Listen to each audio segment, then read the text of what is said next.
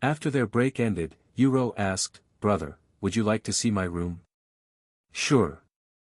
Sometime later, they entered Yuro and Xiaojingyi's room. "What do you think?" she asked him. "It's exactly as I expected it to be, neat and clean." Yuan smiled. Once they looked around the room, Yuro suddenly asked, "Will you be staying with us tonight? I don't want to bother White Lotus and this place any longer, so I will return to the hotel." Yuan shook his head. Actually, it's fine if you want to stay here overnight. We have plenty of guest rooms, and it would be more convenient if you intend to spend more time with each other tomorrow." White Lotus said. "Are you sure? I don't want to intrude any more than necessary." "It's fine, really." "Then I'll accept your offer." "Great. I'll have your rooms prepared right away." White Lotus left the room shortly after. "By the way, I have something really important to tell you later," Yuan said to Yuro a moment later. "I don't like the sound of that. Is it bad news or good news?" Yuro frowned slightly. "Well, it's not really bad news, but it's not good news either. It's about Cultivation Online and how it affects our lives." "I don't get it." "I'll explain it once White Lotus returns." "All right." White Lotus returned to the room about 5 minutes later. "I have arranged your rooms for tonight," she said to them. "Thank you. Anyways, now that you're here, let's continue our conversation. I wanted to tell you guys at the pavilion just now, but Fiery Queen interrupted and I'd rather keep this between us." Yuan removed his mask and looked at White Lotus with a serious gaze. "What I am about to tell you is highly confidential, so please keep it a secret even from your family. If it's leaked to the public, there will be an outcry, and who knows how the people will react to it. My lips are sealed no matter what you say from this point forth." White Lotus nodded. "Good, now listen carefully." After taking a deep breath, Yuan proceeded to tell them the truth about Cultivation Online and the connections it has with their own world. Although Yuro and Xiaojingyi already knew that treasures inside Cultivation Online affected their real bodies, this was news to White Lotus, who was shocked speechless even before the grand reveal. The world of Cultivation Online, also known as Nine Heavens, truly exists in this universe somewhere, and our world, Earth, used to be part of the Nine Heavens before it was split. Wait. White Lotus had to stop him, as she was unable to comprehend all of it at once. The Nine Heavens is a real world. How does that work? The consoles that we use to enter Cultivation Online actually transfers a part of our soul to the Nine Heaven, and using another method, it creates our character with our soul.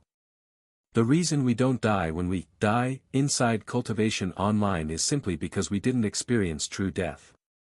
When we die, our character will transform back into its soul form. This is also why some people lose their ability to cultivate after dying.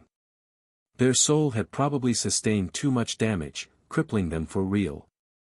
Furthermore, this is why we are stuck with one character no matter whose console we use to play Cultivation Online.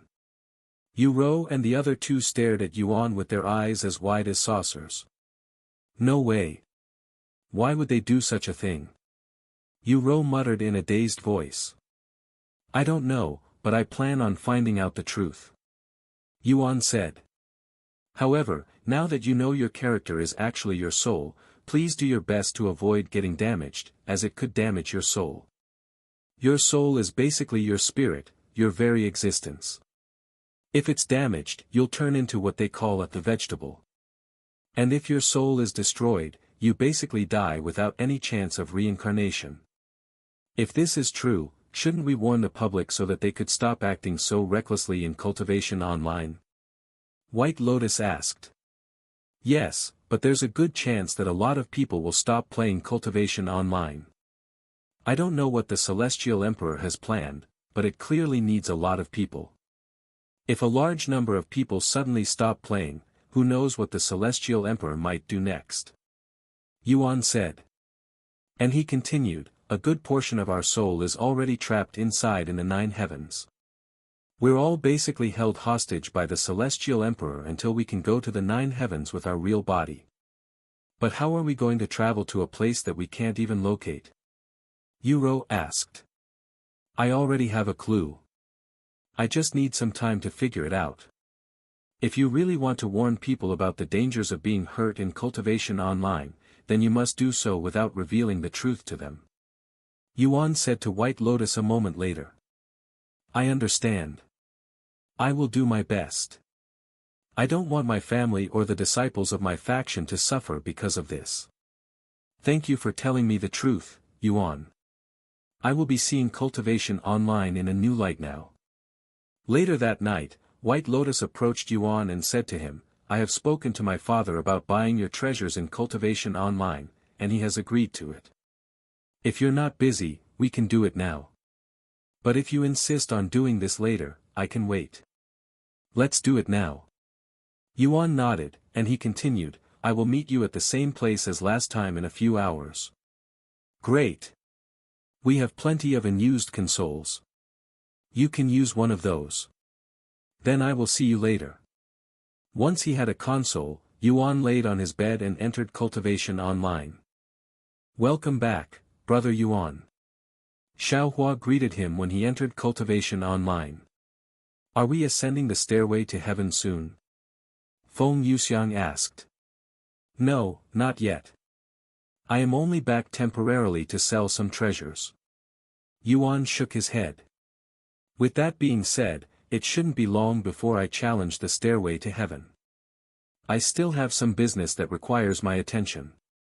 Sometime later, Yuan arrived at the restaurant with the musicians, where he'd first met with White Lotus.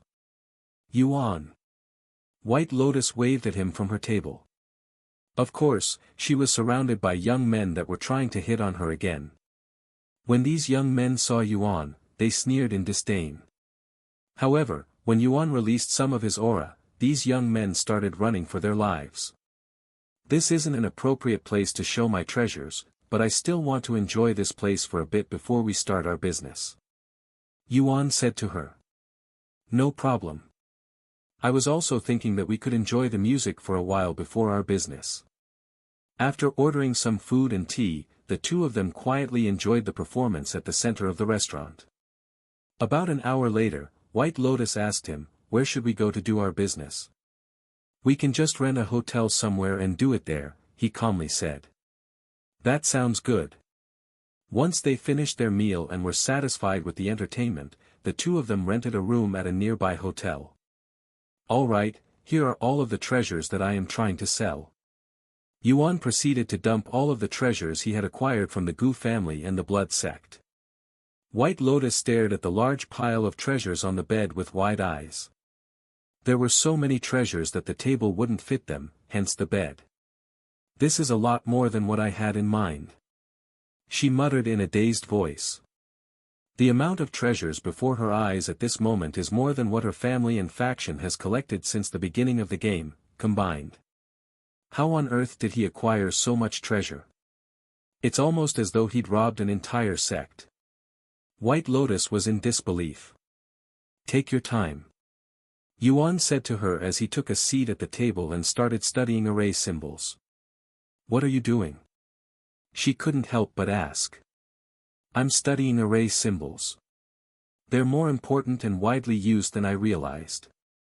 After a moment of silence, she spoke again, Yuan, this amount of treasure is too much to look through by myself. If you don't mind, can I have some assistance?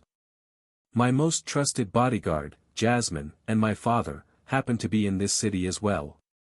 Of course, it wasn't a coincidence. She had them prepared just in case anything were to happen. Sure, I don't mind. Yuan casually said. Thank you. I will contact them right away.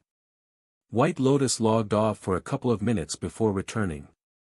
Sometime later, Jasmine and Bai Mengyao showed up at the hotel. It's a pleasure to see you again, Yuan. Bai Mengyao greeted him with a bright smile. Hello, Mr. Bai. Sorry to bother you this late. It's not a bother at all. He laughed.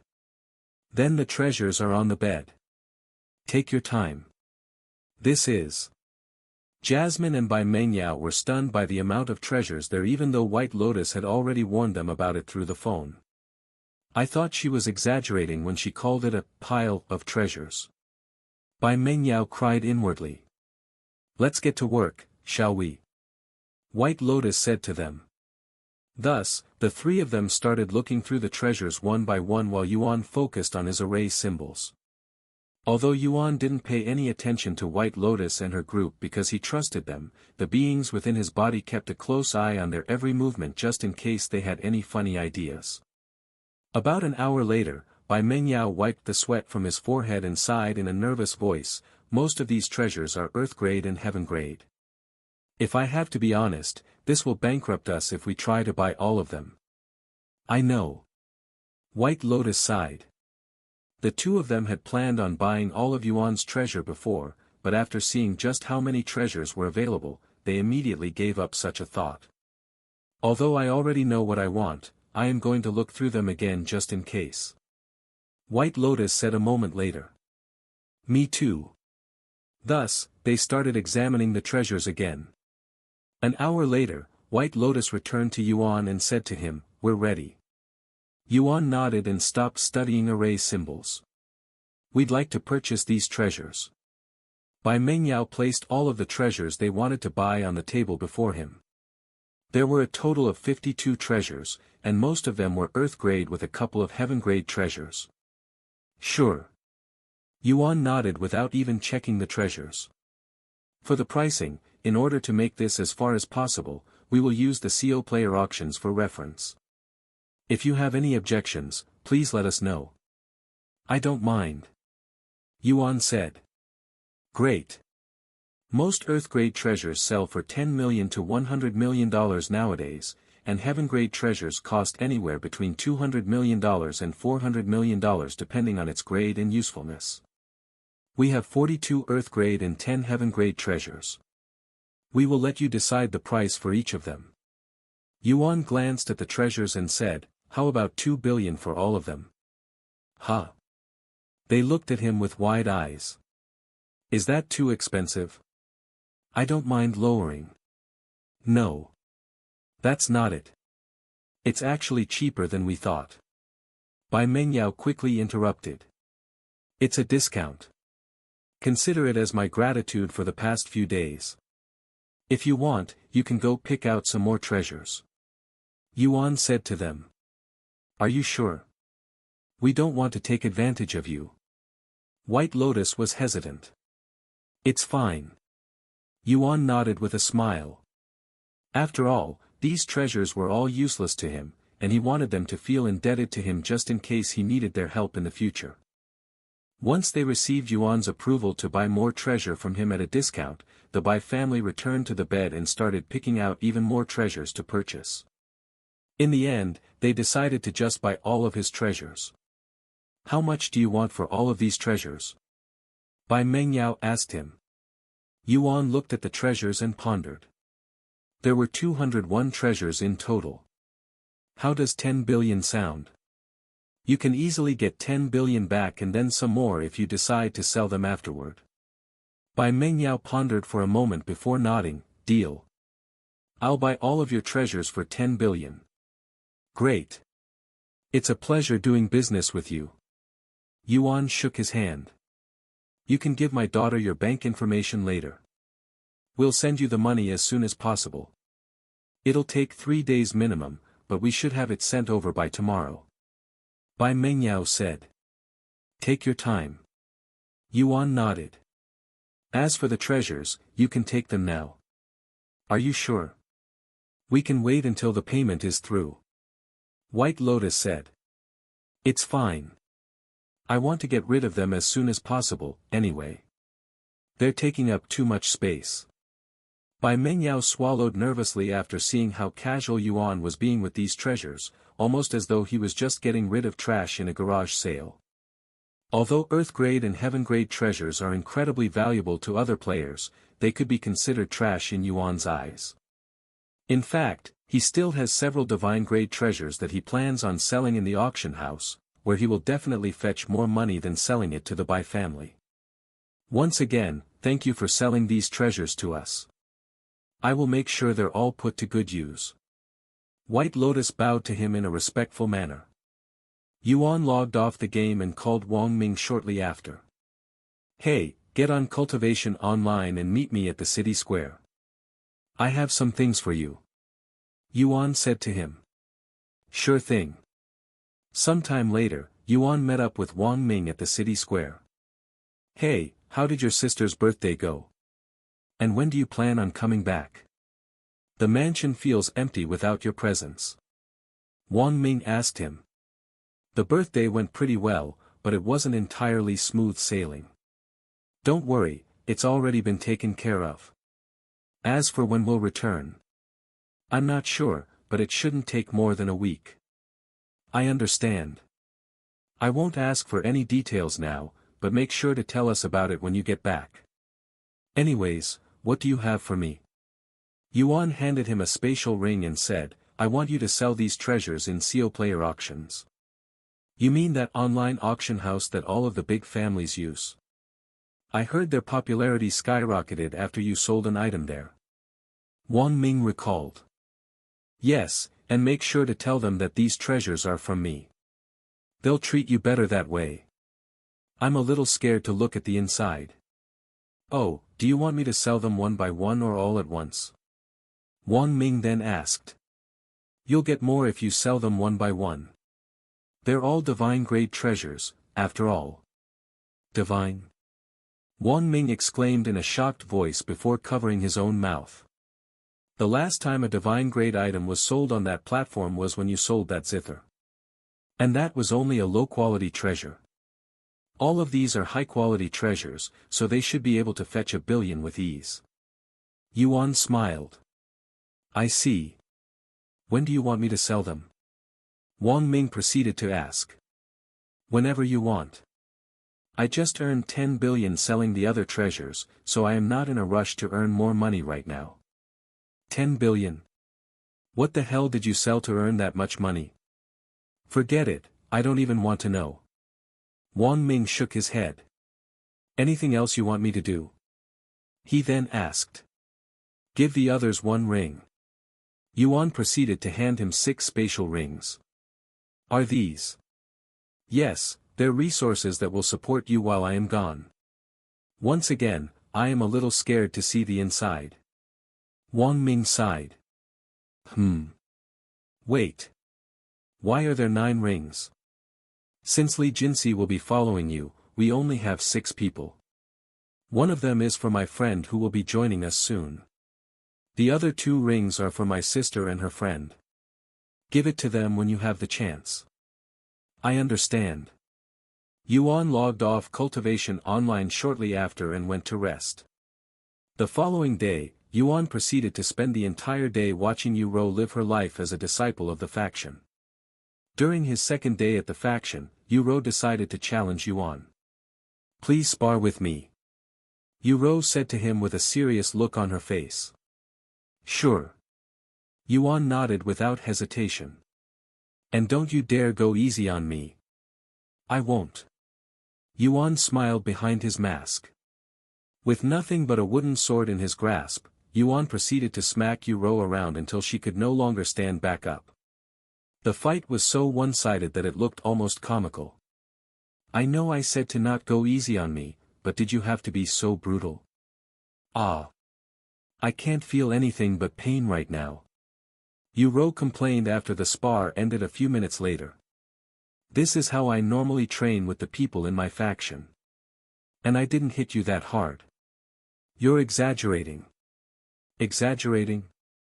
Look at my hand. It's already bruised. Yuan laughed, it'll heal in a few hours. Now that I think about it. This is the first time that you've hit me. Yu Rou said a moment later. Huh. This doesn't count. It's a spar. Whatever. I'm too exhausted to deal with you now. Suddenly, one of the disciples there approached Yuan and bowed to him. Excuse me. Senior Yuan. Can I also request a spar with you? Yuan looked at this cute and delicate girl and nodded, sure. Sometime later, shortly after his second spar ended, a third followed, and this would continue until Yuan had sparred with everyone there. "Thank you for the spar, Senior Yuan." The last disciple to spar with him said as she laid on the floor. "Thank you for sparring with me."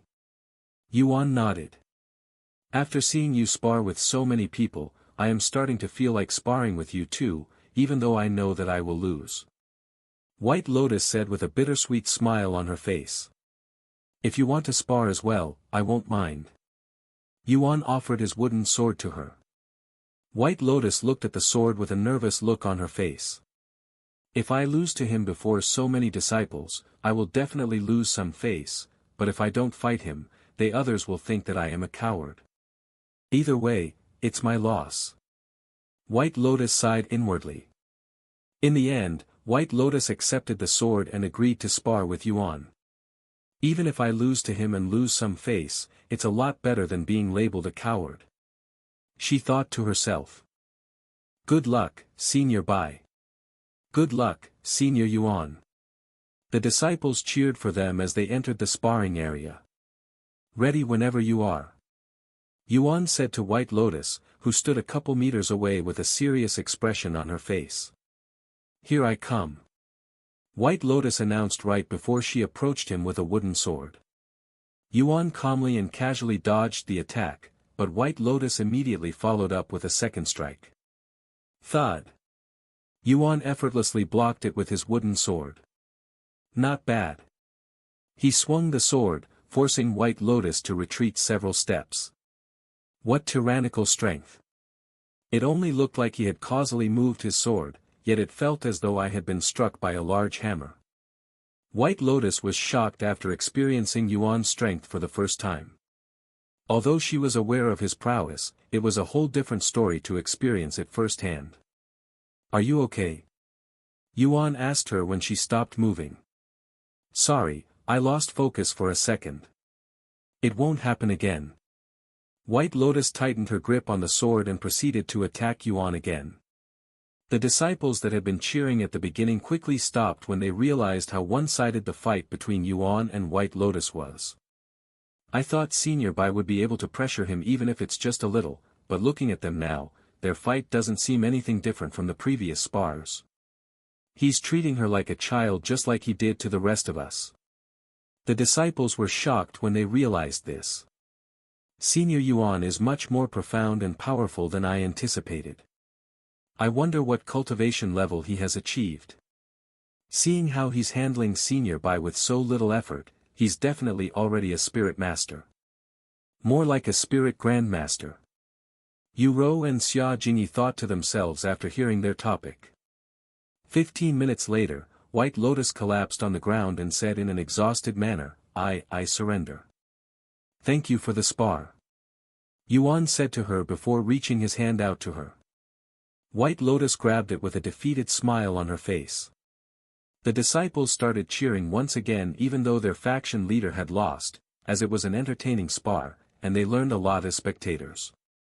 "How much will it cost to hire you to train us?" White Lotus asked him in a somewhat joking tone after getting back to her feet. "If you come to the Dragon Spiral Mountain, I can train you guys for free." "Seriously?" White Lotus did not expect such an answer and was taken aback by it. "Yes.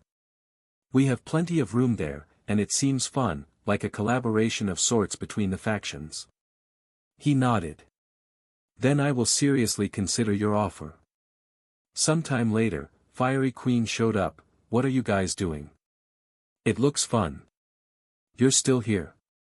Why don't you leave already? You have already achieved what you came here for, anyway." White Lotus said to her. "I will leave when Yuan leaves," Fiery Queen said in a shameless manner. "Don't worry, I won't stay here for long," Yuan said. "By the way, I have spoken to my family about our business. They have agreed to it, so you can sell us information whenever you want. I'll contact you in a week or so. I'll be waiting." At the end of the day, Yuan said to Yu, "I have decided to leave after tomorrow." "You're leaving already?" He nodded. "If I make the Yu family wait too long, who knows what they'll do. Actually, they have been trying to contact me since your concert. I ignored all of them, though. They can't do anything to me as long as I am a member of this faction, anyway. This is even more true now that White Lotus is aware of your real identity. Yuro chuckled. Yuan notified White Lotus about his leave the following morning. I see. So you're leaving already. It hasn't been that long since we met, but it feels like I have known you for years now. White Lotus said to him. Feel free to visit me whenever you want. Yuan smiled. And you're free to visit us whenever you want. Our faction will always have its doors open for you. That's good to hear. After spending the entire day with Yuro, Yuan also spent the last night sleeping with her. Don't do anything crazy when you get back, brother. Yuro said to them as they prepared to go to sleep. I will try not to, but it's going to be hard. As long as you don't do anything that will make you a criminal, I will be fine with it. Yuan silently nodded with a smile. The two of them fell asleep shortly after. The following morning, a good portion of the people at Eternal Lotuses gathered at the entrance to see Yuan and his group off. Yuro, Xia Jingyi, and White Lotus followed them all the way to the airport. When do you think I will see you guys again? Yuro asked them. I will try to visit you once a month. Yuan said. That would be great, but since I know that you're a busy man, let's not make any schedules and just see each other whenever we can. I will also try to visit you once in a while. Yuro said. Sure. Also, your birthday is coming up in 3 months, right? I will be the one to visit you then, so make sure you're free on that day. It's a promise. Yuan nodded. He then turned to look at White Lotus and said to her, see you later. Despite the slight inconvenience we had, I had fun the last few days. Me too. We should play together in Cultivation Online sometimes. Of course. After saying their final goodbyes, the two groups hugged each other. Yuan's group boarded the plane shortly after while Yuro and White Lotus returned to the faction. After boarding the plane, Chu Liuxiang asked Yuan, so, what do you think of this trip? Exhausting. He sighed. Yuro. She knows about our relationship. Chu Liuxiang's eyes widened with surprise. Really? Yes, she asked me about it during the night of her birthday, and I had no choice but to tell her the truth. I see.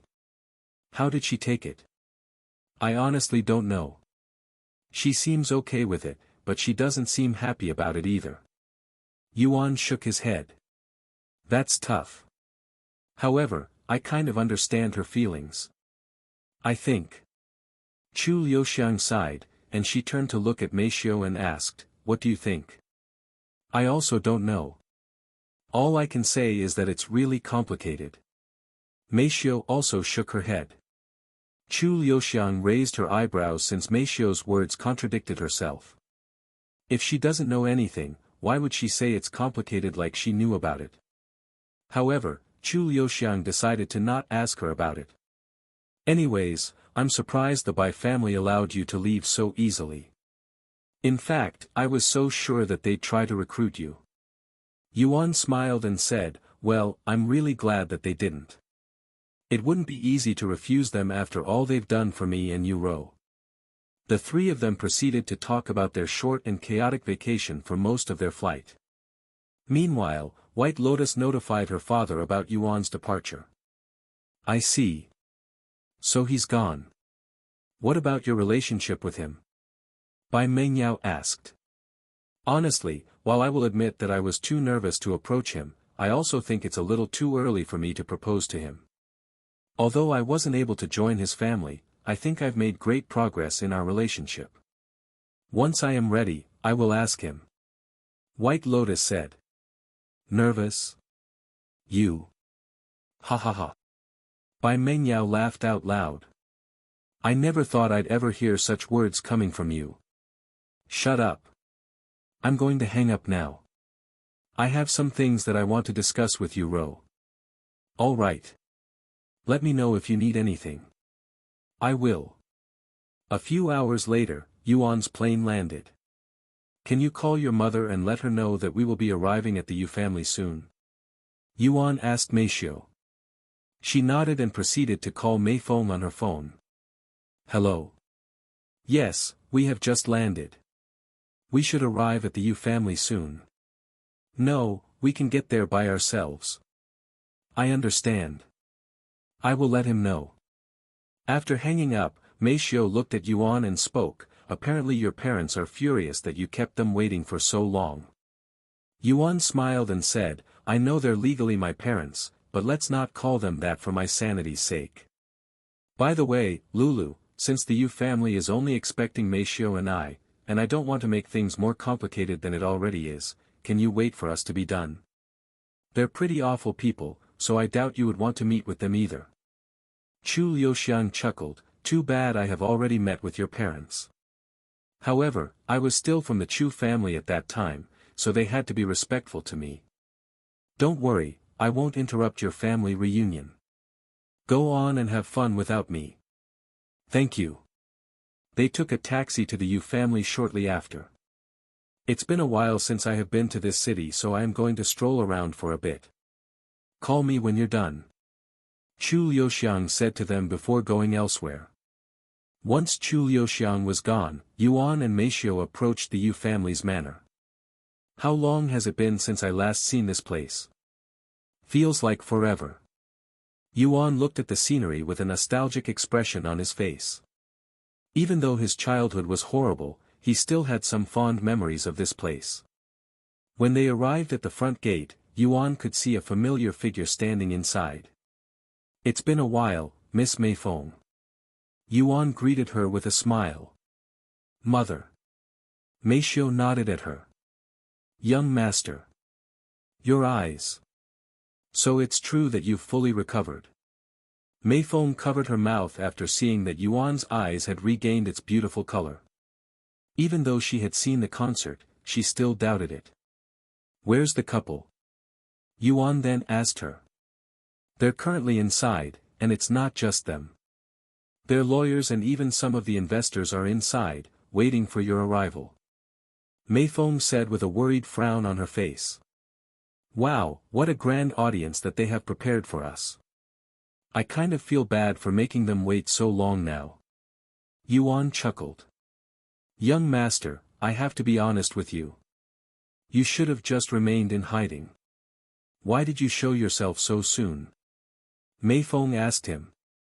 I just figured that it's about time I stop hiding and confront my problems. Yuan casually shrugged. Don't worry, I am no longer the pushover they once knew. Let us in, Miss Mei Feng. I will handle the Yu family. Yuan said to her with a confident smile on his face. Mei Feng took a deep breath and released it a moment later. All right. She opened the gates from them and led them inside the Yu family's territory. Once inside, Mei Feng drove the two of them to the manor that was located about half a mile away. A few minutes later, when they exited the car, Yuan and Meishio could suddenly feel many gazes staring at them. Yuan could see many people watching them from inside the manor.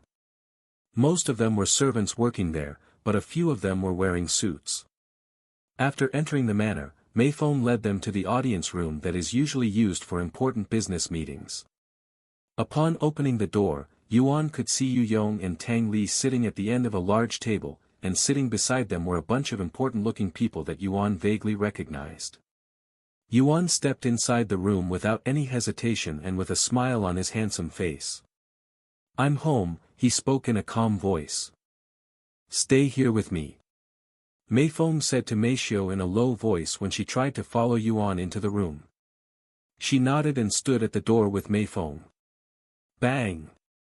Yu Tian. Yu Yong slammed the desk with his fist and roared. How dare you make us wait this long for you? You should have came back the moment we called you. Yuan casually took a seat at the opposite end of the table where he could see everyone and said, I thought you wanted me out of the family, so why do you suddenly want me back so badly? You were the one who abandoned me. So what if we kicked you out of the house? You're already an adult. Tang Li sneered. An adult and a paralyzed cripple who couldn't move without the help of others, yet you still abandoned me.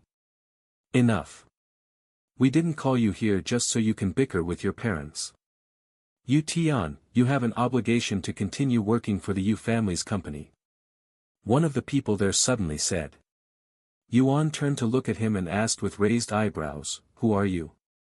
"I'm David Swanson, an investor and a manager at your father's company, and we're all here to make sure that you'll continue your obligation to your family." "Father? He may have adopted me, but he's not my father. He's a disgrace to the real fathers out there that care for their own family." "How dare you?" Yuan fumed after hearing Yuan's insults. In fact, this is his first time being ridiculed by Yuan. "I don't care about your opinions. He is still legally your father, and your contract is still in effect." "Contract?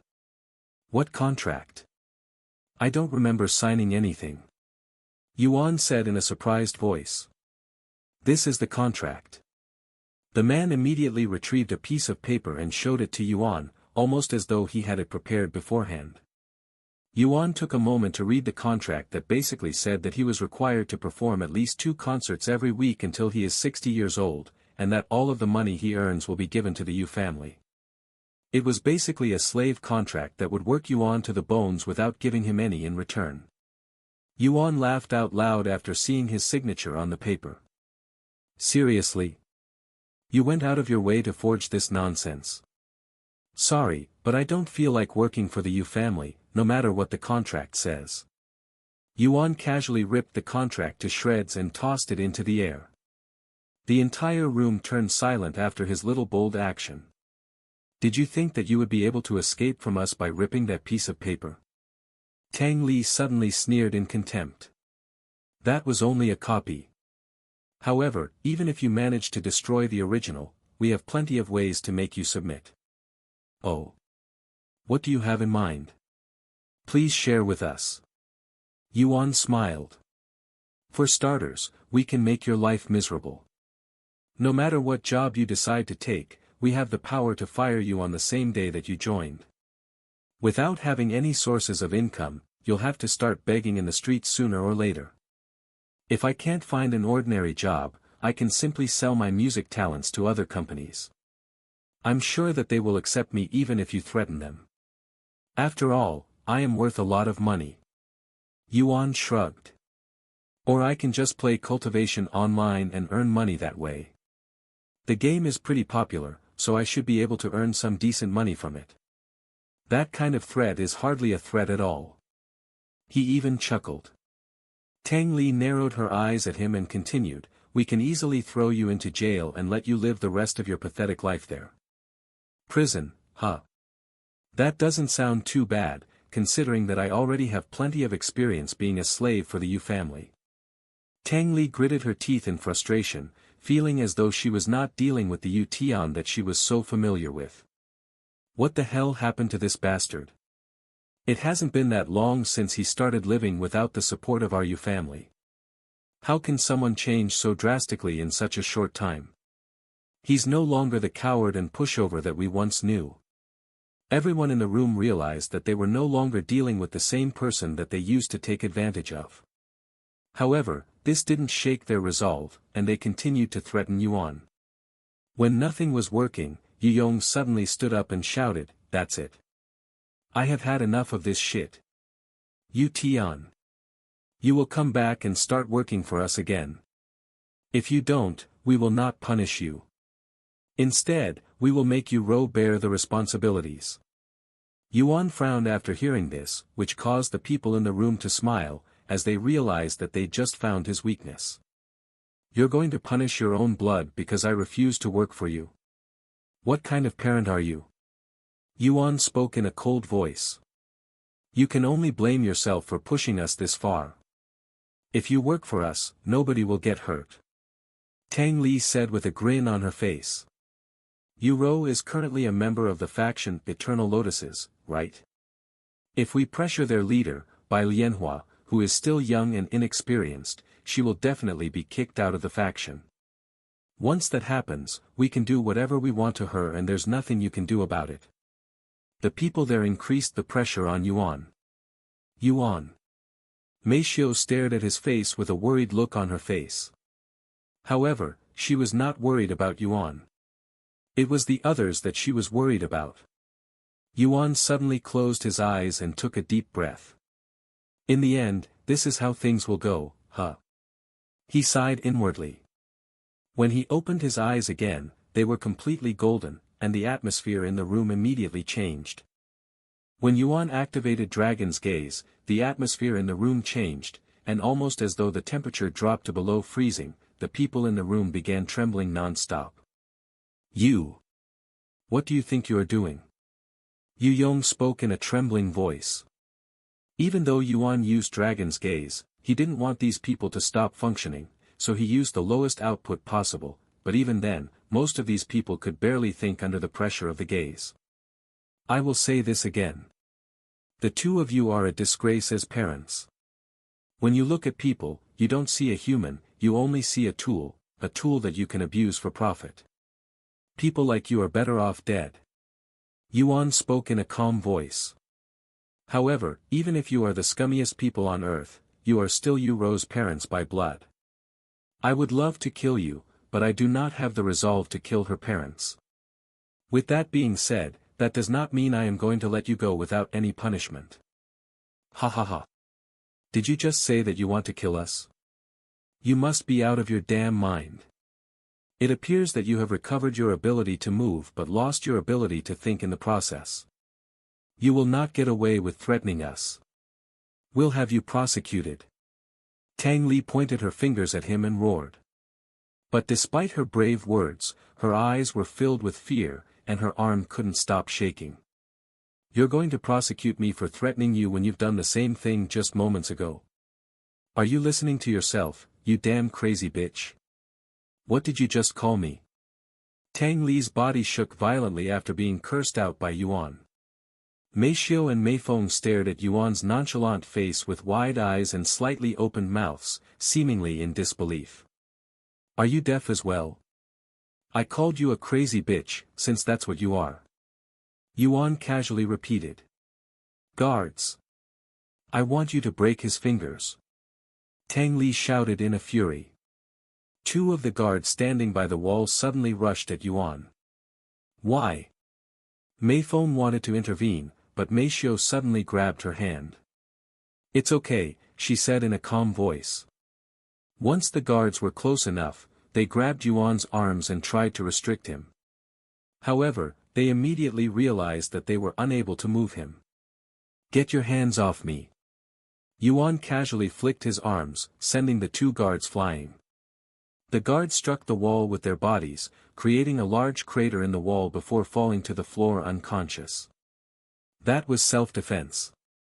Yuan calmly said afterward without moving from his seat. You.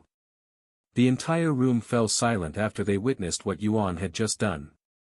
They were both spirit warriors. How did he beat them so easily?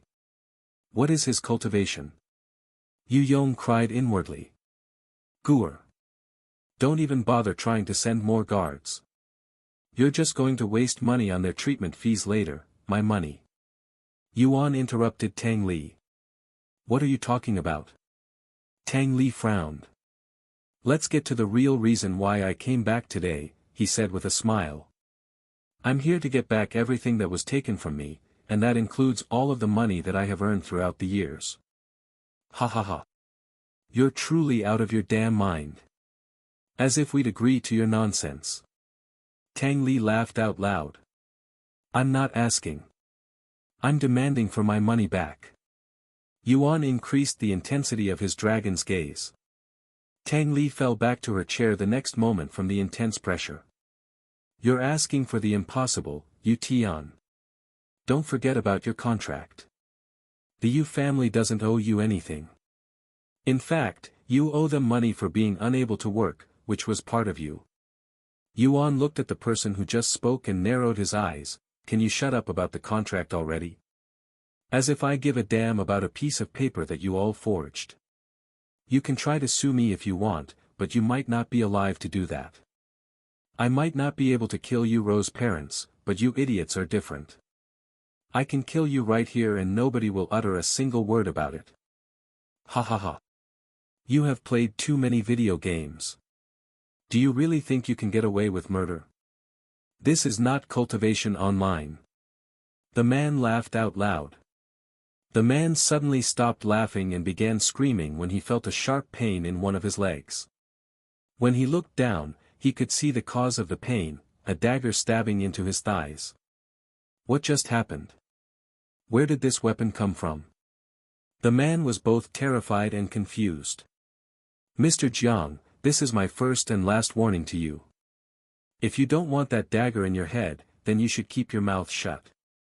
In fact, why don't you just abandon the Yu family? Yuan suddenly thought of something and smiled.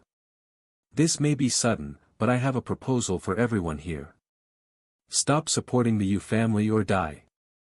Yuan swept the room with his gaze. What? They all exclaimed. After all, the real backbone of the Yu family are the investors. Without you guys, they're basically powerless. Everyone present in the room were the Yu family's biggest investors and donors. Without them, the Yu family will immediately lose over 90% of their power.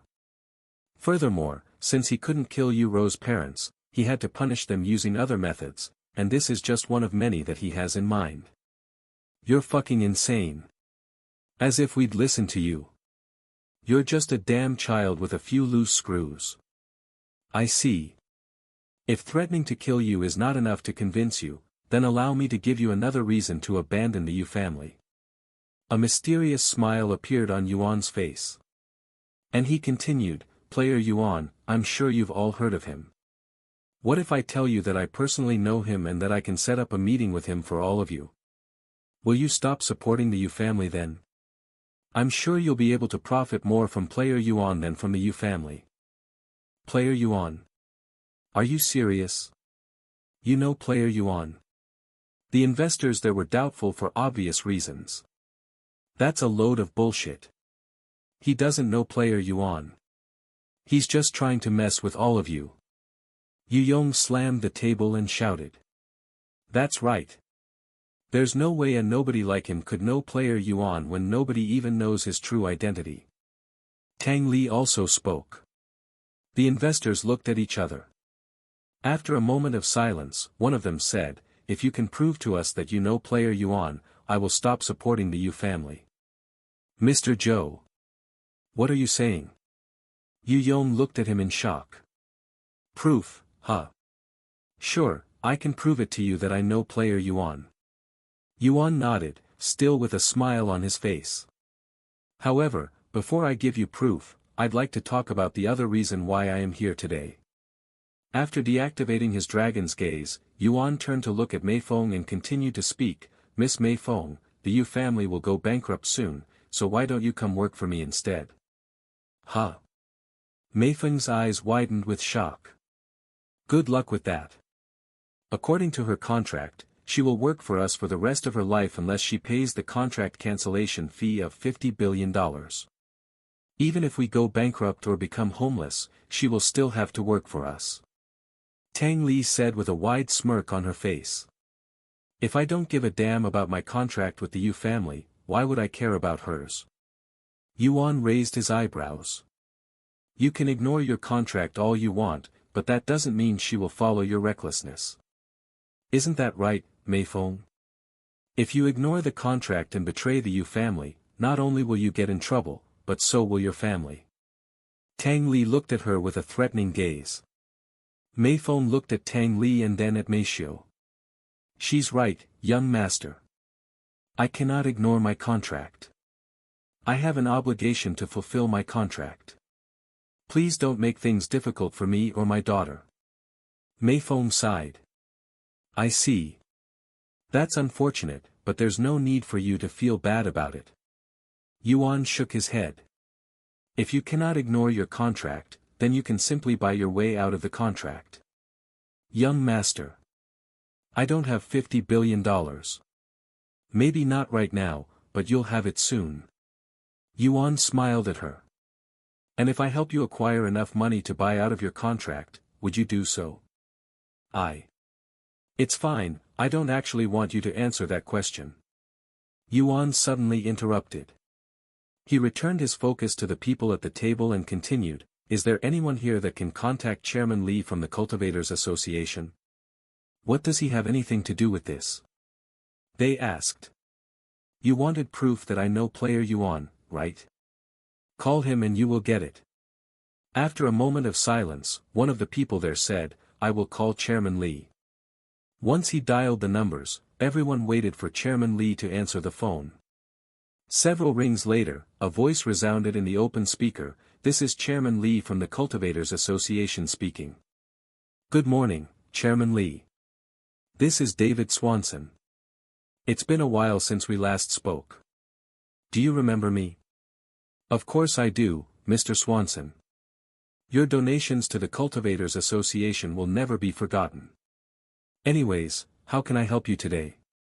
You see, I have a friend here who would like to speak with you. Do you mind sparing us a few moments of your time? Sure. I can spare some time. David Swanson looked at Yuan and nodded. Hey, Chairman Li, it's me. Yuan said out loud. Huh. This voice is. Chairman Li immediately recognized Yuan's voice, especially since he'd heard Yuan speak just a few days ago at the concert. What's going on? Did something happen between you and Mr. Swanson? Chairman Li asked in a worried voice. When the people there heard Chairman Li's response, they all raised an eyebrow. Something like that. Yuan said. And he continued, I told him that I knew player Yuan, but he doesn't believe me and even asked for proof. Can you, Chairman Li of the Cultivators Association, attest to my claims? Of course. Chairman Li immediately responded. Mr. Swanson. Can you hear me? I can. Listen to me very carefully, Mr. Swanson. I can confirm his claims. He really knows player Yuan. In fact, they're practically best friends.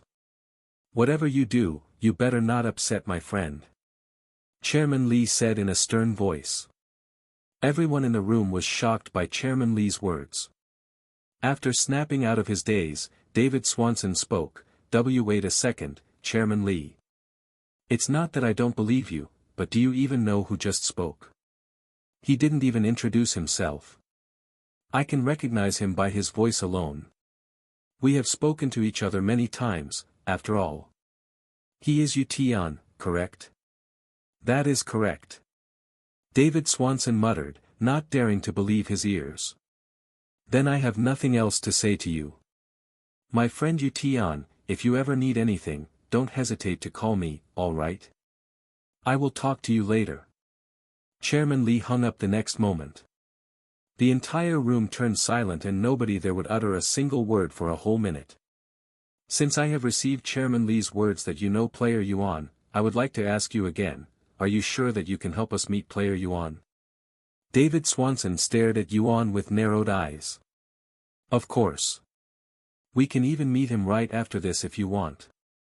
He's currently in this city, after all. Yuan nodded. Seriously? If you can really get us to meet with player Yuan, I will stop our support for the Yu family. David Swanson said. Me too. Another one exclaimed. Soon, everyone in the room agreed to stop supporting the Yu family, leaving Yu Yong and Tang Li absolutely dazed. What are you guys talking about? Please tell me that you're all joking. Yu Yong spoke in a trembling voice after the investors for the Yu family agreed to stop supporting them. Even if you meet player Yuan, there's no guarantee that he will work with you. In fact, I am willing to bet all of my money that he won't. That is a risk I am willing to take. David Swanson said in a calm manner. Although he didn't mention it, he was actually afraid of offending Yuan anymore due to his relationship with Yuan. If they continue to offend Yuan, there is a good chance that they will offend Yuan as well, and based on the rumors around Yuan, he is not someone they want to offend even if they have to cut all ties with the Yu family. Furthermore, ever since Yuan stopped playing music for them, their profit had drastically decreased. The Yu family in its current state wasn't worth investing in, and these investors were already thinking about severing ties with the Yu family. If Yu Ro's birthday was even a week later, these investors would have stopped their support for the Yu family on their own accord. Now that you've lost all of your major supports, what are you going to do, mother? Father? Yuan looked at them with contempt, his gaze so cold that it made the two feel as though they had been tossed into the abyss. You won't get away with this. All of you will regret this. Tang Li spoke with gritted teeth. Let's go. We're leaving. Yu Yong stood up. Where do you think you're going? Yuan's eyes turned golden again. And he continued in a cold voice, you're done here when I say you're done. Now, sit back down. An immense pressure suddenly fell on Yu Yong and Tang Li, causing them to fall into their seats. Don't forget, you still owe me money. I will let you keep 50 billion since that's how much Miss Mei Feng needs to buy out of her contract, but everything else is mine. Ha ha ha. As if we'd give you any money. Tang Li laughed in a crazed manner. Yuan released a deep sigh. I didn't want to resort to this, but... He turned to look at Meishio and spoke, can you make me some tea? The request was very sudden and unexpected, but Meishio instantly understood what he was trying to do. Sure. Mother, can you help me? It's been a while, so I forgot how to make tea.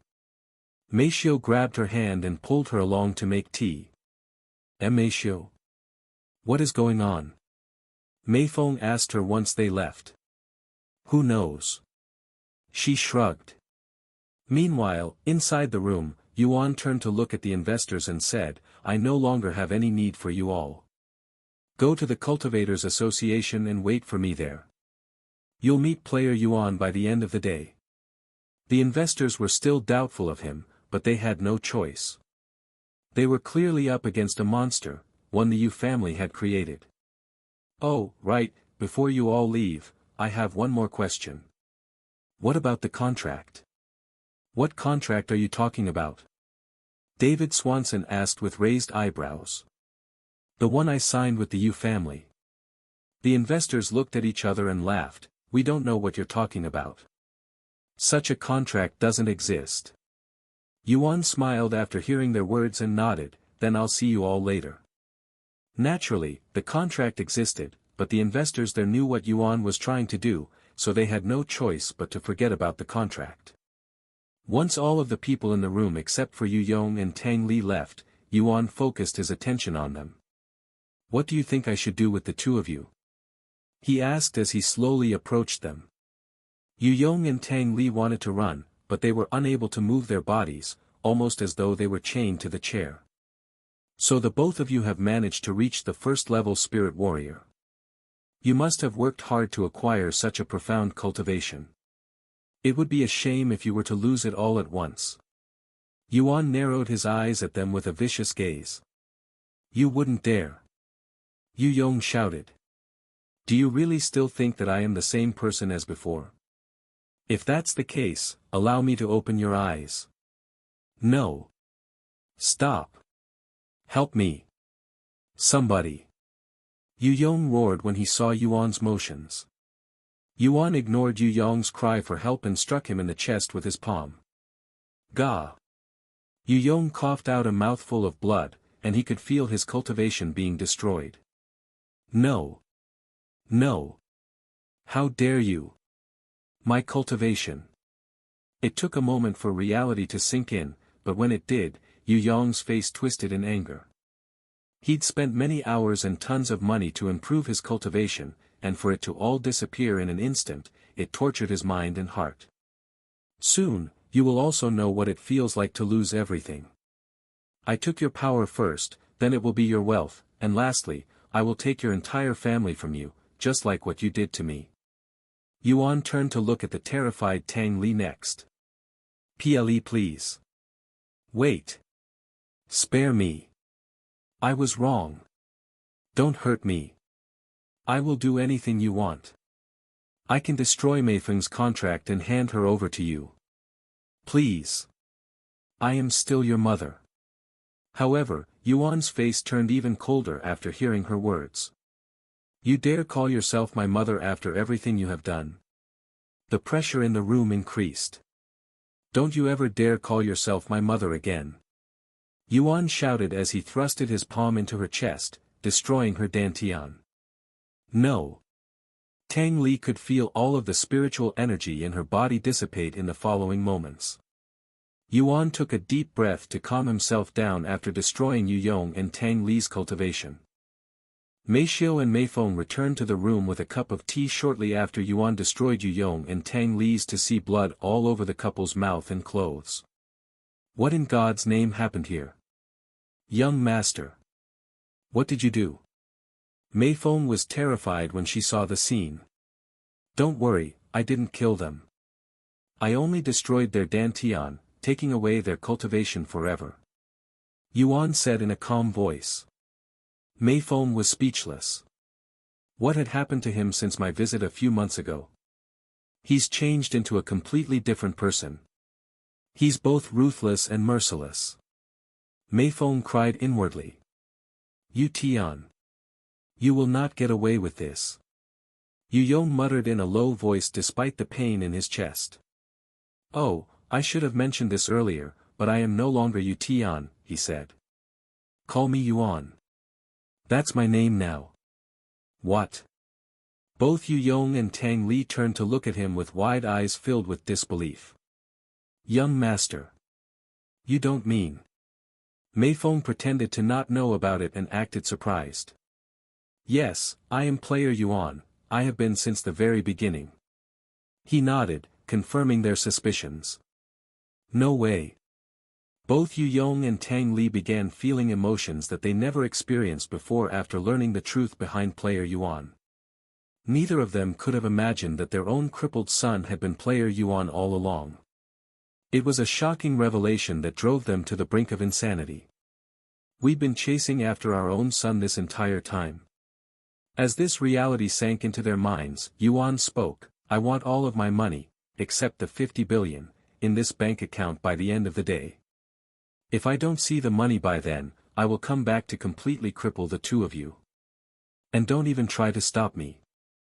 There is nobody in this world that can stop me from taking back what is rightfully mine.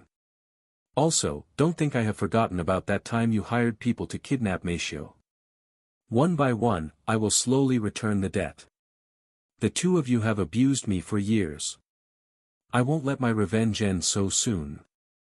After placing his bank account information on the table before them, Yuan deactivated his dragon's gaze and started approaching Mei Feng. Miss Mei Feng, I have already paid them the 50 billion required for you to leave the Yu family. I won't force you to work for me, nor will I tell you what to do from this point forth because you're free to do whatever you want from now. Yuan took the cup of tea from her hands and drank it in one motion. Perhaps you had a dream that you wanted to fulfill, or maybe you wanted to do another job. Whatever it is, I hope that you can find happiness in your new life. If you ever need any help, you can always contact me. I am currently living at the Dragon Spiral Mountain with Mei Xiu and my friends. The Dragon Spiral Mountain. That's the most exclusive territory in this country. The Yu family have been trying for years to move there.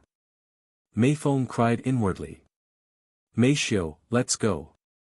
I don't want to stay in this dump any longer. Okay. She nodded and followed him to the door. Yuan suddenly stopped at the door and spoke, oh, right. I don't really care if you reveal my identity as Yuan since I no longer have any reason to hide it, but if you do. Let's just say that the public won't be very happy once they learn about Yu Tian's past. Yuan and Mei Xiu left the Yu family's manor shortly after. Mei Feng stayed in the room with Yu Yong and Tang Li for a little longer. After a long moment of silence, Mei Feng bowed to them and said, despite all of the troubles you've caused me and others, I am still grateful towards the Yu family. Because of you, I was able to meet an amazing person like the young master, who I treated as my own son at one point. I'm sure that my daughter would agree with me, so I would like to thank you for that. However, it is time for me to leave the Yu family. Once again, thank you for everything. After giving them another bow, Mei Feng turned around and walked out of the room. She immediately went to pack her necessities and left the Yu family shortly after.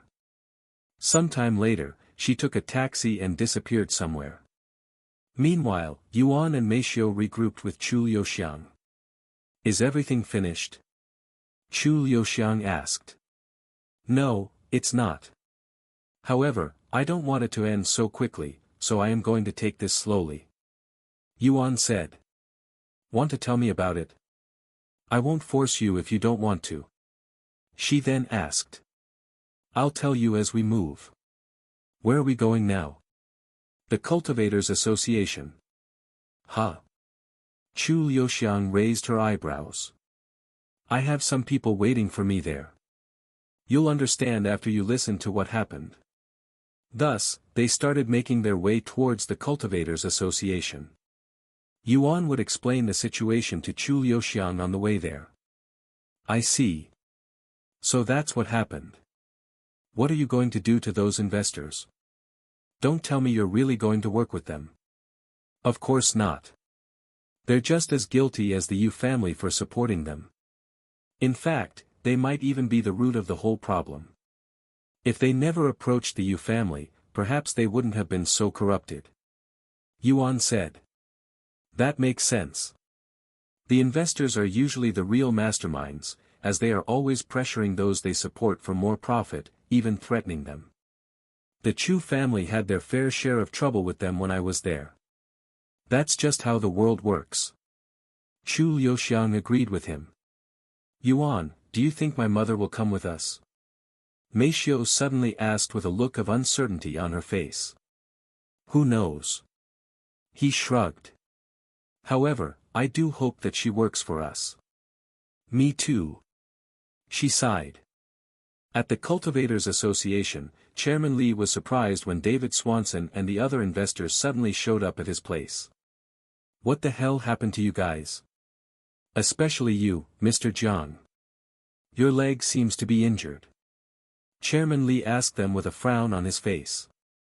Ah, I fell down on my way here. It's nothing serious. Mr. Jiang said with a stiff smile on his face. Yu Tian told us to come here and wait for Player Yuan to show up. He promised that he will let us meet Player Yuan. David Swanson said. Come to my room now. All of you. Chairman Li said. Sometime later, once they were in a private room and sitting down, Chairman Li slammed the table in anger. Tell me.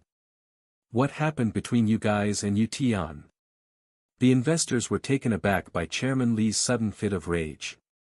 Calm down, Chairman Li. Why are you so angry? Mr. Zhou said to him. Calm down. Do you idiots have any idea who you're messing with? We know. He knows Player Yuan, so it would be a bad idea to offend him.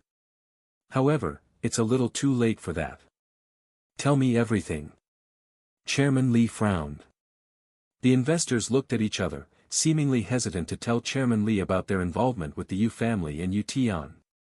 However, since they have somewhat dragged Chairman Li into this mess and angered him, they had no choice but to tell him. Even though they were all wealthy and powerful people, they did not dare to offend the Cultivators Association that was getting increasingly more influential and powerful at a rapid rate, not to mention their relationship with the government. Even before the investors finished telling the full story, Chairman Li was already fuming in anger, his body trembling non-stop.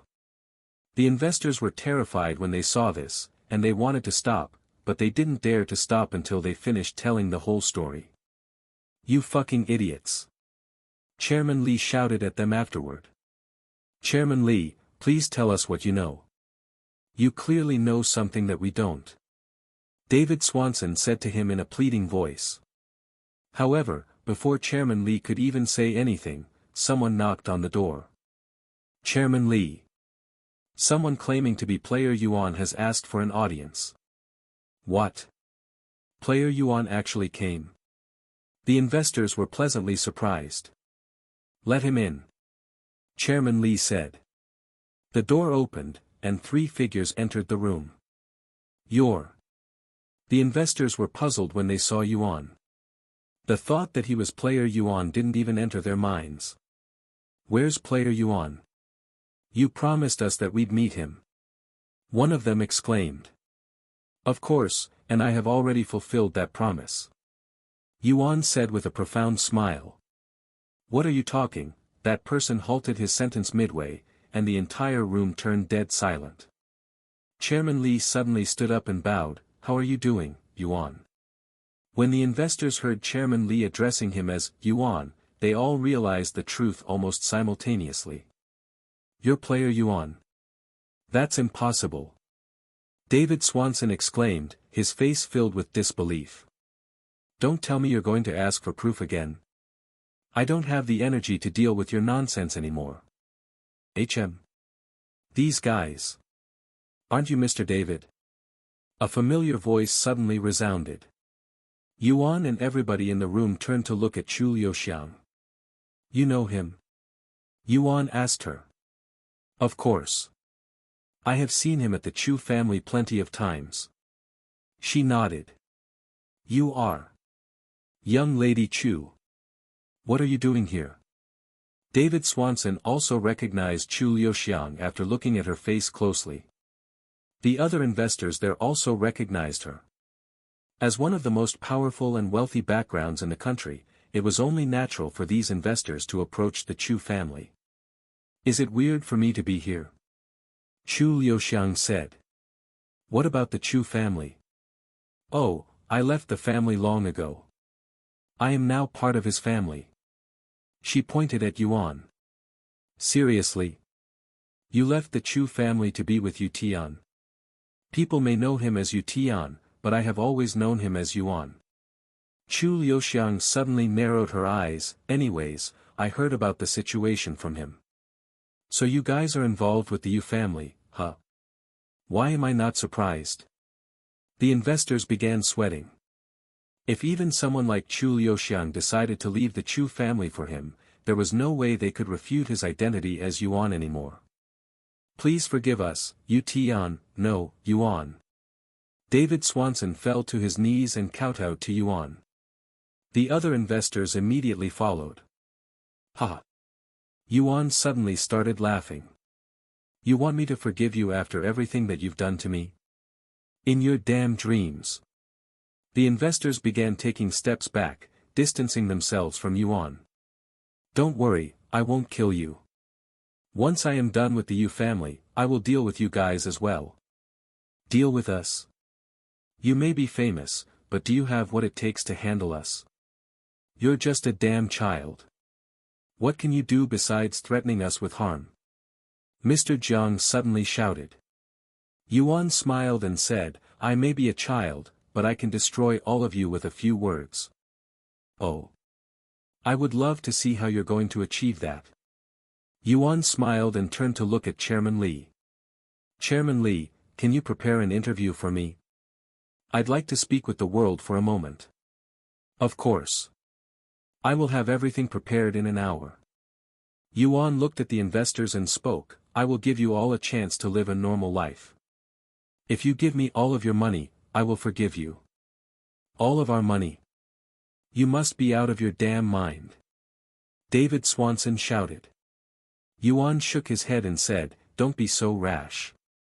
I'll give you until the interview begins to give me the money. An hour passed in the blink of an eye. Since then, Chairman Li not only prepared the interview but also spread news that player Yuan will be the one doing the interview. When news spread, people from all over the city flocked to the Cultivators Association, filling up the square outside almost immediately. Wow, there's a lot of people, more than I anticipated.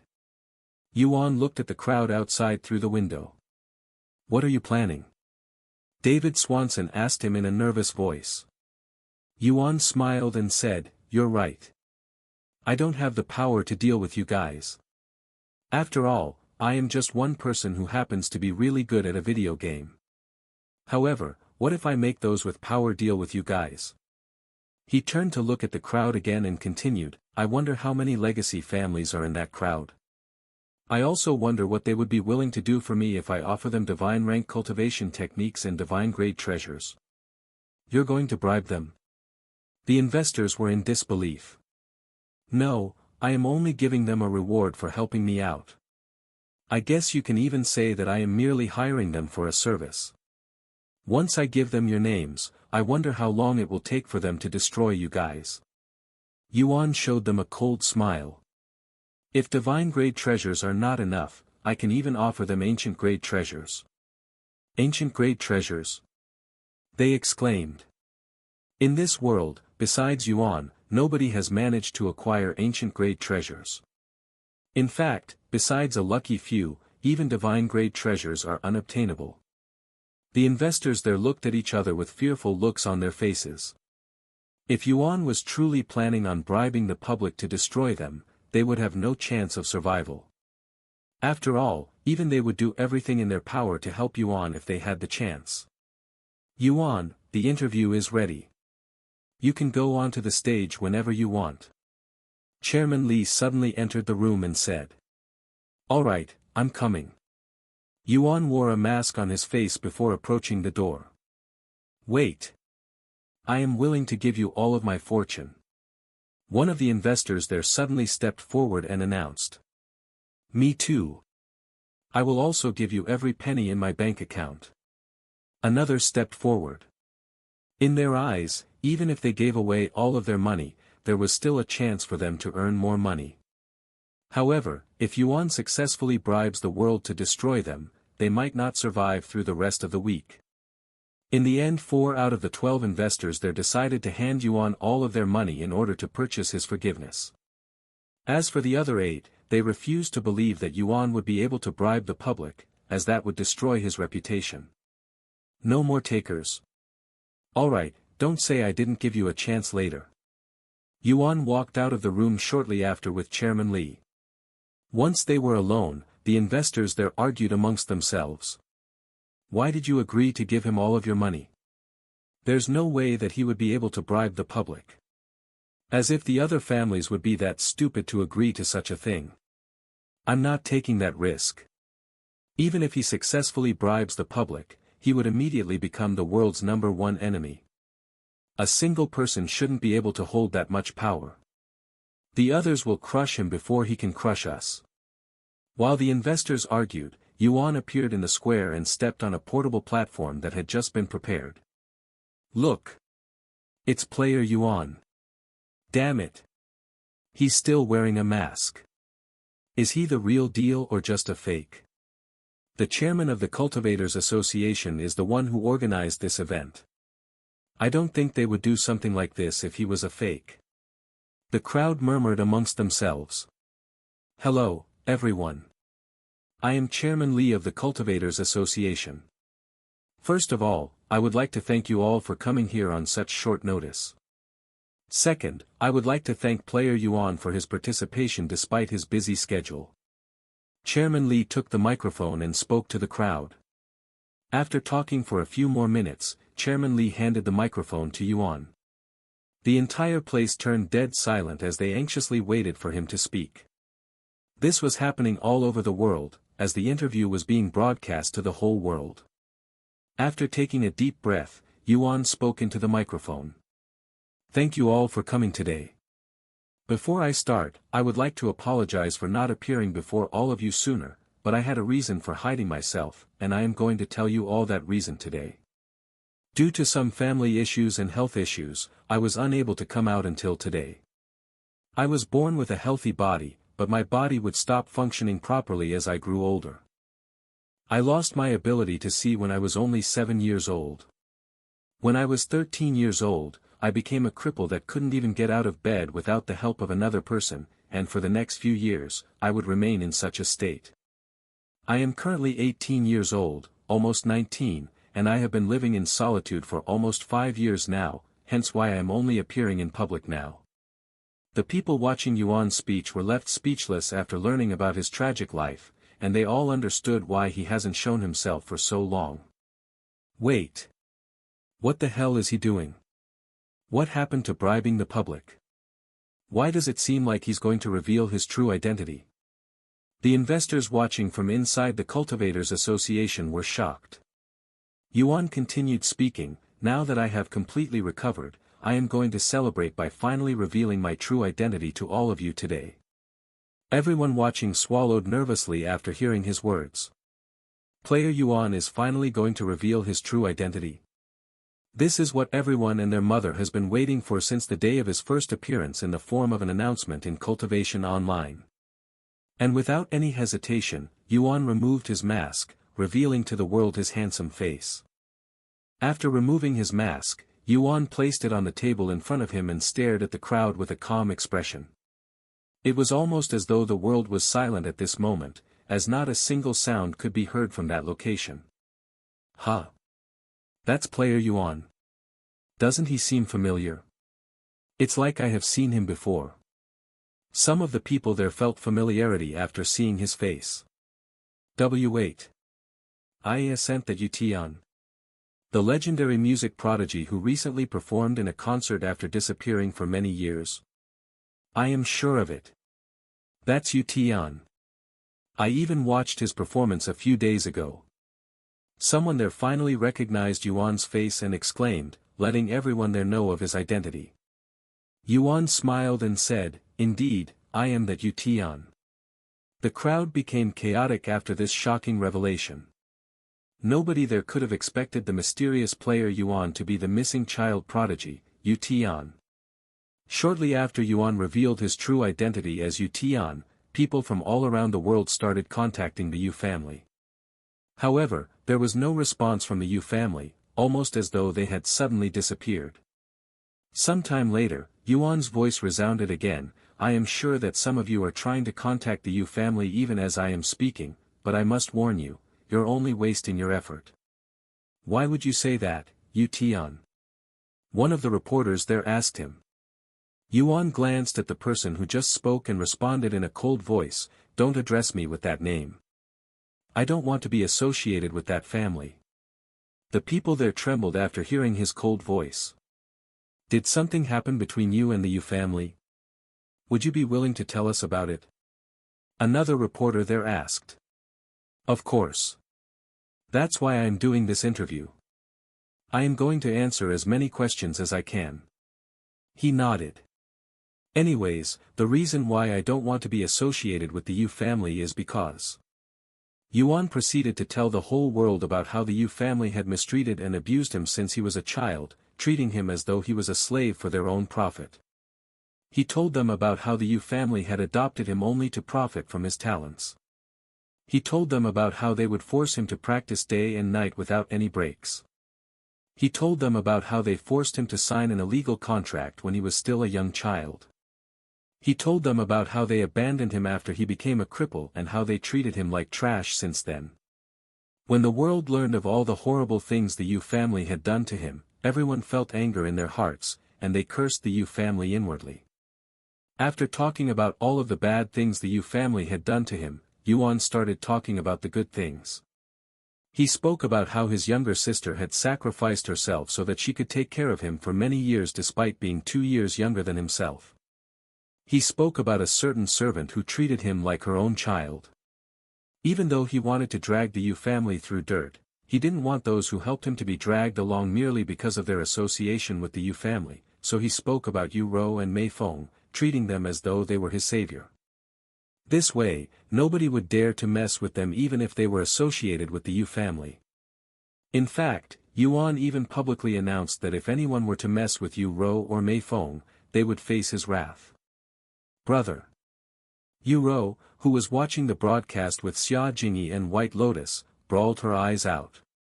Even though her own family had been exposed for their behavior and will soon be the public's #1 enemy, she couldn't help but feel as though a mountain had been lifted from her shoulders. Sometime later, Yuan said, "Although I want to blame all of my suffering on the Yu family, that wouldn't be fair, as they were only manipulated by the true masterminds." "Oh no! This bastard is going to get us killed." The investors finally realized Yuan's true intentions, but it was already too late. Yuan proceeded to name the 8 investors that refused to renounce their fortune for his forgiveness and spoke about how they had corrupted the Yu family, even mentioning the companies they owned. Immediately after Yuan revealed their names, the named investors started getting phone calls from pretty much everybody on their contact list and more. "Mr. Swanson. It's a disaster. Most of our investors and associates have just announced that they will stop supporting us and even demanded for their money back. At this rate, we'll go bankrupt. Mr. Jiang. Please. You need to do something. The legacy families are suddenly threatening to destroy us. What is happening? When the 4 investors that renounced their fortune for Yuan's forgiveness saw the results of their decision, they all sighed in relief, feeling as though they just dodged a massive bullet, even though they will soon be losing all of their money. Fuck. That fucking bastard. We're ruined. The 8 investors cried, but there was nothing they could do about the situation. However, Yuan wasn't done just yet. Although I cannot do anything against these people that have wronged me by myself, I would like to seek your help. If you can do something about it, please help me get justice. I will owe you a favor, you have my word. When the powerful families that have been wanting to recruit Yuan heard the last few words of his sentence, they all decided to help him. This guy is freaking brutal. Chairman Li was sweating buckets as he stood behind Yuan, realizing how lucky he is to not be Yuan's enemy. After dealing with the Yu family and the 8 investors, Yuan decided to answer some of the public's questions. I will now be answering any questions you may have. All of the reporters there immediately started shouting their questions. It was so chaotic and loud that nobody could hear a proper question being asked. Please calm down. Since everyone here seems to have a question, I will pick some of you. Yuan said. Once the place was quiet again, Yuan randomly pointed at someone in the crowd. The young man wearing a yellow shirt with a red heart. Do you have a question for me? Yes. Thank you for picking me. I want to ask, are you still playing Cultivation Online? A lot of people seem to think that you've quit for some reason. Of course I am still playing Cultivation Online. In fact, I intend on ascending to the next realm after I return home from all this. The audience were shocked to hear such news because if Yuan manages to clear the stairway to heaven, the 3rd heaven will be unlocked for all players. Next question.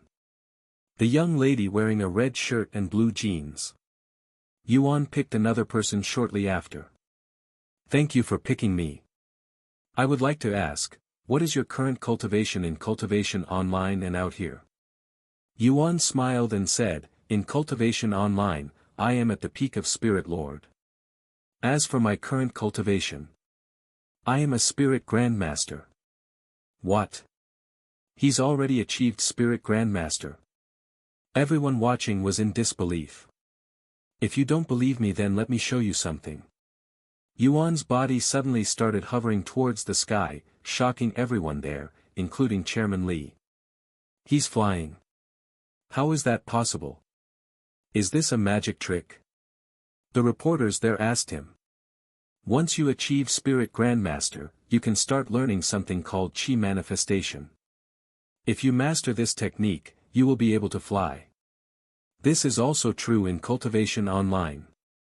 Most people already knew that Spirit Grandmasters could fly without flying swords in Cultivation Online, but they didn't think it would also work in the real world. Once the crowd calmed down, Yuan continued to answer their questions. An hour later, Yuan said, I will be ending the interview now. Thank you all for participating. However, before leaving, he still had a surprise for everyone there. After taking a deep breath, he spoke into the microphone, in order to celebrate this occasion, I would like to host a little event, and anyone can participate in this event. 7 days from now, I will hide some heaven-grade treasures and even a divine-grade treasure in Spirit Heaven. If you can find it, it will be yours. I will give you the general location of the treasures on the same day. Good luck, everybody. Yuan walked away from the platform and entered the Cultivators Association with Chairman Li while the guards there blocked the reporters from bombarding them. After returning to the room with the investors, Yuan looked around and asked, where are the others? There were only 4 people left inside the room, and they were the ones who agreed to give Yuan their wealth. They all left long ago. If you had mentioned my name during the interview, I would have left too. I see. Anyways, you have until tonight to hand me all of your wealth. If I find out that you didn't give me all of your money, I will do another interview. And don't even try running away because I will find you. Once you transfer the money, I don't want to ever hear from you or see you guys again. Do you understand me? Yes. We understand. They all shouted. Once Yuan handed his bank account to them, the four of them ran away. Now I don't need to worry about having no money for a while. Yuan smiled once he was alone with Chairman Li. You'll probably have enough for more than one lifetime with the amount of money you're going to be getting later. Chairman Li shook his head with a bittersweet smile. Thanks for your help, Chairman Li. This wouldn't have been possible without your help. I will be glad to help you at any time. If you need help again, you know where to find me. I will send you a location in 7 days. Go there and you will find something. No need to thank me. This is my way of thanking you. Yuan said to him. Okay. Chairman Li nodded with excitement. Sometime later, he flew away from the Cultivators Association since the outside was still flooded with people. A few blocks away, he met up with Meishio and Chu Liuxiang. Now that the entire world knows your true identity, what are you going to do? Chu Liuxiang asked him. The same as usual, he said with a smile. I still can't believe you actually went through with it. I wonder how the Yu family is doing now. I doubt they'll be able to survive after this scandal. They'll probably go into hiding. Meishio said. They can hide all they want, as long as they give me back my money. Yuan said. Hey, Yuan, since we have some time now, let's go visit the orphanage. Chu Liuxiang suddenly suggested. The orphanage. Yuan repeated in a mumbling voice. Yes. It's not that far from here, too. Sure. Let's go. Yuan nodded with a smile. They started making their way to the orphanage while the rest of the world talked about Yuan's interview today. Meanwhile, at Eternal Lotuses, White Lotus and the others were busy refusing people that were trying to get into contact with Yu Rou after learning about her relationship with Yuan. As for the Yu family, their headquarters was surrounded by people that were throwing trash among other stuff into their property. The police did not bother stopping these people because they didn't receive any complaints, and they also wanted justice for Yuan. An hour later, Yuan arrived at the orphanage that he and Chu Liuxiang used to call home. Wow, this place looks worse than it does in my memories. Yuan was surprised by the poor condition of the place. Well, it's been over a decade since we lived here, and this place never had any money to begin with. Chu Liuxiang said. And she continued in a sighing voice, even though the Chu family had offered to give them donations multiple times, they would always refuse it. Why would they do that? I have no idea. She shook her head. So this is where you two came from. Meishio was focused on the orphanage, as she considered this place as Yuan and Chu Liuxiang's true origins. Let's see if they are still in service. Yuan said a moment later. They approached the worn building and knocked on the door.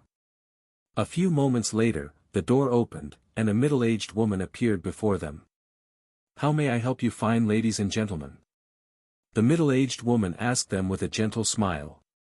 Yuan's eyes widened when he saw this woman's face, and he muttered in a low voice, Sister Ellis.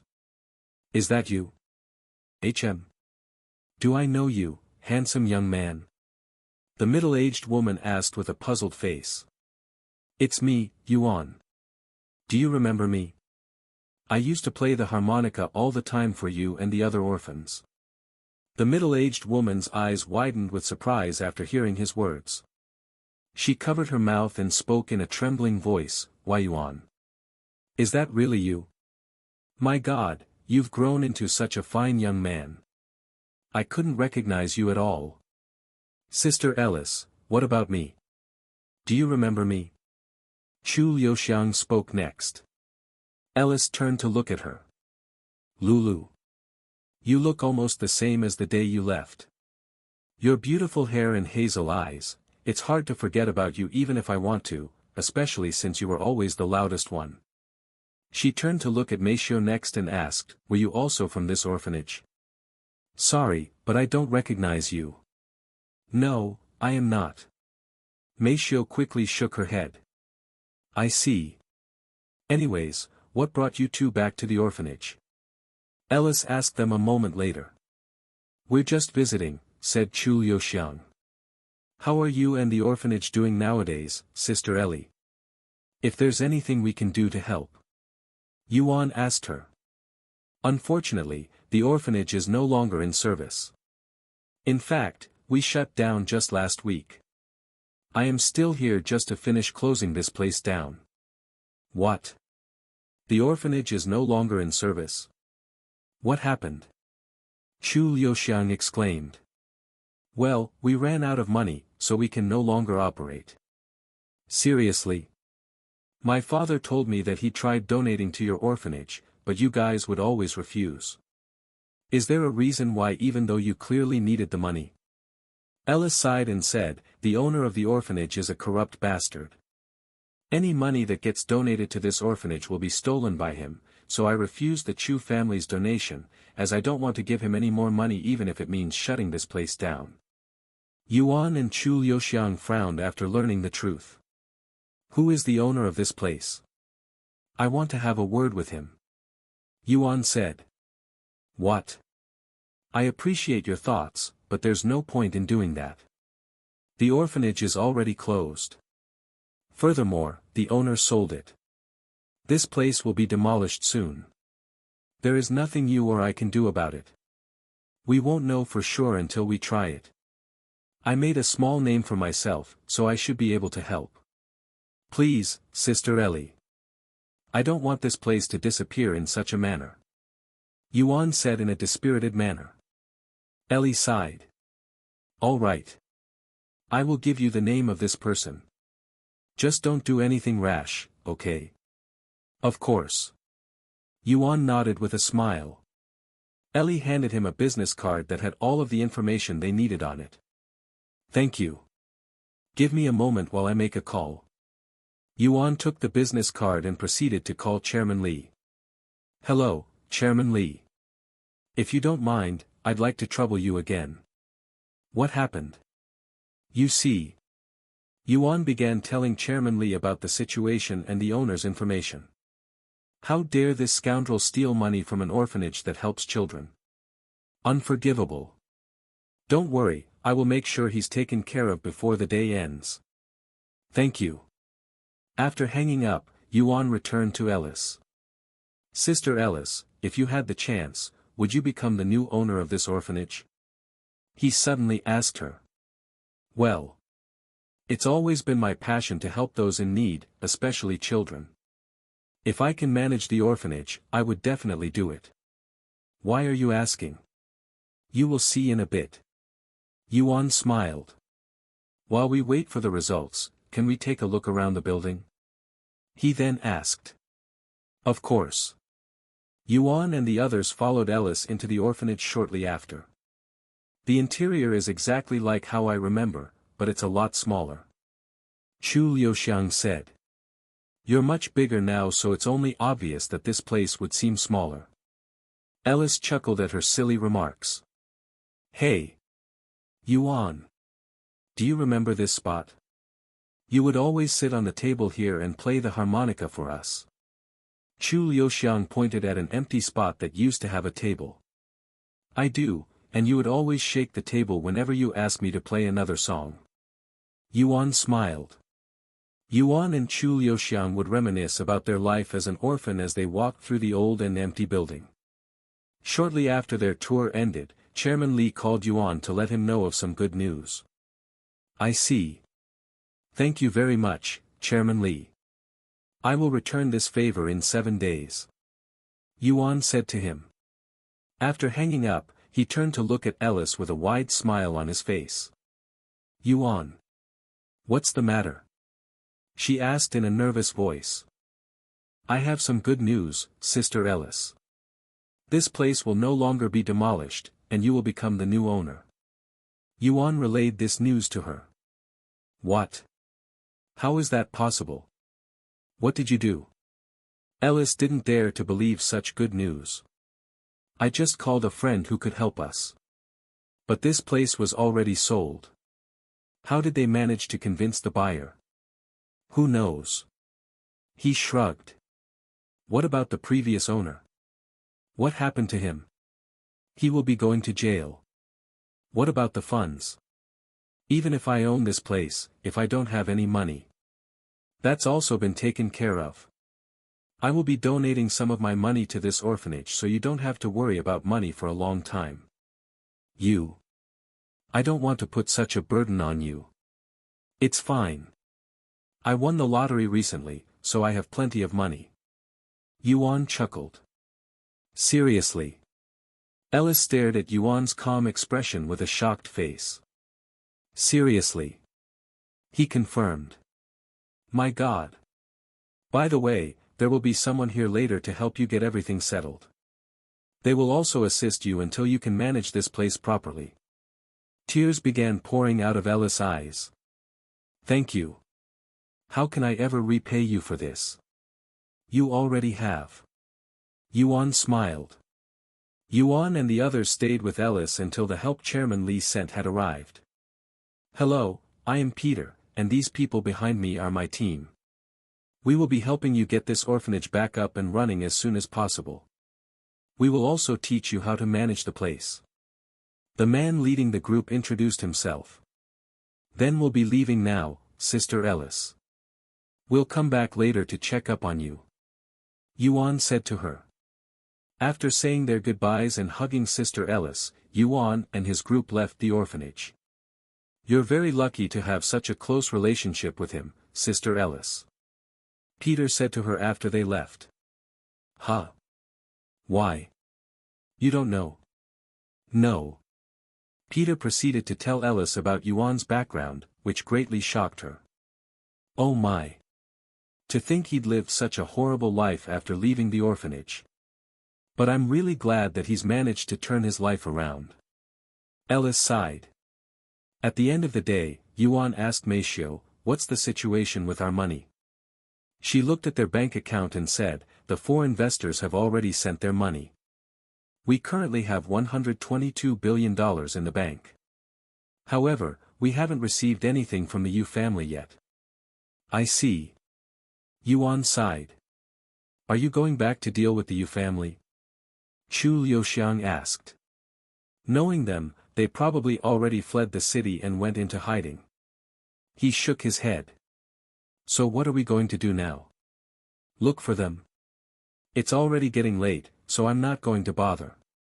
They can run, but they won't be able to hide forever. We'll eventually find them, and when we do.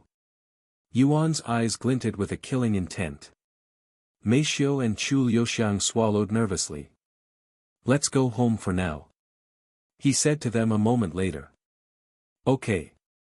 They took a taxi back to the Dragon Spiral Mountain. A few hours later, they arrived at the bottom of the mountain. Welcome back, young Master Yuan. The guards outside the gates greeted him. Hey. We're back. Young Master Yuan, there is actually someone waiting for you. One of the guards suddenly said to him. Huh? Who? It's me, young master. A familiar voice resounded beside them. Yuan turned to look at this person. A smile appeared on his face when he realized her identity. Miss Mei Feng. Are you sure? Yuan asked her. Of course. It's always been my dream to work for you after you joined the Yu family, and this is still my dream, she said. After taking a deep breath, she bowed to him and spoke in a nervous voice, Young master, I would like to work for you. Please hire me. I am even willing to work for free. Of course I will hire you.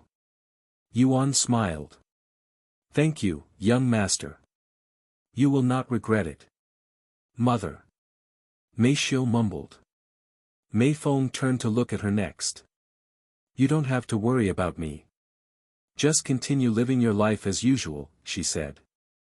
Mother doesn't know about my relationship with Yuan yet. Things will definitely become awkward later if I don't tell her soon. Meishio sighed inwardly. Mei Feng followed Yuan and the others up the Dragon Spiral Mountain until they arrived at their destination. So this is the young master's current home. She mumbled in a dazed voice. Let's go inside. Yuan said. By the time they entered the building, the members of the demon sealing faction were already waiting by the door to greet them. Welcome back, everyone. I saw the news.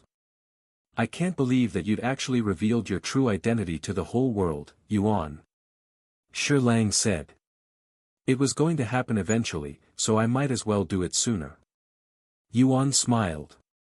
Who is this beautiful lady? Wang Ming asked with his gaze looking at Mei Feng. This is. Good evening, everyone. I am called Mei Feng, Mei Xiu's mother, and I will be working here as the young master's personal maid starting today. She introduced herself before Yuan could even say anything. Mei Xiu's mother? No wonder why you look so familiar even though this is my first time seeing you. The members of the faction were shocked by her identity. However, as excited as they were about meeting Mei Xiu's mother, they were all wondering the same thing at this moment. Mei Xiu is already Yuan's woman, yet her mother will be serving him as his servant. Isn't this incredibly awkward? How will their relationship even work? Miss Mei Feng, let me show you around the place. There are plenty of spare rooms so you can pick your own room. Yuan said to her a moment later. Okay. She nodded. Once Mei Feng left with Yuan to tour around the mansion, the rest of the people there turned to look at Mei Xiu. Mei Xiu, now that your mother is here. Are you going to be fine? Wang Bingbing asked her. She nodded, it will be fine. She may be my mother, but I am an adult now, and we're no longer at the Yu family. Nothing will change even with her presence here. Your mother seems like the serious type. She's like the complete opposite of you. Wang Ming said. She's very serious and strict when it comes to her work, but she is always perfect. It might take a while, but you will eventually get used to her. Is there anything we should be aware of about her? Like what might make her angry? Mei Xiu pondered for a moment before responding, if anything, she hates lazy people, I guess. But I don't think any of you should worry about it. She's working for Yuan now, so she will probably change just like I did. While Mei Feng followed Yuan around the mansion, she asked him, what do you usually do nowadays, young master? Miss Mei Feng, do you think you can stop calling me young master? You're Mei Xiu's mother, so it feels a little weird to be addressed in such a manner by you, not to mention that I am no longer a little kid. You're also no longer working for the Yu family. You don't need to be so formal. Things are really relaxed around here. Even if you say that, what am I supposed to call you? I have called you young master for over 10 years now, and old habits are hard to change. Furthermore, even if I am not at the Yu family, I am still working for you. Can't you just call me Yuan like everyone? That feels wrong to me. I think I will continue to call you young master, after all. Yuan showed a bittersweet smile and said, your demeanor reminds me of someone I know in Cultivation Online, but she's much more easygoing than you, even a little silly at times. Anyways, to answer your question, I usually just train with the others in the morning before going into Cultivation Online. That's it? Just training and playing video games? What about the instruments? Did you return to playing them? Occasionally, I play the zither. But other than that, I don't touch other instruments. Actually, I guess I also played the piano a couple of times for you, Ro. Do you have no intentions of returning to the world of music? Your talents. It really would be a waste. Yuan pondered for a moment before responding, now that the entire world knows Yu Tian and Yuan are the same person, I might do a concert once in a while to entertain my fans. However, I don't intend on profiting from it. I want people to be able to enjoy my music without needing to worry about not affording tickets. That's just like you, young master. Sometime later, Yuan showed Mei Feng his room. This is my room. That room right there is Mei Xiu's room. Mei Feng entered his room the following moment and immediately started inspecting it. Young master. This place is full of dust. Mei Xiu. What does she do nowadays? Why isn't she cleaning your room? Mei Feng had a frown on her face as she looked at the little amount of dust on her fingers. Although Chu Liuxiang cleans their room, she's not a professional maid like Mei Xiu or Mei Feng, so it was only natural that the room isn't sparkless. Mei Xiu doesn't work as my maid anymore. I have her handle the faction and the food. Other than that, she trains with us and mainly focuses on her cultivation. Young master, you cannot live like this. With this much dust in the room, you could easily get sick. Starting today, I will be cleaning your room every day. Mei Feng declared. Of course, the room wasn't as dirty as Mei Feng made it sound, but even a speck of dust in the room is one too many for someone like her. I'm going to see Mei Xiu's room now. Mei Feng said after a quick inspection of Yuan's room. Normally, one would need permission to enter Mei Xiu's room, but this was Mei Feng, her mother. Even Yuan didn't dare to stop her from entering. A moment later, Mei Feng entered Mei Xiu's room and started her inspection. At least she's keeping her own room clean. Mei Feng couldn't find anything to complain about after the inspection. The bed was neatly made, and the furniture in the room was sparkling clean. However, Mei Feng wasn't satisfied just yet, so she dug a little deeper, going into her clothes and such. A few minutes later, when Mei Feng reached Mei Xiu's bed, she noticed something was off and reached her hand underneath the bed mattress. Yuan raised his eyebrows, wondering what she was doing. What's this? Mei Feng felt something like a box and pulled it out. When she saw what was written on the box, her eyes widened with shock, and her hands even began trembling. Birth control pills. Why the hell is she hiding such a thing? Mei Feng cried inwardly. She turned to look at Yuan in a stiff manner. Young master. Are you and Mei Xiu, by some chance, doing it? About that. Yuan didn't expect for Mei Feng to find out about his relationship with her daughter so soon, but now that the cat is out of the bag, he might as well tell the truth. Yes, we're partners. We were going to tell you later when the time was right, but I guess there's no longer any need for that. Yuan chuckled. Mei Feng turned to look at the box again. That girl. She really did it. A slight smile appeared on Mei Feng's face. She returned the box back to its original place and said, "Don't tell Mei Xiu about this. I want to hear it from her." I understand. He nodded. Mei Feng left Mei Xiu's room shortly after putting back her secret. How long have the two of you been going out? She asked him as they continued the tour around the mansion. Not that long. It started shortly after we moved to this place, he said. Who made the first move? Mei Xiu. Is that so? It appears that she's changed more than I anticipated. And she continued, what about you, young master? What do you think of my daughter? I love her very much. Yuan said without any hesitation. Mei Feng smiled, do you remember when I asked you the same question last time? I do, and I was naive back then. However, I have changed. I can see that. Sometime later, after seeing the whole mansion, Mei Feng picked her own room. I want to live in this room. Mei Feng said as she stood at the door on the opposite side of Mei Xiu's room in the hallway. If that's where you want to stay, I have nothing to say. Yuan nodded. Mei Feng moved all of her luggage into the room shortly after. When Mei Xiu learned that her mother will be living in the room across from her, she felt a little nervous and worried because that could affect her nighttime activities with Yuan. Everyone in the building gathered at the dining room later. Starting today, as the head maid of this place, I will be taking care of breakfast and dinner and cleaning the mansion. Although I am the young master's personal maid, if you ever need any help, don't hesitate to ask. As for your laundry, I will be doing 2 to 3 people a day throughout the week. If you wish to do your own laundry, just let me know. Thank you, Madame Mei Feng. The others said to her. The members of the demon sealing faction proceeded to introduce themselves to her one by one.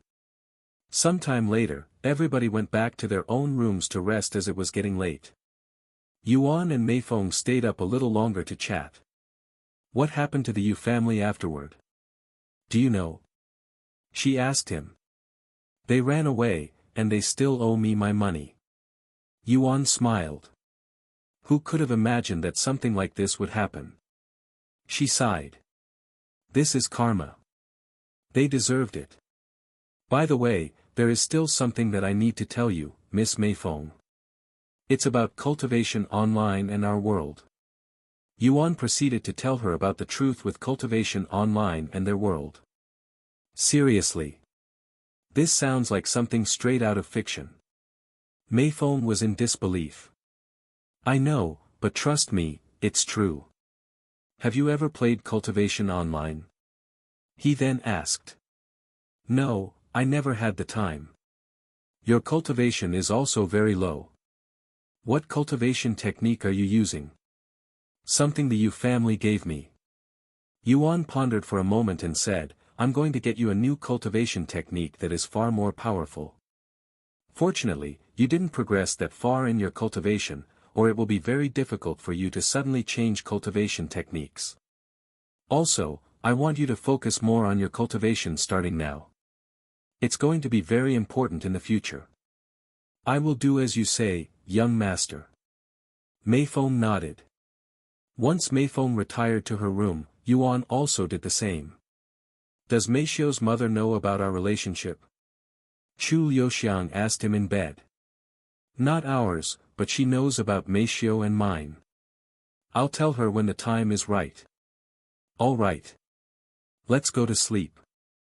The following morning, Yuan was woken up by the sound of someone knocking on his door. Young master, I am going to start clearing your room now. You can continue to sleep if you want. Meifeng's voice resounded. Huh? Wait, Yuan tried to stop her. However, Meifeng had already opened the door and entered the room with her cleaning supplies. Young master. What is the meaning of this? Meifeng was shocked to see Chu Liuxiang sleeping beside him on the same bed. Yuan rubbed his eyes and sighed, sorry, Miss Meifeng. I should have told you this earlier. This is Chu Liuxiang. She's also my partner. Meifeng stared at him with wide eyes as she tried to comprehend the situation. You have two partners. She eventually understood the situation and asked for confirmation. Yes. I've known Chu Liuxiang before I even came to the Yu family. She was at the same orphanage as me. I see. Meifeng mumbled. You're not mad. Yuan raised an eyebrow. Why would I be mad? Because you're dating two women at once? Because you thought I would think that you're betraying Meishio? Something like that. I think. Meifeng shook her head, you're mature enough to know this, so I will tell you. Meishio was raised to be nothing more than a servant for you. So the fact you accepted her as your partner is already more than I can ask for, and it's not weird for influential people such as yourself to have more than one wife. Of course, Yuan already knew this because Meishio had told him before. Anyways, I am going to start cleaning your room now. I won't make much noise, so you can go back to sleep if you want. Meifeng said to him as she started cleaning his room. I don't think I can go back to sleep anymore, so I will just wake up, he said with a smile. While Yuan changed out of his pajamas, Meifeng suddenly asked, by the way, young master, I have a question. What is it? Who was your first? Meishio or Chu Liuxiang? Meishio. He said in a low voice. I see. Meifeng didn't say anything else and continued to clean his room, but there was a small smile on her face now. As for Chu Liuxiang, she was still sound asleep. After cleaning his room, Meifeng proceeded to clean the bathroom. Meanwhile, Yuan went to do some light training. Li Jinxi showed up shortly after to train with him.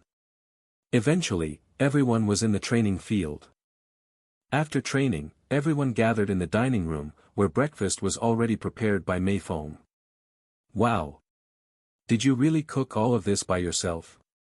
Wang Ming asked with a dazed look on his face as he stared at the table that was filled with many different dishes for breakfast. This seems like something that requires a full team of chefs to achieve. Wu Zhao mumbled. You're more amazing than I thought, Madame Meifeng. Wang Bingbing praised.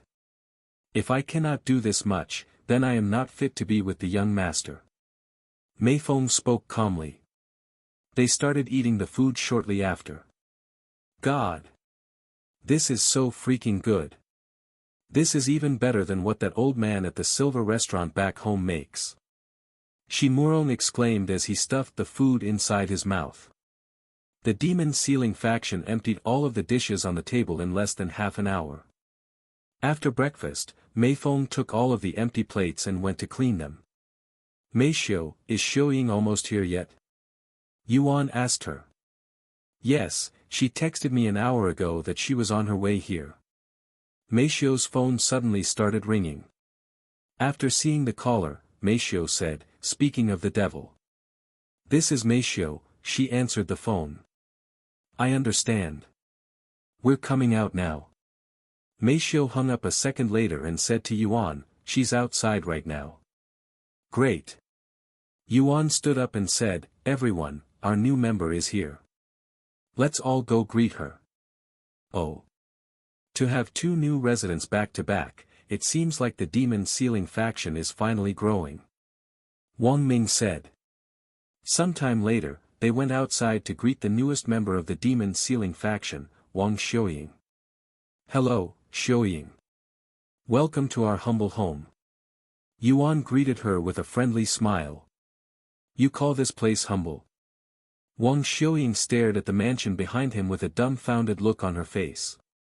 After snapping out of her daze, she introduced herself to everyone there. Good morning, I am Wang Xiuying. I used to work in my grandfather's hospital, but I am now here. If you need any medical attention, just let me know.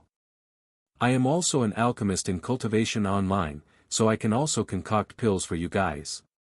The members of the demon ceiling faction introduced themselves after her introduction. Nice to meet you all. Let me show you around. You can leave your luggage inside for now. Yuan said to her afterward. Okay. Once Wang Xiuying left with Yuan, the others started talking about their new member. Wow, she's really pretty. As expected of Yuan. Wang Ming said. She seems very energetic, too. Wang Bingbing added. Do you know anything about her, Meishou? They asked her next. Yes, her grandfather took care of Yuan when he was bedridden.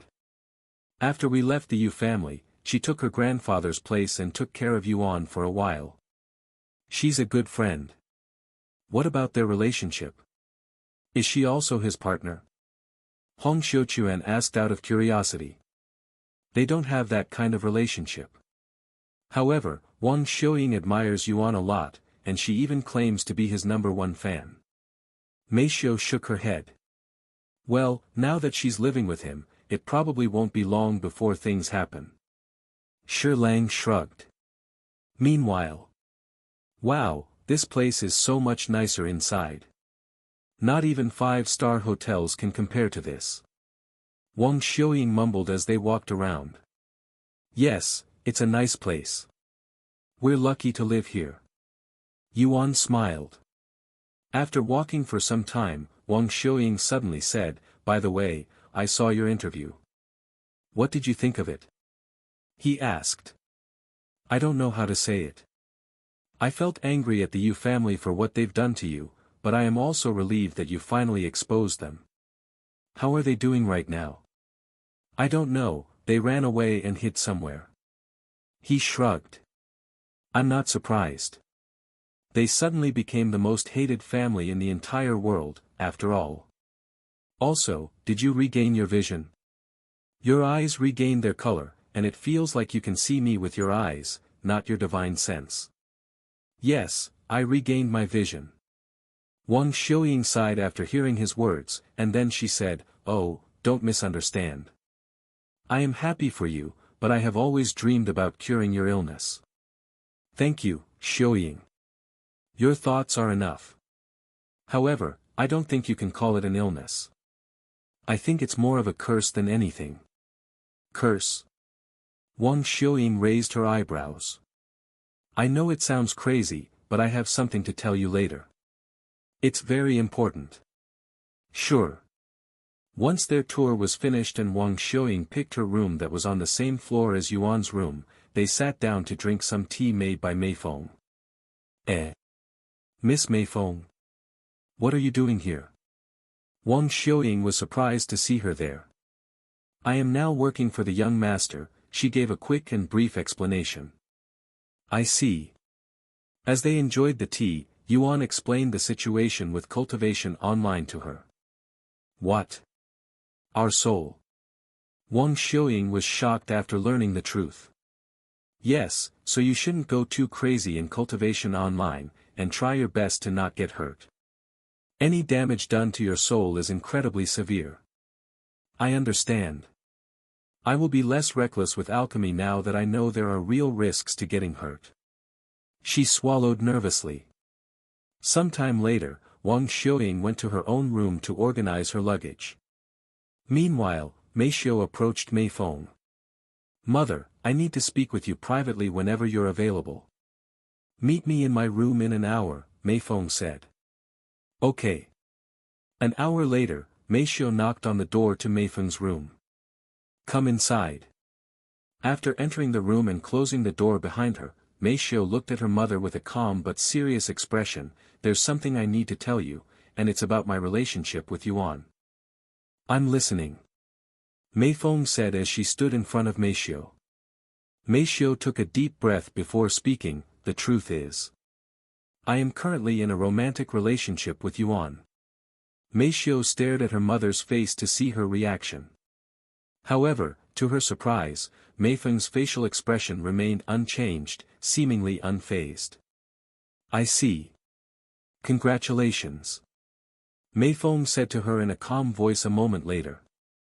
You're not surprised? Meishiu swallowed nervously. Why would I be? I knew that it was going to happen eventually. Is that so? Meishiu was a little disappointed by her mother's lack of reaction. She thought she would be able to surprise Meifeng, but alas, that did not happen. That's all I have to say. Meishiu turned around and began walking towards the door. However, Meifeng stopped her. Where do you think you're going? You may have nothing left to say, but I haven't said anything yet. Meishiu halted her movements and walked back to her original spot. Let's sit down first. The two of them went onto the balcony and sat down before each other. Once they were seated, Meifeng spoke. I want to hear about your relationship with the young master. Start from the beginning. The beginning? Meishiu raised her eyebrows in a questioning manner, as it was too vague. Start from the day you left the Yu family with him. Meifeng clarified. Okay.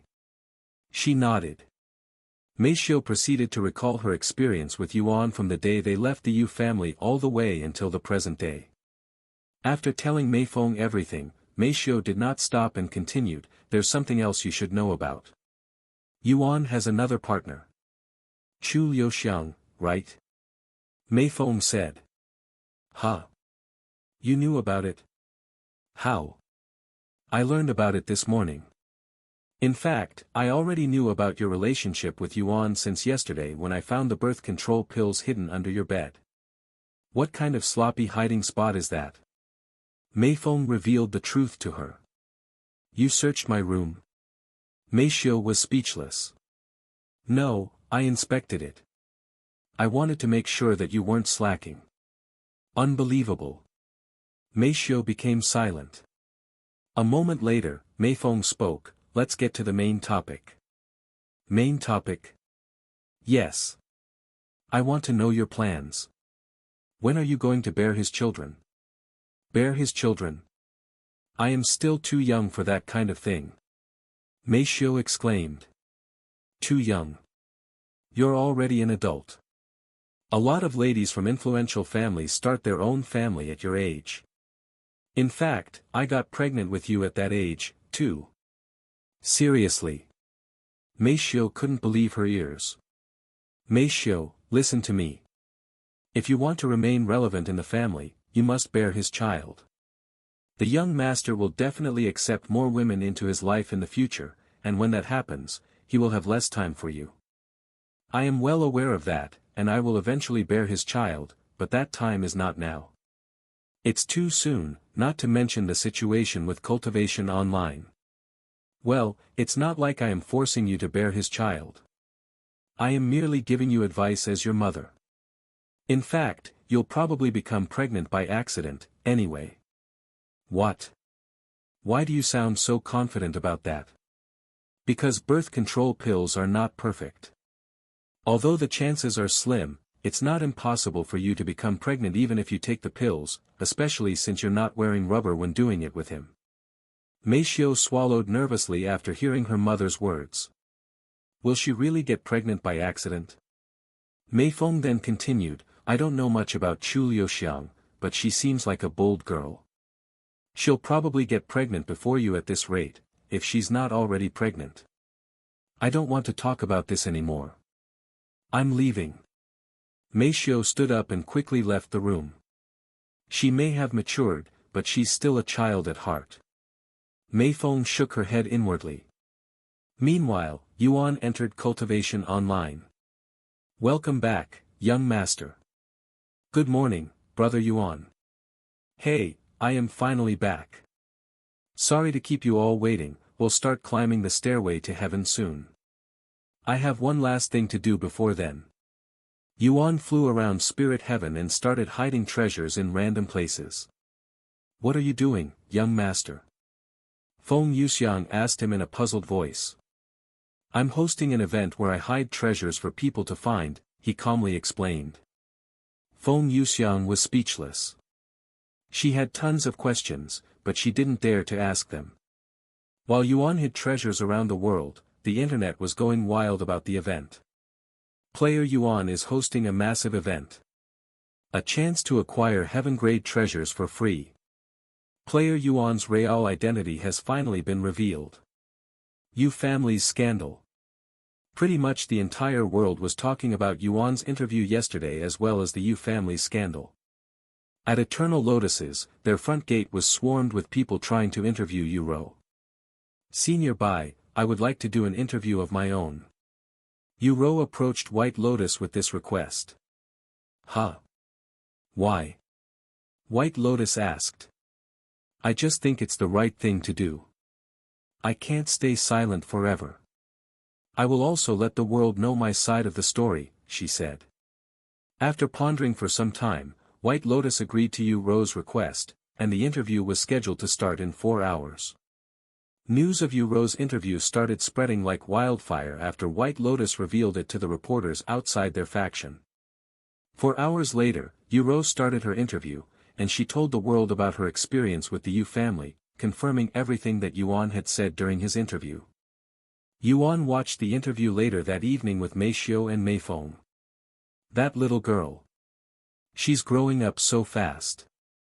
Yuan said with a sweet smile on his face. She handled it well. I haven't seen her in a while, but she's definitely matured a lot. Mei Feng said in a praising voice. The following morning during breakfast, Li Jinxi asked, Yuan, now that you're back, are we going to start ascending to the next realm? Yes, but I want to wait a few more days just in case anything happens. Once I start ascending, I will be staying in Cultivation Online until I finish all of the trials, so I want to make sure that nothing will distract me from it. He nodded. Makes sense. I don't think you need to worry. If anything happens, we'll be able to do something about it. We're here for you, after all. You can rely on us. Wang Ming suddenly said. Yuan pondered for a moment before nodding his head, you're right. I should rely on you guys more. Alright, we're going to ascend tonight. Make sure you're prepared by then. Okay. The members ascending with him nodded. Young master, may I have some of your time? I have something to ask you. Mei Feng asked him after breakfast. Sure. Where do you want to talk? We can do it in my room, she said. Yuan nodded and followed Mei Feng to her room. After preparing some tea and serving it to him, Mei Feng sat down before him. I'm ready when you are, Miss Mei Feng. Yuan said to her.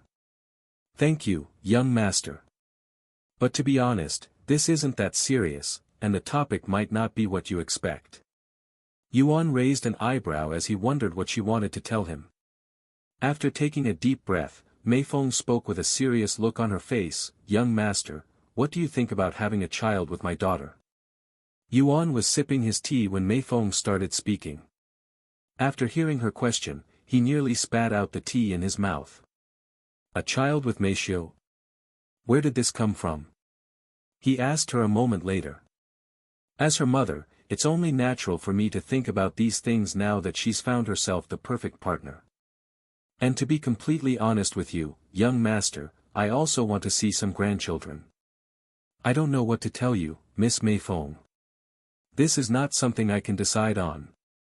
Furthermore, we don't have the time to take care of a baby, not to mention that things will only get busier as we get closer to unveiling the truth behind Cultivation Online and Earth. If you're worried about not having enough time, you don't need to worry because I can take care of the baby and do my work at the same time. I've already done so with both Meishio and you, after all. Even if you say that. Have you spoken to Meishio about this? Yuan asked. I have. What's her answer? She said that she's not ready. If she's not ready, then there's nothing I can do. I won't force her to have a child with me if she isn't ready to have one. Yuan shook his head. I know, and I am not asking you to do so. However, if you ever feel like having a child with Meishio, you will most likely have to be the one to convince her. Knowing her, she's probably waiting for you to approach her. I see. Then to tell you the truth, I also think I am not ready to have any children. I am still young, and there are many problems in my life that I need to sort out first before I can even start thinking about bringing another life to this world. Meifeng closed her eyes and remained silent for a couple of moments before sighing. Since the young master has spoken, I won't bother you with this matter anymore. Though, I would like to ask, how is your relationship with Chu Liuxiang? Judging by what I've seen from her, she seems like the type of girl to want a family as soon as possible. Yuan smiled and said, as expected of you, Miss Meifeng. Your eyes are as sharp as ever. Indeed, Lulu's dream is to have her own family. However, she hasn't asked me to do anything yet. She's also probably waiting for me to approach her, but who knows? She's sometimes very unpredictable. I understand. And I apologize for wasting your time with my little nonsense. Ever since Meishio left with you, I have been thinking about having grandchildren, even though it's never happened before. Don't worry about it, Miss Meifeng. Also, you should stop calling me that. You're my master now. You can just call me Meifeng. I can call you Meifeng, but you'll also have to drop the formalities and call me Yuan. That's not fair, young master. Please. You're Meishio's mother. It would be weird for my future mother-in-law to address me as young master. Meifeng released a defeated sigh. I understand. If that's what you want, I shall obey. Yuan. Thank you, Meifeng. He smiled. For the rest of the day, Yuan would work on his little treasure hunt. Once he made all preparations, he made his way to the stairway to heaven and waited for the others to show up. When Meishio, Chu Liuxiang, and Li Jinxi entered Cultivation Online, they all approached the stairway to heaven. We're finally going to ascend. I've been waiting for this moment. Chu Liuxiang said in an excited voice as they approached the man handing out the badges. I'd like 5 badges. Yuan said to the man, who immediately raised his eyebrows. 5? Only one of you can challenge the stairway to heaven at a time, he said. I know. I am going to be the only one challenging the stairway to heaven. They're just coming along with me.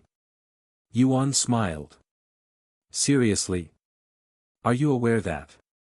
Yes, I am aware that by doing so, it would make the trials much harder, and I am prepared for it. The man looked at the 3 beauties standing behind him and sighed in a low voice. Statistically speaking, men that focus too much on women will never go far in the cultivation world. However, this is your life, not mine. Once the old man handed 4 badges to Yuan, they immediately began climbing the staircase that led to the stairway to heaven. Once they arrived in front of the staircase, Yuan started climbing it while being pressured by an invisible force. However, unlike the first time, he was not bothered by it at all. As for Meishio and the others, they climbed the staircase without feeling anything. Is it supposed to be this easy? Li Jinsi asked. No, it's not. Since we're not taking the trial, we won't need to do anything. However, Yuan will have to bear our share of effort, so it's going to be a lot harder on him than normal. Chu Liuxiang explained to her. What?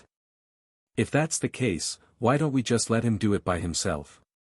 The stairway to heaven will probably open for everyone else after he clears it. There's no reason to make it harder on him for no reason. Li Jinsi said. He's probably already thought about that, but since he isn't saying anything, he probably wants the challenge. After all, it would be too easy if he went inside by himself. Chu Liuxiang shrugged. Will he be okay? Of course. He passed the last stairway to heaven while carrying 3 other people as well. Really? Who was the third one? And where is this person now? He helped a fellow disciple from the same sect to escape her family. She joined one of the 7 spiritual academies with the others. I see.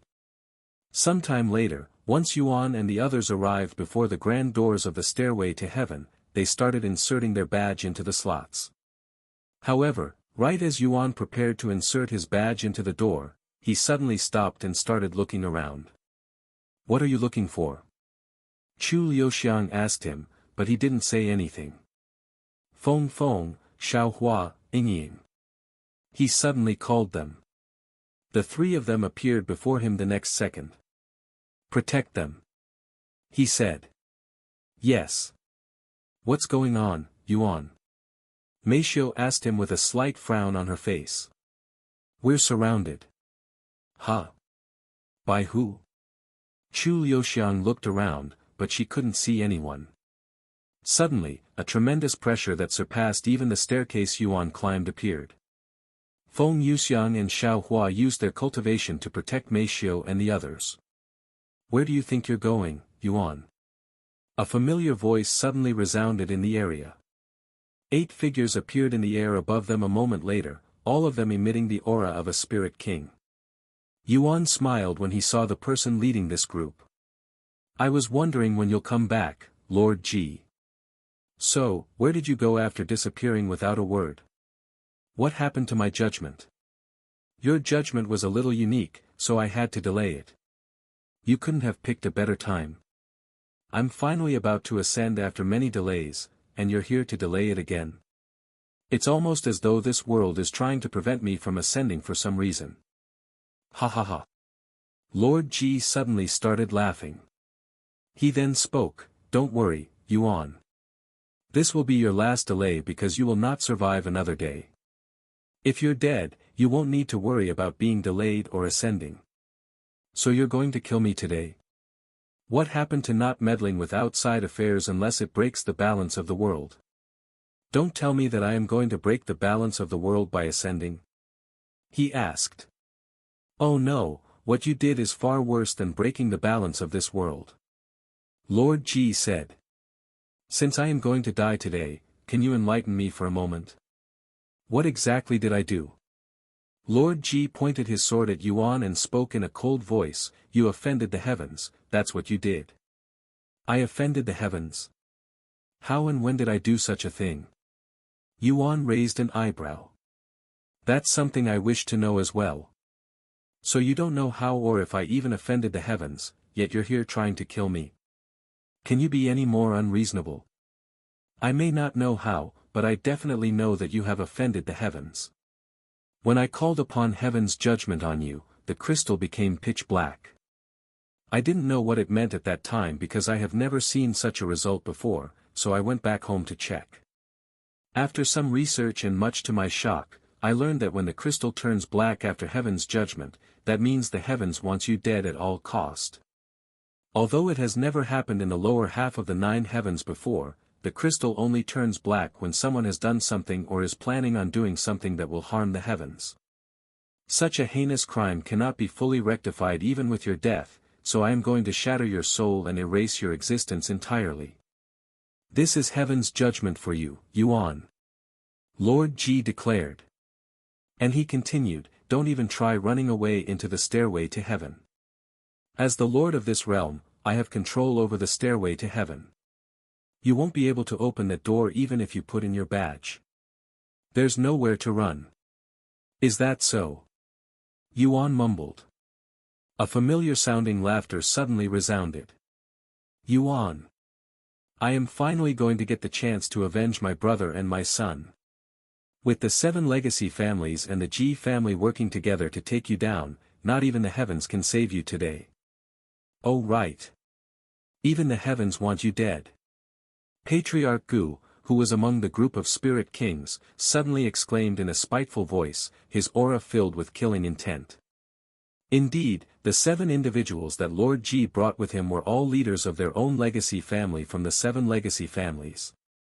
Right after Patriarch Gu's sentence ended, Yuan and the others could see a sea of people approaching them from all directions like a tidal wave. They were all people from the 7 legacy families and the Ji family, and they were all there to carry out heaven's judgment by killing Yuan. Over 300,000 people have gathered here today just to kill you, Yuan. Don't you feel honored? Lord Ji said with a cold smirk on his face. Yes, I'm a little flattered that you would go out of your way to send an entire army just for me. However, I will have to disappoint you. Your efforts will be in vain, and I will ascend the stairway to heaven just as planned. Yuan remained calm despite his seemingly hopeless situation. Nobody here can stop me from ascending today, not even the heavens itself. Ha ha ha ha. You're truly one crazy bastard, Yuan. Lord Ji suddenly burst out laughing, his voice so powerful that it created ripples in the air.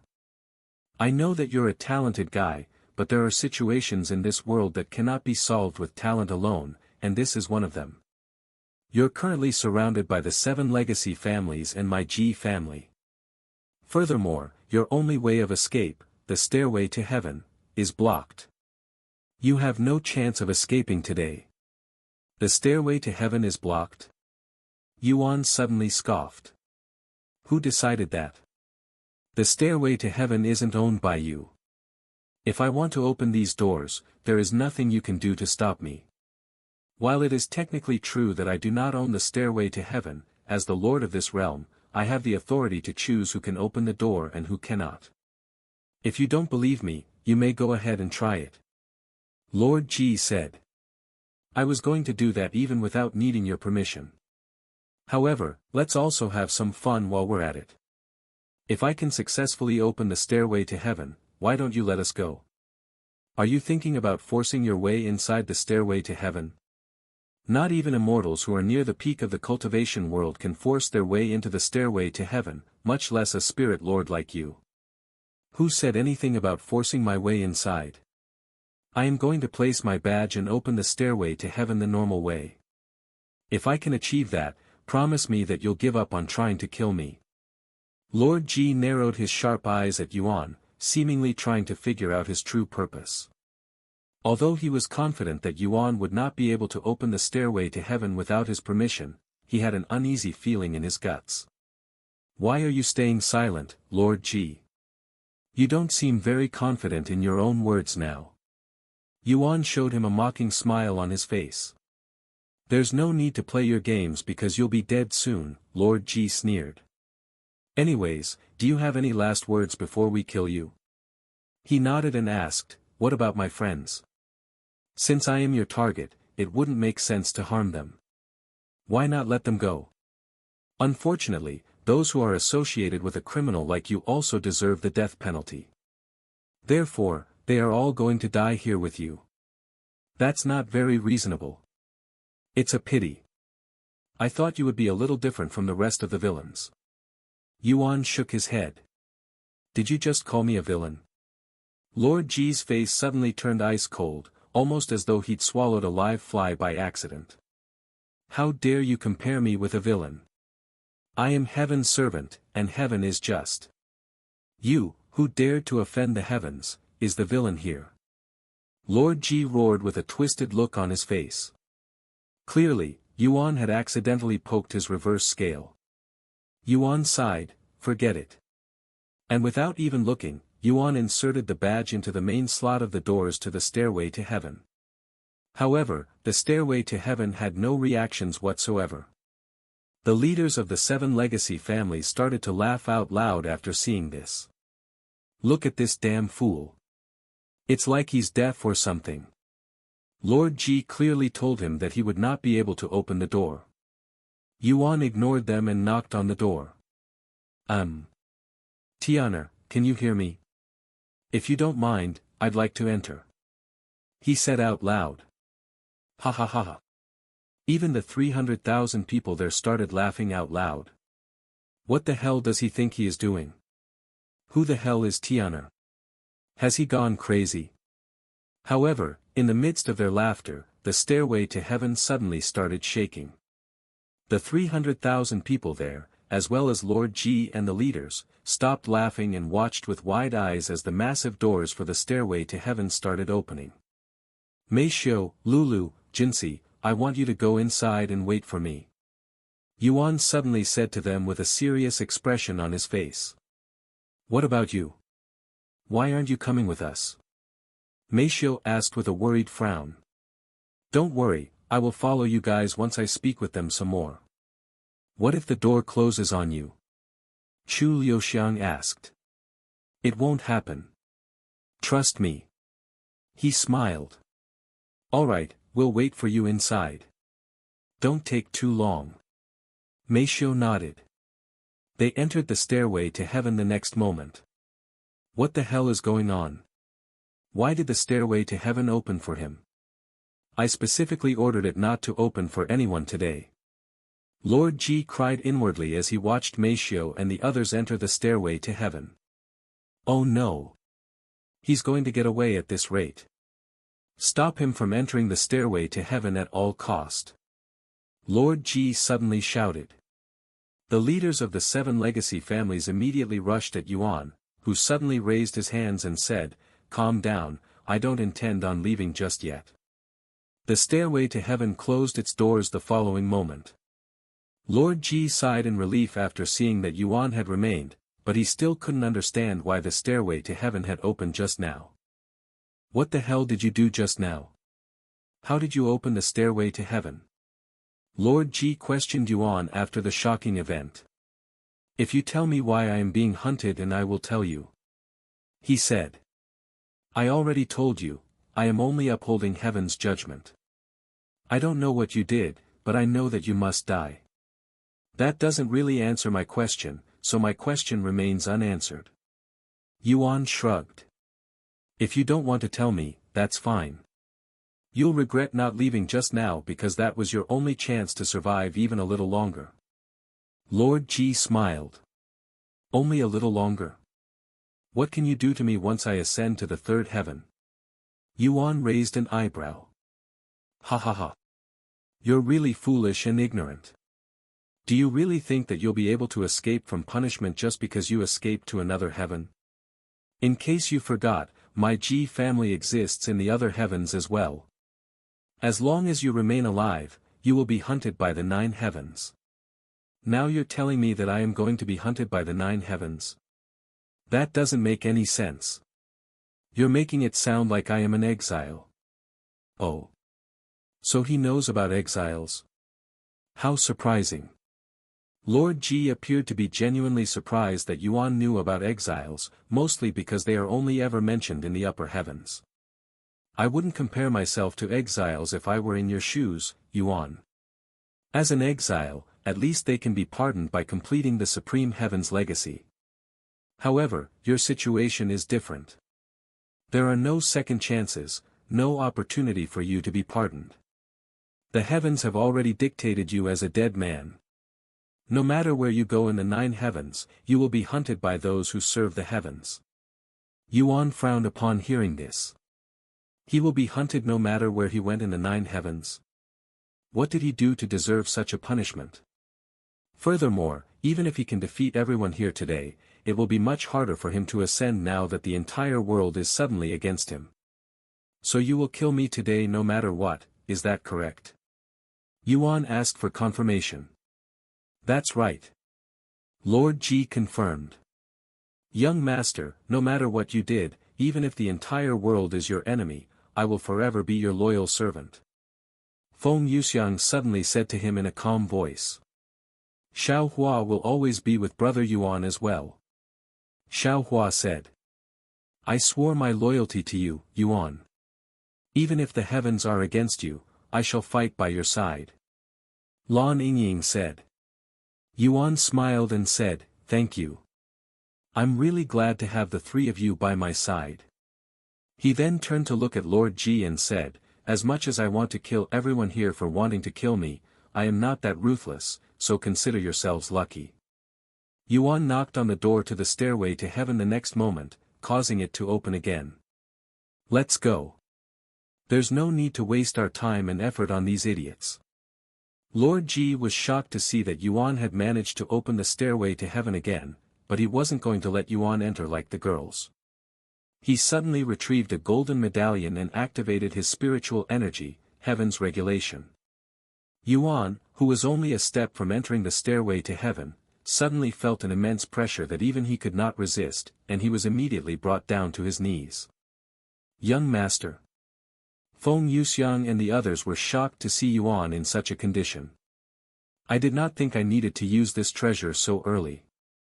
However, since you were on the verge of escaping, I had no choice. Lord Ji said after taking a deep breath, feeling relieved that he managed to stop Yuan on time. What an immense pressure. What did he do to me? Yuan slowly turned his head to look at the medallion in Lord Ji's grasp. Yuan's eyes widened when he saw the golden medallion. However, this was his first time seeing such an item. Despite that, he felt like he had seen it before, and he could feel something welling up inside him. This feeling. He recognized this emotion very well. It was the feeling of anger, intense anger that could burn even the heavens, and the only time he would feel this kind of emotion is when the evil god appears. Yuan's eyes slowly started turning blood red as the insane amount of anger started pumping his heart with adrenaline. Heaven's regulation. I will destroy the heavens. Yuan muttered in a low but resolute voice. Damn heaven's puppets. I will destroy you all. Yuan suddenly released a deafening roar that caused a ripple that contained intense killing intent to appear, sweeping the area with his terrifying killing intent. Everyone below Spirit Master coughed up a mouthful of blood and fell to the ground after experiencing Yuan's killing intent that came only from his voice alone. What happened? Lord Ji and the others were shocked by Yuan's surprise attack that instantly took down all of their spirit warriors and spirit apprentices, which added up to over 100,000 casualties. A pair of beautiful yet ominous crimson wings suddenly sprouted from Yuan's back. Lord Ji and everyone there were horrified when they saw the crimson wings created from killing intent. Even Xiao Hua and the other two couldn't help but tremble before the majestic wings that were drooling red miasma. How is it possible for someone to have so much killing intent? Just how many people did he kill? Lord Ji cried inwardly after seeing Yuan's devil-like appearance, feeling a strong urge to turn around and run the opposite direction. Yuan slowly stood back up and turned to look at Lord Ji with a cold glare that could freeze even the yellow springs of the dead. Heaven's puppet. You will regret showing your face before my presence. Kill them all. Lord Ji commanded everyone there in a trembling voice. The 200,000 remaining cultivators there started rushing forward. Seeing this, Yuan turned to look at Feng Yuxiang and the others. With a tranquil expression and a calm voice that could soothe even a crying baby, he spoke, "Leave nobody alive." With pleasure. A wide smile appeared on Feng Yuxiang's face as she flew away from the staircase and towards the army to the west, leaving a trail of beautiful golden flames wherever she went. Xiao Hua didn't say anything and flew towards the east. Once she was in front of the army, she retrieved two spiritual weapons that emitted an aura only divine-grade treasures can emit. As for Lan Yingying, she went in the direction where Lord Ji and the 7 leaders were not present, leaving them to Yuan. Once she was in the air, Lan Yingying transformed into a massive white serpent. The people there were greatly shocked by Lan Yingying's transformation. She was a magical beast this whole time. No. This divine aura around her, she's a divine beast. Lord Ji exclaimed. He couldn't believe his eyes. Why would a divine beast be with someone like Yuan, much less help him? Once she reached the army, Lan Yingying opened her mouth and breathed scared flames on them like a dragon. Everyone that was unfortunate enough to touch her sacred flames were instantly engulfed in her flames and burned until there was nothing left. Meanwhile, Feng Yuxiang would cause explosions whenever she went, even creating a sea of flames with her phoenix fire. Xiao Hua would casually swing her spiritual weapons and kill over a dozen people with a single swing.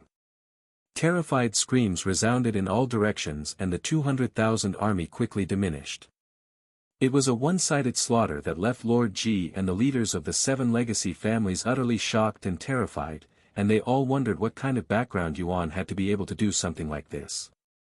However, they were also beginning to understand why the heavens wanted him dead. The heavens. Are they scared of his potential? He's only a spirit lord in the 2nd heaven, yet he's already amassed such prowess. Lord Ji wondered inwardly. Yuan took a deep breath and sighed out loud. The scent of heaven's puppets being slaughtered is always pleasing, but it's not enough. There's not enough blood, not enough carnage. Yuan suddenly summoned the Empyrean Overlord and flew towards Lord Ji and the 7 leaders. He's coming. Support me and let's kill him together. Lord Ji also retrieved his weapon and approached Yuan. The 7 leaders followed him from behind. You think you can kill me? Not even the Celestial Emperor could achieve such a feat, much less a few mutts like you. Yuan laughed out loud as he confronted Lord Ji in the air. Celestial Emperor? What nonsense are you mumbling about, you crazy monster? Lord Ji shouted as his sword collided with Yuan's greatsword. Clang! Ugh! Lord Ji gritted his teeth after feeling the impact behind Yuan's strike and was even pushed back many meters. What intense strength! Lord Ji cried inwardly as he tried to recover from the attack. Meanwhile, the 7 leaders surrounded Yuan and started unleashing their techniques at him simultaneously. Seeing this, Yuan used his wings to cover his body, leaving no gaps in his defenses. The power of 7 spirit kings clashed with Yuan. The attacks managed to create many holes in Yuan's wings, but these holes disappeared as quickly as they appeared, and the person himself was not hurt in the slightest. Impossible. How can he remain unharmed after eating all 7 of our attacks? What kind of technique is he using? Patriarch Gu exclaimed in a shocked voice. We don't have the time to think about it. Let's keep attacking him. I doubt he will be able to use that power for long. The leader of the Xian family, Patriarch Xian, shouted. Mongrels that can't tell the difference between heaven and earth, allow me to show you what happens when you point your weapons at me. Yuan suddenly gathered an immense amount of killing intent that condensed into a huge blade in the sky. Lord Ji and the 7 leaders were petrified on the spot from fear after witnessing the blade of killing intent in the sky. Azura's blade of execution. Yuan mumbled in a low voice as he gestured for the blade to fall towards Lord Ji and the 7 leaders. Xiao Hua momentarily stopped fighting when she noticed the blade in the sky. That technique. How does Brother Yuan know Xiao Hua's family technique? She cried inwardly. Lord Ji and the 7 leaders wanted to run away from the attack, but the pressure coming from the blade prevented them from going anywhere, forcing them to fight it head-on. Use all of your life-saving treasures. Lord Ji roared in a desperate voice. All of them immediately retrieved all of their life-saving treasures without daring to hold anything back, as their lives depended on whether they could defend this one strike from Yuan. Over 50 kinds of life-saving treasures stood before Yuan and the others. The Azura's blade of execution collided with the life-saving treasures a moment later, and it instantly shattered over half of them. As for the rest of the life-saving treasures, they did not last long either, and the blade continued to fall. Lord Ji and the others even used their blood essence to enhance the life-saving treasures, which would shorten their lifespan and damage their cultivation even if they survived the attack. However, they were desperate and did not want to die. Yuan. Let's talk this through. We'll give up on trying to kill you. Have mercy. Lord Ji eventually tossed aside his pride and pleaded for mercy. The 7 leaders also begged for Yuan to spare their lives. However, Yuan's face remained nonchalant, and he spoke in a calm voice, "There is only one fate for those who dare block my path, death. There is only one fate for those who dare block my path, death." Yuan's words reverberate in Lord Ji's and the leaders' heads, putting them in a daze for a split second. However, this split second was more than enough to disturb their concentration and break their defenses. "The heavens will never forgive you for this, Yuan." Lord Ji screamed at the top of his lungs as the Azura's blade of execution consumed their bodies, killing them instantly. Yuan wiped the sweat from his face after deactivating Azura's blade of execution. The technique required so much energy that it nearly exhausted all of his spiritual energy. "The heavens will never forgive me. The heavens should be the one begging for forgiveness." He closed his eyes and began recovering his spiritual energy while hovering in midair. When the army saw this, they saw this as a chance to avenge their leaders and kill Yuan while he was weak. And since there were so many people there, Xiao Hua and the others could not hold them all back from reaching Yuan. However, their help wasn't necessary because Yuan still had more than enough energy to deal with the leftovers of the Ji family and the 7 legacy families. Without opening his eyes or moving his body, Yuan used the starry abyss to kill anyone that dared to approach him. Eventually, the rest of the army started fleeing from the battle. With their leaders dead and without having anyone strong enough to deal with Yuan's servants, much less Yuan himself, it was basically a suicide mission with no chance of winning, so the people did what was natural, abandon the fight and run away. "Where do you ants think you're going? There is nowhere for you to run. The young master has ordered us to leave none alive. All of you insignificant ants that dared to point their weapons at my young master will perish here today." Feng Yuxiang exclaimed as she released the strongest technique that she could muster with her current strength. Phoenix flames burning heaven's art. Feng Yuxiang summoned her fiery wings, and flames started appearing in the sky above her, almost as though the heavens were on fire. "Burn them all." Feng Yuxiang flicked her sleeves, causing the sea of flames in the sky to rain down countless fiery projectiles that took the shape of a feather. In mere seconds, tens of thousands of cultivators fell to Feng Yuxiang's attack. Not wanting to lose to Feng Yuxiang, Xiao Hua started releasing heaven-splitting sword strikes with every swing, changing the landscape there within moments. When Lan Yingying saw their awe-inspiring performance, she felt a rush of adrenaline coursing through her body and her heart throbbing with excitement. The 3 servants felt as though something had ignited within their hearts after Yuan gave them their first order to fight for him, so they wanted to perform to the best of their abilities. Although it felt like a long time had passed, in reality, only a few minutes have passed since the fight began. The battlefield eventually became quiet, and Xiao Hua and the others returned to Yuan's side, their mission finished. "Young master, we have eradicated everyone from the 7 legacy families and the Ji family. What are your orders now?" Feng Yuxiang said to him with a satisfied look on her face. Yuan looked at the destruction that they had caused and spoke, "We have done something irreversible today. We might kill even more people in the future, soaking our bodies in blood. I won't blame you even if you wish to leave my side now. Even if you order me to kill everyone in the 9 heavens, would not hesitate to stain my hands for you, young master." Feng Yuxiang said. "Xiao Hua too." Xiao Hua also said. Lan Yingying silently nodded her head. Yuan smiled when he saw the resolve in their eyes, and he spoke in a calm voice, "I'm really fortunate to have companions like you by my side." Sometime later, Yuan's appearance returned to normal, and the evil god's presence could no longer be felt. "Let's gather all of the treasures here before we leave. It would be a waste to leave them here," he said to them a moment later. They proceeded to gather all of the spatial rings and storage pouches from the battlefield. Young master, I have been wanting to ask you this for a while now, but how many reincarnations have you experienced? And do you have memories from all of your past life? Feng Yuxiang asked him as they looted the corpses. I don't know. I am only aware of 4 at this moment, and I don't have all of their memories. I have recently assimilated the Divine Paragon's memories, but I can only absorb so much at a time, so it will be a while before I fully regain all of the Divine Paragon's memories, and until I do that, I cannot touch the others' memories. Though, they sometimes leak out, just like a few minutes ago. He explained to them. Who was responsible for the event just now? Feng Yuxiang asked him. He calls himself the evil god.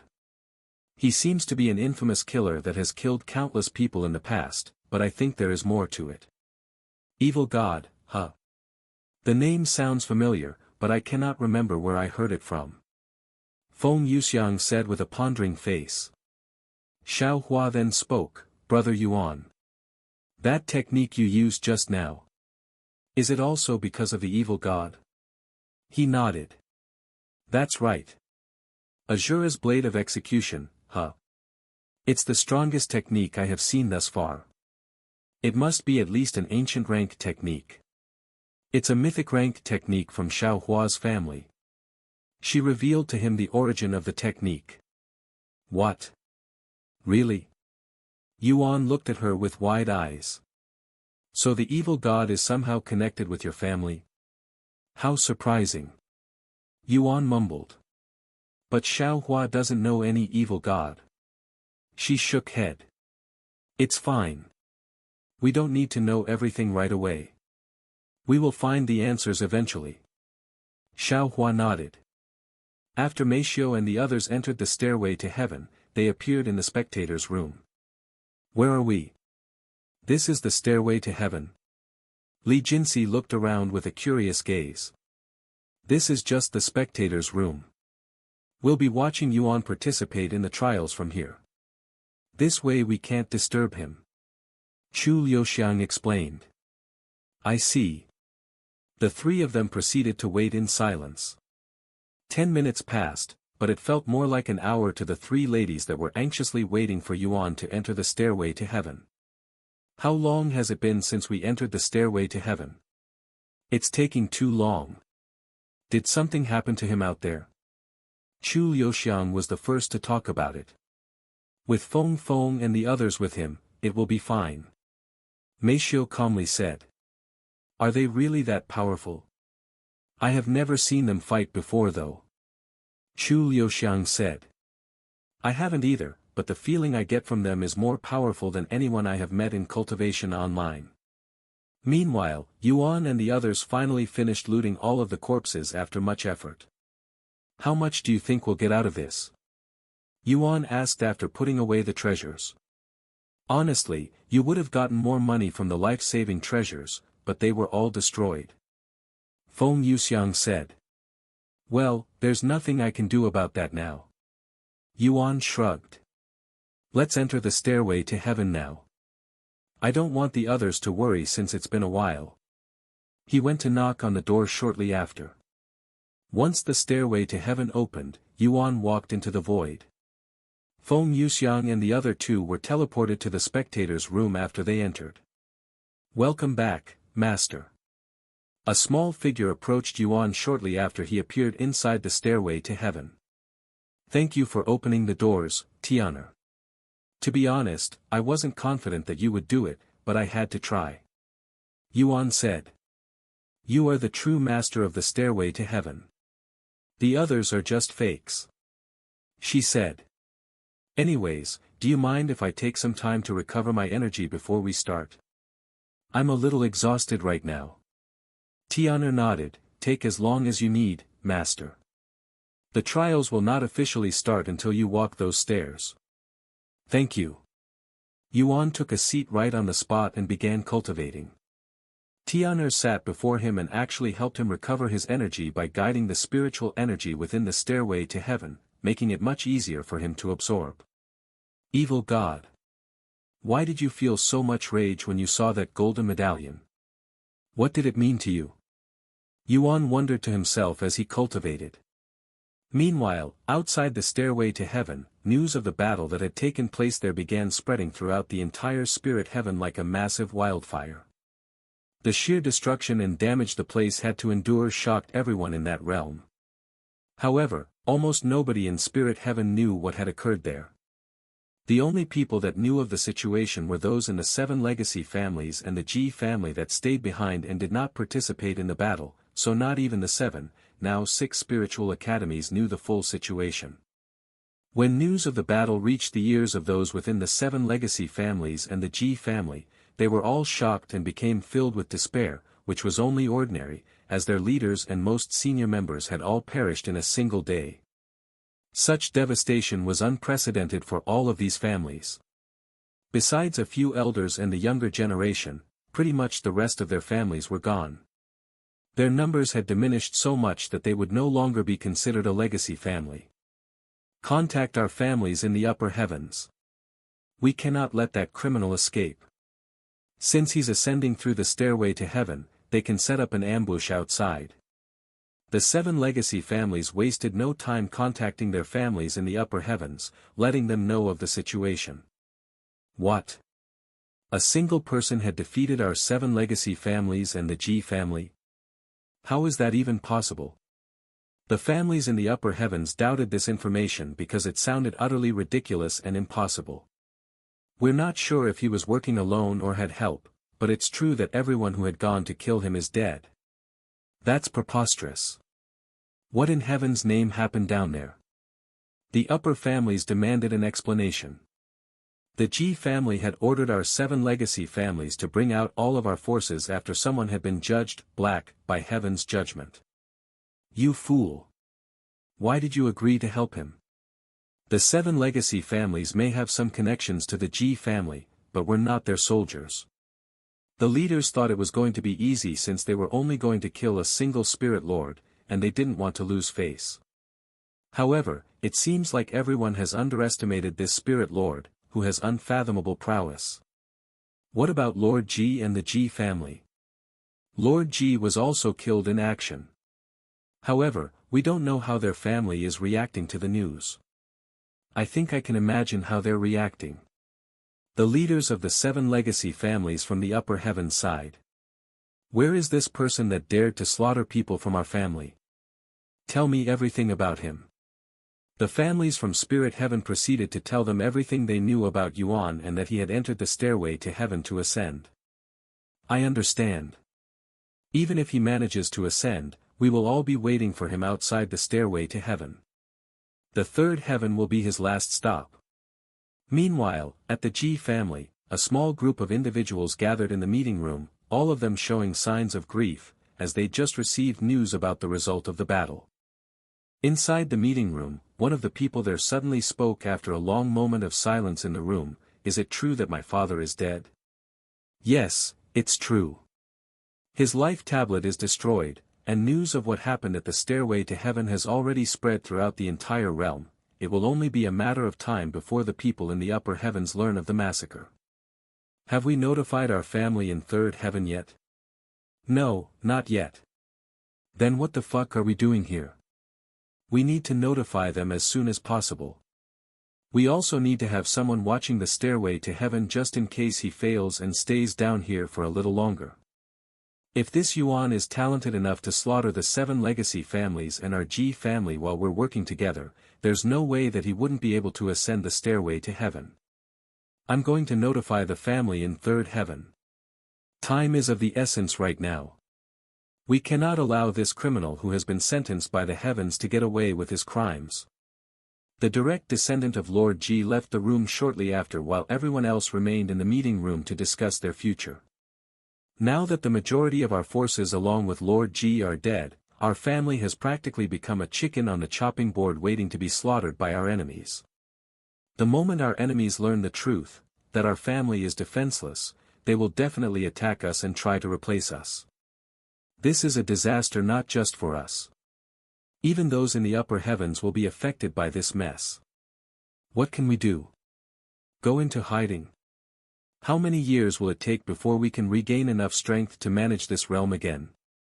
The spirit heavens will be destroyed by the wars that will soon plague this land before then. We cannot do this alone. We've sustained too much damage to survive by ourselves now. Then we can only request for reinforcements and assistance from our family in the upper heavens for the time being. Meanwhile, the 6 spiritual academies were also having a meeting of their own to talk about the recent events. I don't want to make any speculations, but there is only one person that I can think of who could possibly make such a scene. Sect Master Xiaohu sighed. Are you talking about Yuan? That was my first thought as well. He also slaughtered the Gu family and the Universal Music Academy. Sect Master Li said. According to our investigation, the corpses there belong to the 7 legacy families and the Ji family. Besides them, who else could possibly amass such a massive army? But why would they attack Yuan? Do you think it has anything to do with what happened at the Spirit Healing Academy? It's possible, but we won't know for sure until we speak with them. Will they even tell us about it? I doubt they would want to talk about such a massive loss. They have to, if they want our support. I highly doubt they will be able to defend themselves after losing so many people. Their families are practically crippled right now. Sect Master Li said. And when a family as prosperous as the 7 legacy families and the Ji family suddenly become this weak, it's inevitable that they become the target of pretty much every power out there. Bai Yinzhu sighed. We should also prepare ourselves for some visitors from the upper heaven. I doubt they will stay silent after something like this happened. They will most likely come down here to assist their own families. Just like the sect masters had anticipated, the 7 legacy families and the Ji family in the 3rd heaven immediately started preparing to send experts to ambush Yuan at the stairway to heaven after learning of the situation. Furthermore, each family prepared a couple of spirit kings to send to spirit heaven to protect them while they recovered. Even though it will cost them an astronomical amount of resources to send so many experts, they couldn't allow their families in the spirit heaven to perish, not to mention that their techniques and secrets could be stolen by outsiders. The residents in 3rd heaven were greatly alarmed when the 7 legacy families and the Ji family suddenly gathered a massive army outside the stairway to heaven. When they eventually learned of the situation in the spirit heaven, they understood why such drastic measures were being taken, and the entire world held their breath while they waited for Yuan to come out of the stairway to heaven, where he would take his last breaths. Meanwhile, inside the stairway to heaven, Yuan opened his eyes after recovering from his exhaustion. Thank you, Tian'er. I feel even better than normal for some reason. Yuan said to her afterward. The spiritual energy inside the stairway to heaven is naturally pure, so you will gain more energy from it, she explained. I am going to climb the stairway to heaven now. Yuan said a moment later. After approaching the staircase, he started climbing it, slowly ascending towards the next realm.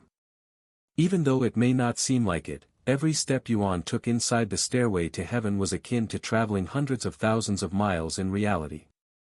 Sometime later, Yuan arrived at the first trial. For the first trial, you must defend the city and survive for 24 hours. If the casualties in the city surpass 60%, you will fail the trial. Tian'er explained to him. A city defending trial, huh? It's the complete opposite of the previous trial, where I had to kill the city lord. Yuan smiled. A moment later, his scenery began to change. Once he could see clearly again, Yuan found himself inside the peak of a pagoda, and to his surprise, this was the exact same place that he'd fought the city lord during the first trial in the past. Since I am protecting the city and I am in this place. Does this make me the city lord now? He wondered out loud. You have started your first trial in the stairway to heaven. You have to survive 24 hours and protect the city from outside forces. Finish the trial with less than 10% casualties in the city to receive a reward. Yuan walked to the window and looked outside. The city was quite massive, but it was not so big that he couldn't see the borders from his location. In fact, he could see the entire city up there. I don't see anyone attacking just yet. Yuan thought to himself as he surveyed the city's surroundings. City Lord. A voice suddenly called for him. He turned to look at the door, where a middle-aged man with a cultivation of a peak spirit king stood. What's the matter? We have received a report from our scouts that there is an army of 10,000 approaching the direction of our city from the north, their intentions unknown. They have over 9,000 spirit lords and 1,000 spirit kings. With such forces, I doubt they're coming here to have tea. What are your orders, City Lord? The man reported. Yuan's jaw almost dropped to the ground after hearing the report. Over 1,000 spirit kings. The difficulty has ramped up so much compared to the last trial. He cried inwardly. He wasn't confident that he would be able to defeat such a powerful army even at his current state. Then he realized something. What's the condition of our army looking like? He asked the middle-aged man, who was wearing military armor. We have 1,000 spirit lords and 500 spirit kings ready to be deployed at this moment, said the middle-aged man. That's slightly above 10% of their total forces. This is going to be rough, especially if we wait for them to come. If I want that special reward, I will have to make sure that they don't get close to the city. In order for this to happen, I will have to go to them. After pondering for some time and coming up with a conclusion, Yuan turned to the middle-aged man and spoke, "How far away are these people?" "They're about 2 hours away." Yuan nodded and said, "Bring half of our forces with me. We're going to intercept them before they can get close to our city. As for the other half, leave them here just in case they have reinforcements." "As you command, City Lord." Half an hour later, Yuan and 750 soldiers left the city and made their way towards the north. Sometime later, once they could see the enemy with their eyes, Yuan stopped and said, "Wait for my order." "Yes." Yuan summoned the Empyrean Overlord and took a deep breath before he started gathering spiritual energy. "There's only one way for us to defeat them. Taking them by surprise." When the enemy noticed Yuan and his small army, they stopped for a moment before resuming their movements. In their eyes, there was no way that an army of that size could possibly defeat their army with 10,000 experts. "Keep moving. They're probably just here to speak with us. We will pretend to be peaceful, but once we're close enough, we're going to kill all of them." The general leading that army commanded. "Yes." However, the closer they got to Yuan's army, the more they felt uneasy for some reason. "General, I think there is something wrong here."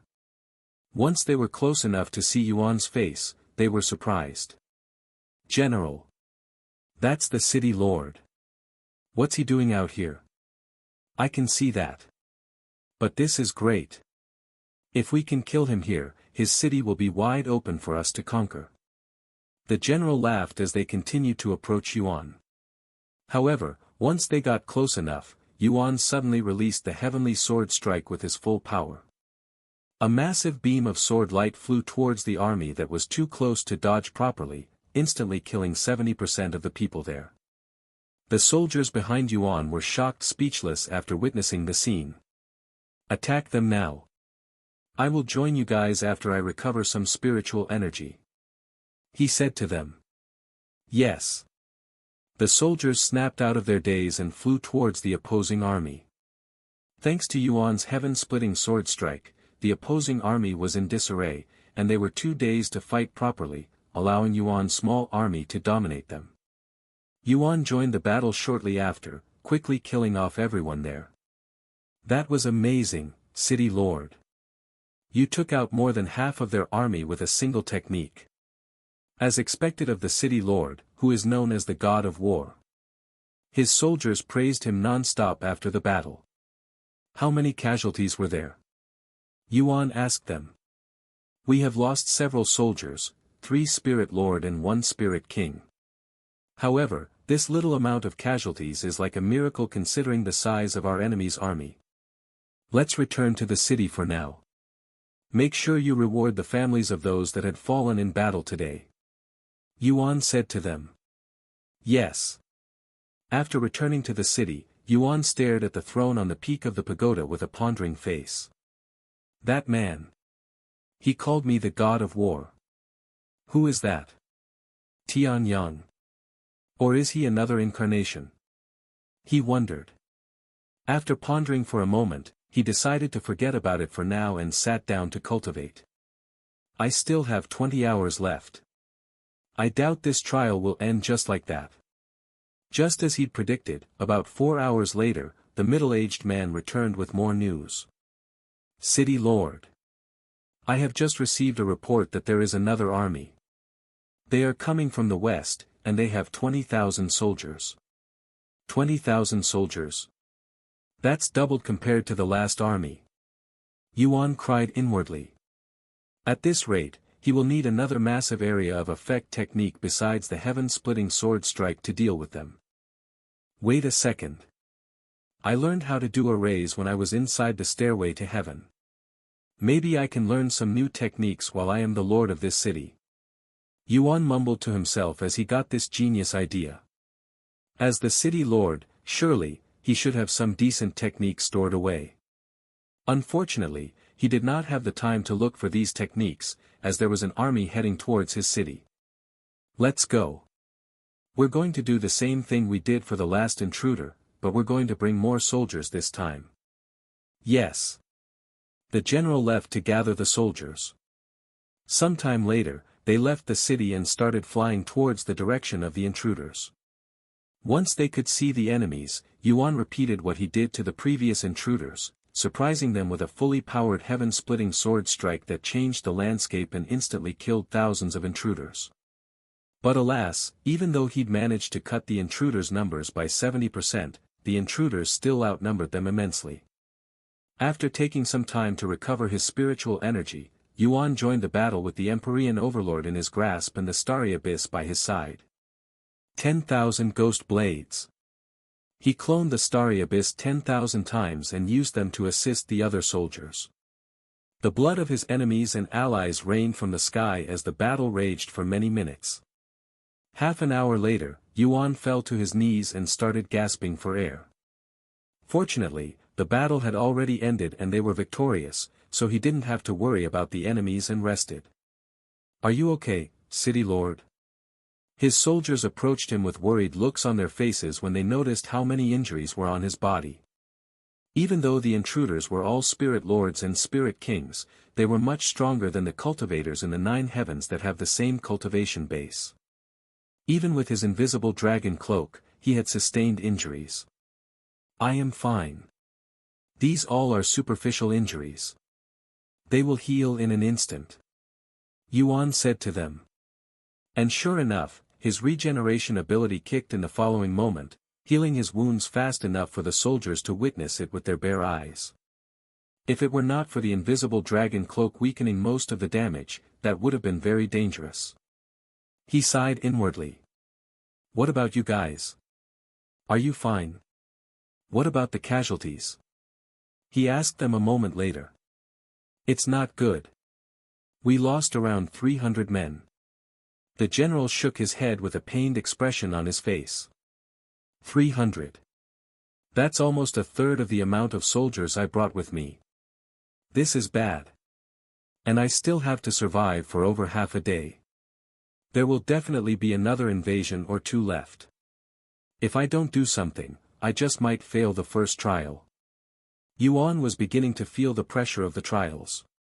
Compared to the last time he challenged the stairway to heaven, the difficulty has truly increased by leaps and bounds. Yuan began regretting his decision to purposefully increase the difficulty of the stairway to heaven by letting Li Jinsi and the others follow him, even though he could have simply challenged the stairway to heaven by himself.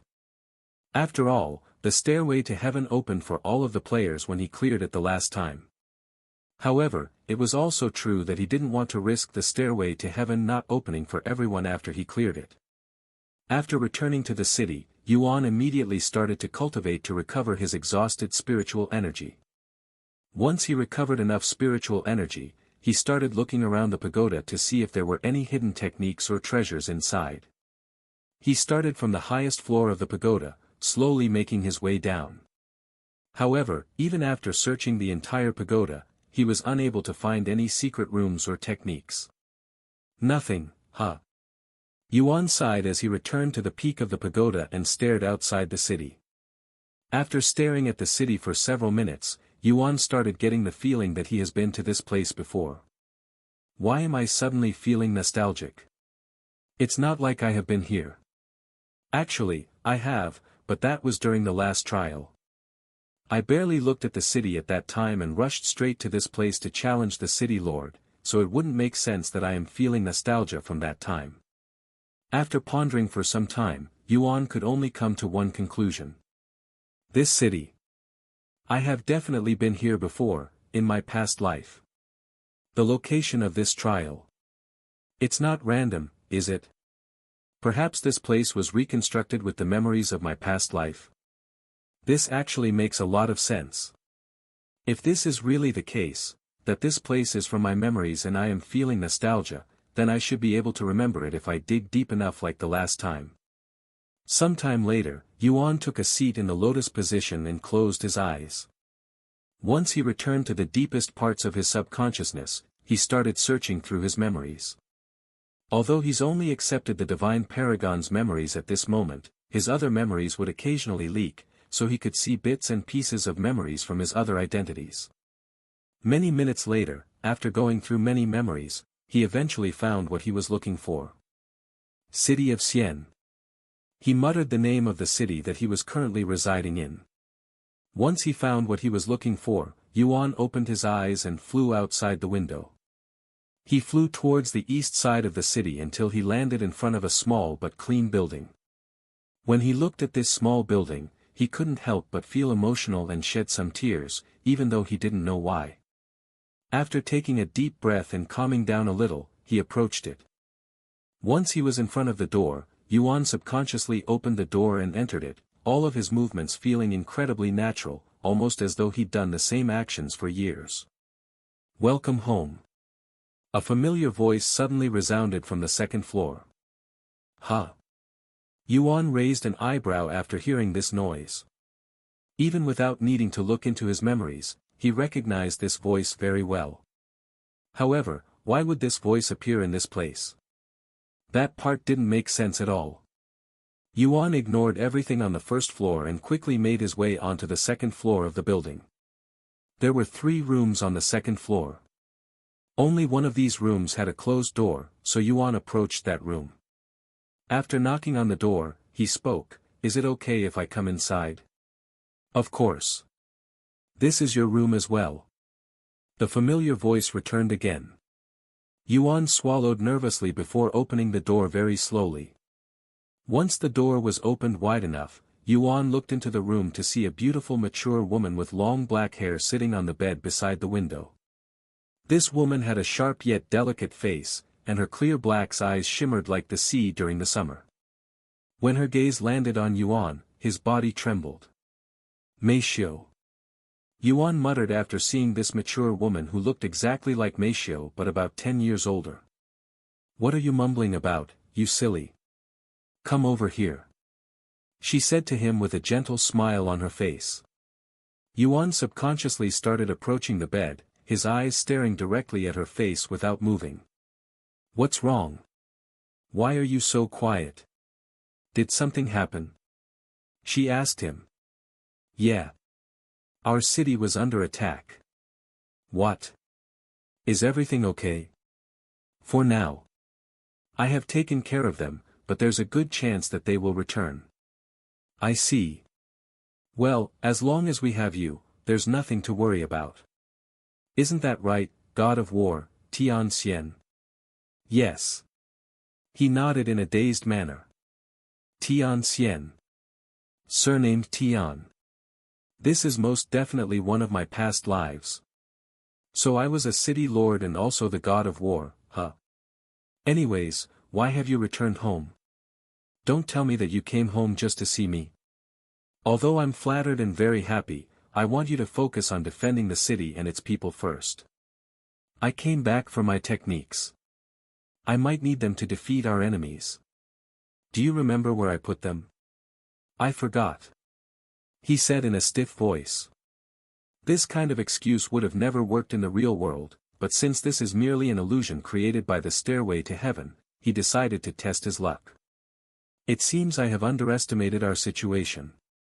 For you to forget about something so important, you must be feeling overwhelmed. She sighed. Yes. A lot of our soldiers have died today, and even more will die at this rate. I'm afraid that I won't be able to protect this city. Come over here. She suddenly opened her arms, gesturing for a hug. Yuan subconsciously lowered his body, and when he did, the woman grabbed his head and pulled it towards her chest. Yuan could feel her soft blossoms pressing against his head, but there was something else that caught his attention when he touched this woman that resembled Meishio. Her stomach. There's something off about it. He thought to himself. A few moments later, the woman said, "Let me show you where the techniques are stored." After releasing him, the woman removed the blankets covering her body. When Yuan saw this woman's body and her bulged stomach, his eyes widened with shock. This is... She's pregnant. Yuan cried inwardly after seeing her round stomach. When the woman noticed Yuan staring at her stomach, she smiled and said, "It's been a while since you saw it, huh? The doctor said that I will be able to give birth in 3 months." Yuan swallowed nervously after hearing her words, realizing that this is his first incarnation with a wife and a child. He always thought that he had no family of his own, not even in his previous lives, so this was quite the eye-opener. The woman proceeded to lead Yuan to the basement. The basement was completely empty when they entered it, but Yuan could somehow tell that there was an invisible formation protecting this place, and it was quite powerful, so powerful that even he cannot see it. Once they descended the staircase, the woman retrieved some kind of treasure and activated it using her spiritual energy. A portal opened up in the middle of the room a moment later. What kind of hiding spot is this? There's no way that I would have been able to find this without her help. Yuan cried inwardly after seeing the secret entrance. Upon entering the portal, they appeared inside a small square room that had no windows or gaps. The room was completely enclosed with no way in or out besides the portal in his basement. Inside this enclosed room was a single bookshelf. However, on this bookshelf was a single scroll.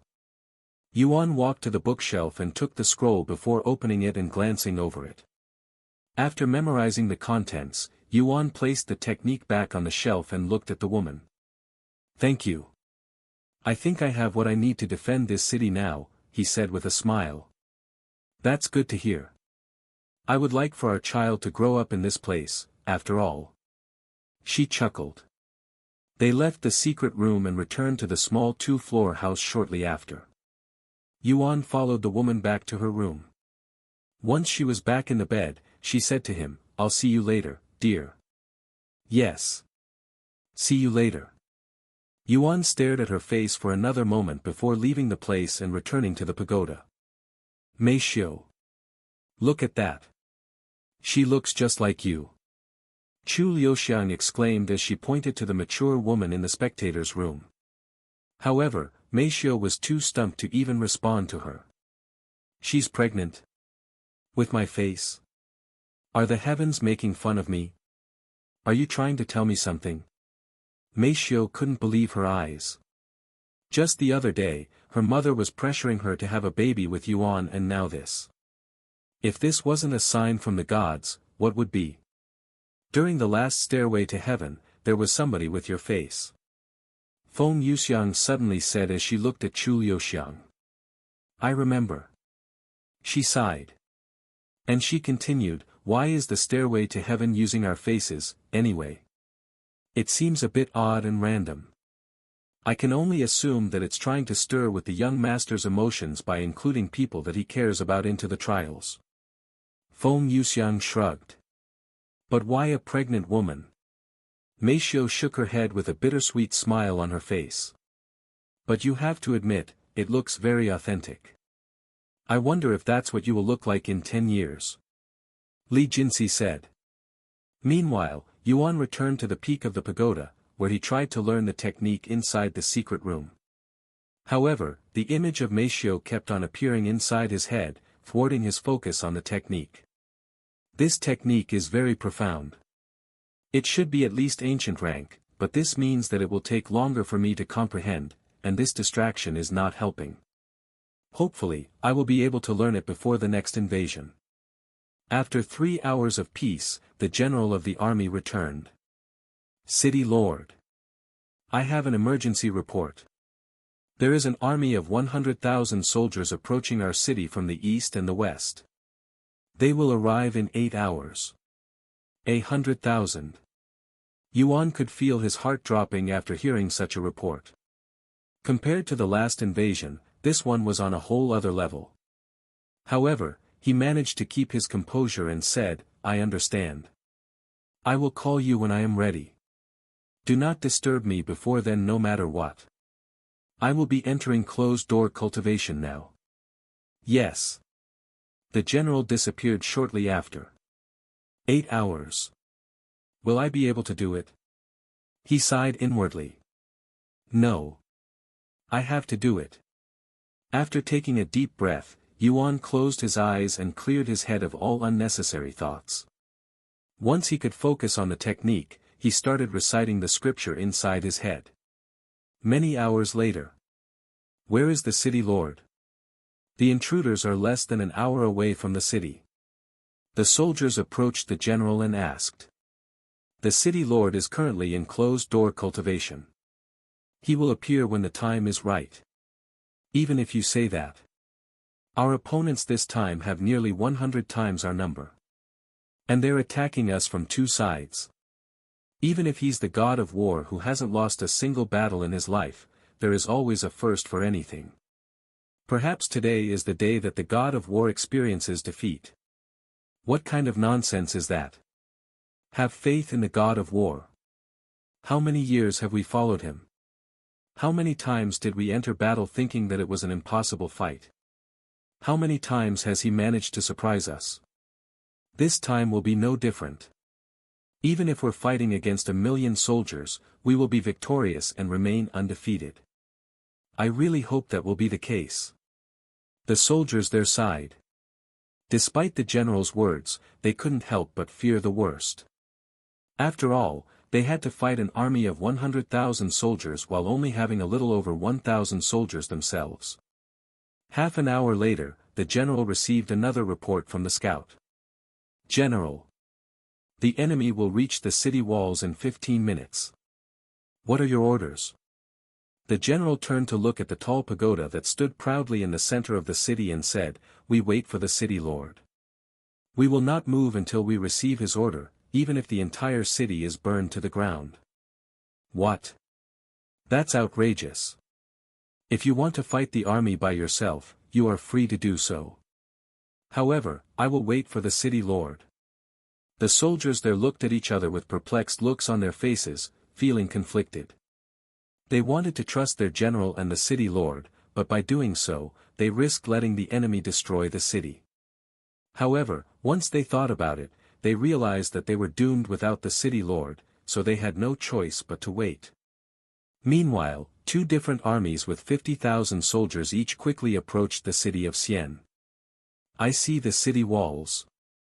The so-called unconquerable city shall be conquered by my Red Lion army today. Ahahaha. One of the generals laughed out loud as they got closer to the city. Inside the city of Xian, its tiny army began panicking for real when they could see the Red Lion army closing in. Is the city lord still not here? We're doomed. Damn it. I thought I would die on a fierce battlefield. This may be fierce, but this isn't a battlefield. This is a freaking slaughterhouse.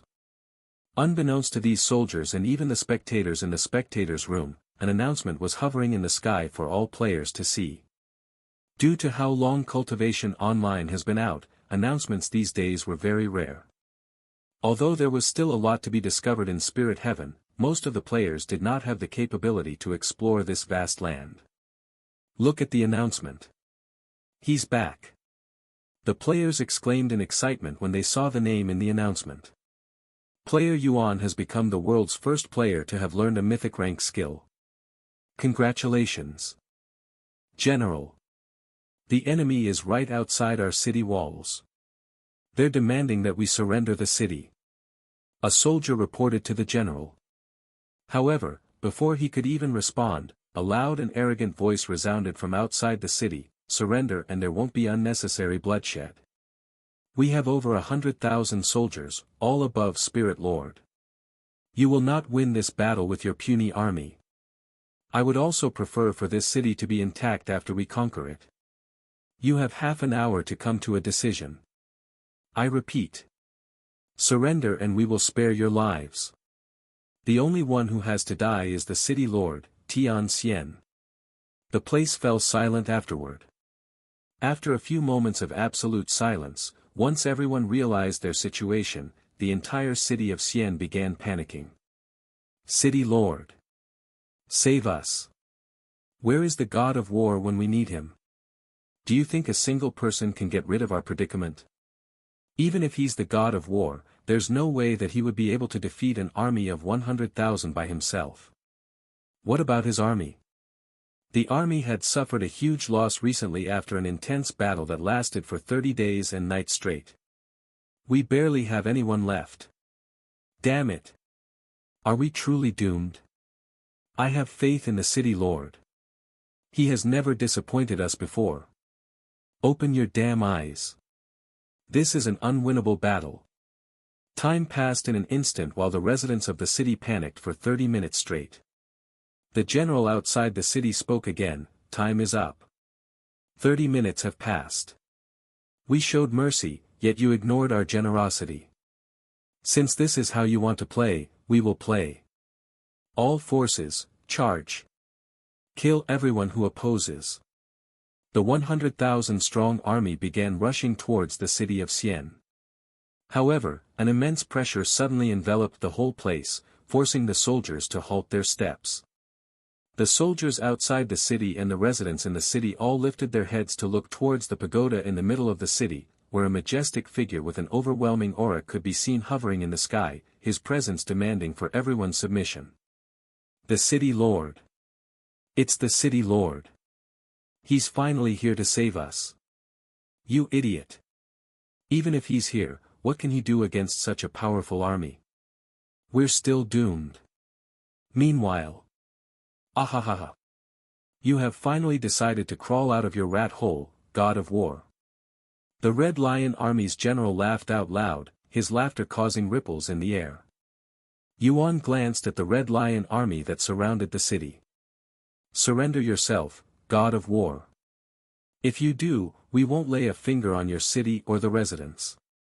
The people in the city swallowed nervously, and they all anxiously waited for Yuan's response. Yuan took a deep breath and spoke, "I have a slightly different proposal. Get out of my face before I kill all of you." The residents in the city began crying after hearing Yuan's words. "We're all dead. It's over for this city. The city lord is too arrogant. All those victories must have got into his head and made him disconnected from reality.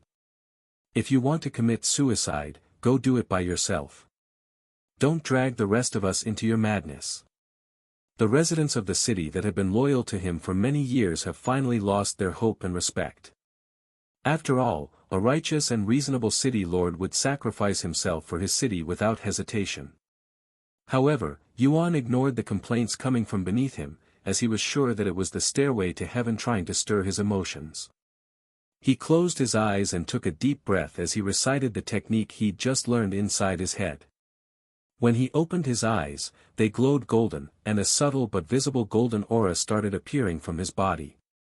He summoned the Empyrean Overlord and spoke in a cold voice, "All of you will be my training puppets for today. God of War's astral arts." The people there watched as Yuan's golden aura started expanding at a rapid rate until it was large enough to cover the entire city of Xian.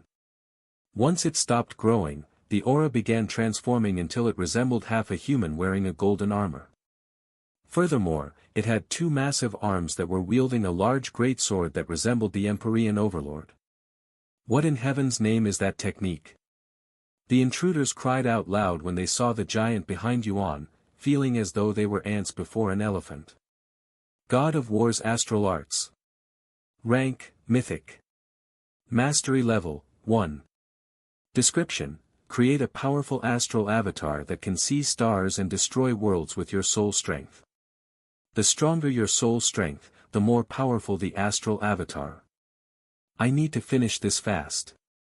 I can feel my strength being exhausted at a ridiculous rate. Yuan cried inwardly after realizing how much energy this technique required. He took a deep breath before swinging the Empyrean Overlord in his grasp, and the astral avatar followed his movements, sweeping the army outside the city with its massive sword. Boom! The entire ground viciously shook, and an unimaginable crater appeared in the ground where one of the armies stood.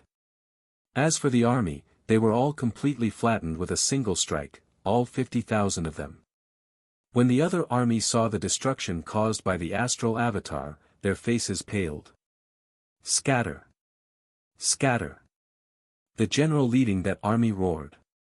But alas, the astral avatar was already in a swinging motion. The ground shook for a second time when the first earthquake hadn't even ended yet.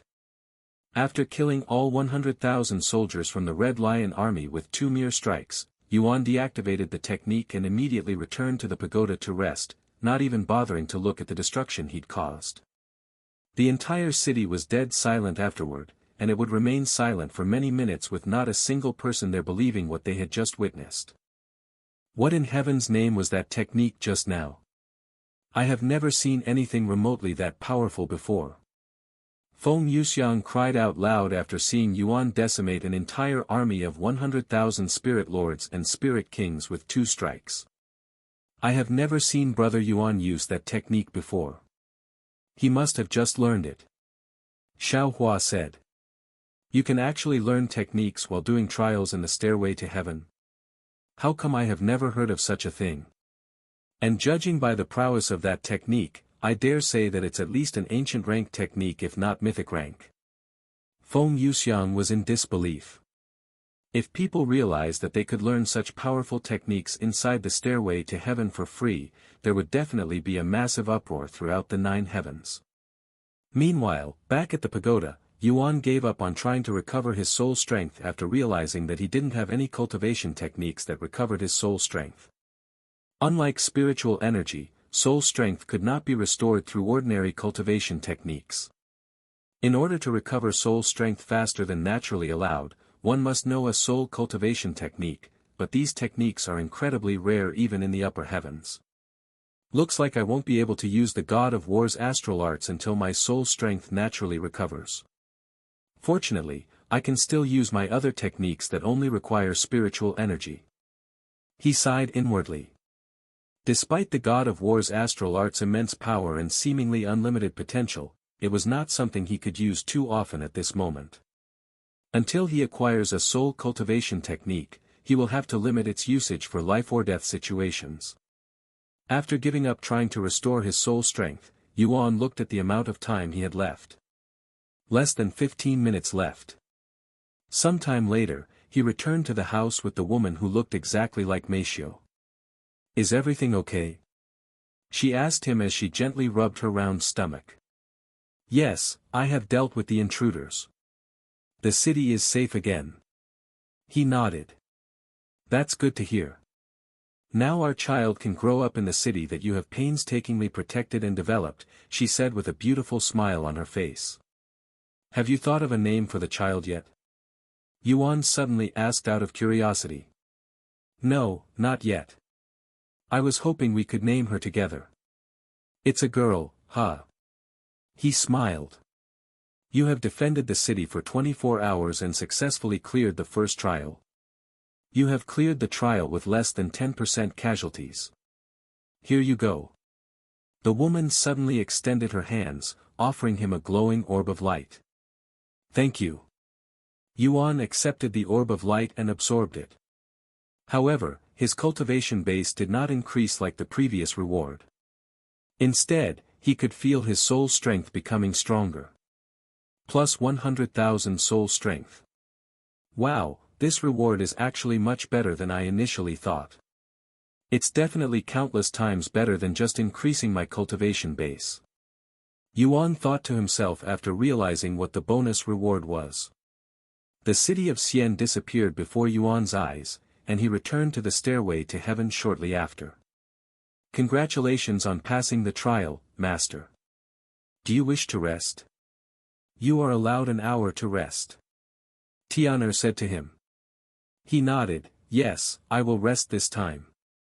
Even though his spiritual energy was full, he wanted to allow his soul strength to recover even if it's just slightly. He had a feeling that the god of war's astral arts was going to be crucial for his upcoming trials. Oh. My soul strength is recovering faster than normal out here.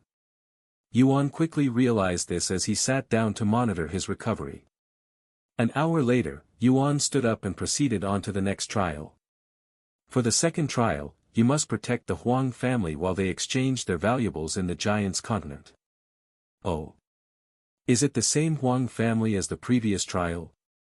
So we're going to continue where we left off, huh? Yuan was a little excited to meet with the Huang family again, especially Huang Shaoli, who taught him array symbols. The scenery began changing, and before he realized, he was standing on the ship deck while surrounded by water. You have started your second trial in the stairway to heaven. Protect the Huang family as they exchange their treasures on the giant's continent. Finish the trial without any casualties in the Huang family to receive a reward. Why are you standing there in a daze, Yuan? A familiar voice suddenly resounded, causing Yuan to turn around. Standing behind him was a beautiful young lady with a bright smile on her face. Of course, she was Huang Shaoli, who also resembled Chu Liuxiang. It's been a while, Shaoli. He said with a gentle smile on his face. What are you talking about? Are you still daydreaming? You should snap out of it since we're about to land. Look over there, that's the giant's continent. She pointed at the massive island in the distance. However, Yuan wasn't paying attention to the island. Instead, he was focused on Huang Shaoli. Her cultivation hasn't changed. She's still a spirit grandmaster. The same goes for everyone on this boat. It's almost as though I'd never left in the first place for them. He thought the stairway to heaven would scale these people to his level since this was a new and more difficult trial, but that didn't seem to be the case. Sometime later, the ship stopped moving once it reached land, and everyone on board started to disembark. Yuan, are you ready? We have only 14 days to exchange our treasures and come back, or we will be stuck here for a very long time. Huang Shaoli said to him. 14 days. I really hope this isn't how long the trial will take. He sighed inwardly as he disembarked the ship with the Huang family and the other bodyguards. After disembarking from the ship, Yuan followed Huang Shaoli and her family onto the land. Giant's continent. It's not in Tian Qingyu's memories. Did this place exist before his birth or after his death? He wondered as he followed them. Sometime later, he asked out of curiosity, where are we going now? We're going to the southern stronghold. It's where most travelers like us go to exchange treasures with giants, so it's quite popular. Huang Shaoli said. I don't know much about giants. Can you tell me about them? Sure. She nodded with enthusiasm, and she continued, giants are humans with the mammoth bloodline. Their ancestors were ordinary humans that have trained a unique technique called the Great Mammoth Body Refinement that gave them immense strength and a near-indestructible body, but it also increased their body size temporarily. Their ancestors not only reached the peak with this technique, they had even altered it so that the technique would continuously affect their bodies and never deactivate, making them giants permanently. However, because such a feat required them to alter their genes and blood, their descendants would also be born with such blood and genes in their body, making them giants at birth. Yuan was speechless after hearing this information. Giants used to be humans before they altered their blood and genes with a technique. He didn't know techniques were even capable of such a feat, which was akin to creating their own bloodline and race. Huang Shaoli continued to speak, the giants created their own family, and after cultivating that family for thousands of years, they moved to an uninhabited land that would soon to be known as the Giants' Continent. Giants nowadays are mostly isolated within the Giants' Continent, so you won't see them outside. In fact, most people live their entire life without meeting one. They're practically phoenixes and dragons. However, since they rarely leave the continent, they mostly rely on travelers like us to provide them with resources and treasures from the outside. It benefits us as well because there are resources and treasures that can only be found within the giant's continent. That's pretty neat, I guess. Yuan mumbled. Indeed. If you have any treasures you don't need, you can try to exchange or sell them to the giants. A bittersweet smile appeared on his face after hearing her words. Even if he had plenty of treasures that he could and wanted to trade, he wouldn't actually acquire anything because he was inside the stairway to heaven and nothing there was real. Although I can learn techniques in the stairway to heaven, that is only possible because they only need to be memorized. However, treasures don't work that way. It's impossible for me to acquire real treasures during trials. How unfortunate. He sighed inwardly, thinking how nice it would be if he could actually acquire something from the trial. Suddenly, the head of the bodyguards, Dong Zhou, shouted, "We have company." Yuan panicked a little when he heard Dong Zhou's voice because he didn't sense anything with his divine sense that he's kept active this whole time. However, sure enough, something appeared before them a few seconds later, and it was a massive bird that was so big that it could easily lift an entire building with one of its claws. Seeing this massive bird that came out of thin air, Yuan prepared to attack it, but then he realized its cultivation base was in the Spirit Emperor realm. Spirit Emperor Magical Beast. This is my first time fighting an opponent of this level. He cried inwardly.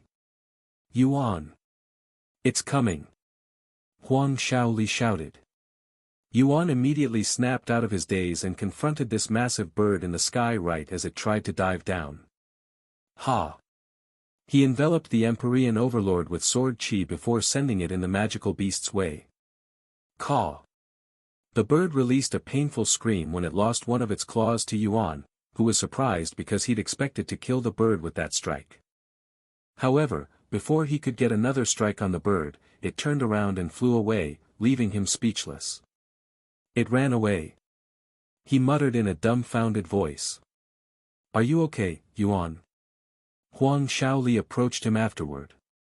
Yes, I am fine. But that magical beast was stronger than I anticipated. After all, under normal circumstances, his attack just now would have killed even a spirit emperor with ease. I forgot to mention this, but giants are not the only entity on this continent with the mammoth bloodline. The magical beasts on this continent also have it, she said to him. What? How is that even possible? I thought the giants' ancestors only managed to achieve such a feat through a technique.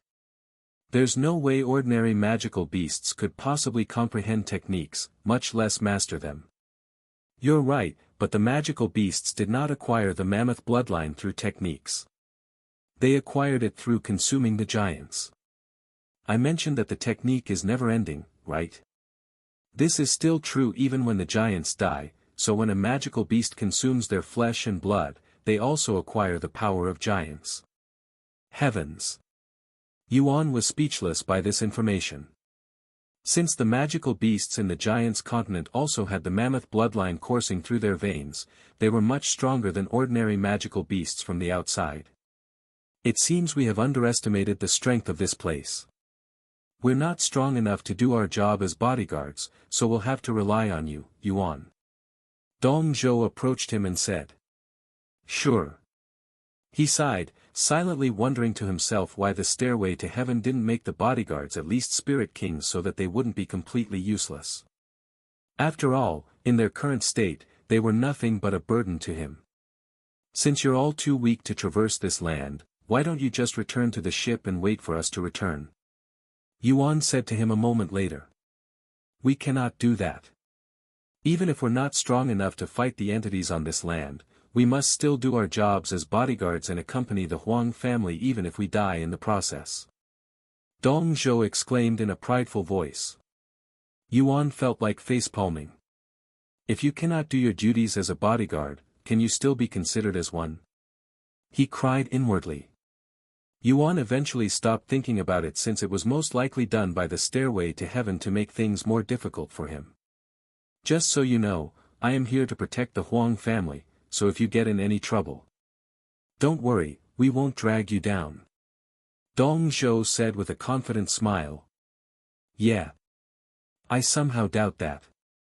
He shook his head.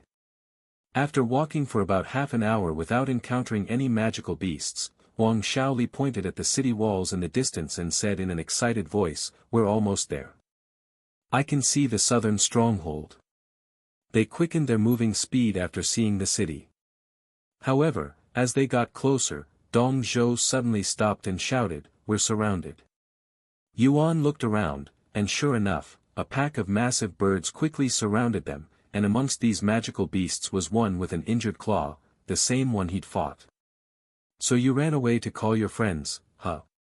Yuan couldn't help but chuckle at its efforts. After a quick glance, he counted 9 of these birds, and they all emitted the aura of a spirit emperor. "I won't be able to fight all of them at once and protect the Huang family at the same time with my ordinary techniques. I will have to use the God of War's astral arts." He sighed inwardly, feeling a little embarrassed to use his trump card so early on in the trial. Although he could kill these magical beasts even without the God of War's astral arts, he wouldn't be able to protect the Huang family, and his priority was to keep all of them alive for the bonus reward. After taking a deep breath, Yuan used the God of War's astral arts. The Huang family and the bodyguards were shocked speechless after witnessing the massive golden figure. As for the birds, they started making weird noises, almost as though they were panicking. Die. Not wanting to waste his soul strength too much, Yuan immediately attacked the birds with a 360 sword swing, killing all of them at once. However, the attack was so powerful that it created a powerful gust of wind that swept in all directions. In fact, the southern stronghold thought they were under attack when they saw the golden figure that looked massive even though they were quite far away from Yuan's location. Yuan quickly deactivated the technique after killing the magical beasts. "Are you okay?" Huang Shaoli asked him in a worried voice after seeing his poor condition. "Yes, I am fine. That technique uses up a lot of soul strength, so I am a little tired, mentally.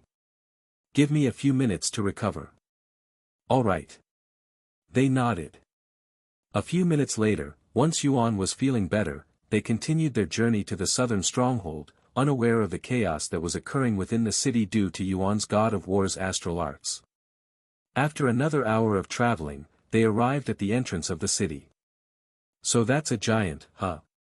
Yuan was amazed when he saw the 2 giants guarding the entrance to the city, both of them being around 10 meters tall with a broad frame and incredible muscles that looked like they could crush an entire mountain. Besides their massive size, they looked just like humans. I guess it's true that their ancestors were originally normal humans. Yuan thought to himself as they approached these giants. As they got closer to the giants, Yuan could feel their gaze on him, and sure enough, when he looked at them, their eyes were glaring directly at him for some reason. Yuan wanted to ignore them, but when they got close enough to the entrance of the city, the giants suddenly stepped in front of the entrance, blocking their path. The Huang family were quite baffled by their actions. Unlike cities outside the giants' continent, the southern stronghold did not require for them to pay any entrance fees, nor did they care about your background, so there was literally no reason why they should be blocking the entrance. "Is there something wrong, seniors?" Huang Chen, Huang Shaoli's father, asked the guard in a polite tone. The guards pointed at Yuan and asked, "Who are you? What is your purpose?" Yuan raised an eyebrow and said in a calm voice, "I am Yuan, and I am their bodyguard." The guards turned to look at Huang Chen for confirmation. "That's right. He's a bodyguard that I hired to protect my family. It was because of him that we, and everyone else on the ship were able to survive a flying leviathan and arrive at the giant's continent safely." Huang Chen nodded. "You defeated a flying leviathan?" The guards appeared to be surprised after learning about his feats. The 2 of them exchanged looks with each other for a moment before stepping out of the way. "Thank you, seniors." Huang Chen bowed to them before they started moving again, entering the southern stronghold shortly after. "What was that about?" Yuan asked them. "I don't know, but giants respect and prioritize one's strength above all else. Huang Chen shook his head. Once they entered the city, Yuan was dumbfounded by the scenery inside. All of the buildings in this place were massive and about 10 times larger than the buildings that he was used to seeing, not to mention the amount of giants walking around the city, making him feel really tiny in this place, just like an ant. Furthermore, he also noticed that the giants in this place really varied in terms of their size. Some of them were only as tall as 4 meters while there were giants as tall as 15 meters. You're probably wondering about their sizes, right? Huang Shaoli suddenly said to him. You're right. I thought all giants were as big as the guards outside, but that doesn't seem to be the case. He nodded. It depends on the strength of their mammoth bloodline. The purer and stronger their bloodline, the bigger they will turn out to be. In the giant's continent, a giant's size is akin to a cultivator's innate talent, so those with a smaller body are considered trash while those with a large body are considered geniuses, she explained. If you're surprised now, just wait until you see giants that are as big as a mountain. Yuan's eyes widened. As big as a mountain? No wonder why they refuse to leave the giant's continent. They won't be able to do anything outside with such huge bodies. Sometime later, they went to a hotel to settle down. Although most of the hotels there were built specifically for giants, there were also hotels specifically built for humans like them. Once inside the hotel, Huang Chen gathered everyone there and said, "We will rest today, but starting tomorrow, I will be looking to exchange our treasures with the giants. I will leave 2 of you here to guard my family while the rest will follow me." Yuan frowned upon hearing his words. I won't be able to protect all of them if we split into 2 groups. Perhaps I should convince them to go together, but they have a child. He glanced at the 7-year-old boy beside his mother. Maybe it would actually be safer to leave him and the mother here. He sighed inwardly. With so many giants walking outside, things could get ugly really fast if they take such a small child outside. After all, he was so tiny compared to some of the giants that they could easily step on him by accident and not even realize it. Of course, this also applied to the mother, who had the lowest cultivation base besides the child who was still too young to cultivate. However, there was another issue, the bodyguards. He wasn't confident in their abilities at all. In fact, they will probably be useless since this trial was countless times more difficult than the last trial, yet their strength remained the same as the last trial. In other words, they were nothing more than burdens. Furthermore, these guys. Yuan narrowed his eyes at the bodyguards, his thoughts unknown. After Huang Chen finished everything he had to say, Yuan approached Huang Shaoli with a smile and said to her in a low voice, "Excuse me, Shaoli. Do you mind if I borrow some of your time? I would like to speak to you in private." "Sure." She nodded in a dazed manner, feeling a little nervous about the aura around him. "Follow me." Yuan nodded and followed her into another room. Once she locked the door, she asked him, "So what do you want to talk about? Did something happen? You seem a little more serious than usual." "Yes. It's about," Yuan proceeded to tell her what's been on his mind. Huang Shaoli's eyes widened more and more with shock as she listened to his words. "Are you sure about that? Those are some serious accusations," she exclaimed in a low voice. He nodded with a serious frown. "I didn't notice it before because I was still inexperienced. However, I am certain about my claims. I don't mind dealing with it right now, but I can tell that you're doubtful, so I am going to prove it to you first." "How are you going to do that?" Yuan proceeded to tell her about his plans. "Seriously? You want me to? Do you trust me?" Yuan suddenly asked her with a serious expression. "I risked my life to defend the ship and your Huang family. I wouldn't do anything to hurt you or your family, I promise." "Oh, of course I trust you." Huang Shaoli's face quickly flushed with redness when she recalled what she tried to do with him right before the flying leviathan's attack. A moment later, she took a deep breath and nodded with a serious expression. "All right, let's do it." "Thank you. You won't regret it, I promise. Yuan smiled. The two of them left the room after talking for several more minutes. Is everything okay, Yuan? Huang Chen approached him shortly after he left the room with Huang Shaoli. Father, I need to speak with you. Mother, you too. Huang Shaoli suddenly said to them. Huang Chen looked at them with raised eyebrows, but he didn't ask any questions and followed Huang Shaoli to another room. Once the Huang family was gone, the other guards approached Yuan and asked him, what happened? Is everything okay? The young lady looked very annoyed. I hope you didn't try to confess your love for her just now. You're just a bodyguard. Know your place. The female bodyguard said to him with a mocking gaze. Yuan didn't take her insults to heart and even chuckled at it. Don't worry, it's nothing like that. However, it's true that something did happen.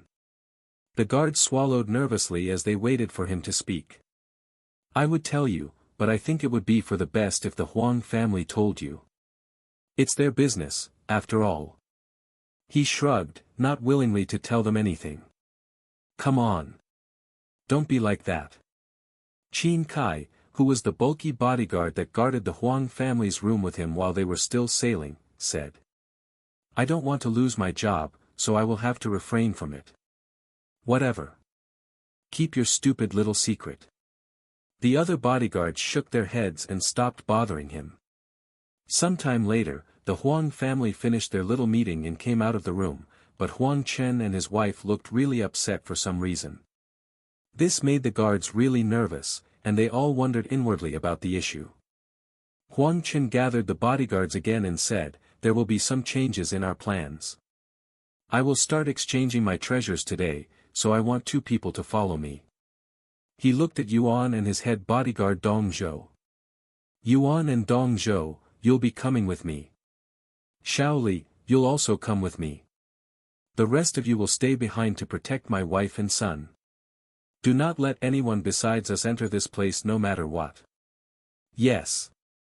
They all said. Before they left, Huang Chen said to his wife in a low voice, since we have too many treasures, I will leave half of it with you. If anything happens to us, I want you to take the treasures and go home. Don't say something so ominous. As long as you have Yuan with you, he'll keep you safe. She said with a smile. Yuan left the hotel with his group shortly after.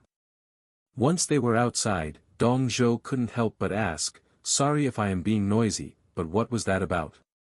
I will tell you about it in a bit. Huang Chen said. Dong Zhou has never seen Huang Chen so serious before, making him worried as well. Shortly after Yuan's group left to exchange treasures, the bodyguards that had remained at the hotel watched from the windows as Yuan and the others disappeared from the scene. Those nuisances have finally left. The female bodyguard sneered. Should we do it now? This is the best time. That little bastard with too much power for someone at his age and level is gone, as well as the array master and even Huang Chen and his daughter. Nobody here can stop us now, said one of the male bodyguards. I don't know. This seems a little too easy. Not to mention whatever just happened. Something about all of this doesn't sit right with me, said a different bodyguard. Who cares? We can kill the woman and the kid and rob them of all of their treasures long before they will be able to do anything about it. The female bodyguard showed a grim smile on her face. I say we should do it as well. I doubt there will be another chance like this. What about that other bodyguard? He might cause us some trouble. I can handle him, said the female bodyguard with a suggestive expression on her face. In the end, these bodyguards decided to finally execute their plan by robbing the Huang family. These 3 bodyguards actually knew each other before they got hired by the Huang family, as they all belonged to a renowned gang that was infamous for their vicious deeds and brutal nature. The Gold and Money Bandits, they were a group of lawless cultivators that would dare to rob and kill even mortals, something only evil cultivators would do. In fact, there were even more of these bandits at the bodyguard recruitment, but most of them had been disqualified and only these 3 had managed to pass. They had planned on robbing the Huang family when they were still at sea, but Yuan did not give them any chance, and when they saw how powerful he actually was, they decided to delay their plans until they could find an opportunity to rob the Huang family. Now that they have finally encountered that opportunity, they were enticed to finally execute their plans and rob the Huang family. Meanwhile, a few minutes after they left the hotel, Huang Chen revealed the whole situation to Dong Zhou, who had been kept in the dark until now. What? Those bodyguards harbor ill intentions? Are you sure this is accurate information? Dong Zhou doubted this information, mostly because he didn't want to believe that he had accidentally recruited bandits to be their bodyguards, as he could be held responsible for this blunder. It's true. I wasn't certain at first, but after watching them for some time, I can say with certainty that they are bandits. Their bodies are reeked of blood and their eyes are filled with greed. Do you remember when we were attacked on the ship? I believe they were working together since they all gave off the same aura. Yuan wouldn't lie to us. He risked his life fighting the flying Leviathan, too. Huang Shaoli backed him up.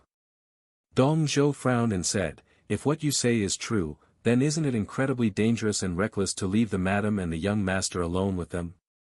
We're basically giving them to those bastards on a silver platter. If we didn't leave, they would not act. I also wanted to prove to all of you that they are not what they seem. Don't worry, I won't let them touch even a hair on the Huang family. What the hell can you do when you're here with us? This is madness. Dong Zhou exclaimed. I trust him. Huang Chen suddenly said. Are you serious, Master Huang? What if he's only doing this to mislead us? What if he's actually working with those bandits? Yuan smiled after hearing his words and said in a calm voice, do you really think I need to make such an elaborate plan just to rob the Huang family? Have you not seen what I am capable of? If I want to rob you guys, I wouldn't need to pretend to be a bodyguard and wait until you lower your guard, much less come all the way out here and risk my life fighting the flying Leviathan. If I truly wanted to rob you guys, I would have done so before we boarded the ship, and none of you would have been able to stop me. Dong Zhou swallowed nervously when he recalled how Yuan had killed multiple spirit emperors with a single strike. Sorry. I was just talking out of my ass just now. Dong Zhou sighed out loud. Yuan suddenly turned around and looked in the direction of the hotel. Let's return. They're finally moving, he said to them. Back at the hotel, the female bandit approached Qin Kai and started flirting with him. I have been wanting to speak with you for a while now, but I didn't get any chance. You know, I love men with muscles, and when I first saw you, I knew right away that I wanted you. You're the reason I even decided to become a bodyguard for the Huang family. Qin Kai swallowed nervously after hearing her words. Seriously? The female bandit was actually quite attractive, and Qin Kai had little to no experience when it came to women, making him an easy target. Let's go elsewhere to talk, shall we? She winked at him. Sure. Qin Kai followed her to another room. Once the other two bandits saw this, they smiled and turned their focus to the room with the mother and son. Let's go. The two of them quietly approached the room. Once they were close enough, one of them tried to open the door in a sneaky manner. When the bandit couldn't feel any resistance from the door, the smile on his face widened. Ready? Of course.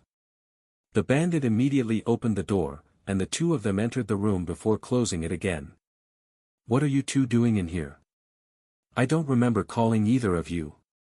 The mother said to them with a frown on her face. Don't worry, we'll leave you alone once we take all of your treasures and kill you, said one of the bandits. You what? The gold and money bandits, have you heard of us? The mother's eyes widened with shock after hearing that name.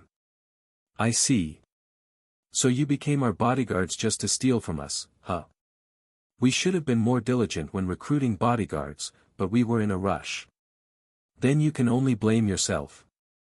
I would love to enjoy my time with you before killing you, but we're short on time, so I am just going to kill you. They retrieved their weapons. However, the mother managed to calm down, and she even smiled. What a pity. A pity indeed.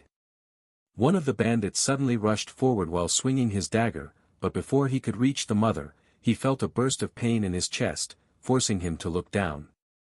"What the fuck?" he muttered in a dumbfounded voice when he saw that a hole had mysteriously appeared in his chest. Thud. The bandit fell to the floor and died before he could even realize what had happened to him. The other bandit stood there with a dazed look on his face as his eyes stared at his companion's lifeless body on the floor. Despite seeing everything that had just happened, he still couldn't comprehend the situation. The door behind him suddenly opened, and a figure calmly walked into the room. "Are you okay, Madam Huang?"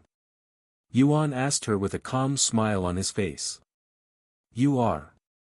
How in heaven's name?" The bandit was shocked when he saw Yuan standing right beside him. "Did you really think that I wouldn't notice the way you idiots looked at the Huang family? When you look at them, you only see money and profit, and it reminds me of a certain miserable couple." Yuan sneered in a cold voice. "Senior Huang. Xiao Li. What do you think? Is this enough proof?"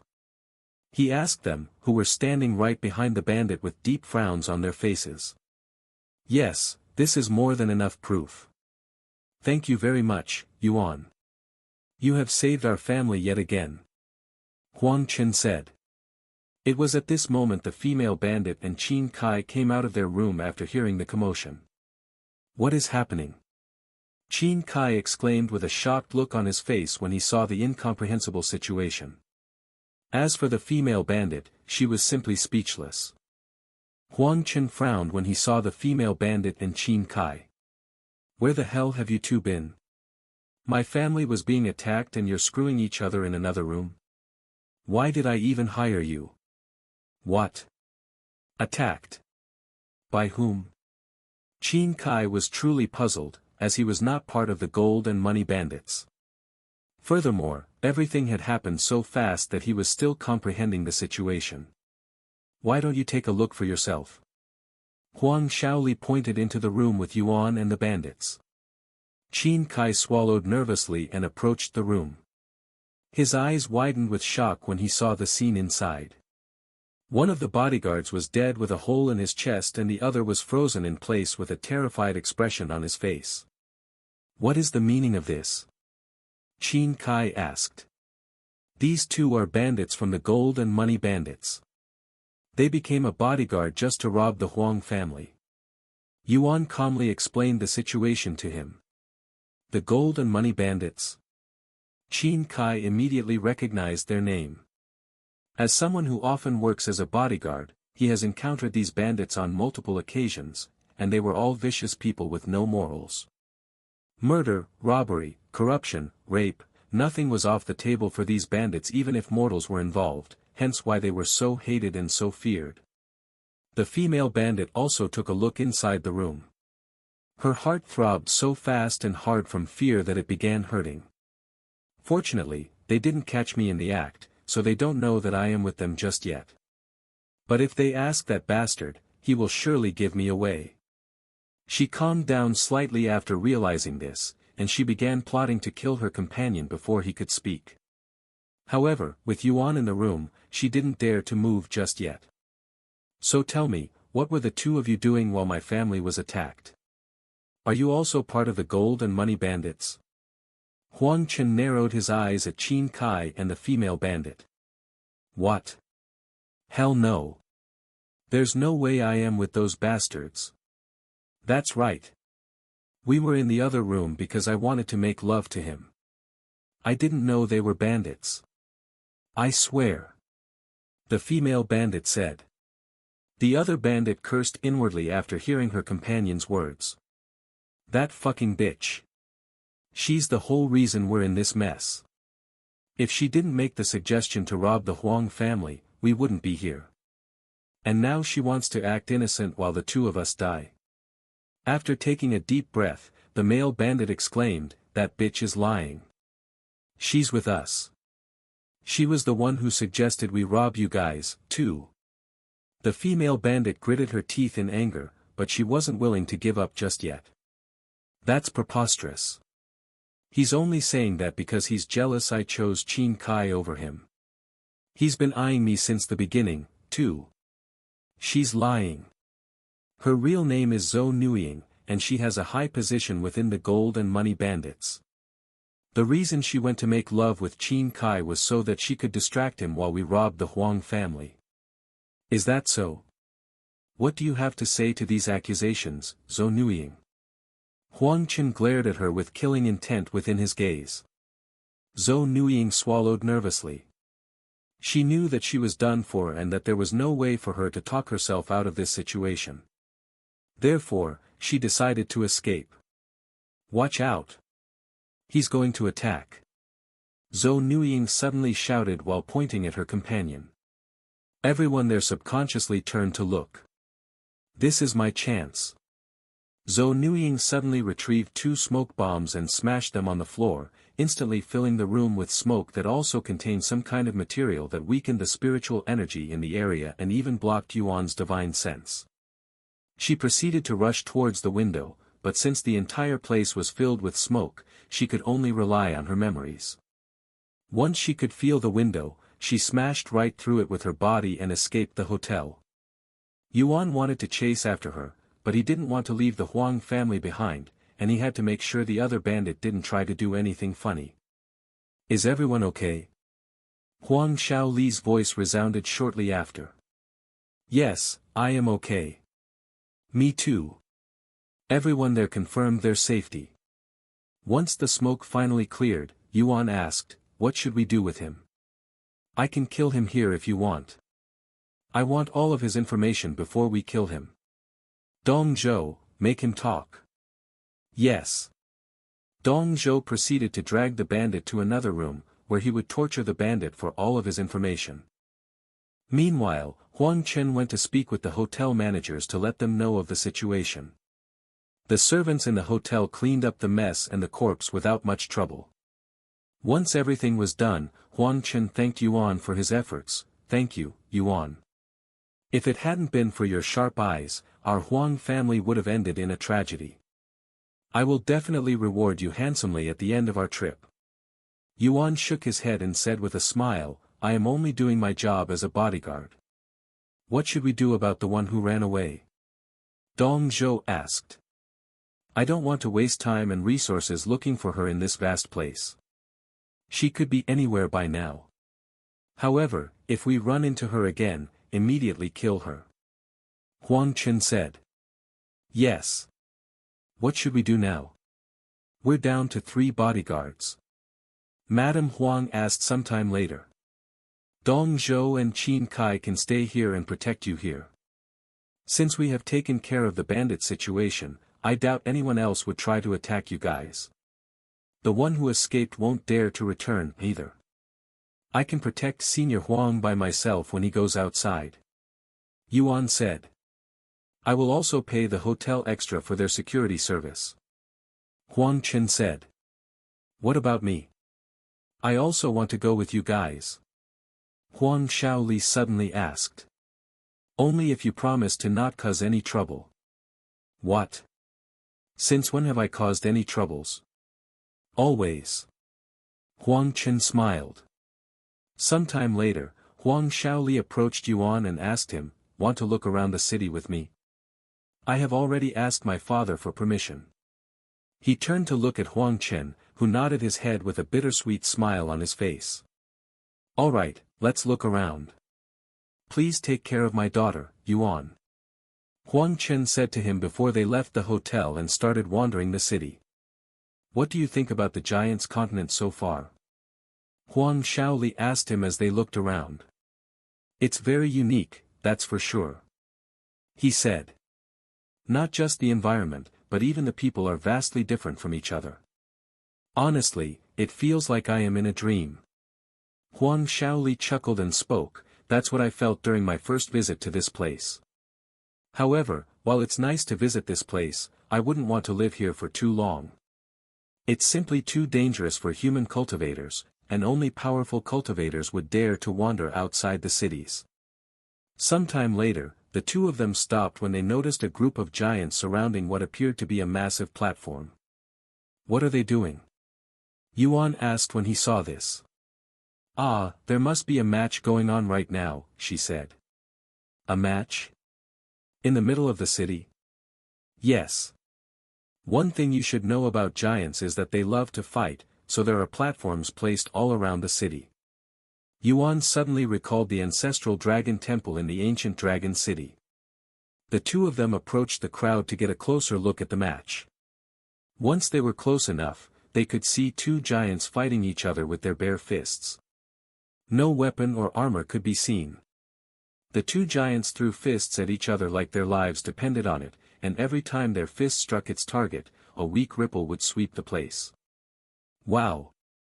What tremendous strength! Yuan thought to himself as he watched the giants plummet each other until one of them could no longer stand. Once the match ended, the winner shouted, "Who also wants to experience my strength? I welcome all challengers. The winner will receive a divine rank body refining technique." Yuan raised an eyebrow after hearing the giant's words. A divine rank body refining technique? That sounds like something that could benefit me. He thought. Don't tell me you're thinking about fighting him. Huang Shaoli suddenly said, almost as though she could see his thoughts. I wouldn't suggest it. You're not allowed to use any offensive techniques or treasures, so you can only fight him with your body. That giant must also be hiding his strength. After all, there's no way he would be willing to give away a divine rank technique so easily. Yuan smiled and said, it's fine. My body is sturdier than it looks. Even if I lose, I want to see for myself just how strong giants are. He then jumped onto the stage and said out loud, I will take on your challenge. The giants were stunned when a tiny human appeared on the stage, and after a moment of silence, they all burst out laughing. You, a mere human, wishes to challenge me, a giant, to a match of strength? Ahahaha. This is the funniest joke I have heard all week long. The 11 meters tall giant laughed out loud after being challenged by Yuan, his laughter causing the air to tremble. Why not? It's not our size that matters, but our strength, right? Yuan responded with a calm smile on his face.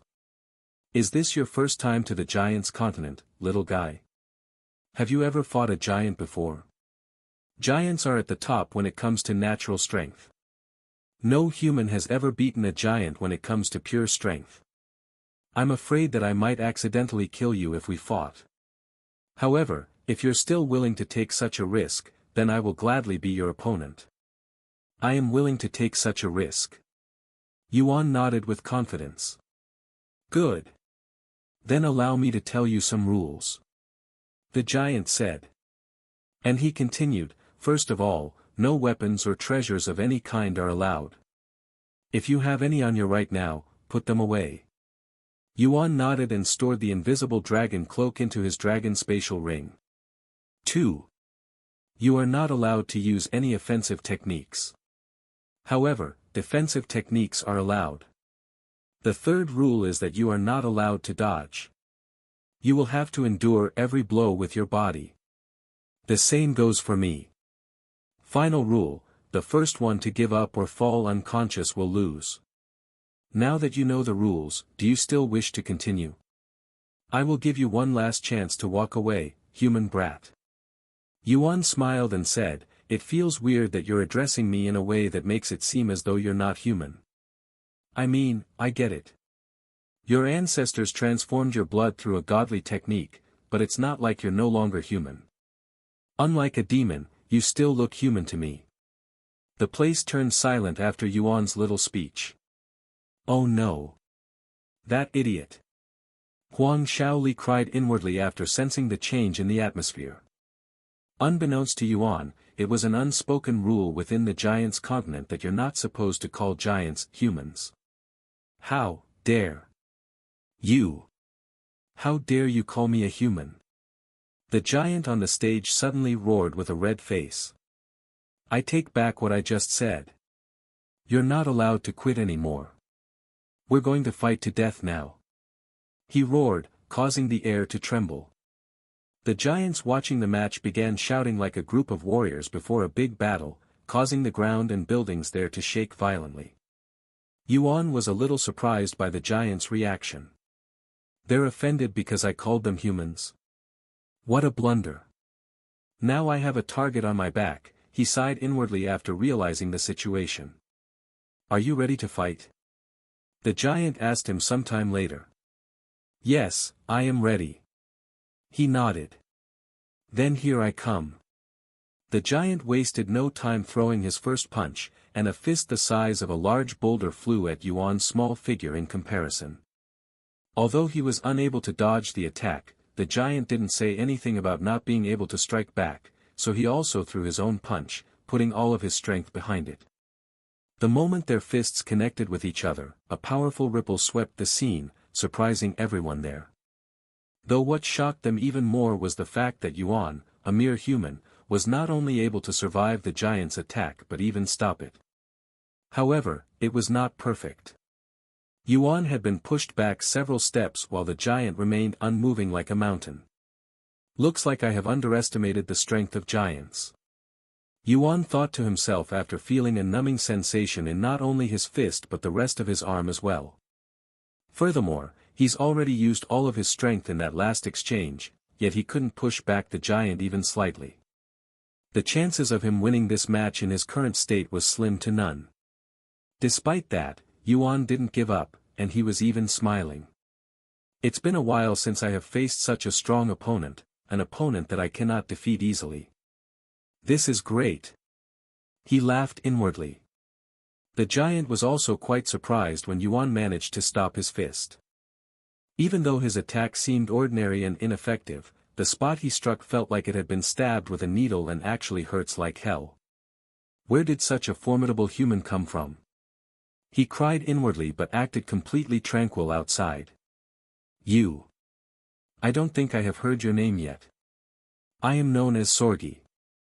The giant suddenly introduced himself as Sorgi. My name is Yuan. Good. Now let's continue our fight. Sorgi laughed as he threw his fist at Yuan for a second time. Ha! Just like their last confrontation, Yuan blocked Sorgi's first with his own, but he was forced several steps back again. Let's see how long you can keep this up. Sorgi roared as he threw the third strike without giving Yuan any time to rest, then a fourth, and a fifth. Huang Shaoli and the other giants watched with their mouths wide open, not daring to believe their eyes. Do you think he's cheating? One of the giants there suddenly threw out this thought. He's definitely cheating. There's no way a human like him could rival a giant in raw strength. He must be hiding a treasure somewhere in his body. When the giant started accusing Yuan of secretly using a treasure, the match stopped temporarily. You think I am cheating? Yuan looked at the crowd of giants with his eyebrows raised slightly. Of course. Otherwise, how else can you hold your own against a giant? Not even body refiners are capable of such a feat. The giants responded. Is that so? Yuan mumbled. He turned to look at Sorgi and asked him, what about you? Do you think I am cheating? Sorgi frowned after hearing this question. Although he didn't want to accuse Yuan of cheating, his pride as a giant didn't think it was possible for a human to match him. I see.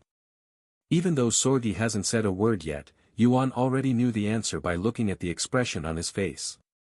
If you think I am cheating, then I don't mind letting you search my body. I will even hand over my clothes and spatial rings to my friend during the match. What do you think? He suggested. There's no need to search your body. Sorgi responded after a moment of silence. And he continued, but you can leave your clothes and spatial ring with your friend. If you can prove to everyone here that you're not cheating, I will compensate you for this misunderstanding. Very well. Yuan nodded. He proceeded to remove his clothes until he was wearing nothing but his underwear, revealing to everyone there his sweaty but refined body. Even Sorgi was surprised when he saw Yuan's body that looked like it had been carefully sculpted by the heavens itself. Shaoli, can you hold these for me for a bit? Yuan asked her, who was blushing from ear to ear after seeing his half-naked body. After handing Huang Shaoli his clothes and spatial rings, Yuan returned to the stage with only his underwear. "I am ready," he said with a cold expression on his face. Sorgi swallowed nervously, and he could feel an uneasy feeling welling up inside his guts. The two of them continued to throw fists at each other shortly after. He's gotten even stronger than before. How is this possible? Sorgi was shocked inwardly after sensing the immense force behind Yuan's first strike after the brief break. However, that was not the end of his shock, as Sorgi could feel Yuan's attacks continuously growing stronger with every strike. As time passed and the number of strikes they threw at each other increased, Yuan's eyes started turning golden, and his body began emanating an unfathomable aura that made it seem as though an unparalleled entity had descended from the heavens. Soon even, Yuan's body was enveloped by a golden aura that made him feel invincible, like he was an unrivaled god. When Sorgi and the spectators saw this, they all subconsciously swallowed nervously. What kind of technique is he using? I have a really bad feeling about this. Sorgi cried inwardly as he stared at Yuan's shimmering figure. I don't know what kind of trick you're using, but you won't be able to defeat me. Sorgi roared as he used his own body refining technique, increasing his prowess by many folds, and his body began pulsating with energy so powerful it became visible to one's eyes. However, Yuan remained calm, his gaze as tranquil as a still lake. Sorgi threw his most powerful strike yet, causing the air to tremble. Ha! Yuan also threw his own fist, his aura skyrocketing right before it collided with Sorgi's fist. Boom! The entire city shook as a massive ripple swept the city, and one of them flew off the stage and into many buildings before stopping. The giants were shocked and speechless after seeing the results. Sorgi lost to a human. One of them exclaimed, his eyes filled with disbelief. Impossible! What happened just now? How can a mere human have such prowess with such a tiny body? This doesn't make any sense. After sending Sorgi flying off the stage, Yuan closed his eyes and took a deep breath, and he could feel the invincible feeling in his body quickly dissipating. He looked at his hands with a wondering gaze. Just on Earth was that strength? I experienced it during my fight with Li Jinsi before. If only I can control this power. He sighed inwardly. Sometime later, Sorgi returned to the stage with a blooded arm. Are you okay? Yuan asked him, feeling a little bad about injuring him to such an extent. My muscles are torn, and my entire arm is broken, but I will be fine after some medicine. Sorgi said with a calm smile on his face. Giants are tough, I'll give you that. Yuan smiled back. Yuan, right? Here is your reward. Sorgi handed him a scroll with his other hand. Thank you. After accepting the scroll, Yuan immediately opened it and memorized the content. Relax, I wouldn't scam you with a fake technique before so many people. Sorgi misunderstood his actions. By the way, there will be a major tournament next month that is held by the royal family. It's going to be something like our match just now, and I think you'll do great in it. Perhaps you might even win the grand prize, which is a mythic rank body refining technique. Sorgi suddenly said. What? A mythic rank body refining technique? Yuan's eyes widened with surprise. However, as much as he wanted to participate in the tournament, he will have to leave the Giants' continent with the Huang family in 14 days. I would love to participate, but unfortunately, my time here is limited, so I won't be able to participate. That's a pity. I wanted to see how you would fare against the best warriors in the Giants' continent. Sorgi shook his head. Sometime later, Yuan retrieved his clothes and spatial rings from Huang Shaoli, who was staring at him with admiration. Yuan! You totally overwhelmed that giant. I still can't believe it. How do you train your body? It's nothing fancy. I just temper my body with medicine. He calmly said. Those must have been some expensive treasure since you were able to defeat a giant using your raw strength. No, my strength is actually weaker than Sorgi. Something else allowed me to defeat him. He shook his head. Huh? What? I don't know. I am also trying to figure it out. Let's continue our tour for a little more before we head back to the hotel. Huang Shaoli suggested. Sure. Meanwhile, somewhere in the giant's continent, a giant that had been sitting on a throne as large as a mountain slowly opened his eyes, his gaze filled with dominance.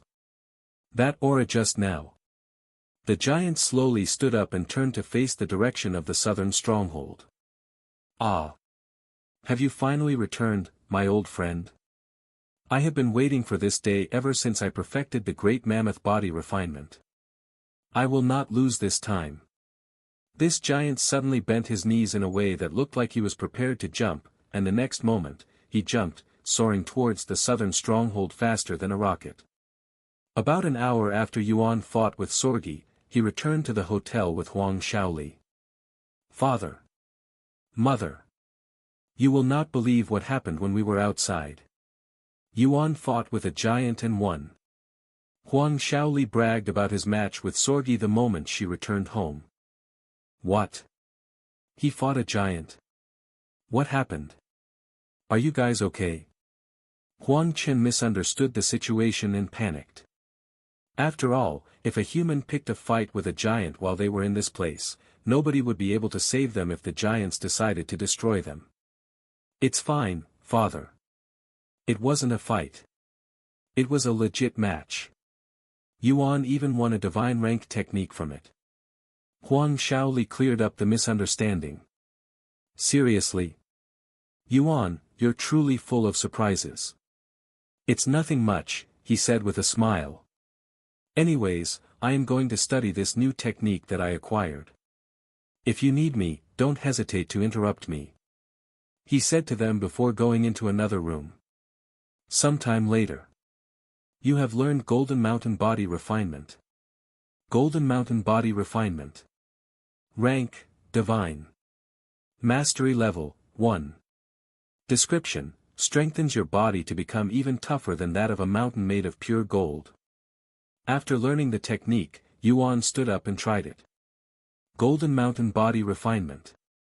After activating the technique, Yuan could see a thin layer of golden light protecting his body, and he could also feel his body getting stronger.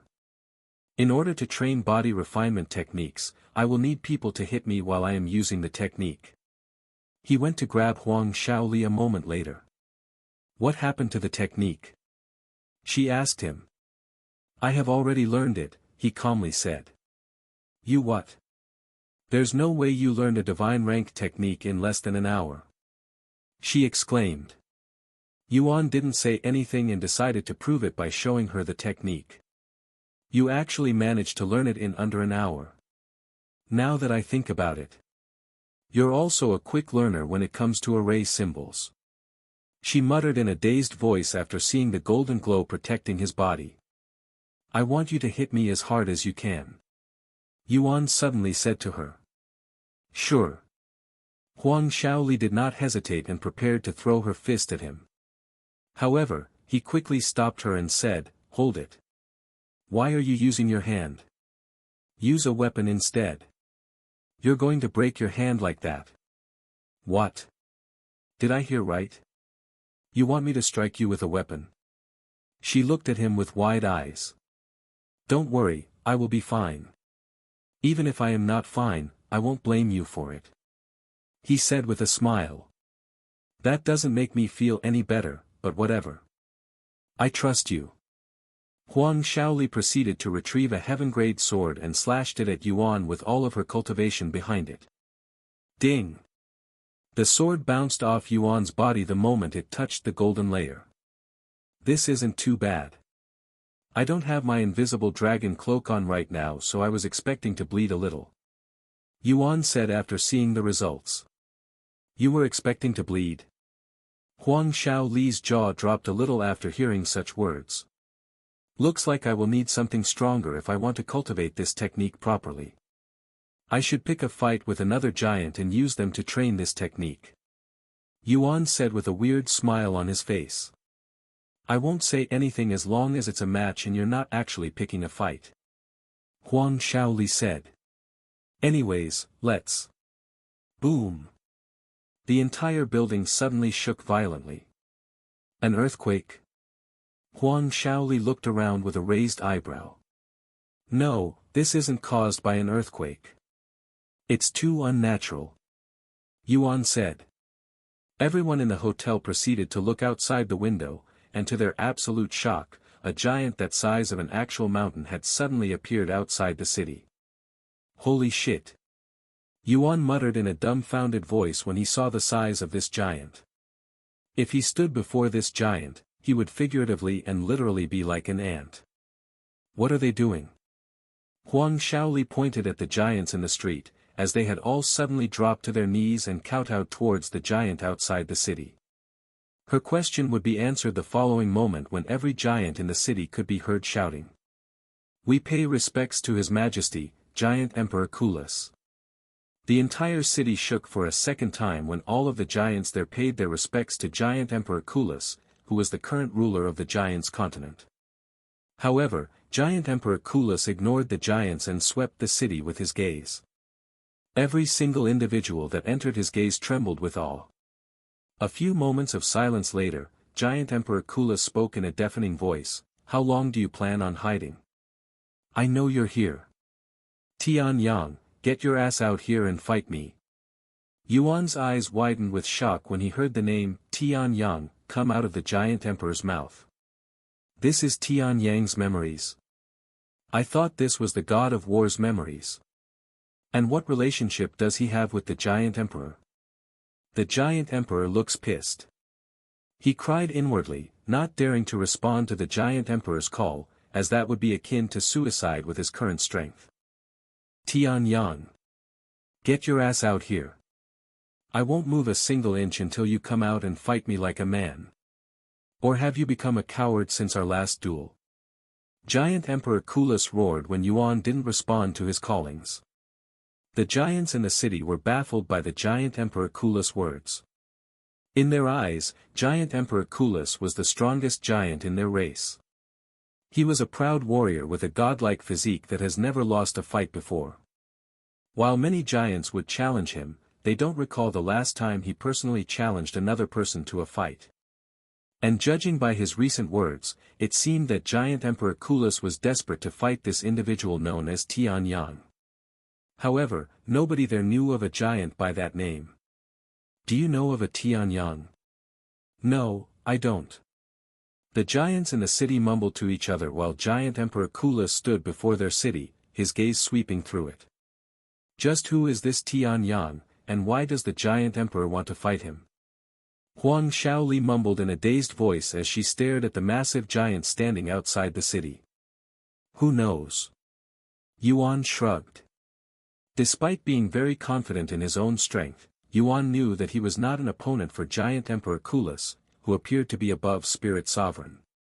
Therefore, he decided to ignore Giant Emperor Kulis' entire existence by pretending to not see him. I'm going to cultivate, Yuan said as he returned to his room. However, he would soon realize that was an impossible feat with the Giant Emperor shouting his name every few minutes. Tian Yang. You dare ignore me? Get your ass out here. Tian Yang. I have all day. I will stand here until you leave. Giant Emperor Kulis made it impossible for the residents of the city to have a peaceful mind and impossible to cultivate. However, none of the giants complained. They wouldn't dare to complain even if Giant Emperor Kulis decided to erase their city from the continent. In the giants' continent, Giant Emperor Kulis was nature and the law. Whatever he says goes. However, while the giants could not do anything about Giant Emperor Kulis, they could do something about this Tian Yang. This Tian Yang is ignoring His Majesty's summoning and making His Majesty wait. The audacity. Yeah. Let's find this bastard for His Majesty. Drag out this Tian Yang from whatever rat hole he's hiding in.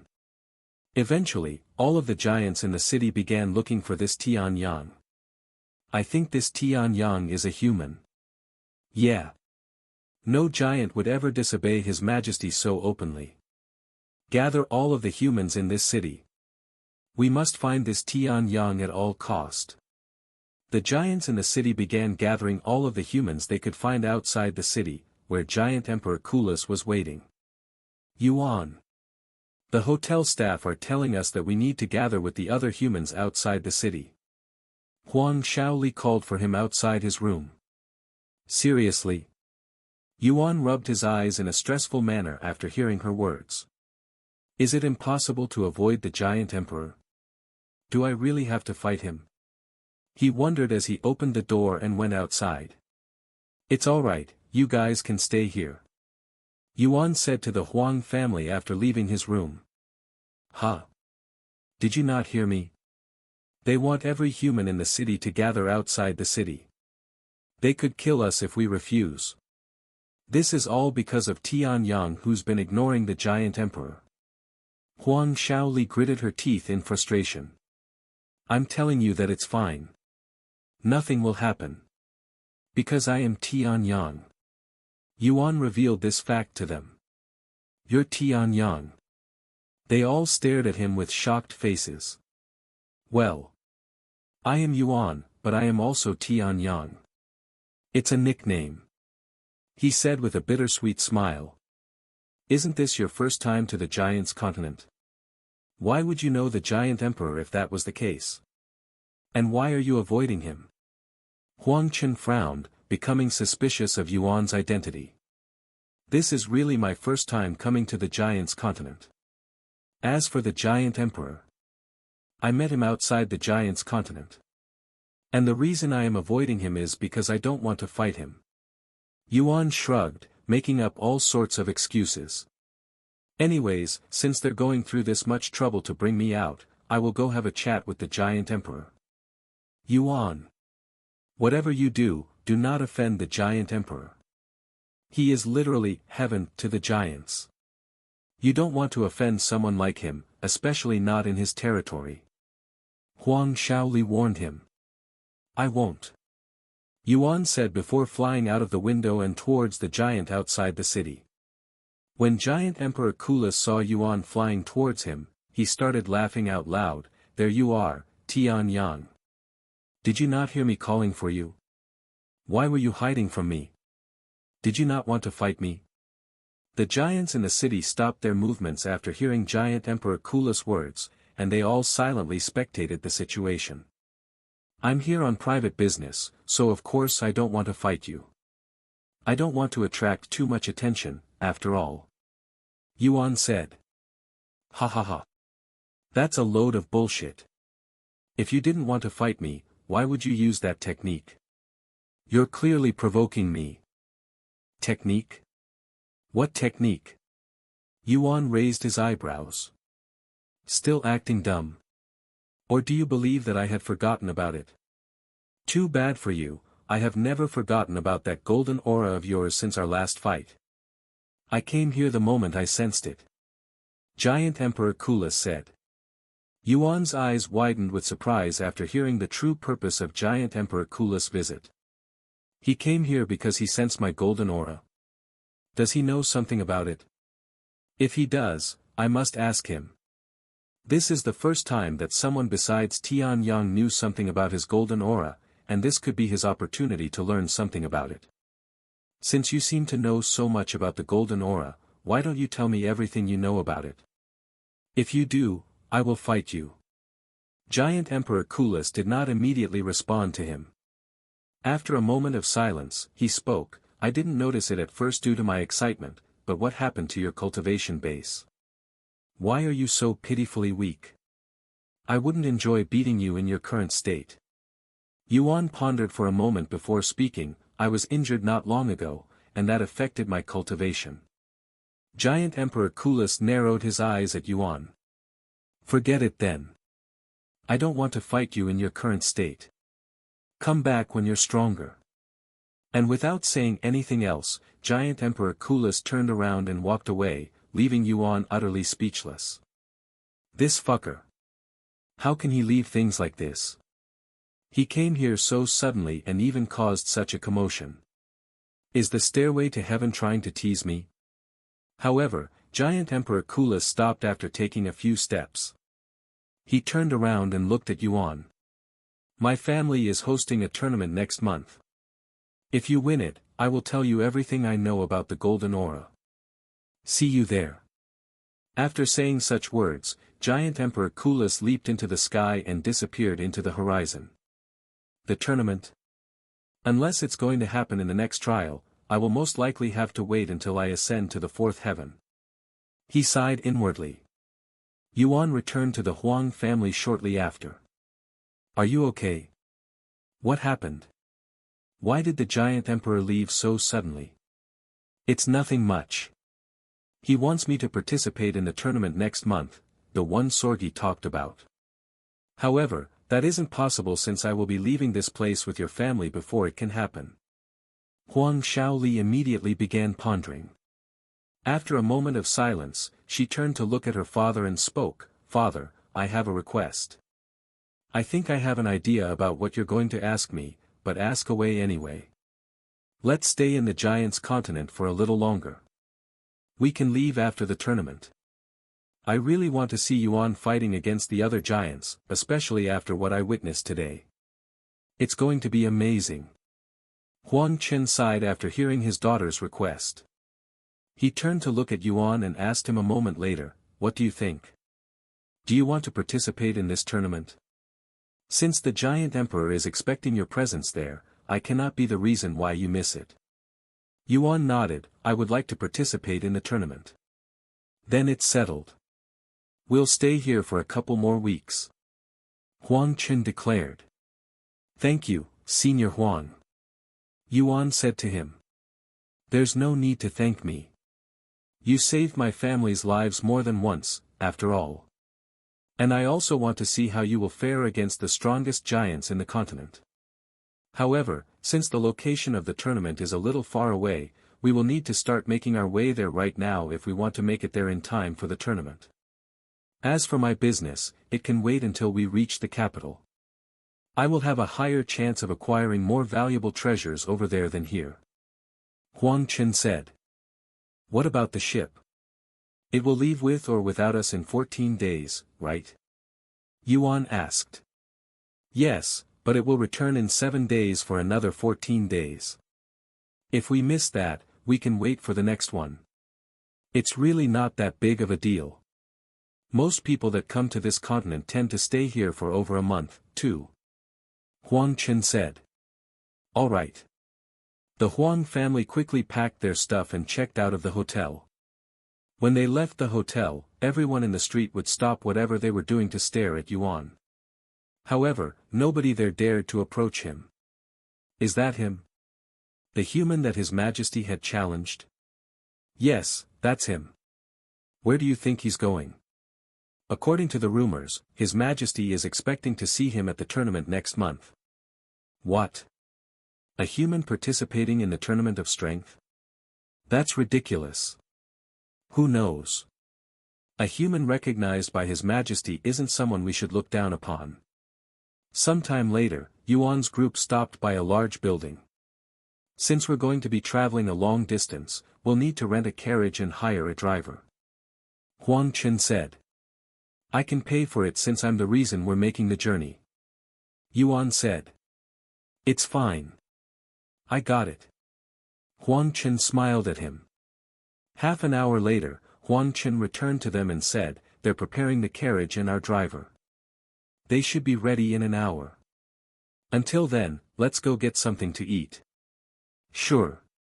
They walked around until they could find a restaurant that was operated by a human, as the restaurants for giants were simply too big for them.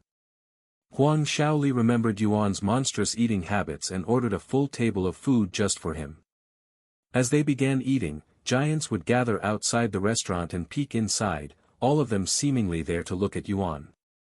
That's Tian Yang. What's so special about him? I don't know. Hey. I recognize him.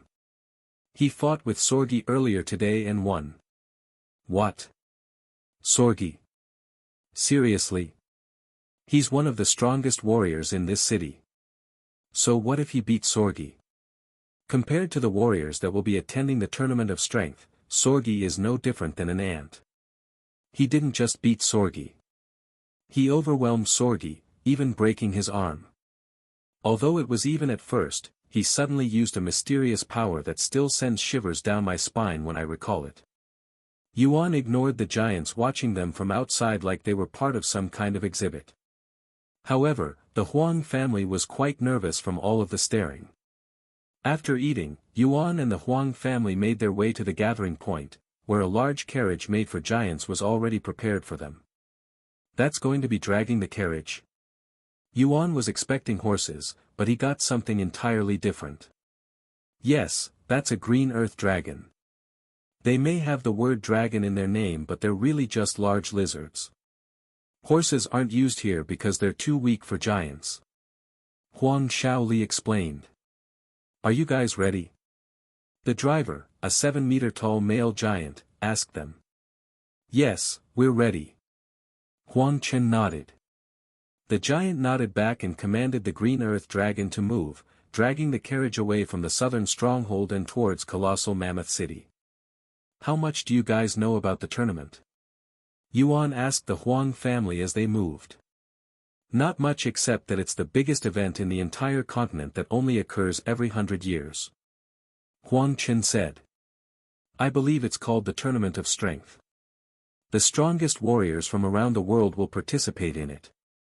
The winners will not only receive a powerful technique but also the title of Colossal, something that can only be held by the strongest person in the continent. If you win this tournament, you can expect unimaginable wealth and fame within the giants' continent. Rumors even say that you'll be able to join the royal family by marrying one of their princesses. Huang Shaoli added. The royal family. That would be the giant emperor's family, right? Yuan asked for confirmation. That's right.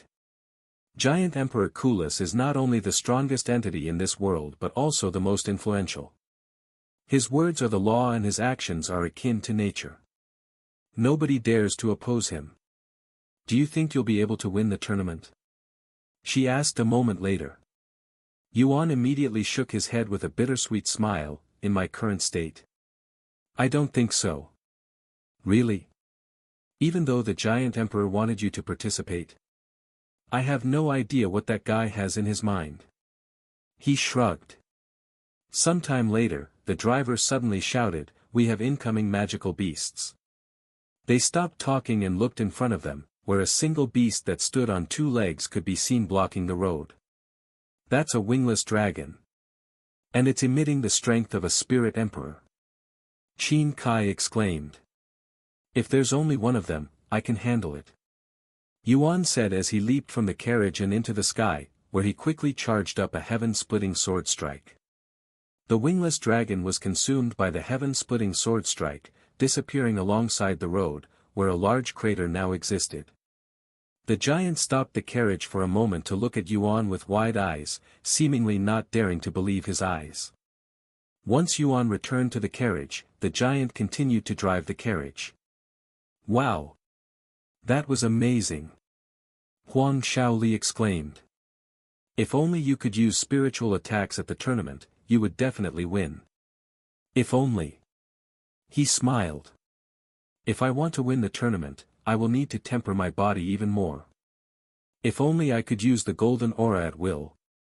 Since I cannot do that, I will need to think of another way to increase my chances of winning. After pondering for some time, Yuan recalled the nameless technique being trained by Li Jinsi. Perhaps I can use that temporarily. He thought inwardly. Yuan closed his eyes and began reciting the nameless technique inside his head. About an hour later, the Huang family could see a red aura emanating from Yuan's body, and he gave off the feeling of a wild beast who thirsted for blood. Yuan. Are you okay? Huang Shaoli asked him in a nervous voice, as the pressure coming from him was quite overwhelming. He opened his eyes and nodded with a calm expression, Don't worry, I am fine. It's just a new technique that I recently learned. Meanwhile, in the spectators' room, Li Jinsi stared at Yuan and his red aura with wide eyes. That red aura looks very familiar. Chu Liuxiang mumbled out loud when she saw it. It's my technique. Li Jinsi said. Huh? You taught it to him? When? When he started training me. If he understood my technique, then he would be able to train me better. I didn't think he would want to learn something like that because he said that it wasn't created for humans, not that I am complaining. Since I gave him the technique, I don't mind if he uses it as well. A technique not created for humans? Can you use it for me? I would like to see it. Feng Yuxiang suddenly asked. Sure. Li Jinxi nodded. She proceeded to activate her nameless technique, showing off her red aura that looked just like the one surrounding Yuan at this moment. I see. The young master is right. This technique does give off a beastly vibe, and it's a fairly strong one. Is it a divine rank technique? Li Jinxi nodded. My family always thought it was only a heaven rank technique for some reason. It wasn't until she learned the technique in Cultivation Online that she found out the technique was actually a divine rank technique and not a mere heaven rank technique. Do you know what kind of beast this technique was created for? Li Jinxi asked. Feng Yuxiang narrowed her eyes and pondered for a moment before speaking. I have a feeling that I have encountered that kind of aura before, but I cannot remember when or where. Sorry. It's fine. Li Jinxi shook her head. Do you know the origin of the technique? Feng Yuxiang then asked. I do not. It's been with my family since ancient times. Your surname is Li, right? If I recall correctly, there is a well-known family with that surname in the third heaven, and they're all beast tamers that utilize the power of beasts. Maybe they know something about it. I guess we'll find out when we get there. Half an hour later, Yuan's carriage encountered another magical beast. This time, he did not use heavenly splitting sword strike. Instead, he used the nameless technique and confronted the magical beast head-on with the Empyrean Overlord. Shah! The Empyrean Overlord sliced through the magical beast as though it was tofu, and Yuan noticed his aura growing a little stronger when he killed the magic beast. Nameless technique. Rank, Divine. Description: increases your overall strength and removes the limit on your body to a certain extent. The nameless technique was a simple yet profound technique that is more than it appears. Yuan looked at the red aura that covered his body after killing the magical beast, feeling an overwhelming sense of strength. However, right as he was getting comfortable with the nameless technique, Yuan suddenly felt an intense sensation of pain coming from his heart, almost like he was having a heart attack. He immediately knelt on the ground and clenched his chest. Arg! He screamed out loud. The pain coming from his heart was many times stronger than his worst body tempering session, and it felt like his heart was being torn apart. Yuan. Are you okay? The Huang family was shocked when they saw this. However, Yuan did not hear them speaking at all, as a deafening voice was resounding inside his head at this moment. How dare you use another aura when you already have heaven's supremacy? This deep voice sounded very familiar to Yuan, but he does not recall where he had heard it, not that he was in the condition to ponder. The Huang family then watched as a golden aura began emanating from Yuan's body, quickly consuming the red aura. Eventually, the red aura was completely replaced with the golden aura. The pain stopped shortly after, and Yuan was finally able to take a deep breath. What the hell happened just now? What was that voice? He cried inwardly, his body soaked in cold sweat as the painful sensation still lingered in his body. Yuan! Huang Shaoli jumped off the carriage and rushed over to see his condition. Your face is so pale. What happened to you? She was shocked when she saw his ghastly complexion. I think I experienced some kind of backlash. I should be fine after some rest. He said. Huang Shaoli supported Yuan with her shoulder until they returned to the carriage. Here, eat this spirit-replenishing pill. It should help you. Huang Chen handed him a pill that restored his spiritual energy. Even though he barely used his spiritual energy, Yuan still consumed the pill, and he could feel a burst of refreshing energy spreading throughout his entire body. While he rested, Yuan tried to recall where he had heard that voice before. That's right. I remember now. I heard that voice during one of my dreams. he finally recalled. However, that only made the situation even more puzzling. Why did I hear that voice just now? It mentioned heaven's supremacy. Is that the name of that mysterious aura? He wondered inwardly as the carriage continued moving. The voice sounded angry when I used the nameless technique. Almost like it has its own consciousness, but how is that possible? Yuan pondered and pondered, but he was unable to understand with this tiny amount of information. Should I use the nameless technique again to see if it will happen again? He wondered inwardly, yet he was hesitant to do so, mostly because he didn't want to experience that unbearable pain again. No, I shouldn't use the nameless technique again, at least not now. We'll need to settle down somewhere before I try again. Yuan thought to himself. After all, if he tried using the nameless technique and loses consciousness due to the backlash, he wouldn't be able to protect the Huang family and fail the stairway to heaven. Fortunately for Yuan, his headache vanished half an hour later, and his pale complexion was also restored back to normal. You shouldn't use that technique again. I think there might be something wrong with it. Huang Shaoli warned him. All right, he nodded with a bitter smile. As they continued their journey to Colossal Mammoth City, Yuan would protect the carriage from all sorts of magical beasts, with most of them having the strength of a spirit emperor. These trials are getting too ridiculous too quickly. I am only trying to ascend to the third heaven and I am already forced to fight spirit emperors. At this rate, I will have to fight immortals if I wish to ascend to the fourth heaven. Yuan sighed inwardly. How are you feeling, Yuan? I'm sorry you have to endure all of this all by yourself. I would love to help, but I am simply powerless in this place.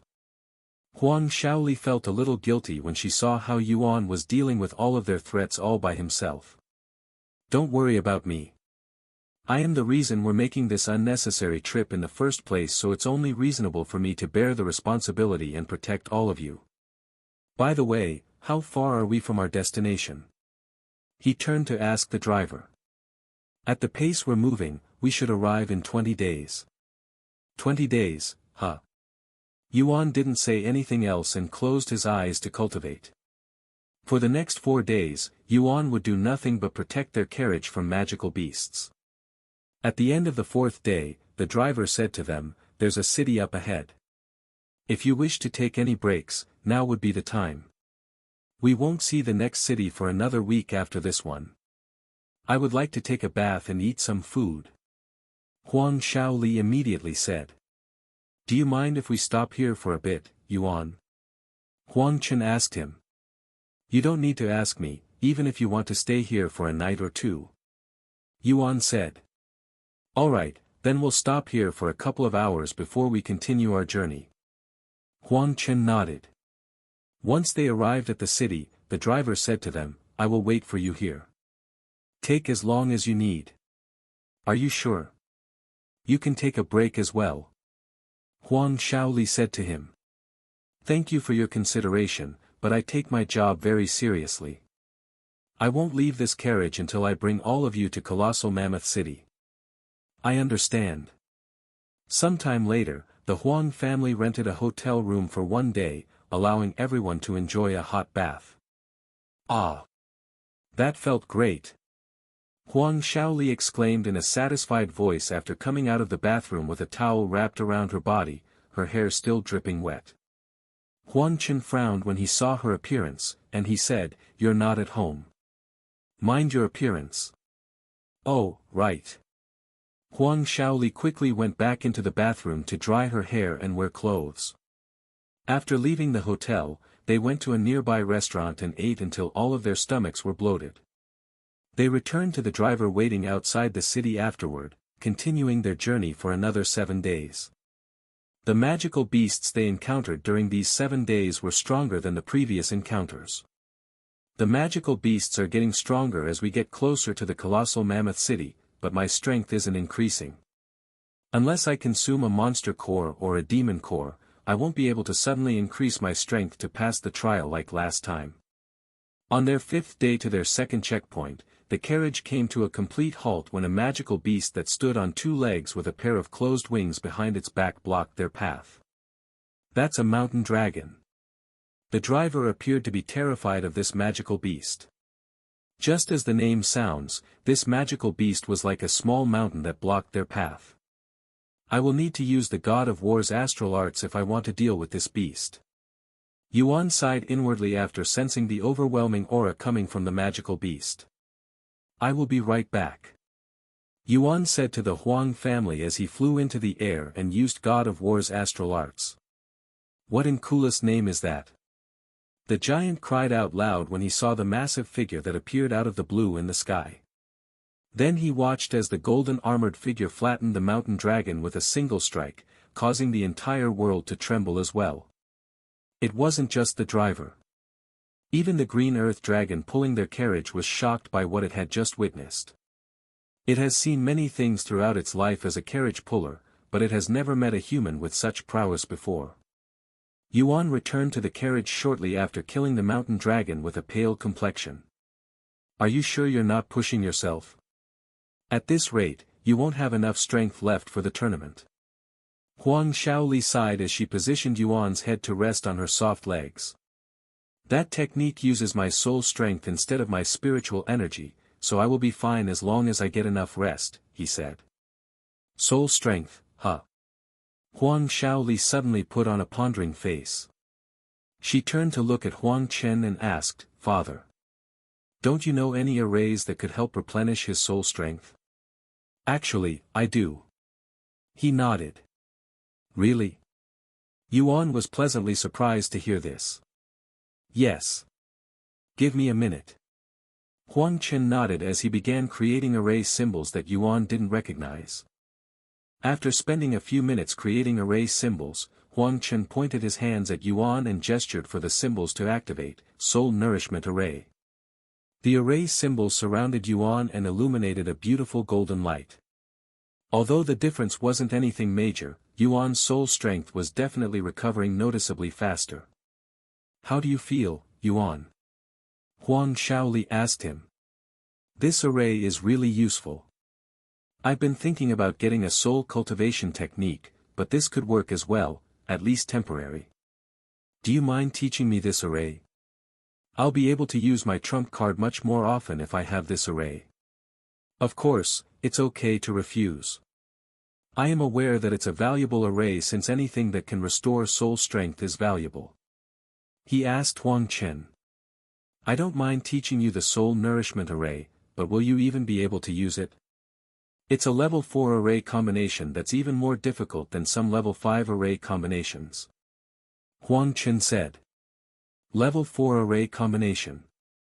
I only know up to level 3 array symbols. Yuan sighed. You can always learn level 4 array symbols. I mean, you're a quick learner and a genius array master. Here, you can have this. Huang Shaoli handed him a thin book that read 2000 Master Array Symbols. Thank you. Yuan accepted the book and immediately started flipping through the pages to memorize the content. Since there were only 2000 array symbols, it didn't take long for him to memorize all of them. Here's the Soul Nourishment Array. Huang Chen handed him the array combination next. Thank you. Yuan also memorized the array combination right after acquiring it. Since he couldn't take these items outside the stairway to heaven, he needed to memorize them before the trial ended. While Huang Chen maintained the Soul Nourishment Array, Yuan would study the level 4 array symbols. They continued this until they finally arrived at their second checkpoint. Do you wish to rest here like before? The driver asked them. Yes, please. All right. Once the carriage was parked, Yuan and the Huang family entered the city to take another break. Shortly after Yuan and the others entered the city, a tall figure wearing a cloak approached their carriage, where the driver was patiently waiting for their return. Hey, I have some questions for you. The cloaked figure asked the driver. A woman? The driver raised his eyebrows after hearing her clear voice, and judging by the size of this figure, she appeared to be human. What kind of questions? The driver asked. The woman proceeded to ask him several questions. Sorry, but I cannot answer these questions. The driver politely refused this mysterious woman after hearing her questions. The woman sighed, I didn't want to do this but. The driver immediately prepared to retaliate after hearing this woman's ominous words. Calm down. I'm not here to fight, she said after seeing the driver getting defensive and all. I'm going to show you my face. Don't shout too loudly. The woman said as she removed her hood just enough to reveal her facial appearance to the driver. You're. The driver's eyes widened with shock upon realizing the identity of this woman. The woman quickly shushed him with a finger between her lips. Now tell me what I want to know, she then said. All right. The driver couldn't refuse her after recognizing her identity. After spending several hours inside the city, Yuan and the Huang family returned to the carriage, but to their surprise, there was someone they didn't recognize with the driver, mostly because they were wearing a cloak that hid their face and identity. Who are you? Huang Chen asked this cloaked figure. Hello, my name is Xie Mei. I have been looking for you, Tian Yang. The woman suddenly introduced herself. Yuan frowned slightly and said, I'm Yuan. Then why did you answer the giant emperor, who was calling for Tian Yang? She asked with a smile. What do you want from me? He asked. Nothing, really. I'm just interested in you, who has managed to receive the giant emperor's attention. As far as I am aware, the giant emperor isn't interested in weaklings. In fact, he wouldn't even acknowledge one's existence until they prove their strength. However, you have not only managed to attract his attention but even make him personally visit you. That's the first time I've seen him do something like that. You're going to Colossal Mammoth City for the Tournament of Strength, right? Do you mind if I tagged along? I promise that I won't be a bother. In fact, I'll even help out with protecting the carriage. I may not look like it, but I'm pretty strong. Xie Mei made a gesture that one would normally make to show off their biceps, but the cloak hid everything. Yuan narrowed his eyes at this mysterious woman. I cannot sense her cultivation base, but she's definitely not a mortal, so she must be above Spirit Emperor. It would be a great help if someone like her joins our journey. He thought to himself. Furthermore, it was not as though he had the power to stop this woman from following them if she really wanted to. Do you mind if she joined us? Yuan turned to look at the Huang family. If you're okay with it, I won't say anything. Huang Chen said. Yuan turned to look at the driver, who immediately nodded his head. The driver is acting weird. Does he know this woman? Yuan thought to himself after noticing the nervousness within the driver's gaze. All right, you can follow us. Yuan said to Xie Mei a moment later. Thank you, Tian Yang. Call me Yuan. That is my name. Yuan corrected her. Okay, Yuan. Nice to meet you. They returned to the road sometime later but now with a new addition, this mysterious woman named Xie Mei whose motives were as mysterious as her identity. After leaving the city, the driver said to them, there won't be any more stops until we reach Colossal Mammoth City now. All right. Yuan said as he pulled out the level 4 array symbols manual and started studying it. Xie Mei, who has been staring at him since they got on the carriage, suddenly asked, what are you doing? I'm learning array symbols.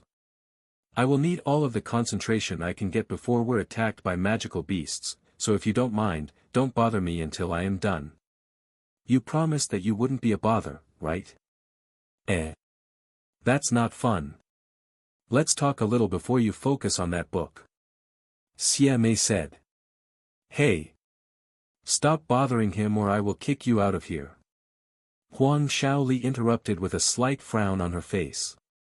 The driver in the front snapped his head and looked at Huang Shaoli with wide eyes. Oh my God! She just threatened her. He cried inwardly. Xie Mei turned to look at Huang Shaoli and smiled underneath her cloak. You'll kick me out. How are you going to do that? A mere spirit grandmaster, I can crush you with a single pinky. Xie Mei showed Huang Shaoli her pinky and even wiggled it around in a provoking manner. Yuan suddenly sighed and looked away from his book to look at Xie Mei. Did you come here just to pick a fight? If that's the case, let's get this over with.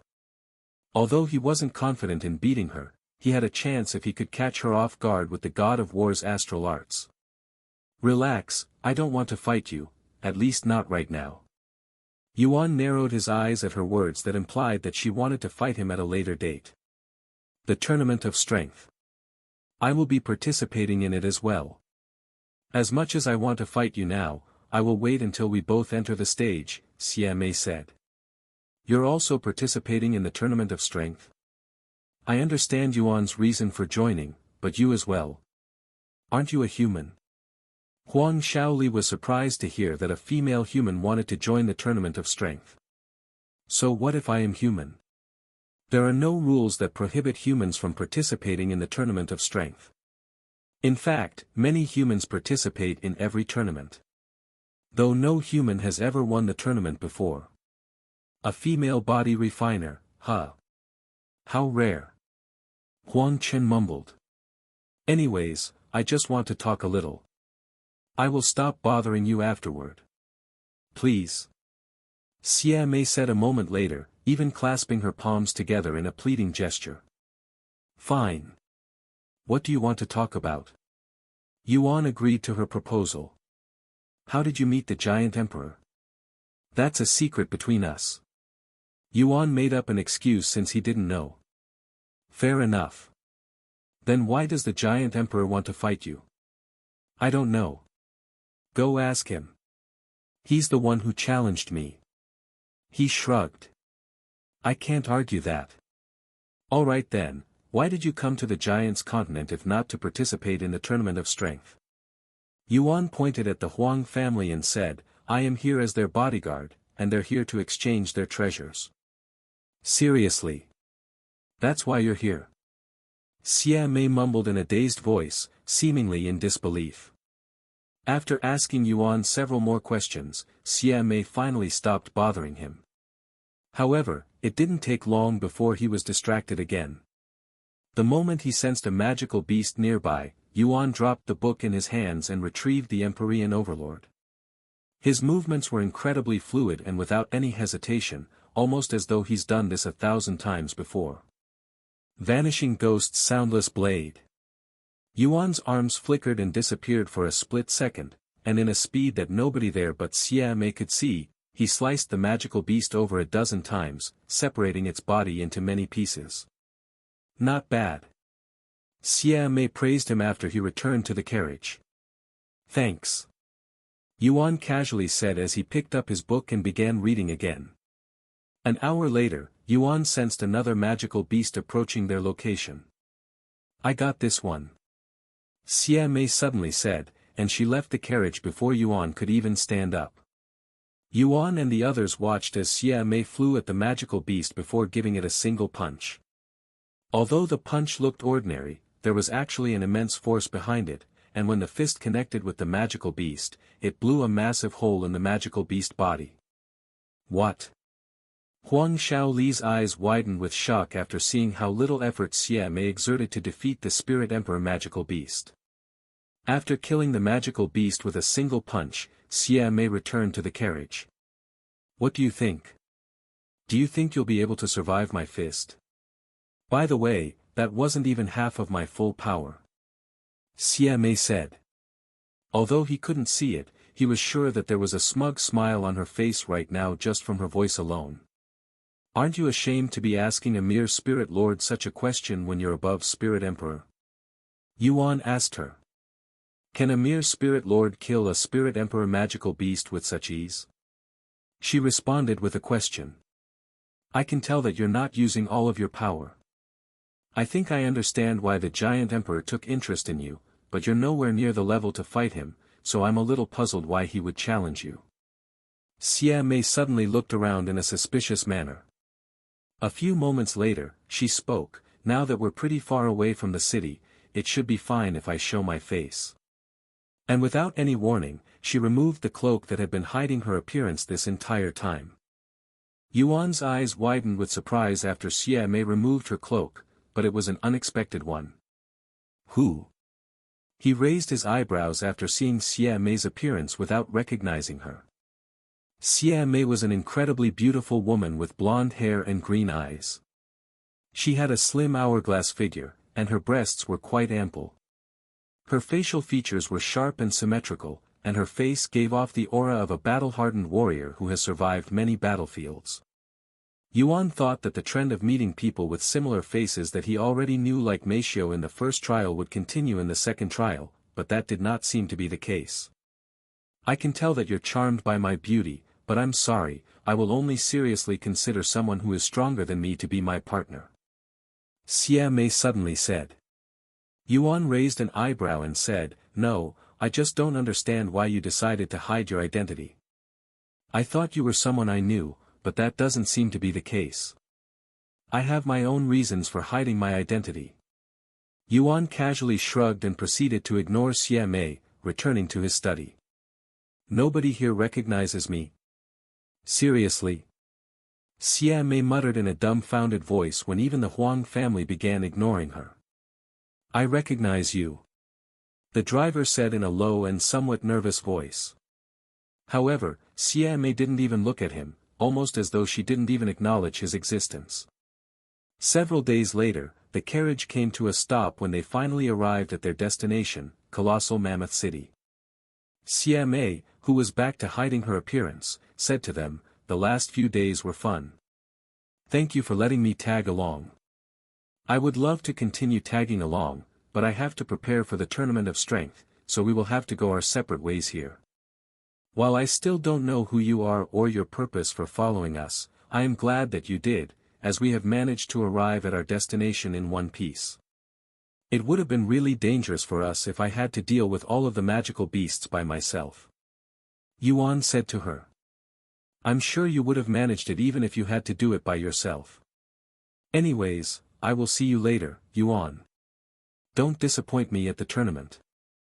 I really look forward to exchanging fists with you. Xie Mei disappeared into the city shortly after, followed by Yuan and the Huang family. We have a little over a week until the tournament. I am going to use this time to exchange my treasures. Huang Chen announced to everyone there. Once they rented a hotel, Yuan followed Huang Chen and Huang Shaoli to exchange their treasures while Dong Zhou and Qin Kai stayed back to protect Mistress Huang and her son. Since this was their first time coming to the Colossal Mammoth City, Huang Chen had to spend some time gathering information about the best places to exchange treasures. Then you are most likely looking for the Colossal Tower. It's the hottest location in this city when it comes to treasures. Most visitors go there to exchange their treasures as well. Thank you for the information. Here's a token of my gratitude. Huang Chen handed some gold to the person that provided him with the information. Meanwhile, Yuan looked around with a pondering face. The giants in this place are noticeably larger than the ones in the last two cities. Yuan mumbled. Of course. This is the capital of the giants' continent, not to mention the upcoming tournament. All of the strongest giants in the continent will be gathered in this city. Huang Shaoli said. I am aware of that, but I didn't think there would be such a vast difference.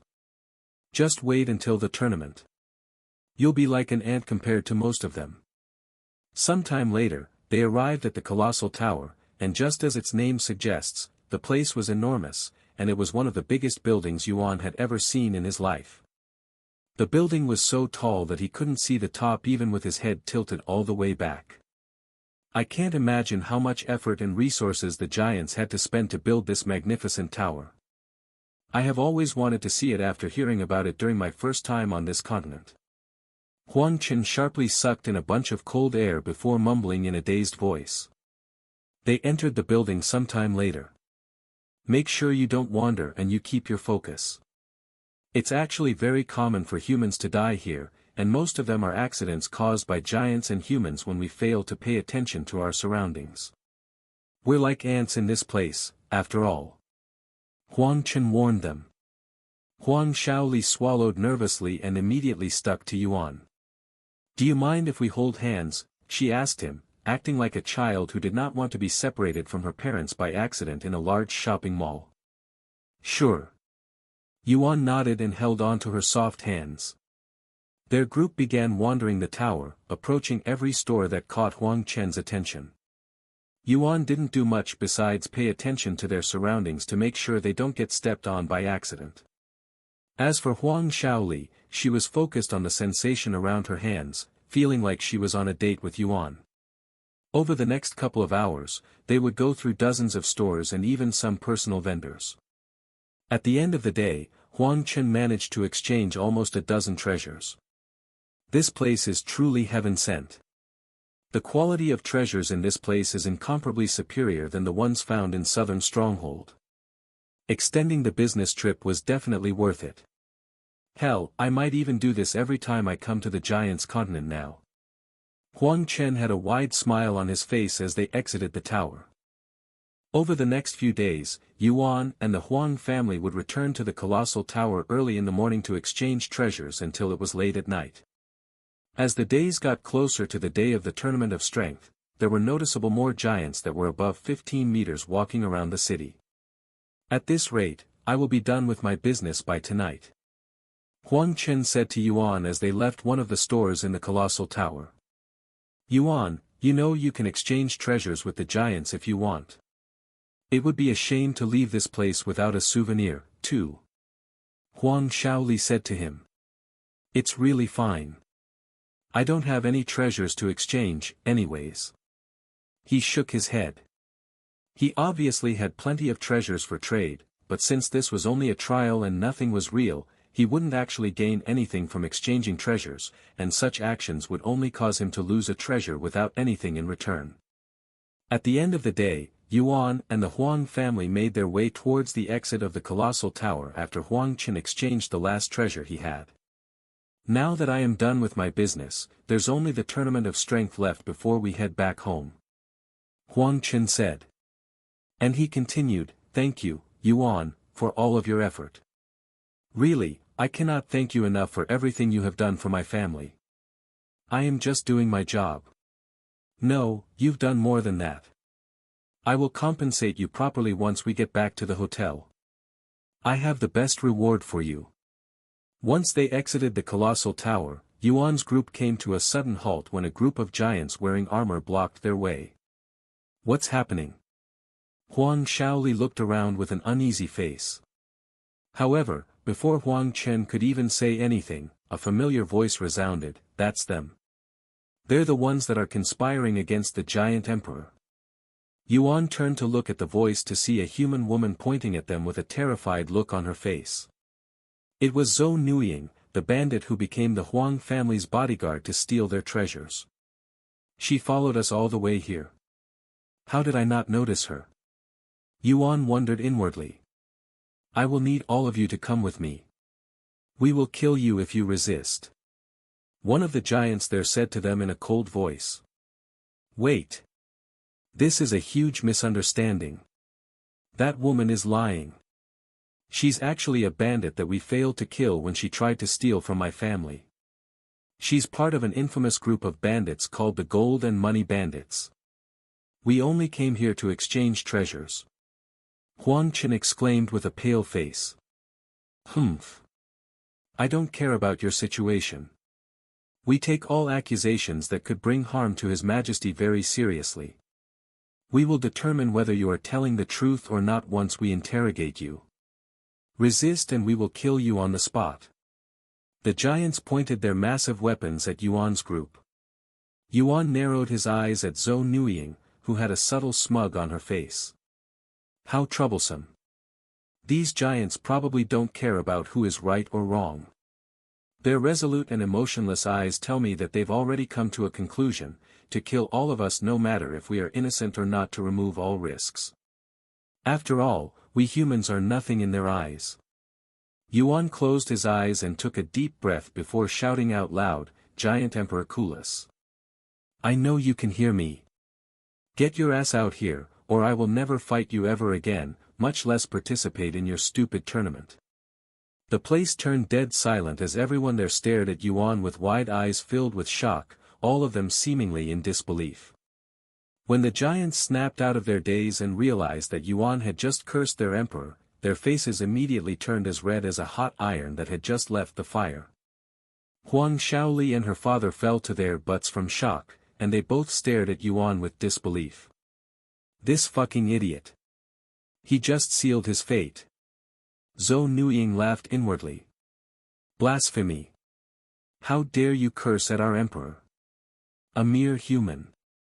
Even if the heavens forgive you, we giants will never forgive you. The giants there roared, causing the entire city to shake. Die. The giant leading the armored giants suddenly swung his halberd at Yuan, causing the air there to tremble. Halt. A calm yet loud voice suddenly rumbled. When the giant heard this familiar voice, his entire body immediately froze. Everyone there turned to look at the direction of the voice to see a bulky man that was around 15 meters tall slowly approaching them. This man had short golden hair and a pair of emerald eyes. Yuan didn't recognize this man at first glance, but the giants there immediately recognized him even though he was much smaller than usual. All of the giants in that area suddenly knelt on the ground and kowtowed to him while screaming, "This loyal subject pays respects to his majesty." Giant Emperor Kulis, who was suddenly much smaller compared to their last meeting, nodded and spoke, "Stand back. That man is an acquaintance." Yes. The giants did not question him and all stepped back, giving them room. Although your cultivation has weakened, your audacity remains unchanged. I was worried that you might have turned into a coward when you lost your cultivation. I'm relieved to see that was not the case. Giant Emperor Kulis said, seemingly not offended even though Yuan had cursed him out before so many giants. How did you know that I had been watching you? He then asked. Yuan smiled and said, You can try to hide your aura all you want, but you can't hide the killing intent within your gaze no matter how hard you try. I noticed you even before I entered this city a week ago. Ha ha ha. Giant Emperor Kulis suddenly laughed out loud. Don't misunderstand, Tian Yang. When I emit killing intent, it's not because I want to kill you. I only do it when I really want to fight someone, and I really want to fight you right now, but alas, you're not ready yet. Giant Emperor Kulis said after he stopped laughing. Anyways, what is going on here? What is the cause of this commotion? You better have a good explanation on why you summoned me. It's really simple. Yuan proceeded to explain the whole situation to Giant Emperor Kulis. I see. Conspiring against me, huh? Well. Are you? Giant Emperor Kulis asked Yuan with a calm expression on his face. What do you think? Yuan responded with a question of his own. A wide grin suddenly appeared on Giant Emperor Kulis' face. You're many things, but you're definitely not a backstabber. He turned to look at Zhou Nuiying, who was on the verge of pissing herself right now from fear. She could have never imagined that Yuan would be buddies with Giant Emperor Kulis himself. The gold and money bandits, huh? I have never heard of you losers, but you must be a bold bunch to dare to try and trick my guards. Giant Emperor Kulis sneered in disgust. Guards. Public execution. When Zhou Nuiying heard Giant Emperor Kulis' words, her face immediately paled. Wait. He's lying to you. I am not a bandit. I am really telling the truth. They're secretly plotting to harm you, your majesty. How dare you, a mere human, try to trick us? Die, you bitch. One of the guards there suddenly shoved his spear at Zhou Nuiying, piercing her stomach. And before Zhou Nuiying could even react, another guard also moved into action, penetrating her shoulder. Then another spear came flying at her. Within seconds, 7 spears skewered Zhou Nuiying's body without mercy. Die. The head guard swung his halberd, decapitating Zhou Nuiying the following second. Yuan and the others there watched as Zhou Nuiying's head rolled on the floor like a ball. Nobody there uttered a single word for the next few moments. Giant Emperor Kulis was the first to speak again, and his voice boomed throughout the city. Heed my words. This young man here is my lifelong rival, Tian Yang. Nobody is allowed to touch him before the tournament of strength. Yes, Your Majesty. The giants there had many questions, but nobody there dared to ask these questions. Giant Emperor Kula's words were the law. The moment he announces it, they lost all chances to dispute or question it. I look forward to your performance at the Tournament of Strength, Tian Yang. Don't disappoint me. Giant Emperor Kula said to Yuan before turning around and walking away. Yuan returned to the hotel with the Huang family shortly after. You almost scared me to death back there, Yuan. Huang Shaoli confronted him with a puffed face, trying to look angry.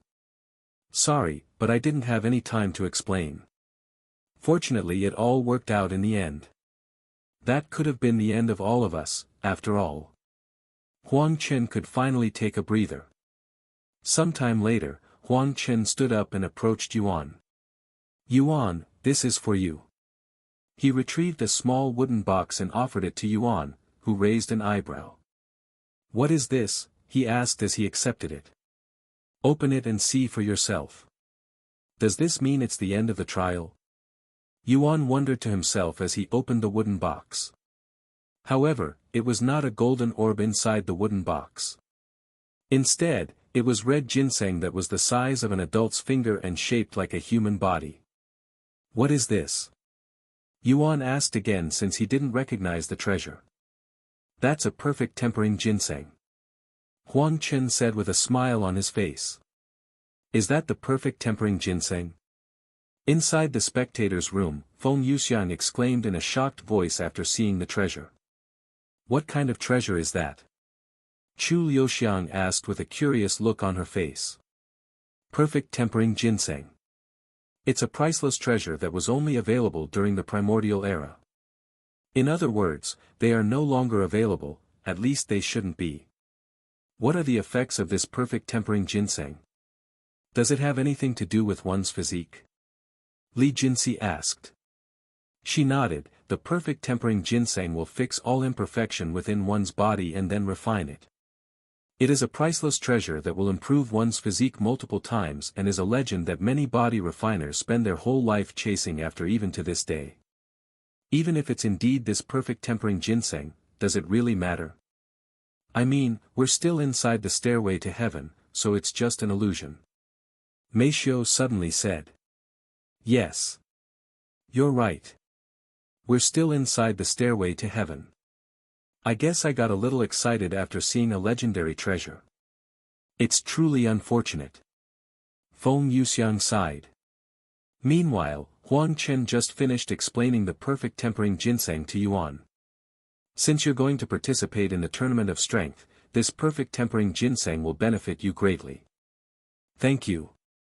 Yuan said with a smile on his face. What a pity. If only this treasure was real. He sighed inwardly. There's still a few days until the tournament. Go ahead and take this time to absorb the perfect tempering ginseng. Huang Chen then said to him. All right. Yuan nodded. Good luck. Huang Shaoli and the others said to him before he locked himself inside another room. Yuan looked at the perfect tempering ginseng in his grasp with a pondering look on his face. Ah, what the hell? There's no harm in trying it. Although this is just a simulation, all of the food that I ate had a taste to it and this is probably no different. And without thinking any further, he tossed the perfect tempering ginseng inside his mouth and started chewing on it. Ugh! It's so bitter. Yuan's body shivered after tasting it. Once the bitterness disappeared, his body suddenly began heating up, and within moments, his body started steaming with smoke coming out of his pores. This shocked Yuan, who did not expect anything to happen after eating the perfect tempering ginseng. I need to cultivate. He tossed aside all questions in his mind and immediately sat down to cultivate. What's happening to Yuan? Why is his body steaming? His skin is also red, almost like his blood is boiling. Chu Liuxiang exclaimed after seeing the sudden changes to Yuan's body. Don't tell me that it was caused by the perfect tempering ginseng. I thought treasures acquired inside the stairway to heaven won't affect one's body for real. Lan Yingying muttered in a dazed voice. I have also never heard of this before. Just what is happening to the young master? Feng Yuxiang had a profound frown on her face as she thought about the implications from the situation. Meanwhile, steam continued to gush out of Yuan's pores like boiling water in a kettle, quickly filling the room and turning it into a sauna. Although nobody there could see it, significant changes were being made inside Yuan's body. His muscles moved around as though they were alive, and his bones altered their own shape, becoming bigger and more sturdy. His blood rushed throughout his body, feeling adrenaline like never before. The perfect tempering ginseng was not only altering his body and fixing all of its imperfection, but it was also strengthening his bones and muscles at the same time. One would expect intense pain from the changes happening inside Yuan's body, but besides feeling a little hot, he felt not even the slightest of unpleasant feelings. Suddenly, the golden symbols that had embedded itself inside Yuan's body began emanating a profound light that made his body seem as though it was being protected by a layer of divine aura.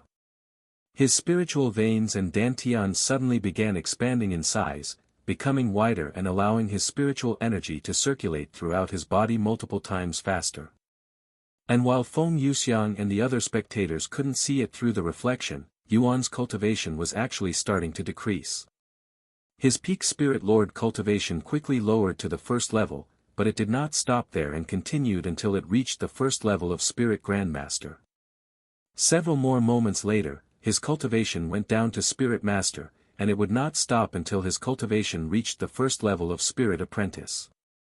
However, despite his cultivation lowering, Yuan's aura did not weaken at all. In fact, it even skyrocketed, becoming many times stronger than before.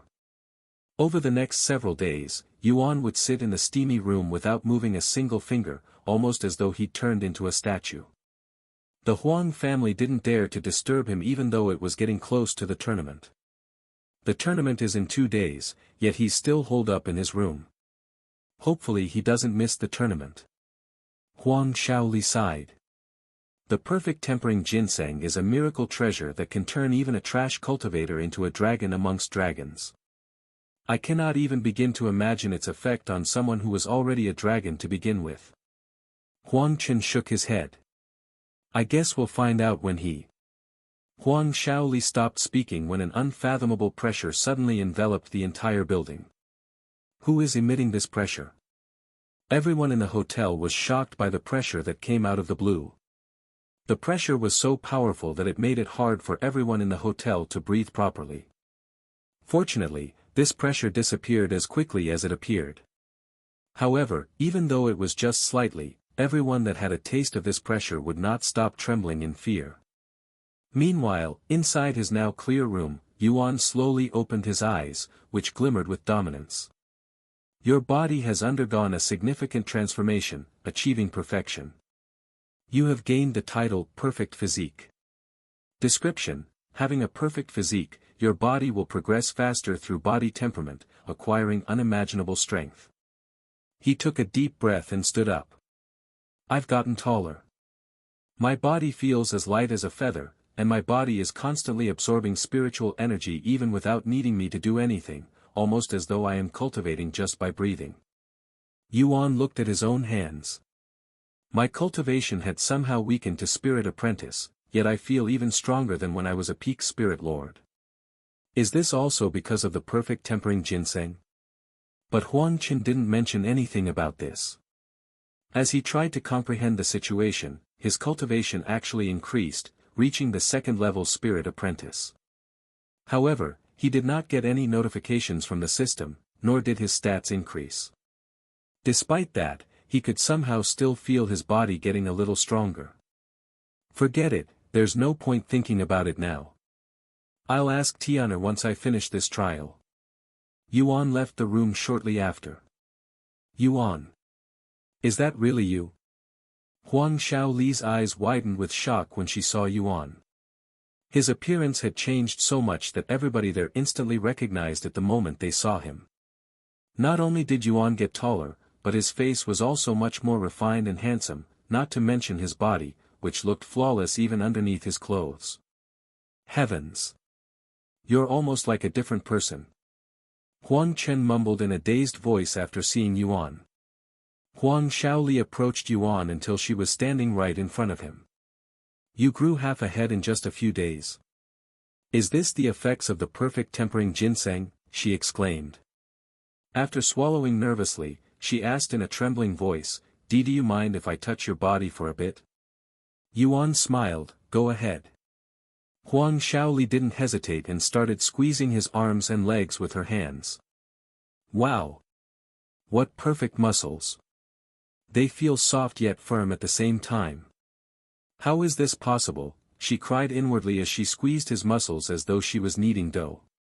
Looks like the perfect tempering ginseng worked like a charm on you. Huang Chen smiled. Yes, and it's all thanks to you. Yuan bowed to him. Don't even mention it. Huang Chen shook his head. Huang Shaoli suddenly exclaimed, wait.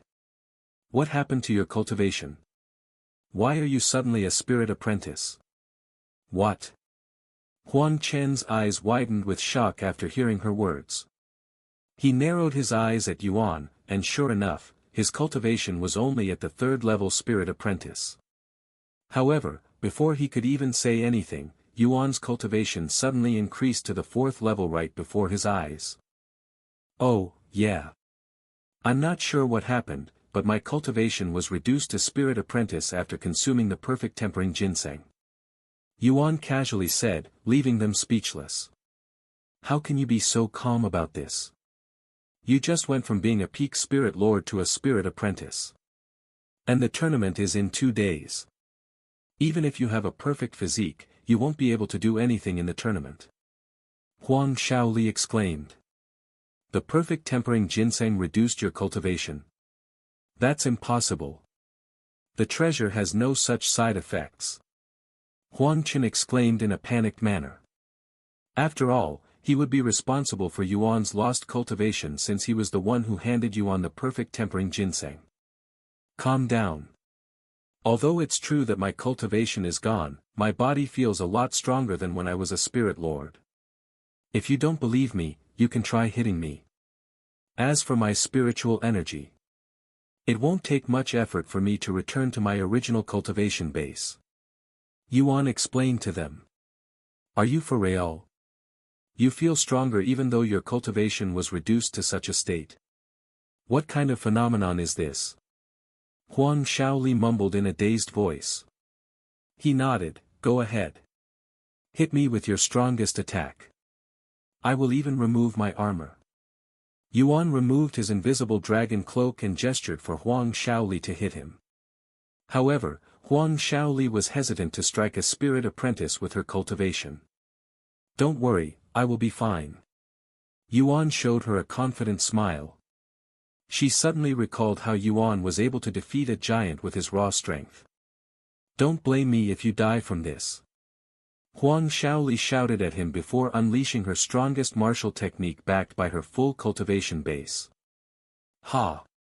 Huang Shaoli plunged her palms directly into Yuan's chest. Boom! The entire room shook for a brief moment from the impact, yet Yuan remained standing in the same spot without moving even a millimeter. No way! Huang Shaoli muttered with a baffled look on her face. See? I told you.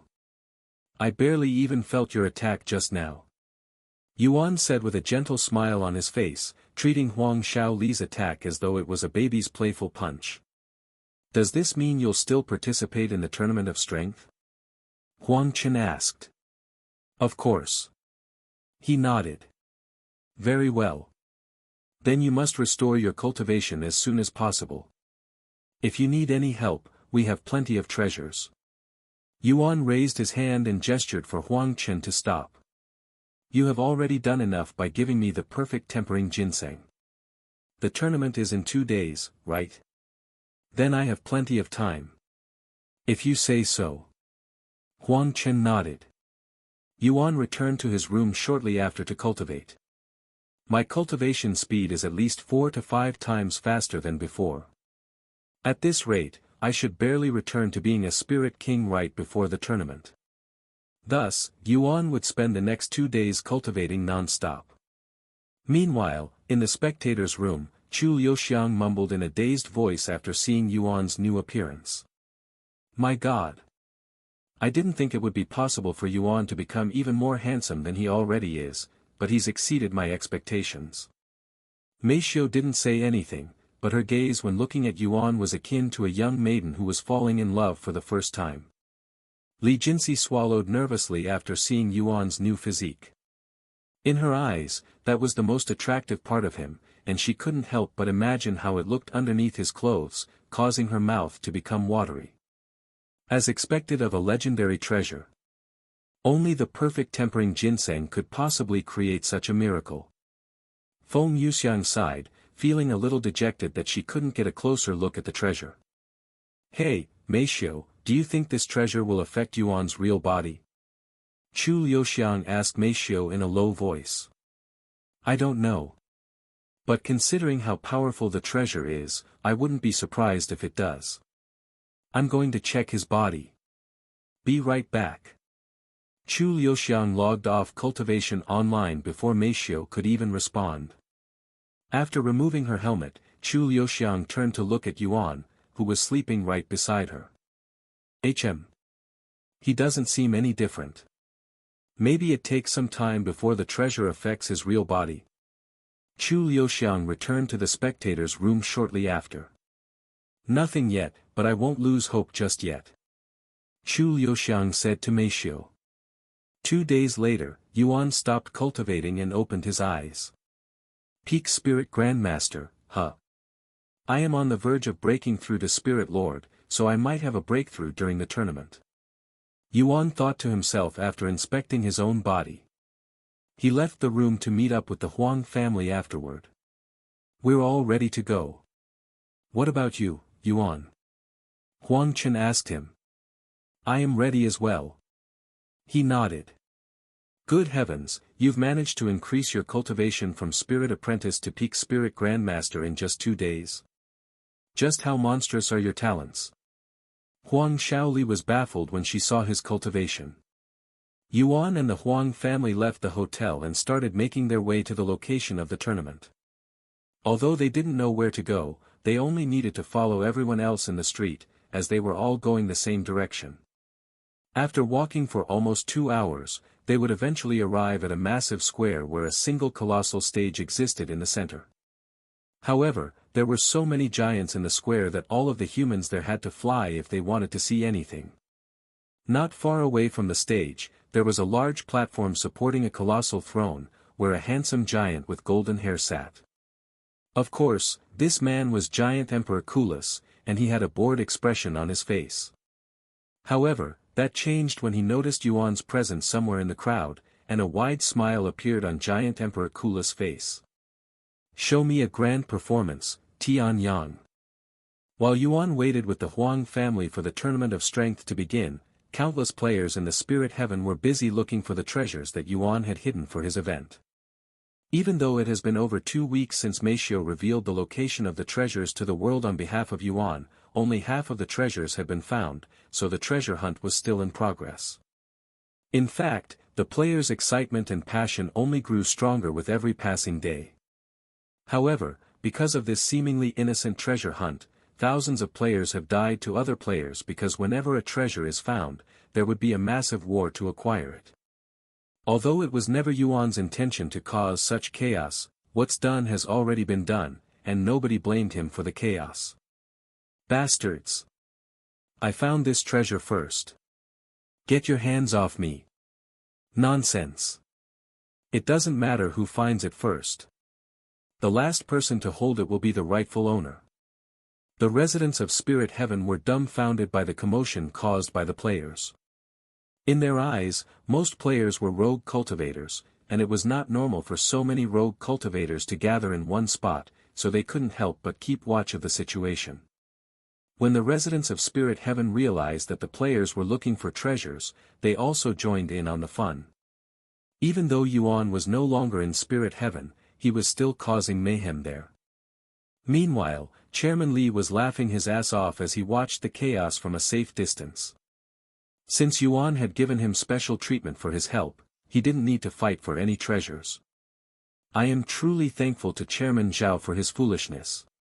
If he didn't offend Yuan, I wouldn't have taken his place and became friends with Yuan.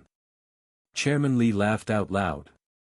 Of course, Chairman Li was not the only one who had received special treatment. White Lotus, Xia Jingyi, and Yu Rou also received their own divine-grade treasures. About 10 minutes after Yuan arrived at the square with the Huang family, Giant Emperor Kulis stood up from his throne and swept the crowd with his profound gaze. The noise in the square immediately died down, and everyone there turned to focus on Giant Emperor Kulis. Welcome to the Tournament of Strength, where the strongest warriors in the Giants' continent are born. In the Tournament of Strength, only one thing matters, your physique and raw prowess.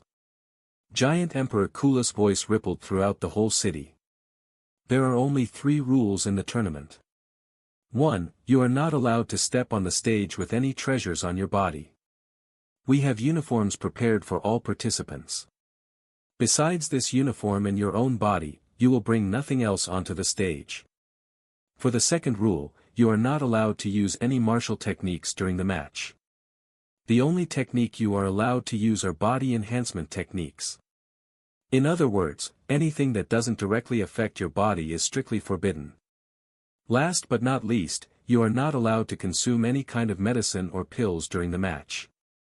Before the match begins, you are required to consume a body cleansing pill, which will remove anything unnatural affecting your body, so any pills or treasures that you have consumed beforehand will be rendered useless. If you dare to disobey these rules and cheat before my presence, I will personally rip your head off your body. Did I make myself clear? Giant Emperor Kulis narrowed his eyes at them. Yes, Your Majesty. Everyone responded in a clear voice. Now then. As for the qualifications to participate in the tournament. I don't care if you're a human or a giant, if you can create even the slightest crack on this ancestral tablet, I will allow you to participate in the tournament for a chance to acquire the title of Colossal. The next moment, Yuan watched as 2 massive giants wearing golden armor carried a large black boulder onto the stage. Even though the boulder itself was smaller than either one of these giants, it required 2 of them to carry it. The ancestral tablet is made out of the most durable material that can be found in this continent, and it has a special property that gives them extreme resistance against spiritual energy, essentially making them invulnerable to all spiritual attacks. However, that doesn't make them vulnerable to physical damage. Not only are they durable against spiritual energy, they are also incredibly durable against physical damage. In order to participate in the tournament, you must strike the ancestral tablet with nothing but your fist and make a crack in it. Simple, right? Everybody there was left speechless by Giant Emperor Kulis' last words. Even though the task sounded simple, it was actually an incredibly difficult requirement that will eliminate the majority of people there today. I have one more announcement before we begin the qualifiers. Giant Emperor Kulis suddenly said. And he continued, the winner of this year's tournament will not only receive the title of Colossal and a mythic rank body refinement technique, he will also earn the right to take my youngest daughter as their bride. What? Several people there exclaimed in a shocked voice after hearing such words. Giant Emperor Kulis has a daughter? Yuan raised an eyebrow. In the midst of the commotion, a figure suddenly appeared on the stage. This person was an unbelievably beautiful woman with long golden hair and a pair of emerald eyes, but she did not have the physique of a giant. Yuan's eyes widened when he saw this woman on the stage. That's Xie Mei. She was the giant emperor's daughter all along. Huang Shaoli exclaimed beside him. Indeed, this woman turned out to be Xie Mei, who had accompanied them to this city. Greetings, warriors. Just as my father said, I will consider marrying the person who will bear the title Colossal for the next 100 years. Xie Mei spoke in a gentle voice as she swept the crowd with her gaze, stopping when her gaze met Yuan's. When that happened, a bright smile appeared on her face. This woman. Yuan shook his head inwardly, wondering why he didn't realize her true identity sooner when she had the same features as her father. Good heavens, the winner of the tournament will have a chance to marry Princess Maya. This means that the winner will not only become the next Colossal, but he will also join the royal family. This is a once-in-a-lifetime chance. The giants there were extremely excited. Princess Maya. Is that her real name? Huang Shaoli mumbled in a pondering voice. Forget about her name. I am more interested in her figure. Yuan suddenly said. Her figure? So you like women with that kind of body, huh? Huang Shaoli said as she stared at Maya's hourglass body. Huh? Yuan raised his eyebrows. No, that's not what I am talking about. I'm wondering why her physique resembles that of a human when her father is that massive. Ah, I heard that female giants naturally have a smaller frame than male giants. Furthermore, I doubt that's her real size. The royal family has a body refining technique that can alter their body size. Huang Chen explained. I see. That's why Giant Emperor Kulas shrunk in size when I saw him again. Sometime later, those who wanted to participate in the tournament started testing their strength against the ancestral tablet. Ha! A 21-meter-tall giant stood before the ancestral tablet and punched it with all of his might, causing the entire thing to tremble. However, that was all. The strike was strong enough to make the ancestral tablet tremble, but it wasn't strong enough to cause any damage to it. Impossible. The giant muttered in a dazed voice as he stared at the spot he'd just punched, seemingly in disbelief. Get out of the way, you weakling. The giant behind him suddenly pushed him aside and punched the ancestral tablet as well. Dong! The ancestral tablet shook violently. The giant removed his fist from the rock with a confident smile on his face, but when he couldn't see any cracks on the ancestral tablet, his complexion paled. Ha ha ha. Don't open your mouth if you have no strength to back it up. Get out of my way. One by one, both giants and humans would take their chances at the ancestral tablet. However, even after going through hundreds of participants, not a single person has managed to damage the ancestral tablet. An hour later, someone finally managed to damage the ancestral tablet, and it was a female giant. She really did it. She cracked the ancestral tablet. The judge overseeing it announced after seeing the small crack on the rock. Shortly after the female giant cracked the ancestral tablet, the damage actually restored itself until it looked brand new. What interesting material. Yuan thought to himself, and he imagined making an armor out of it. Sometime later, after thousands of people had gone on the stage, Yuan finally decided it was his turn to approach the stage. However, the moment he stepped on the stage, Giant Emperor Kulas' voice resounded, "You don't need to qualify for the tournament, Tian Yang. You'll participate in the tournament regardless of your result." Yuan turned to look at Giant Emperor Kulas with raised eyebrows. Is he the rumored rival of His Majesty? I heard about him. Me too. I wonder how strong he is. The people there mumbled to each other. Even if you say that, I want to test my strength. Yuan suddenly said. Giant Emperor Kulas narrowed his eyes and pondered for a moment before silently nodding his head. Yuan approached the ancestral tablet the next moment and prepared to strike it. After taking a deep breath, Yuan punched the ancestral tablet with all of his strength. Boom! The entire arena shook when Yuan's fist landed on the ancestral tablet. It was clear to everyone there that Yuan's strike was the strongest thus far. However, when Yuan removed his fist from the ancestral tablet, everyone was shocked to see not even the slightest crack on it. Giant Emperor Kulas narrowed his eyes at the ancestral tablet. Not bad. A smile appeared on his face for some reason. Yuan stared at the rock with a pondering face, and without saying anything, he turned around and walked off the stage. Looks like we have overestimated that human. He couldn't even do anything to the ancestral tablet. He doesn't qualify to participate in the tournament, but since His Majesty gave him special treatment, he'll still be able to enter. How unfair. The giants there complained amongst themselves in a low voice, especially those that had failed to pass the qualifications. They despised Yuan for being allowed to participate in the tournament even though he clearly didn't qualify. However, nobody there dared to complain out loud. Sometime later, after several more people struck the ancestral tablet, the 13th person to go after Yuan's turn shocked everybody there with his results. He shattered the ancestral tablet. How is that possible? Holy heavens! I have never seen anything like this before. Who is that man? His prowess must be near His Majesty's level if he could destroy the ancestral tablet. The spectators were in shock. It was not just the spectators. Even the person who destroyed the ancestral tablet appeared to be quite shocked by the results. Unbeknownst to these people, Yuan's strike had destroyed the core of the ancestral tablet during his turn, severely weakening the ancestral tablet, hence why this random person was able to shatter the rock even though his strike wasn't anything out of the ordinary. Of course, Giant Emperor Kulis was aware of this, but he didn't say anything. What should we do now, Your Majesty? The ancestral tablet is broken and it'll take some time to prepare a new one. The judge asked him. There's no need.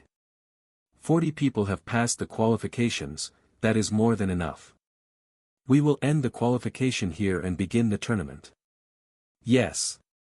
Once the stage was clean again, Giant Emperor Kulis called all 40 participants onto the stage.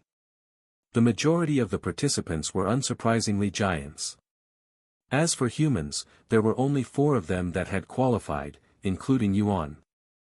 All 40 participants stood on the stage after Giant Emperor Kulis announced the end of the qualifiers when the ancestral tablet was destroyed. The 40 of you will now fight against each other until only one of you remains undefeated. We will decide the matches through a lottery system. Giant Emperor Kulis snapped his fingers, summoning someone onto the stage. This person was holding onto a metal tray that had 40 storage pouches on it. Every storage pouch will have a number inside, from number 1 to 20. Those that have picked the same number will be fighting against each other. Simple, right? Go ahead and choose your pouches. Yuan and the other participants went to grab their storage pouch. Once everyone had one in their grasp, they opened it to retrieve a piece of paper with a number on it. Number 3. Yuan read the number on his paper in his head. If your number is not 1, get off the stage. The judge on the stage said to them a moment later. Everyone there but the 2 male giants with the number 1 left the stage. The judge handed each of them a body-cleansing pill to swallow and a pair of white uniforms to change into. Once the pill took effect and they changed clothes, Giant Emperor Kulis signaled the beginning of the fight. Boom! The 2 giants on the stage immediately began striking each other with their bare fist, each of their strikes causing the stage to tremble and creating ripples in the air. Yuan swallowed nervously after seeing the fierceness of these giants. Compared to Sorgi, these 2 were on another level, perhaps several levels higher even. Hey! Yuan! Are you sure you'll be fine? Each of their strikes feels strong enough to shatter a real mountain. Huang Shaoli tapped his shoulders and asked him in a nervous voice. Let's hope so. Yuan said with a bittersweet smile on his face. Despite having a perfect physique, he wasn't completely confident in winning the tournament, as he had underestimated the difficulty of it. Over the next 2 hours, the giants on the stage would repeatedly strike each other without stopping for more than a few seconds, almost as if they had unlimited stamina and their bodies were indestructible. Their bodies began turning red after 3 hours, and in the 4th hour, the spectators could finally see blood being shed. Yuan and the Huang family expected the fight to end soon in their condition, but to their absolute shock, these 2 giants continued to abuse their bodies for another 3 hours. The whole fight had lasted 7 hours, and by the end of the fight, not a single bone in their body was left unharmed with most of them shattered into many pieces. How in heaven's name will they continue to fight the next match in such a condition? Huang Shaoli mumbled to herself after seeing their broken bodies. It was a miracle that neither of them had died, but they were definitely on the verge of death. Winner, Warrior Kozus. The judge announced. After the fight ended, the judge handed both of the participants a pill that Yuan had never seen before.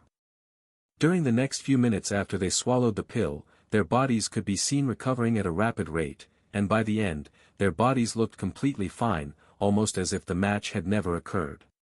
While the giants healed their injuries, some of the servants went on the stage to clean the blood until it was essentially new. Once the first two participants left the stage, the next two entered the stage. This time, it was a giant against a human, a female human at that.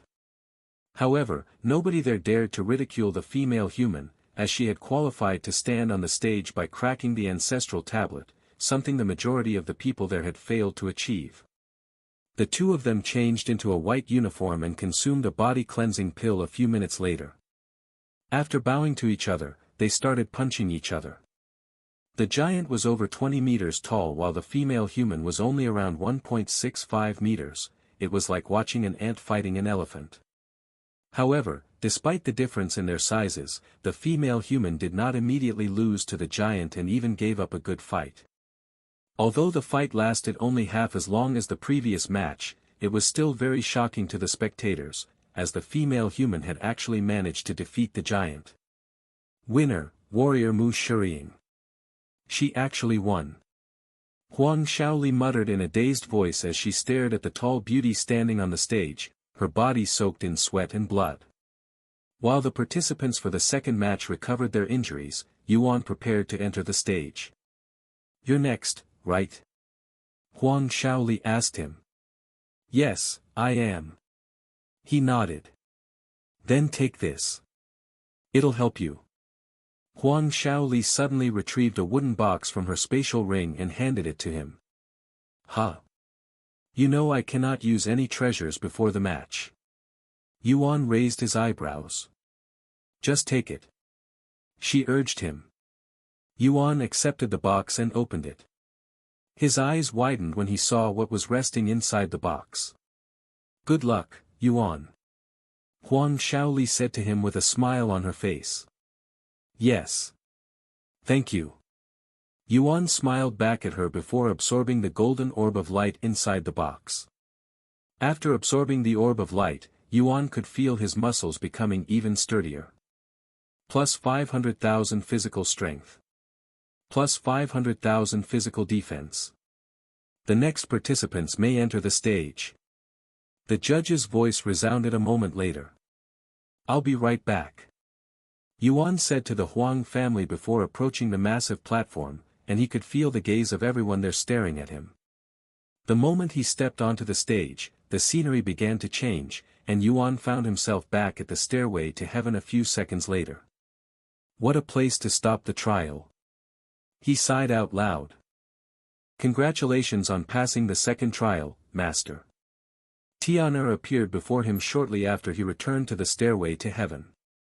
Yuan turned to look at her with a serious expression on his face. "Tian'er, I have some questions for you before I continue the trial. Why did the perfect tempering ginseng affect my body even though that shouldn't be possible?" Tian'er tilted her head and spoke in a calm voice. "Why shouldn't it be possible?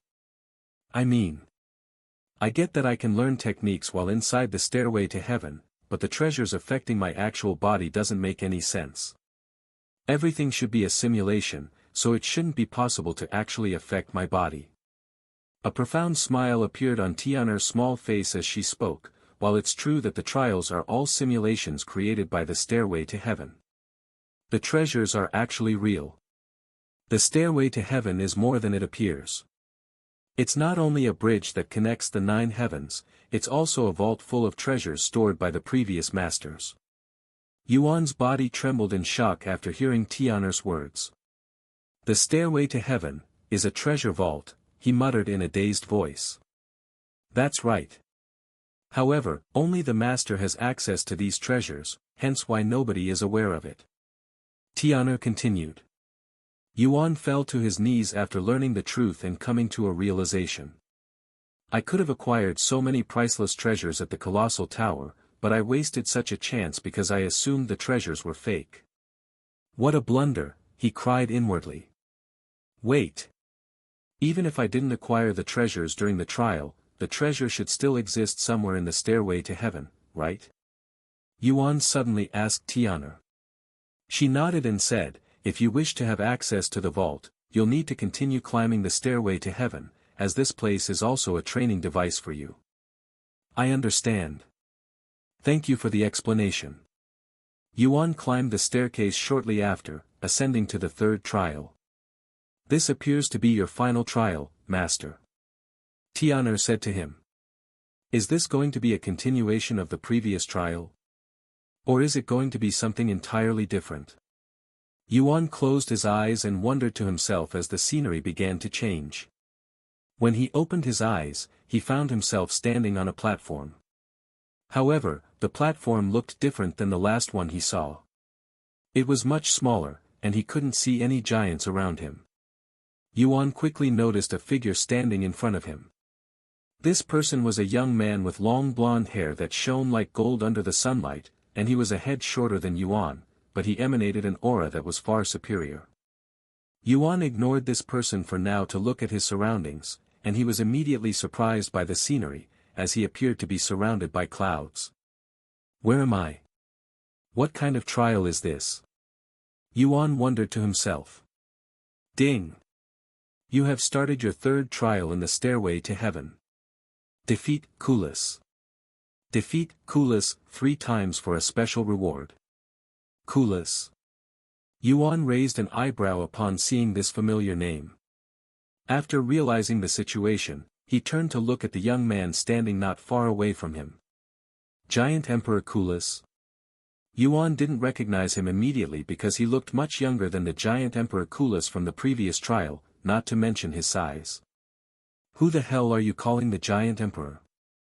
Stop daydreaming and fight me already, Tian Yang. Kulis shouted while pointing his fingers at Yuan. Yuan's eyes widened with shock. What is going on? Why does he look human? I thought giant Emperor Kulis was born a giant. Is this the stairway to heaven messing with me, or is there something I am missing here? Kulis spoke again, remember. No weapons or treasures. This is how a real man should fight, with their bare hands. He showed Yuan his fists and his arms that were bulging with muscle and veins. Yuan tossed aside all his questions temporarily and held his fists in front of him. Here I come. Kulis suddenly dashed towards him. Whoosh! Kulis swung his fist at Yuan at lightning speed. What? The speed of Kulis' strike was so fast that Yuan could only see a blurred arm for a split second before feeling intense pain in his body, as Kulis' fist had struck him directly in his body. When Kulis struck Yuan's body, it felt like someone had shot a cannonball at him. If it wasn't for his perfect physique and enhanced body, Kulis' strike would have made a hole in his body. After being struck, Yuan immediately retreated to gain some distance. Shit! It hurts. Yuan nearly fell to his knees from the pain. What's wrong, Tian Yang? You don't look so good. I have been waiting for this moment, the day that I will finally defeat you. Ahaha. Kulis laughed out loud. Yuan showed a bittersweet smile. Even with the perfect physique, this trial won't be easy. Here I come again. Kulis warned him before rushing at him again. I can't react to his strikes, so I can only endure them. Yuan activated the Golden Mountain body refinement and discarded all thoughts of avoiding, only focusing on attacking back. Whoosh! Yuan gritted his teeth and prepared for the strike. The moment Kulis' fist landed on his body, Yuan struck back with his own fist. Kulis' eyes widened with surprise after feeling the strength behind Yuan's strike. Not bad. Let's see how long you can last. Kulis shouted as he threw a second punch, then a third, and a fourth. Yuan would tank all of Kulis' strikes with his bare body before retaliating with his own attack, and over the next few hours, the two of them would continue exchanging blows in such a manner, almost as though they were participating in the tournament of strength. A few hours have passed since Yuan and Kulis started battering each other relentlessly like crazy. Even though every strike was accompanied by intense pain, there was a smile on Yuan's face. The same goes for Kulis, who was smiling from ear to ear as their blood splattered all over the floor. I don't think I have the stomach to watch this.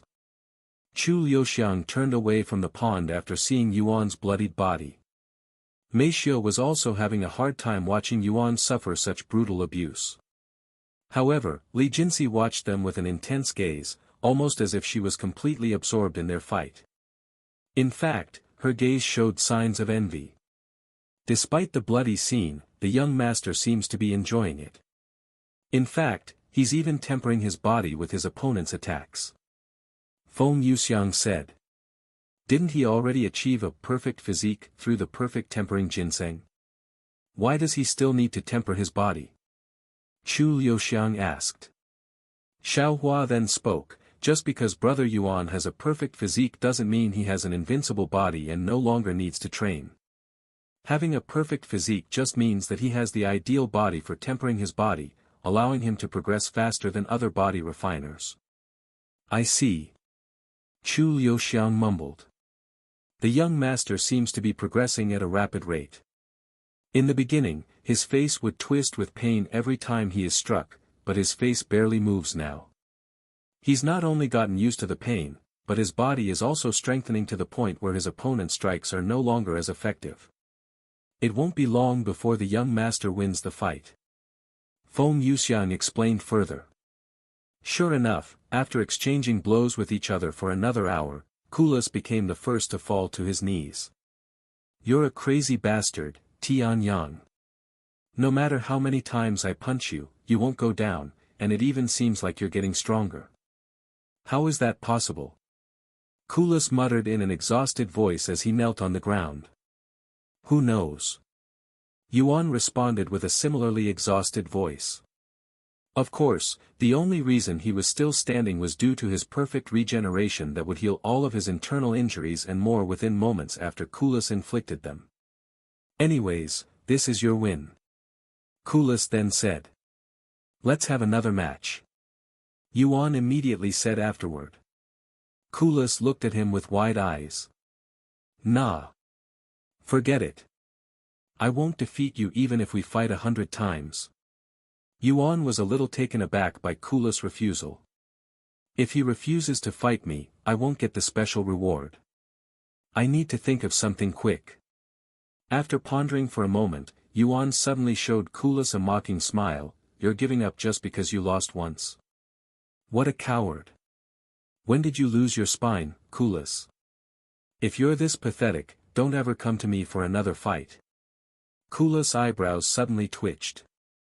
What the fuck did you just call me? He glared at Yuan with intense killing intent. Yuan continued to smile, a coward because that's what you are. If you want to fight so badly, I will fight you and make you regret calling me a coward. However, give me 3 days. We will start our second match in 3 days. That's what I am talking about. Let's have 3 matches. If you can defeat me even once, I will consider it your win. Yuan said. Then I will see you in 3 days. Kulis stood up and limped to the small building that was located at the edge of the platform. Does he live here? Where is this place, anyway? Yuan wondered to himself. Once Kulis entered the building, Yuan sat down to cultivate. After recovering his injuries, he began walking around the edge of the place. It appears that we're somewhere in the sky, but what will happen if I try to leave this place?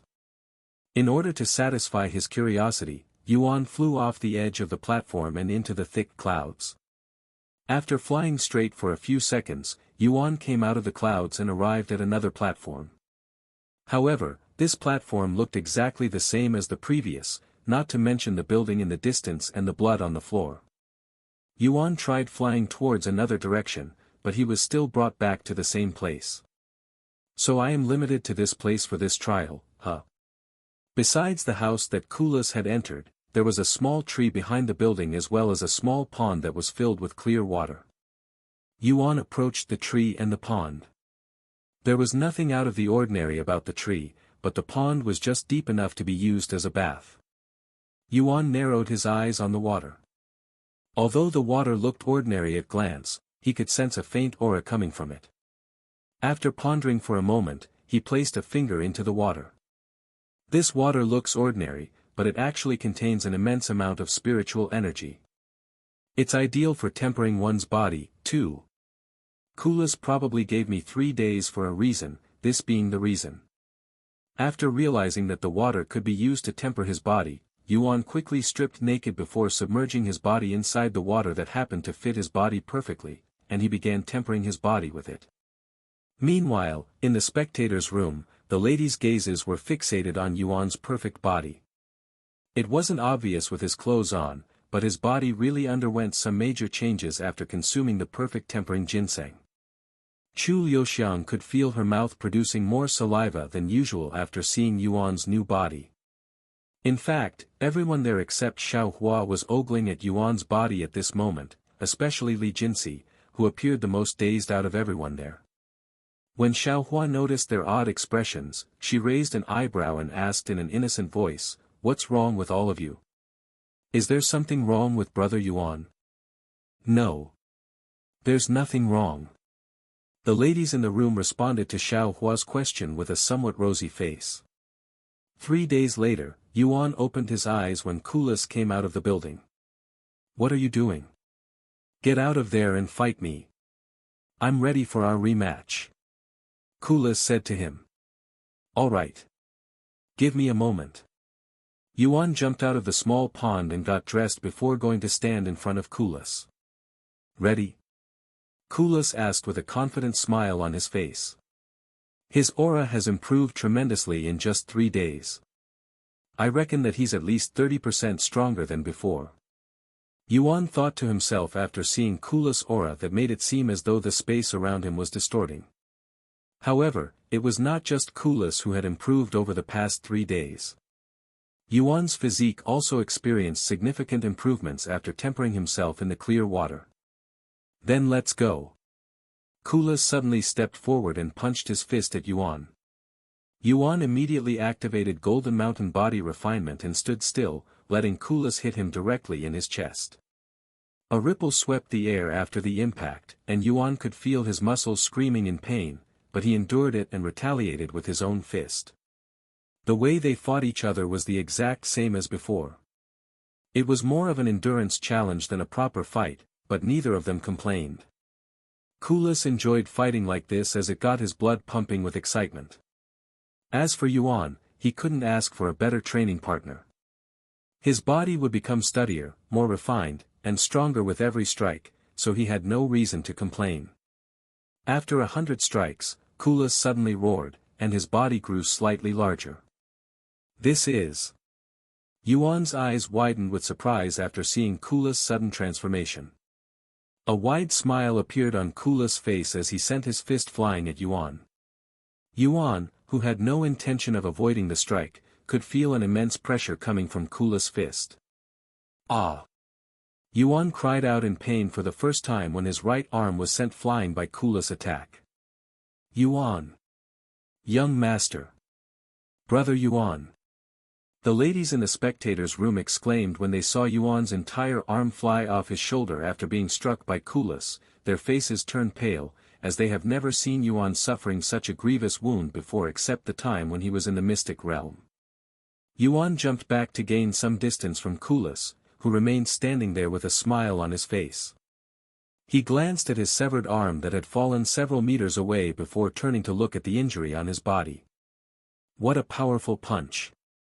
Yuan swallowed nervously as he blocked his injury with his spiritual energy, preventing any more blood loss. Kulis suddenly started laughing, "Ha ha ha. How do you like my..." However, before he could even finish his sentence, Yuan's perfect regeneration kicked in, growing him a new arm within seconds. Kulis stared at Yuan with his eyes as wide as saucers. "What the fuck did you just do? How did you just... Are you even human?" Kulis exclaimed in a shocked voice while pointing at Yuan. "Of course I am human. What about you? Is that the great mammoth body refinement that I have heard about?" Yuan said with a smile on his face. "So you already knew about this technique?" "That's right. I am currently using the great mammoth body refinement. It not only allows me to alter my body size, it even boosts my strength by a tremendous amount. As long as I am in this state, you won't be able to take a hit from me. I won this match, Tian Yang. Keep dreaming. The match isn't decided just yet." Yuan rushed at Kulis after fully recovering from his injury. After tanking Yuan's hit, Kulas swung back. However, to his surprise, Yuan didn't avoid his attack like he'd anticipated. In fact, Yuan did the complete opposite by blocking the attack with his own fist. Ack! Yuan gritted his teeth when he felt his muscles tearing apart and all of the bones in his arm shatter, and in the midst of Kulas' shock, Yuan used his other arm to strike back. Kulas retreated several steps afterward. Ha! As expected of my rival. You're full of surprises, Tian Yang. Kulas laughed like a maniac as he rushed at Yuan again. Several hours later, Kulas knelt on the bloodied ground with a look of disbelief on his face. You're a freaking monster, Tian Yang. He muttered in a low voice. I can say the same to you, Kulas. Yuan said with a smile on his face, but his entire body was soaked in blood, looking as if he'd just taken a dip in a bath of blood. It's not over yet, Tian Yang. One more match. I have a feeling that I will be able to defeat you in the next match. Kulas glared at him with a confident gaze. Sure. Yuan nodded. 7 days. I will see you in 7 days. Kulas slowly stood back up before limping towards the building. Once Kulas disappeared inside the building, Yuan immediately entered the pond and began cultivating. 5 days later, Yuan opened his eyes and turned to look at the building with a frown on his face. Even though Kulas was still inside the house, his aura had grown to the point where it was leaking out of the building. This isn't good. At this rate, he'll definitely defeat me during our third match. Yuan sighed inwardly. However, there was no way for him to significantly increase his strength in the next 2 days. If I want to defeat Kulas in 2 days, I will need to use the golden aura. Unfortunately, he still doesn't have the capability to use the golden aura at will. Looks like I will have to force it to come out. Yuan swallowed nervously after recalling how painful it was afterward. However, he didn't have any choice. Thus, after mentally preparing himself, Yuan activated the nameless technique.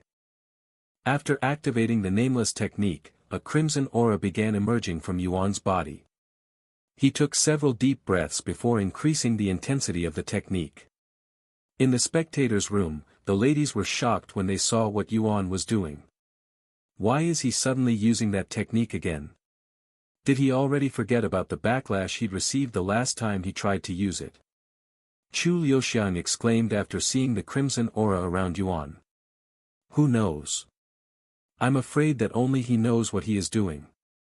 Meishio shook her head. Several minutes later, the deafening voice resounded inside Yuan's head. How dare you? Yuan coughed up a mouthful of blood after hearing this voice that shook all of his internal organs. You dare ignore my previous warning? Do you have a death wish, brat? Yuan gritted his teeth and tried his best to ignore the pain coming from all over his body. Who are you? Yuan managed to mutter. I am above all that exists in this world. I am heaven's supremacy. Arg. The pain was so unbearable that Yuan fell unconscious before he could ask any more questions. Yuan.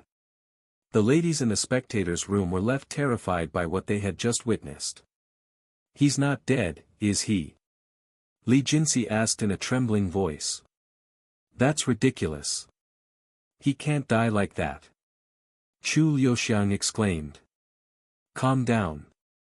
Yuan is still alive.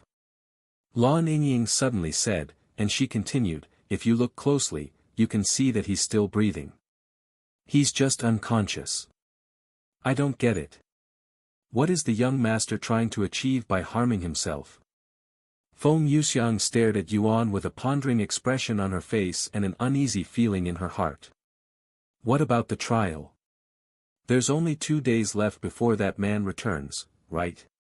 Meishio asked. We can only hope for the young master to wake up.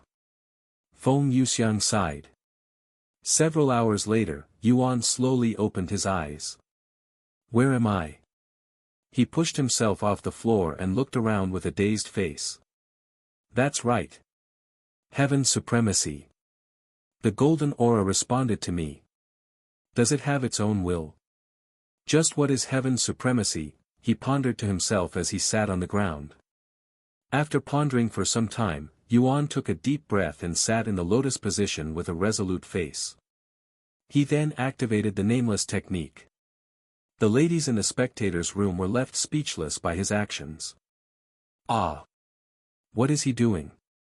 He's really doing this on purpose. Chu Liuxiang exclaimed.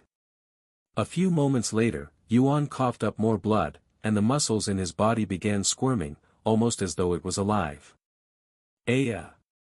Yuan released a deafening roar as a golden aura exploded from his body, consuming the crimson aura. Insolence! If you continue this reckless behavior, I will really kill you. The ancient voice resounded once again. Lend me your power. I want to defeat Kulis. Yuan said with much difficulty. Only those who are worthy can wield the heaven's supremacy. You are not worthy. The voice boomed. If I am not worthy, then why are you in my body?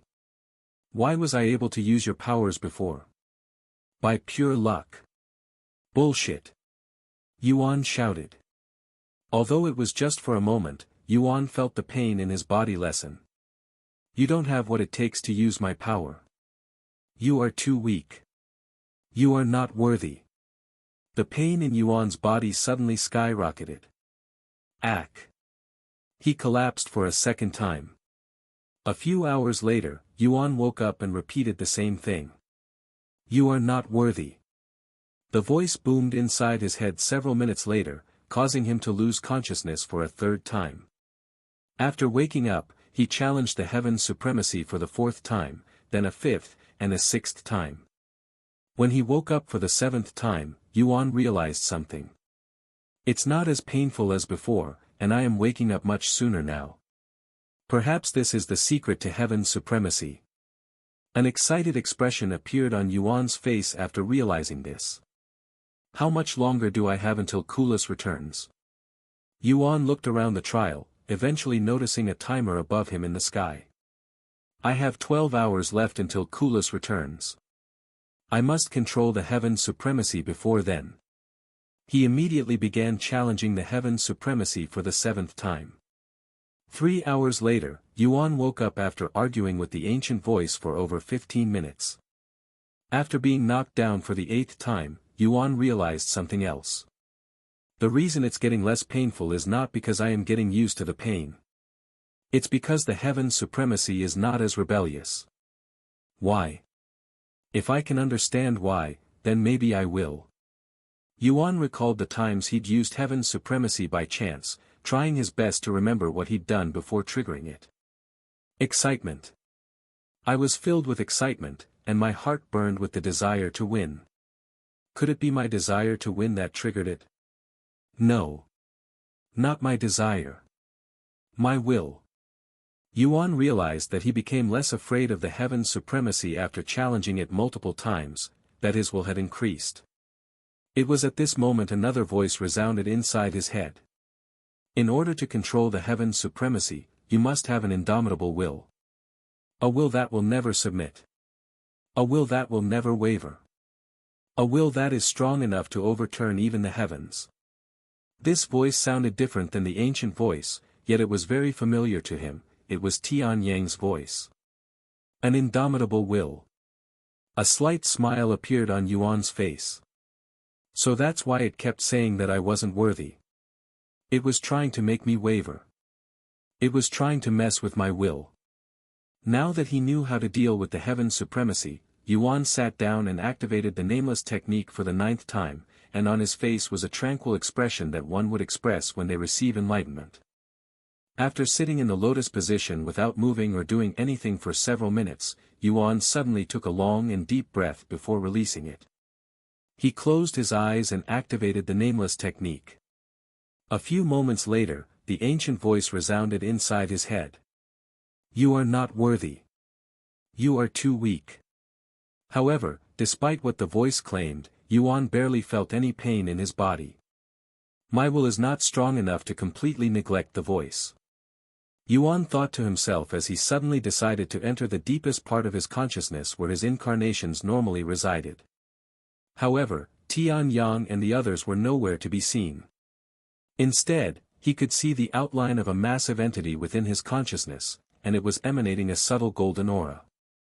Yuan remained calm as he approached this entity without fear. "Are you the Heaven Supremacy's true form?" Even when he was right in front of the entity, Yuan was unable to see its true figure or appearance, almost as if it was perfectly blended into the darkness. "You are not worthy." The ancient voice resounded again, but it was much calmer this time.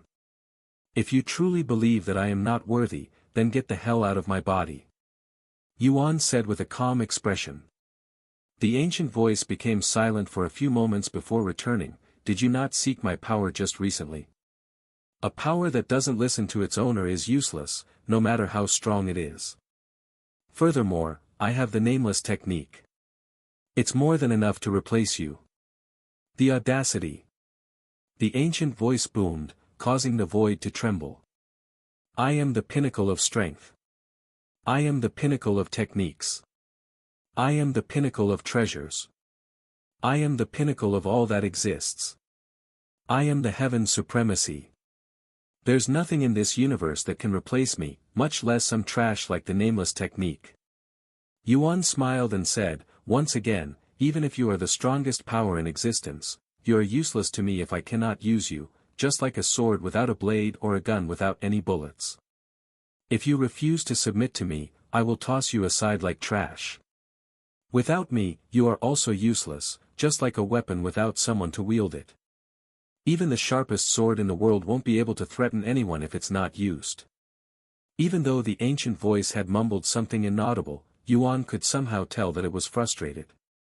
"You have 3 seconds to decide. In 3 seconds, I will leave this place and forever ignore your existence.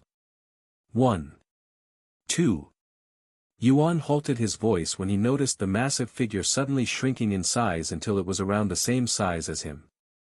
Once the shrinking stopped, the entity began approaching him, allowing Yuan to get a clearer view of it, and to his surprise, this entity now looked more like a bulky human. Furthermore, this entity appeared to have 10 arms, 5 on each side. "Who? No, what are you?" Yuan asked with a slight frown on his face. "You will eventually remember, but until then, you can call me Shura. Are you the Heaven Supremacy's will?" "The Heaven Supremacy is merely a fragment of my power that I bestowed upon you. However, that does not mean it will listen to you. While the others have received its acknowledgement, you have yet to prove yourself worthy to wield its power." "The others, as in my past lives?" "That's right. Even gods covet this power, yet you dare to threaten to toss it away. You're the first. I don't need a sword that cannot be used to defeat my enemies, no matter how sharp that sword may be," Yuan said. After a moment of silence, Shura spoke, "Very well. Then I will allow you to wield the Heaven Supremacy to show you what you'll be missing out on if you throw it away. However, you will only get 3 chances. If you do not receive the Heaven Supremacy's acknowledgement after 3 uses, you won't be able to use it until you do. Don't disappoint me, brat." Shura's figure disappeared shortly after.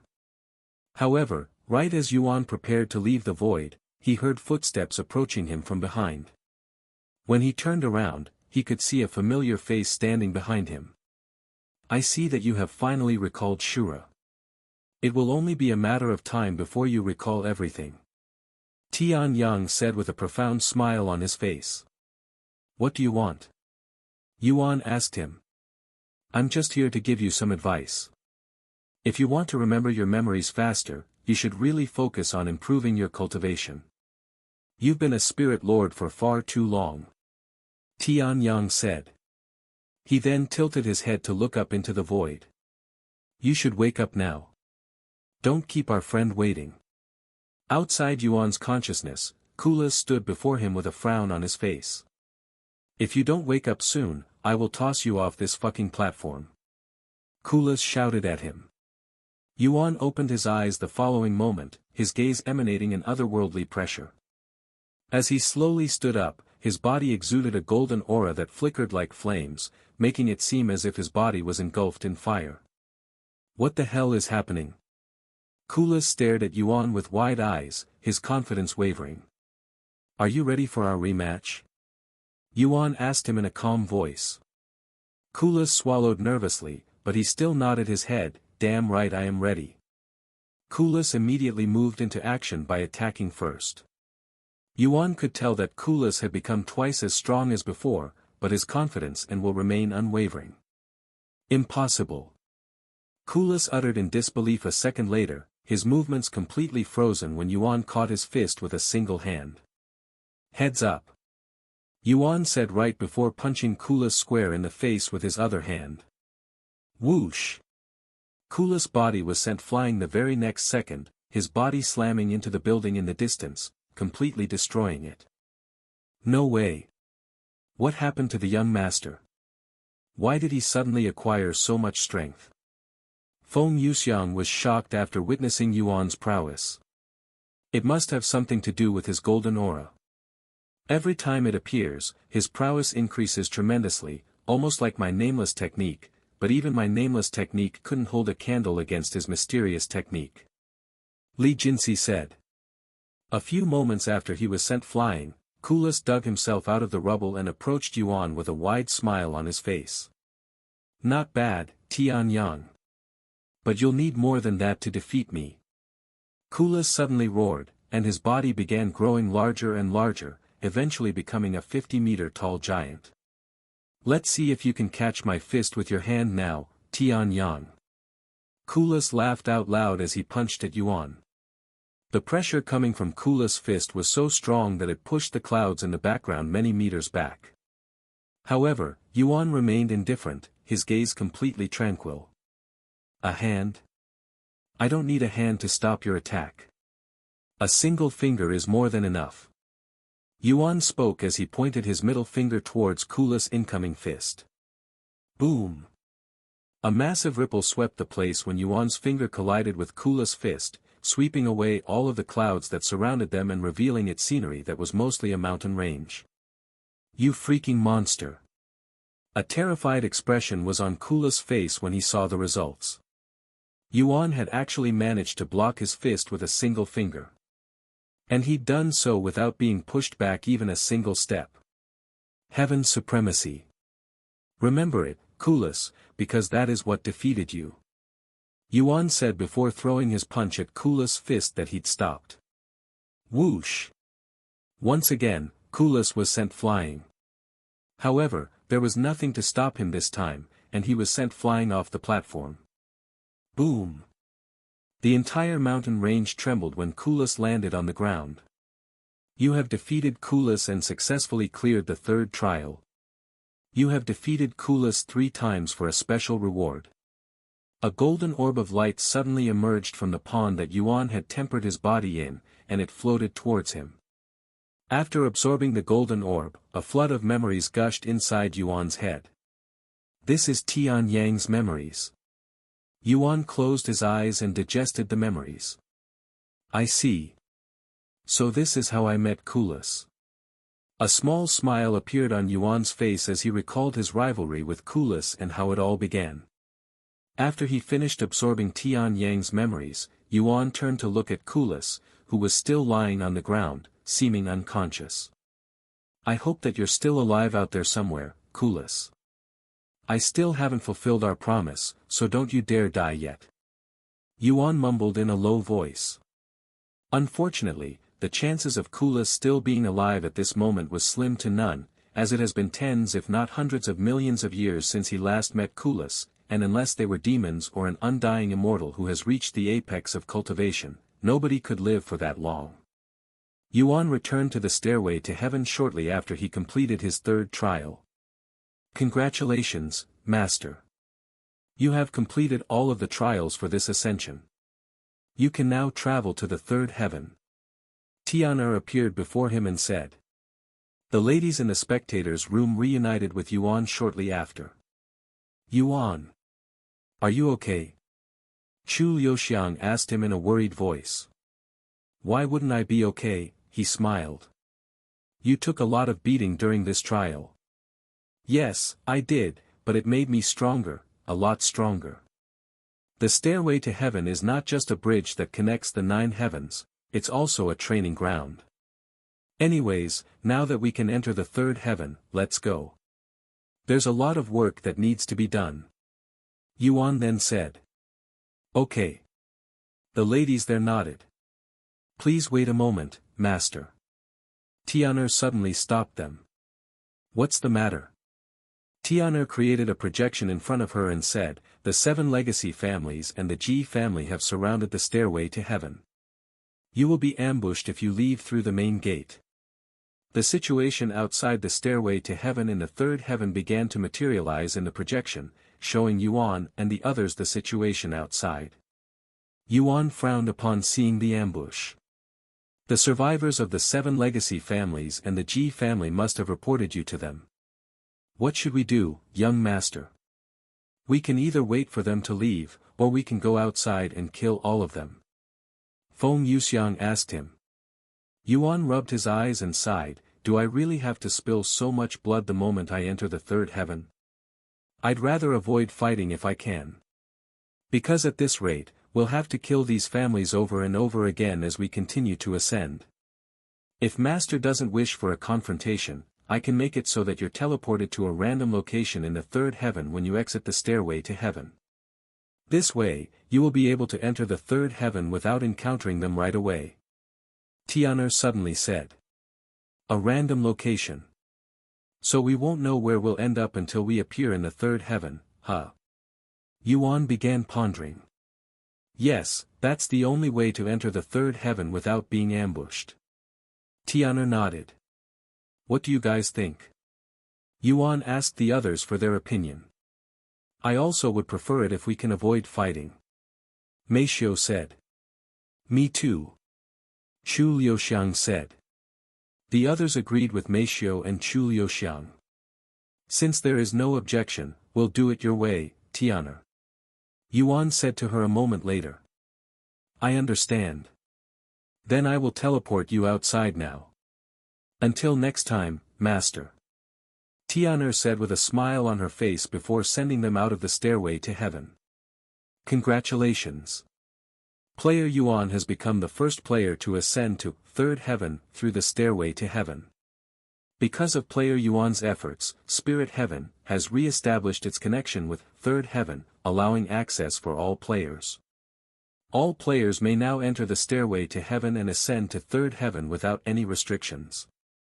Look! There's an announcement. The players that noticed the announcement quickly pointed at it. 3rd heaven is open. And it's player Yuan who opened it. The players were filled with excitement after seeing the announcement even though it hasn't been that long since Yuan connected Spirit Heaven and the lower heavens. The players began talking with their friends and their groups. Are you going to the 3rd heaven? Hell no. Don't you remember what happened when this realm was opened? Everyone and their mother rushed to ascend, but they quickly realized that it was a mistake since they weren't prepared for the increased difficulty. Besides player Yuan, I doubt there are any other players out there who are capable enough to traverse the new level. Yeah, and we have barely scratched the surface for this level. I'll stay here for a few more months before I even think about ascending to the next level. No matter how illogical it may seem to ascend, there will always be people who don't care about the consequences or are too stupid to understand their situation. A lot of people will die in the next few days. Sure enough, when news about the 3rd heaven spread online, countless people rushed to the stairway to heaven to ascend. In their eyes, even if it was extremely risky, the 3rd heaven will have more opportunities than Spirit Heaven, and the spiritual energy there was much more plentiful, allowing them to cultivate faster. However, these players would soon realize what they were getting themselves into, that they were walking towards a death trap. Meanwhile, outside the stairway to heaven in the 3rd heaven, the 7 legacy families and the Ji family were still camping outside, patiently waiting to ambush Yuan. It's been over a month since this Yuan entered the stairway to heaven. Do you think he'd failed the trials and couldn't ascend? He probably died inside the stairway to heaven. I doubt it. We have people watching the stairway to heaven in spirit heaven. They would have notified us by now if he failed the trial. The leaders of the 7 legacy families spoke to each other as they sat down for some spiritual tea. Several minutes later, their bodies froze when someone shouted, "The stairway to heaven is opening. He's coming out. Get ready. Kill him the moment he steps out of the stairway to heaven." The head of the G family shouted, his voice alerting everyone there. The following moment, a group of people walked out of the stairway to heaven with clear excitement on their faces. Attack! Whoosh! Boom! Thousands of cultivators launched their attacks at this group of ignorant players before they could even realize what was going on, and before they knew it, they were dead. The world shook for a moment from so many techniques going off at once. Did we do it? Did we kill them? We did it. We killed him. We have avenged our families. The people there celebrated when they saw the blood splatters. However, their celebration was cut short when someone suddenly shouted, "Wait! It's not over yet. There are more people coming out of the stairway to heaven." When the cultivators saw this, they immediately stopped celebrating to attack these innocent players that had no idea what was even going on. Wait! Why were there so many people? The numbers don't add up. The cultivators realized this after killing the players. But alas, they weren't given any time to think, as more players started coming out of the stairway to heaven. There are more of them. Attack! Kill them all! The cultivators stopped thinking and merely focused on attacking the players that came out of the stairway to heaven. It was a massacre, one that neither side understood. Within minutes of the massacre, the players that had been killed by the cultivators started warning the others online, and the situation spread like wildfire. Warning! Do not ascend to the third heaven. You will be killed. Third heaven is a death trap. I was killed the moment I entered the third heaven. Complaints from the players that had been killed flooded the online forums and pretty much the entire internet, causing widespread shock. Holy shit, I am so glad that I decided to wait a few days before ascending. I dodged a bullet today. See? I told you that it was a bad idea to ascend so quickly. But why would the NPCs attack them? Who knows? What about player Yuan? Since he was the first one to ascend, there's a good chance that he was also killed, right? The players began wondering if Yuan had also been killed by the cultivators, unaware that he was responsible for their situation. Meanwhile, back at the stairway to heaven. There's something wrong here. Why are there so many people ascending in such a short time? What is happening? Lord G. I think we have made a grave mistake. We need to stop attacking immediately. The leaders of the 7 legacy families said to him. The Lord G of the third heaven also realized that something was amiss, so he demanded for the attacks to stop. However, it was already too late, as hundreds of players have already lost their lives because of this misunderstanding. The cultivators waited for more players to show up so that they could ask the players about Yuan, but because of their massacre, none of the players dared to ascend anymore, and it would remain like this for an entire week. What the fuck is going on? What happened to Yuan? Did we kill him or not?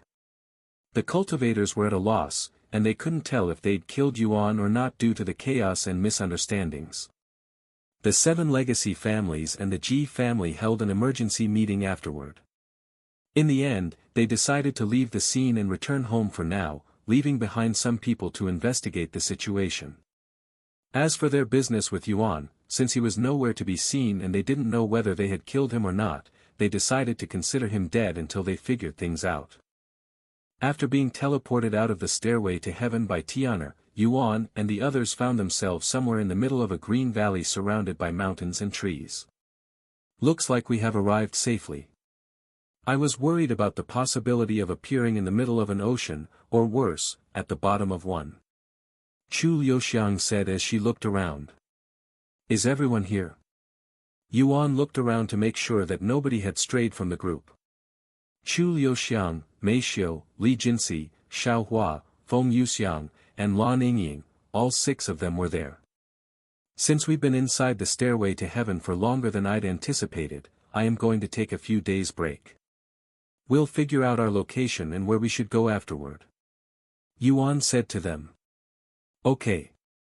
Xiaohua and the other 2 servants returned to his body before Yuan logged off with Mei Xiu and the others. After logging off, the first thing Yuan noticed was Mei Feng, who was cleaning his room at this moment. Welcome back. Mei Feng said when she noticed them removing their consoles. I'm back. Yuan smiled. I can't believe that you'd actually stayed inside Cultivation Online for over a month without any breaks. Are you feeling okay? Mei Feng asked him. Yes, I am perfectly fine. He nodded. And he continued, but my stomach is not. I'm starving. I'll go cook some food right now. Mei Feng stopped cleaning the room and rushed to the kitchen. I'm going to take a shower. He said to Chu Liuxiang after Mei Feng left the room. I'll come with you. Chu Liuxiang said as she hopped off the bed and rushed into the bathroom. Yuan followed her a moment later. Yuan. Your body. Chu Liuxiang suddenly exclaimed when she got a clearer look at his appearance after he entered the bathroom. My body? Yuan looked down at his body to see that it had become more refined and detailed. Furthermore, he noticed that he was a little taller than before. The perfect tempering ginseng has affected your real body as well. Chu Liuxiang said with an excited smile on her face. I'm not surprised, considering how powerful the treasure was. He smiled as well. Since it's been a while, let me be the first to have a taste of your new body, hee. Chu Liuxiang suddenly said with a lustful expression on her face. Yuan was speechless, but he didn't reject her. After a quick shower, Chu Liuxiang pulled Yuan into the bathtub with her, where they would spend over an hour embracing each other. Once they were both satisfied, they took another shower to wash off the sweat before leaving the bathroom and getting changed. By the time they arrived at the dining room, Mei Xiu and the others were already sitting around the table. Welcome back, Yuan, and congratulations on passing the trial. Wang Xiuying said to him. Thank you. Yuan, there's something you should know. Mei Xiu suddenly said to him with a weird expression on her face. What happened? I just heard about it, but... Mei Xiu proceeded to tell him about the player massacre that had occurred shortly after they ascended to third heaven. Seriously? Yuan was speechless after hearing the news. He didn't think the 7 legacy families and the Ji family would attack indiscriminately. Is it just me or is there something different about you, Yuan? Wang Ming suddenly said. You're right. He seems a little taller than before. Wang Bingbing agreed with him. Yuan. Don't tell me the perfect tempering ginseng had. Mei Xiu swallowed nervously after the others mentioned it, as she was already used to seeing Yuan in his new body in Cultivation Online, so she didn't immediately notice. The same went for Li Jinsi, whose mouth opened slightly after seeing his new physique. Long story short, I consumed a powerful treasure during the trial, and it was strong enough to affect my real body in this world as well. Yuan explained the situation to the members. My God! You're like a different person. Shi Lang muttered in a dazed voice. Well, it was a really rare treasure that only existed during the primordial era. There's a good chance that the treasure I consumed was the last one in existence. Yuan said with a smile. Anyways, tell me more about this massacre. What is the situation now? There's not much happening. The players that tried to ascend were attacked the moment they left the stairway to heaven. Hundreds of players died because of this incident, and the players are no longer willing to ascend for the time being. Shi Murong explained. That reminds me. What about you guys? I was just about to ask Mei Xiu before the 2 of you arrived. Were you guys also attacked? People online are speculating that you were also killed in the ambush. Wu Zhao asked. No, we weren't attacked, but that's because we knew about it in advance and left the stairway to heaven in another way. In fact, I am the reason for the attack. Yuan sighed. Huh? You're responsible for the massacre. They all looked at him with wide eyes. He nodded and proceeded to explain to them about his situation with the 7 legacy families and the massacre that had occurred right before he entered the stairway to heaven. Because of what I did to their families in spirit heaven, they had set up that ambush for me. I should have warned the players before I entered the 3rd heaven, but it didn't occur to me at that time. He shook his head with a guilty expression on his face. Well, what's done is already done. These players were being foolish to begin with. I mean, why would they ascend when they don't have the qualifications in the first place? They would have died sooner or later, anyway. Wang Ming shrugged his shoulders, unable to pity the players that had been killed. Probably, but they didn't deserve to be killed in such a fashion. Yuan sighed. By the way, what happened to the players that were killed after they entered the 3rd heaven? Do they get sent back to spirit heaven since they respawn in the last city they visited? Chu Liuxiang suddenly asked. No, they get sent to the nearest city in 3rd heaven. Shi Murong said. What are your plans now that you're in 3rd heaven? Wang Bingbing asked a moment later. I'm going to visit the myriad of techniques to see if they have any new techniques, then I am going to visit the Demon Sealing clan, since I have some unfinished business with the Demon Sealing pagoda. Yuan said. He turned to look at Li Jinsi and asked, what about you? Now that you're in 3rd heaven, what are your plans? If you want, you can follow us to the myriad of techniques. I can get you some free techniques. Free techniques? Yuan nodded, yes, and since we don't know our location, it would be better for you to follow us until we arrive at a city. Who knows how powerful the magical beasts around us are? Alright, then I will bother you a little longer. Li Jinsi agreed to follow them. Sometime later, Mei Feng filled the table with a feast. You cooked all of this in just 2 hours. Even 10 people would have trouble cooking this much food in such a short time.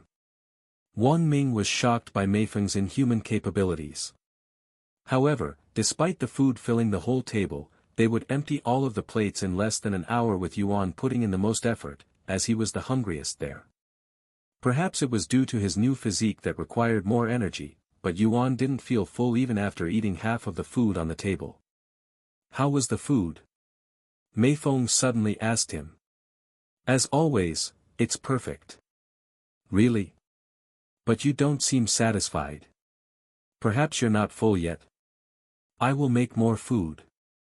It's fine. I'm not full, but I don't need to be full every time I eat. As long as I don't starve, I will be fine. He stopped her. If you say so. After their meal, Yuan returned to his room and called Yu Rou to chat with her. Am I bothering you right now? I can call later if that's the case. Yuan asked her as he laid on the bed. It's okay, I needed a break anyway. Yu Rou said. And she continued, congratulations, brother. I heard the news. You entered the 3rd heaven, right? Yes. Are you okay? People are saying that you were also a victim of the player massacre. Have you heard of it? She then asked. I heard of it, but you don't need to worry. None of us are hurt because. Yuan proceeded to explain the whole situation to her. What? You're currently being hunted by these powerful families. Why? Yu Rou was shocked to learn of this information. I'm not sure either, but according to the Ji family, the heavens want me dead. Yuan shrugged. The heavens. Is that some kind of title for someone? I'm not sure either. What are you going to do to these people? Are you going to kill all of them? Yu Rou suddenly asked, her voice sounding a bit worried. No, I won't fight them unless it's absolutely necessary. I don't want to put you guys in danger, either.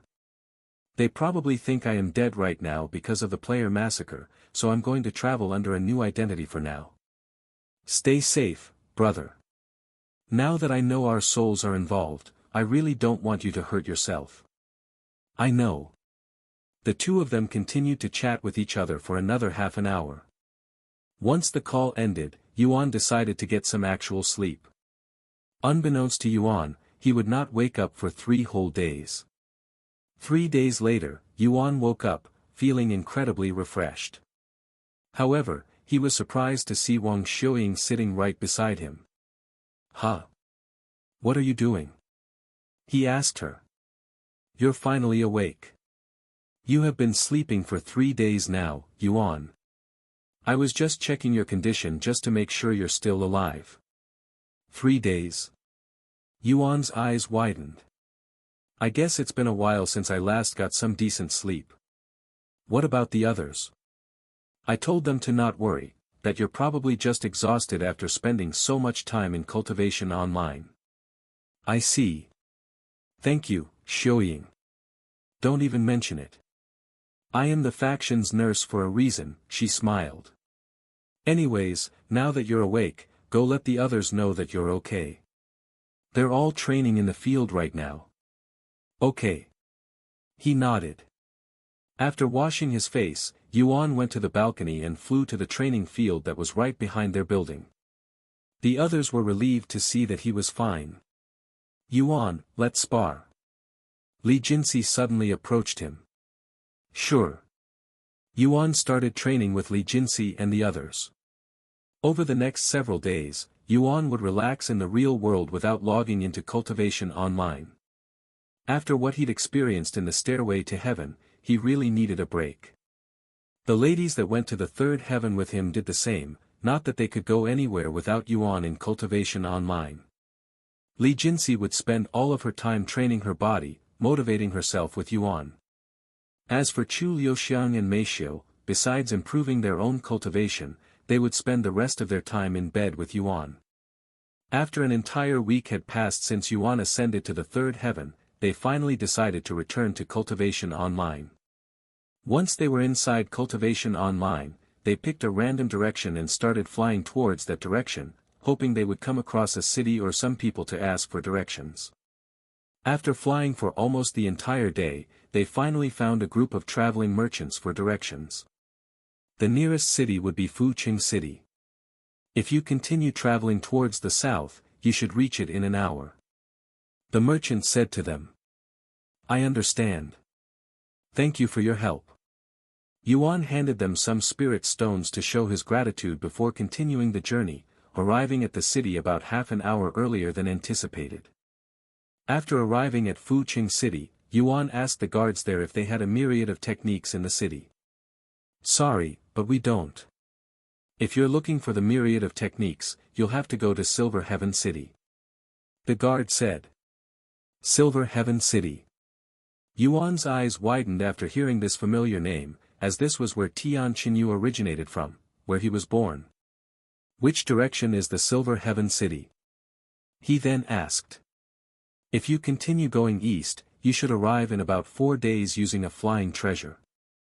The guard pointed toward the east and said. "Thank you." Yuan and the others continued their journey to Silver Heaven City. Silver Heaven City. "I believe that's the largest city in Third Heaven," Feng Yuxiang said. "It is, and I knew it very well." "Really? How?" Feng Yuxiang asked, her face filled with curiosity. "Because Tian Qinyu was born in that city," he said with a smile. "Tian Qinyu? The divine paragon was born in Silver Heaven City?" He nodded, "Indeed." "Tian Qinyu? Who is that?" Li Jinsi wondered inwardly after hearing this unfamiliar name, as she was the only person there who didn't know about Yuan's reincarnation. The trip took a little over 5 days because they didn't use any flying treasures, and they took breaks. Once they arrived at Silver Heaven City, Yuan paid the entrance fee and entered the city. This place feels nostalgic yet completely foreign at the same time. Yuan looked around the city with a dazed expression on his face. Sometime later, they arrived at the myriad of techniques after getting the directions. "Go ahead and look around. If you want any techniques, just pick it. I'm going to visit the Demon Sealing Clan's Grand Library," Yuan said to Li Jinsi and the others. "Will you be gone for long?" Li Jinsi asked him. I'll be gone for several hours at most. Okay. While Li Jinsi and the others looked around the myriad of techniques, Yuan went to the Demon Sealing Clan's Grand Library. After showing the staff member his Demon Sealing badge, the staff allowed Yuan to traverse to the Demon Sealing Clan's Grand Library. It's been a while. Yuan stared at the Demon Sealing Clan's Grand Library with a nostalgic gaze. Now that he had Tian Qinyu's memories, the place looked completely different and felt much more nostalgic and natural than before. After spending a few moments feeling nostalgic, Yuan approached the Demon Sealing Clan's Grand Library. The place was awfully quiet, almost as though he was the only person there. Of course, there was still a guard at the entrance of the building. What are you doing here? The Demon Sealing Clan's Grand Library is closed. The guard said to him. It's still closed. Yuan was speechless. How long do they plan on keeping the place closed? The Demon Sealing Clan's Grand Library is a popular training ground for all demon sealers. It would hinder their growth if they kept it closed for too long. In fact, this is the first time the Demon Sealing Clan's Grand Library has been closed since its founding. Yuan didn't try to argue with the guard. Instead, he retrieved the communication jade slip that he'd received from Yanhara. Senior, it's Yuan.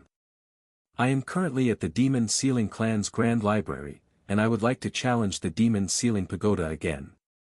If you're busy, I will return at another time.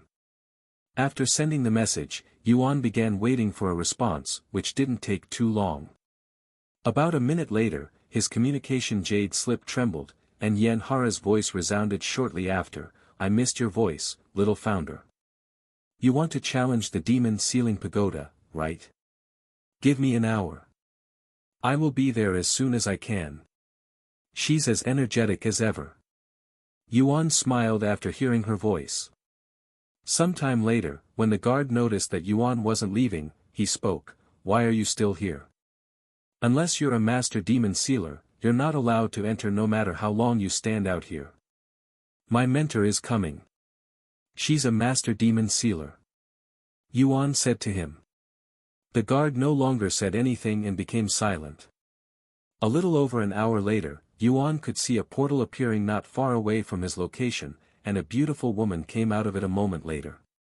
Naturally, it was Yanhara. Little founder. A bright smile appeared on Yanhara's face the moment she saw his handsome face, even jogging towards him and waving at the same time. It's been a while, senior. Yuan greeted her with a smile of his own. However, Yanhara suddenly slowed down to a halt and proceeded to stare at him with a baffled expression on her face. Senior. Yuan raised his eyebrows in a questioning manner.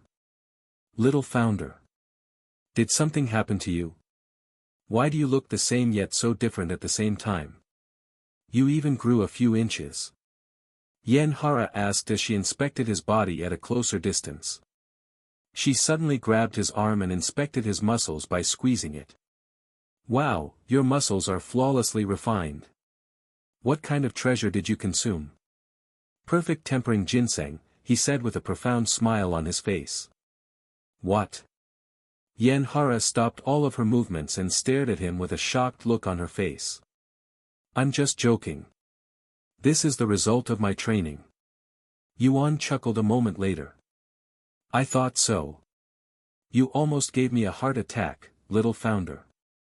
After all, the perfect tempering ginseng no longer exists in this world. They've been extinct for millions of years. Yanhara sighed afterward. Anyways, let's continue talking inside. She said as she approached the Grand Library. Greetings, Senior Yen. The guard greeted her. We're going to use the Demon Sealing Pagoda, she said. Of course. The guard opened the doors for them without any hesitation. Yanhara led Yuan into the building shortly after. After entering the Demon Sealing Clan's Grand Library, Yanhara led Yuan to her room. Take a seat. I'll make some tea for us. Yanhara said to him. A few minutes later, she returned with a teapot and 2 teacups.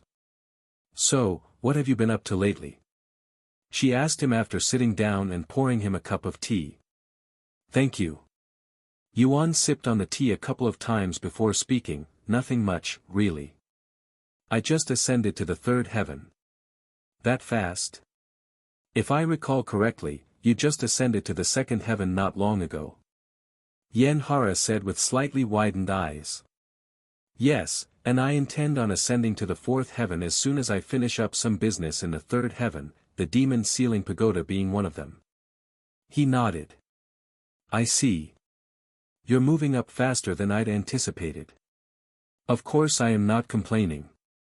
The faster you arrive in the seventh heaven, the sooner I will get to see you. Yen Hara smiled. But you're already seeing me now. Yuan raised an eyebrow. This place doesn't count. She quickly said. Sometime later, after finishing the tea, Yuan asked, by the way, what's the situation between the demon sealing clan and the demon sealing grotto right now?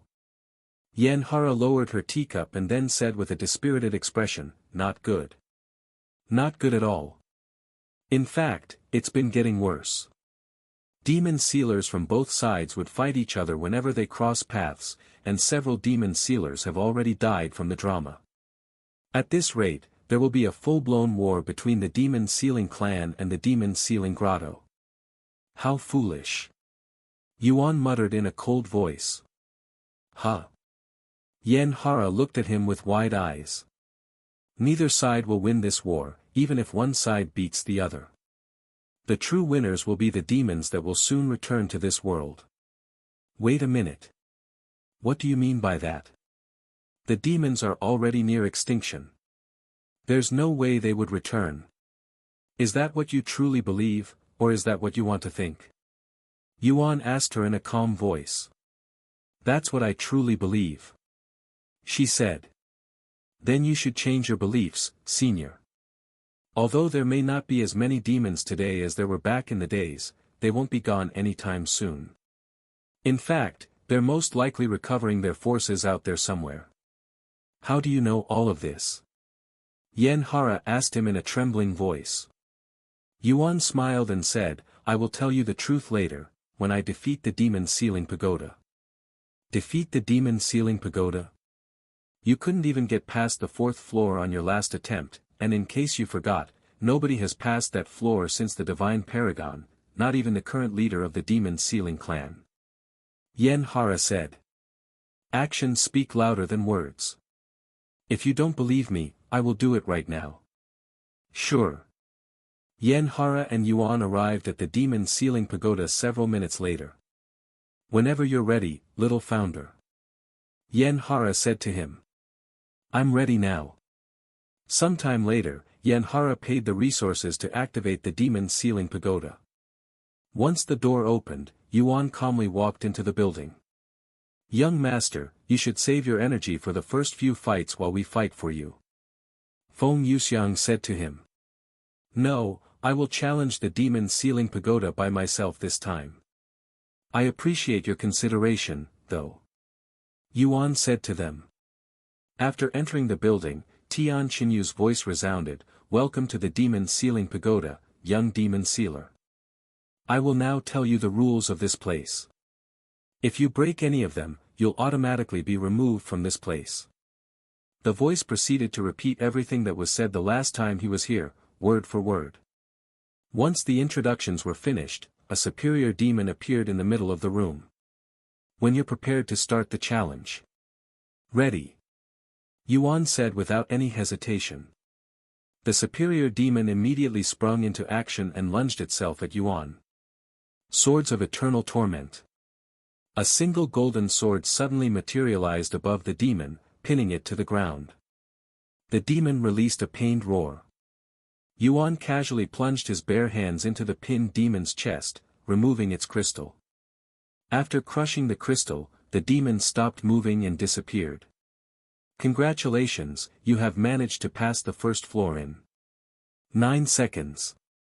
It's a new record. Since you have already received a reward from this floor, you will not receive any rewards for clearing this floor. You may proceed to the next floor whenever you are ready. Yuan calmly made his way to the second floor. Welcome to the second floor. You have 1 hour and 30 minutes to defeat the demon. Upon arriving at the second floor, the scenery changed, and Yuan found himself on a platform inside a coliseum with spectators, just like the last time. When you're prepared. Ready. The moment he started the challenge, Yuan raised the Empyrean Overlord above him. Ding! A gust of wind swept the arena as Yuan blocked the demon general's invisible attack. Swords of Eternal Torment. Yuan repeated what he did the last time and pinned the demon general to the ground before destroying its crystal. Congratulations, you have managed to pass the second floor in 11 seconds. It's a new record. Since you have already received a reward from this floor, you will not receive any rewards for clearing this floor.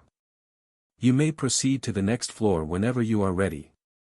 On the next floor, 2 demons waited for him, both demon generals.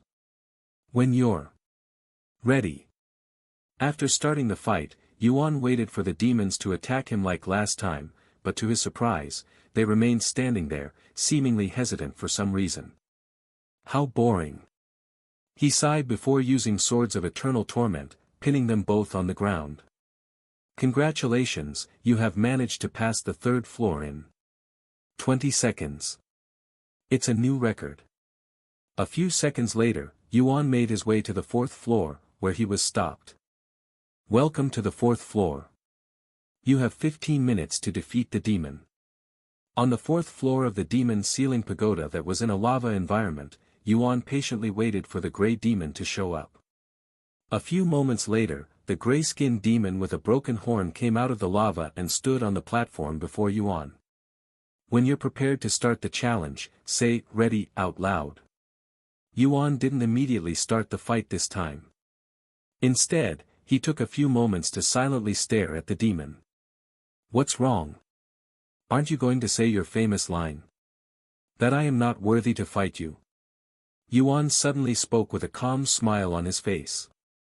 The gray demon narrowed its eyes at Yuan. You have grown a little stronger since I killed you. The demon responded a few seconds later, almost as though it retained its memories of their last encounter. Just a little stronger. Yuan chuckled. And he continued in a mocking tone, "That's funny, because you seem a lot weaker to me." The gray demon's eyes flickered with killing intent. Watch your mouth, livestock. Originally, I was going to just kill you as soon as possible and get to the next floor, but I have changed my mind. I'm going to beat you senseless. I would love to see how you're going to do that, livestock. Yuan smiled, and he proceeded to start the challenge. Ready. The second Yuan started the challenge, the gray demon disappeared from its location. Brother Yuan. Xiao Hua instinctively shouted because of what happened last time. Are you looking down on me, demon? Yuan spoke in a calm voice after catching the demon's hand without turning around.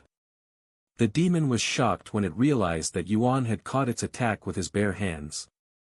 However, when it pulled back and tried to escape, the demon became even more baffled when it couldn't break out of Yuan's grasp. Yuan suddenly flung his entire arm, sending the demon into the air before slamming it back down onto the ground. Boom! The platform shook when the demon landed on the ground. Yuan then crushed the demon's head with his foot. Of course, the demon recovered from the injury within seconds. However, Yuan's intention was just to mess with the demon and make it feel helpless, so he continued to stomp on its head while tightly holding into the demon's hand, preventing it from running away. A few stomps later, Yuan pinned the demon to the ground with the Sword of Eternal Torment. Now let's try it with pain and demon sealing aura. Yuan spoke with a cold grin on his face. He then stomped the demon's head into the platform again, but he covered his foot with demon sealing aura this time, sealing the demon with every stomp. Stop. Boom. Damn you. Boom.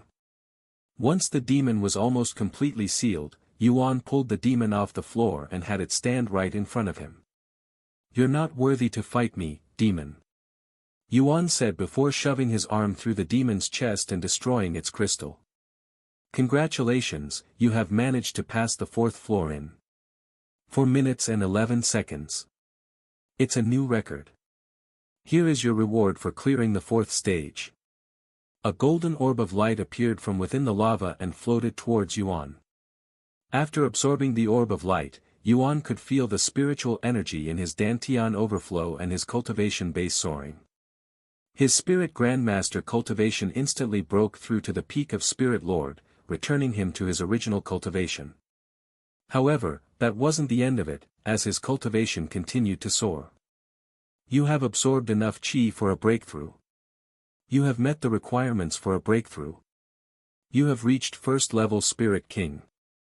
You have absorbed enough chi for a breakthrough. You have reached 2nd level Spirit King. You have absorbed enough chi for a breakthrough. You have reached 3rd level Spirit King. You have absorbed enough chi for a breakthrough. You have reached 4th level Spirit King. Within just a few seconds, Yuan had entered the realm of Spirit King and even skyrocketed to the 4th level. His aura also soared. However, Yuan didn't feel any excitement even though he is now a Spirit King, as he'd experienced even higher cultivation levels as Tian Qinyu. Congratulations on reaching Spirit King finally, young master. Feng Yuxiang and the others congratulated him. Thank you. He smiled as he approached the next floor.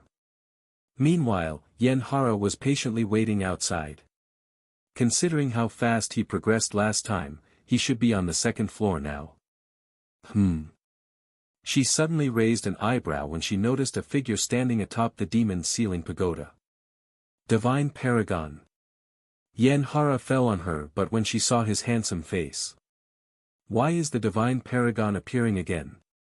Did something happen inside the demon's ceiling pagoda? After stealing her resolve, Yan Hara flew into the air and approached the Divine Paragon.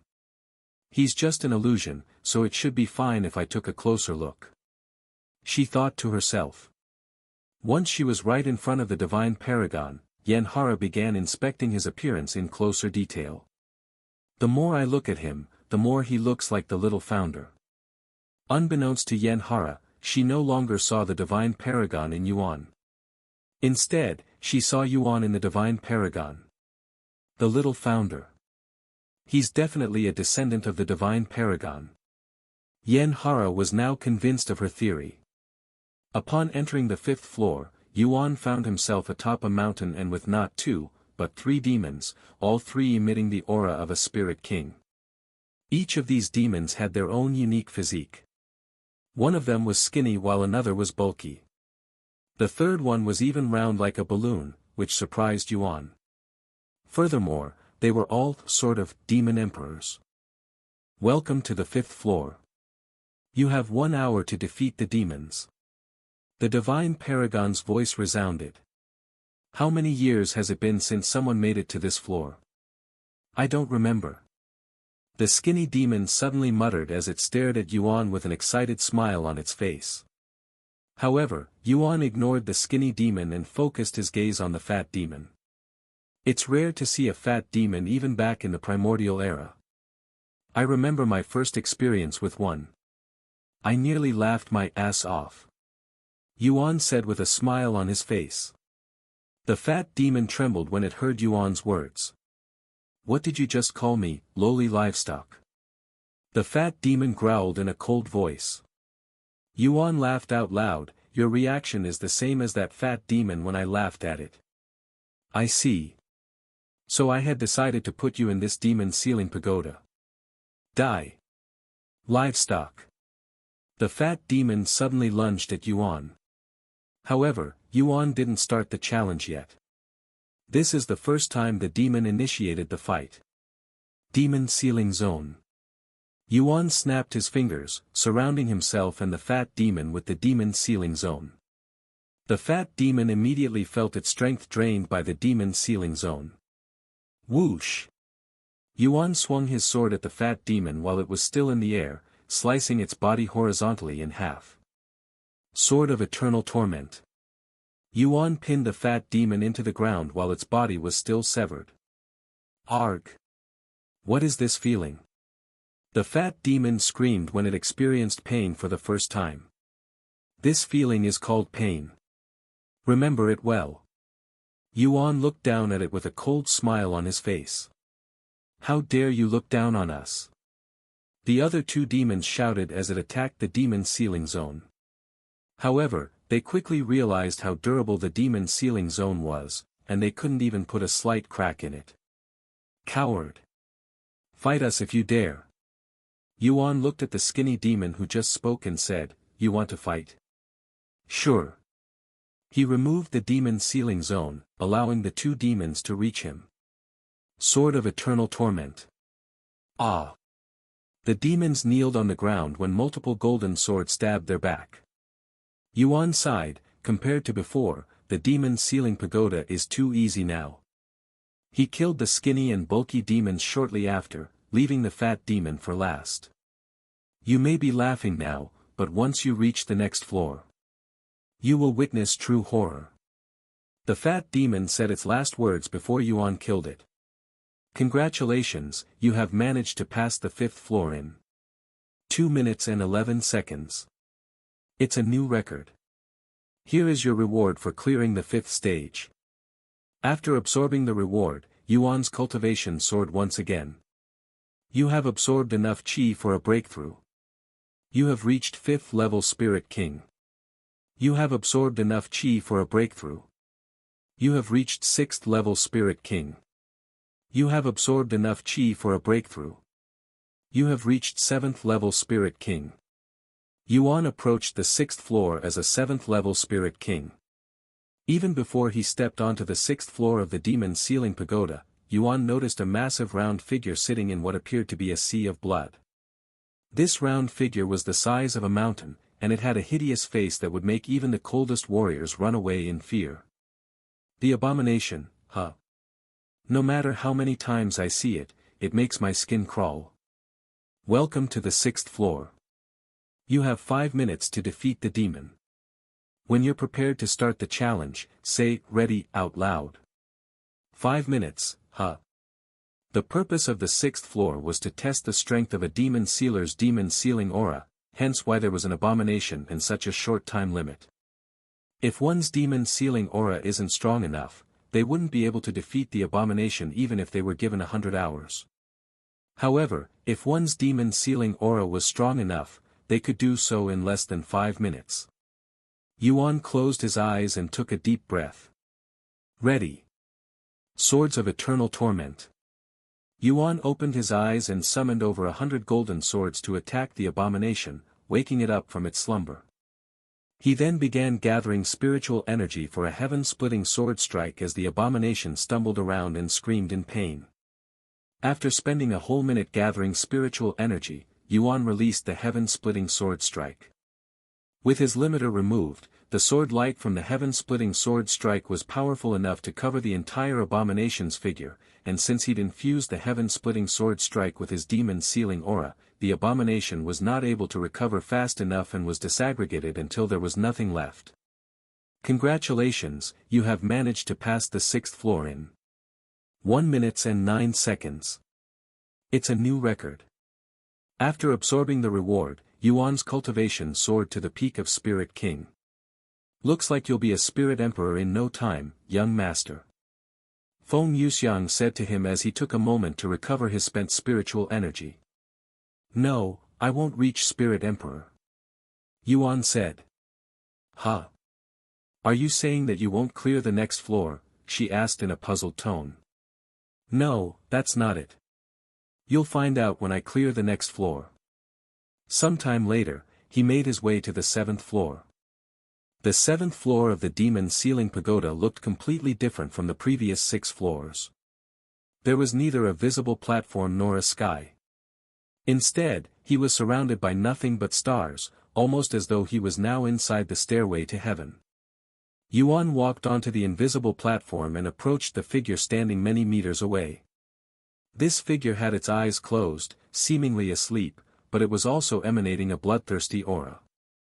Yuan knew at a glance that, unlike the gray demons on the 4th and 5th floor, this demon was a full-fledged demon emperor. Welcome to the 7th floor. You have 4 hours to defeat the demon. Shortly after Yuan arrived on the 7th floor of the demon sealing pagoda, the demon emperor, still with its eyes closed, spoke in a calm voice, "What is your name, human?" "Tian Qinyu." Yuan said with a smile on his face to see how the demon emperor would react. The demon emperor's eyebrows slightly twitched upon hearing Yuan's words, but other than that, it really didn't have any reaction. "I'm just joking. You can call me Yuan, demon emperor. You're a peculiar human, Yuan. Not only are you able to stand there and talk with me without pissing your pants, but you can even make jokes. I guess you made it this far for a reason." Oh. A demon is actually praising a human? As expected, demon emperors are different. Compared to the mentally weak demons that will become enraged at the slightest provocation, you guys aren't like that, and it's almost like I am speaking to another human. Yuan said with a profound smile on his face. "What did you just say?"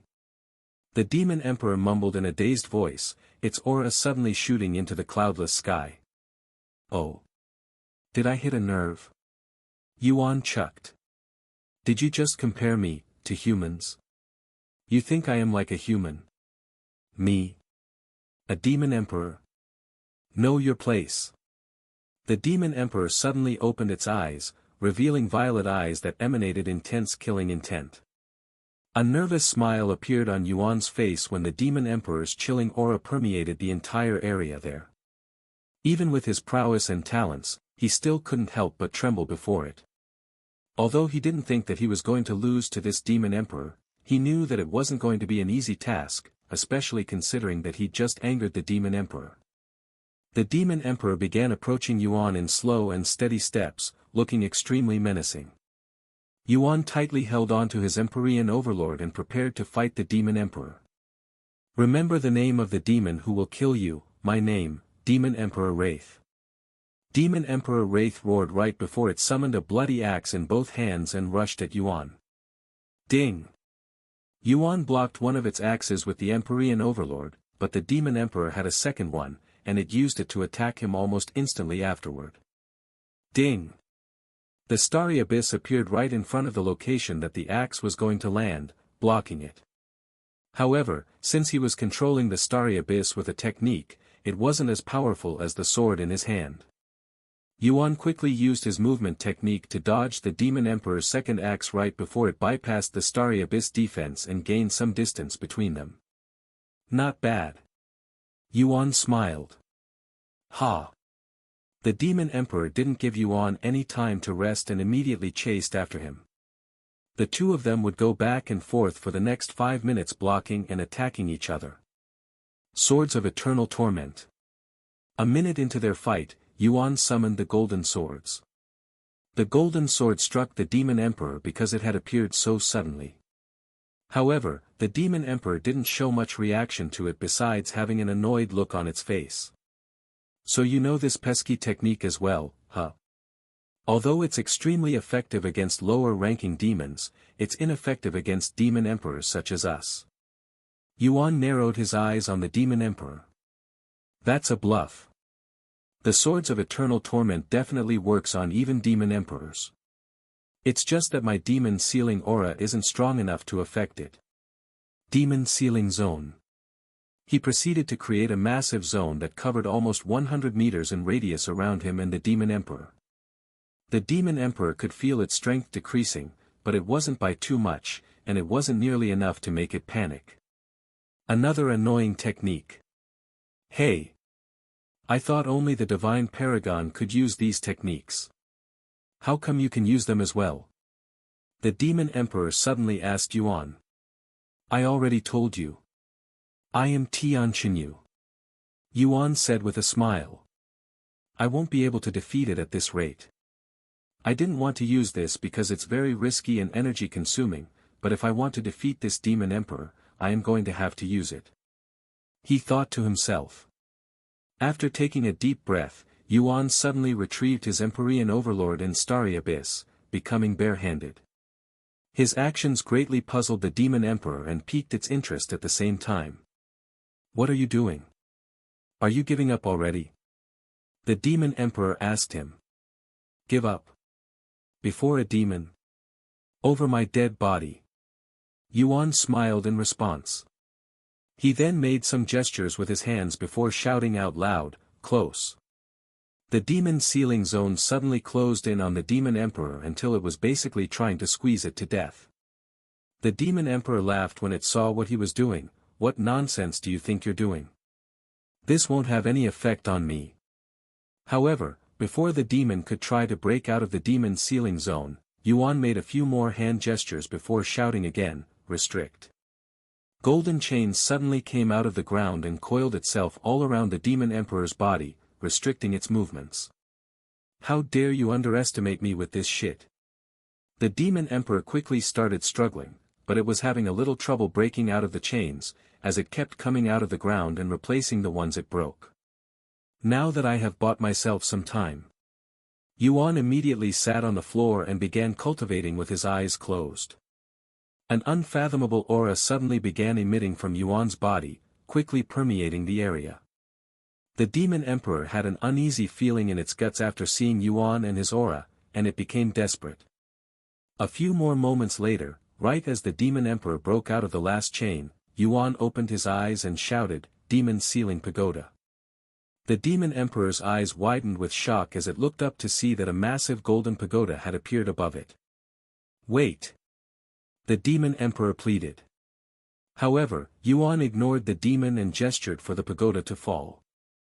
The golden pagoda fell the following moment, crushing the demon emperor into the ground. Dong! The moment the golden pagoda landed on the demon emperor, a profound ripple permeated the world there, causing it to shake.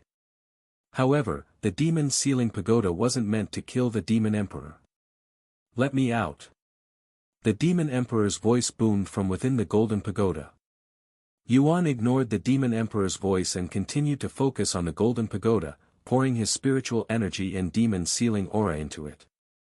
Within the demon sealing pagoda, the demon emperor was trying its best to fight back against the demon sealing aura that was entering its body without any resistance. The demon emperor knew that even with its strong resistance against demon sealing aura that it wouldn't be able to last long inside the demon sealing pagoda, one of the divine paragon's strongest demon sealing techniques. However, maintaining the demon sealing pagoda wasn't an easy task for Yuan, who was severely lacking in cultivation. The only reason he could use this technique at his current level is because of his memories as the divine paragon and his experience. Dong! Dong! Dong! Over the next several moments, the demon emperor would try to break out of the demon sealing pagoda but to no avail. Feeling like a trapped mouse, the demon emperor unleashed its limit and strongest technique. However, before the demon emperor could fully unleash its attack, Yuan suddenly made more hand gestures and shouted, "Seal!" Ah! The demon emperor suddenly felt intense pain coming from all over its body, and when it looked down, it noticed many tiny needles piercing into its body. Before the demon emperor could react, Yuan's voice resounded again, "Seal!" An intense pressure infused with demon sealing aura suddenly flattened the demon emperor. "Seal!" Golden chains appeared from within the pagoda and chained the demon emperor. "Seal!" 3 flags appeared the next moment and surrounded the demon emperor. By now, half of the demon emperor's body had turned into stone, but Yuan wasn't finished just yet. "Seal! Seal! Seal!" Yuan repeated the word 9 times in total. After the 9th seal, the demon emperor was completely sealed. Yuan deactivated the demon sealing pagoda immediately afterward and began to recover his cultivation. Half an hour later, after recovering enough spiritual energy, Yuan began charging up for a maximum power heaven-splitting sword strike to finish off the demon emperor once and for all. And just to make sure the demon emperor was as weak as possible, he surrounded the demon emperor with the demon sealing zone to further increase his chances of killing it in one go. Once he was prepared, Yuan released his strongest heaven-splitting sword strike yet. The heaven-splitting sword strike was so powerful that it caused the space there to distort. A few moments later. Congratulations, you have managed to pass the 7th floor in 1 hour, 20 minutes, and 37 seconds. It's a new record. Here is your reward for clearing the 7th stage. A golden orb of light floated towards Yuan, but it wasn't something he could absorb. The golden orb of light disappeared once it reached Yuan, turning into a small golden ring. Yuan smiled when he saw this ring. He accepted it and tossed it into his spatial ring without even inspecting it, almost as though he already knew what it was and what it was capable of. "What was that ring, young master?" Feng Yuxiang asked out of curiosity as he approached the 8th floor. "Something that I will need in the future," he said. "Eh? Don't keep us in suspense, young master." Yuan merely kept on smiling, refusing to tell them about it. Upon arriving at the 8th floor, Yuan found himself in the middle of an ocean with no land, but there were also no signs of a demon. "Welcome to the 8th floor." The divine paragon's voice resounded, but he didn't say anything about the clear condition. Despite that, Yuan remained calm. "What is going on, young master?" Feng Yuxiang asked him. "You will see in a few minutes," he said. He then sat down and started cultivating to recover his spent spiritual energy from the previous fight. 15 minutes later, Yuan stood up and turned to look towards the east before flying in that direction. Half an hour later, Yuan stopped when he arrived before a small island. After landing on this island, he looked around until he found a jade tablet that was located in the center of this island. He approached it before giving it a good kick, shattering the jade tablet. "Congratulations, you have managed to pass the 8th floor in 33 minutes and 20 seconds. Here is your reward for clearing the 8th stage." "Huh? What? What just happened?" Feng Yuxiang exclaimed while shocked and puzzled at the same time. Xiao Hua and Lan Yingying felt the same, as they couldn't comprehend what had just happened.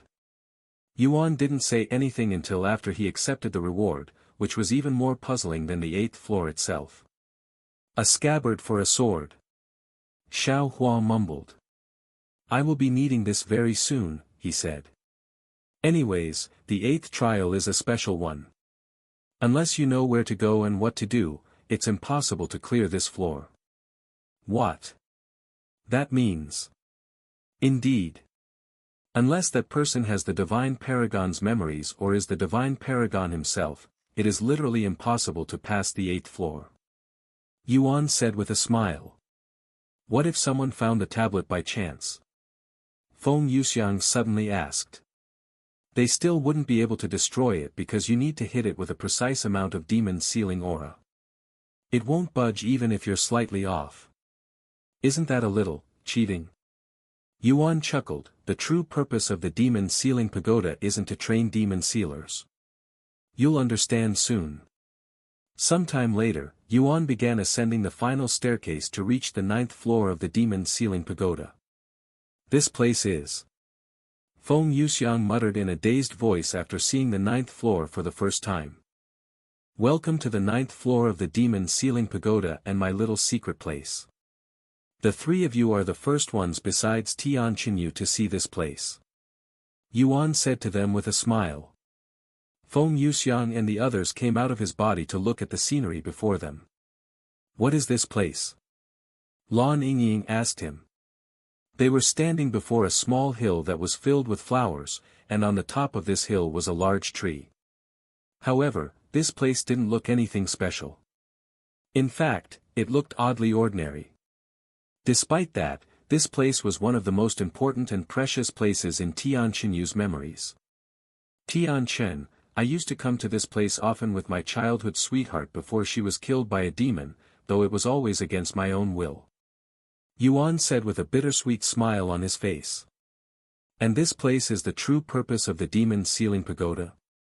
"I still don't understand," Feng Yuxiang asked. "Just wait a little longer," Yuan said. He then raised his arm and pointed it at the tree before making a beckoning motion with his hand. A long object suddenly flew from the tree and into the air for a few seconds before it pointed itself at Yuan and flew towards him. "Young master, watch out," Feng Yuxiang warned him. "It's fine," Yuan said with a calm look on his face before catching this object in one smooth motion.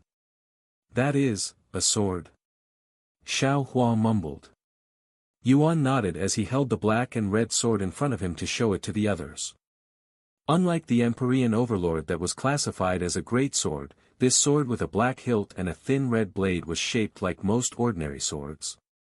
However, this sword was anything but ordinary, as it naturally emitted a demon sealing aura that was strong enough to rival even the top demon sealers in the demon sealing clan.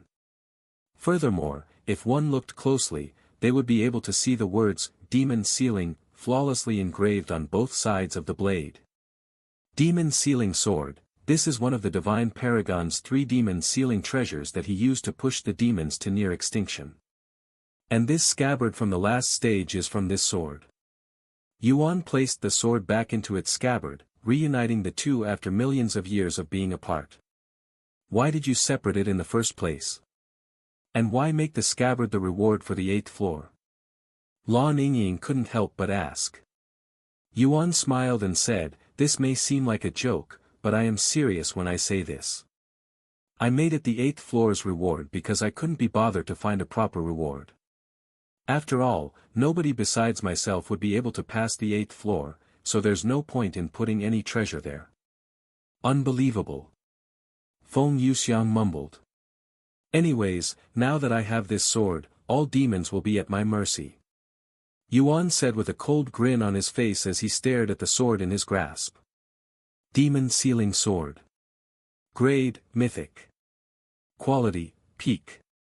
Description, once wielded by the divine paragon and used to slay over 100,000 demons. Demons damaged by this sword will instantly be sealed. Damage inflicted with this sword increased by 1000%. The girls swallowed nervously when they saw his face. Even without the sword, you wouldn't lose to any demons. Feng Yuxiang said. That's not true. In my current state, I would lose if I encountered a real demon emperor. In the end, the demon emperor from the 7th floor isn't a real demon emperor, else it wouldn't have lost so easily. Yuan shrugged. Anyways, now that we are done here, let's get out.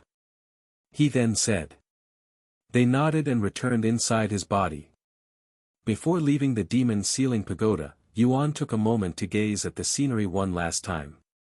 We will definitely reunite again, AI Rong. Yuan mumbled in a low voice before disappearing from the 9th floor, appearing back on the 1st floor a moment later. After storing the demon sealing sword inside his spatial ring, Yuan approached the exit and opened the door, leaving the demon sealing pagoda. Outside the pagoda was Yen Hara, who had a surprised look on her face for some reason. You're out already. What happened? You were inside for a much shorter time than your first attempt. She asked him. Yes, and I cleared the demon sealing pagoda. Yuan said with a calm face. You what? Yen Hara stared at him with a baffled look on her face. I cleared it. On the 5th floor, I had to fight 3 demons that were all at the same level as the demon on the 4th floor. On the 6th floor, I had to fight an abomination. On the 7th floor, I had to fight a real demon emperor. I didn't have to fight anything for the last 2 floors because there was nothing to fight.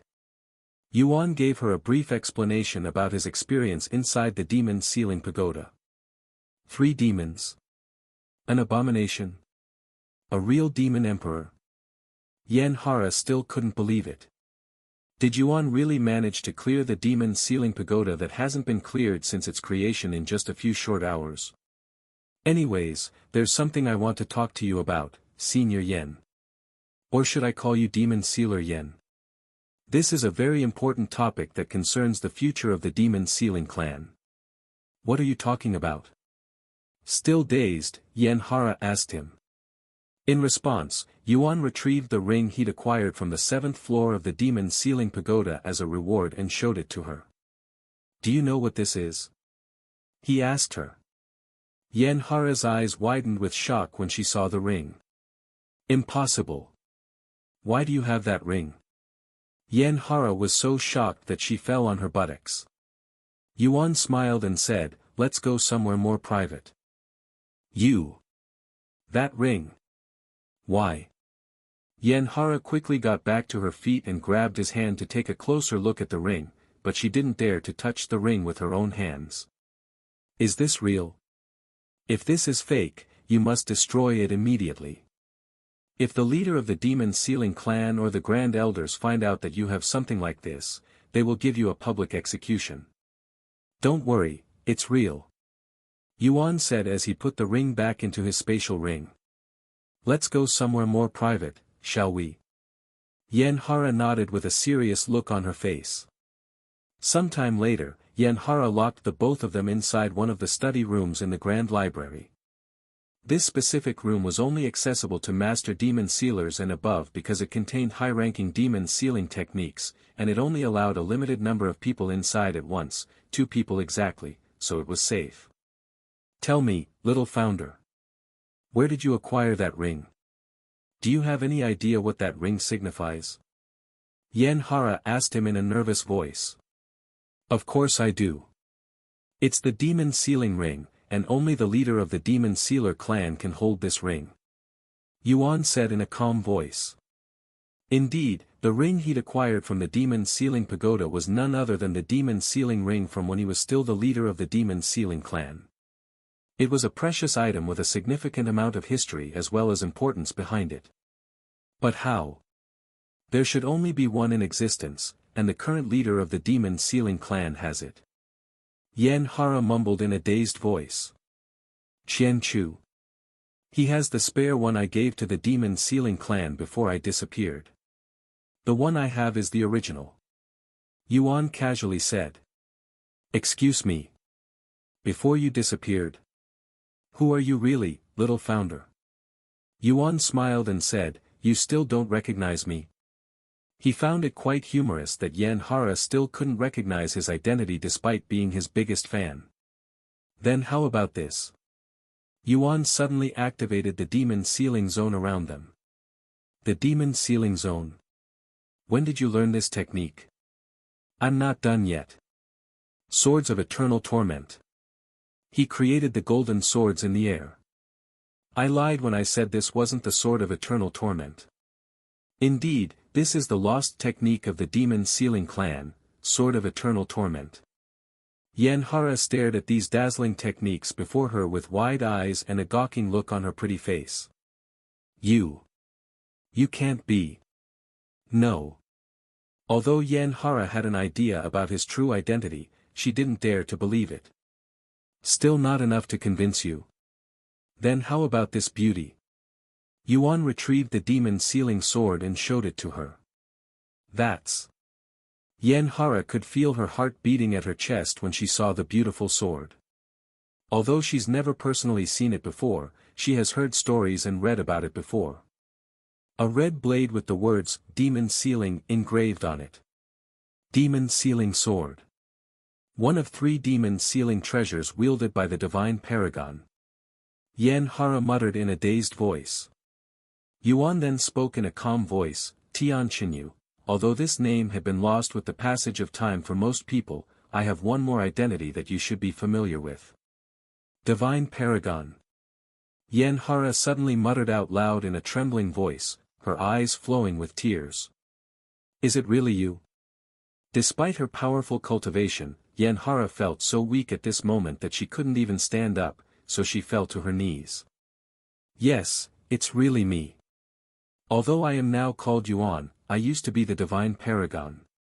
Although what Yuan said sounded unbelievable and borderline impossible, Yanhara did not doubt him at all, as she had already been suspicious of his true identity for a while now. After a moment of silence, Yanhara bowed her head until her forehead kissed the cold marble floor, and she spoke in a revering voice, This junior greets senior. Welcome back to the demon sealing clan, founder. Stand up, Yanhara. I revealed my identity to you because I consider you a friend and I trust you. I apologize, but I won't be able to stand up for a while. Yanhara said in an embarrassed voice. Yuan smiled and helped her up before carrying her to a nearby chair. Thank you. Senior. Yanhara said with a flushed face, looking like a young maiden before her crush. Drop the formalities and continue calling me Yuan, or Little Founder. Either works. I also need to keep my identity a secret. Yuan chuckled. I understand, Little Founder. Yen Hara nodded. Sometime later, once Yen Hara had calmed down enough, she asked, "If you don't mind me asking, why did you suddenly disappear for millions of years, little founder? And why did you decide to come back now?" Yuan smiled and said, "I didn't disappear. I died and reincarnated. I recently recalled my memories as the divine paragon, so here I am." "You died? How is that possible? Did a demon do it?" What came out of Yuan's mouth next nearly knocked Yen Hara unconscious with shock. "Nope, I killed myself," Yuan casually uttered. "Suicide? But why in heaven's name would you do something like that?" "I have my reasons. Sorry for the inconvenience it caused, but it was an absolutely necessary thing for me to do. I don't dare to judge your decisions. If you did it, I'm sure it was for a good reason," Yen Hara said with a bittersweet smile.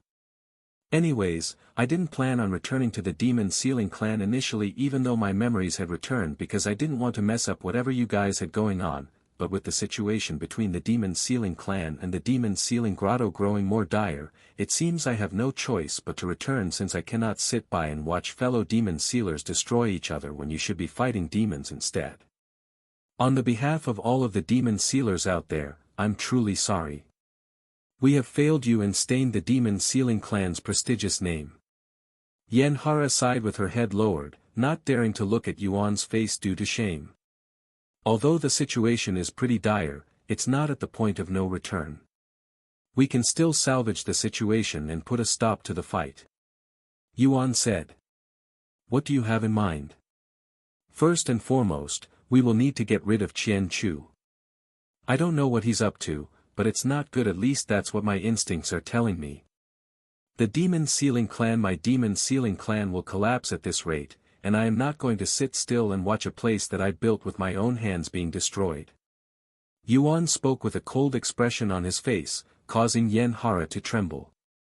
"It's not going to be easy removing Qian Chu from his position, unless you plan on using your identity to suppress him," Yen Hara said with a worried look on her face.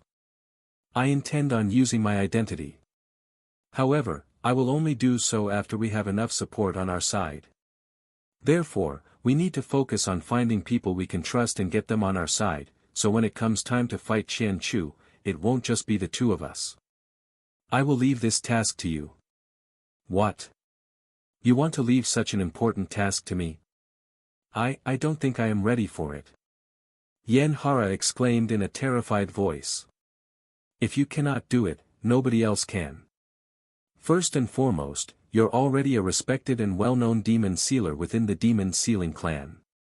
You also have a lot of experience in the Demon Sealing clan, even more than me, since this place is no longer the Demon Sealing clan that I once knew, so my experience might as well be thrown aside.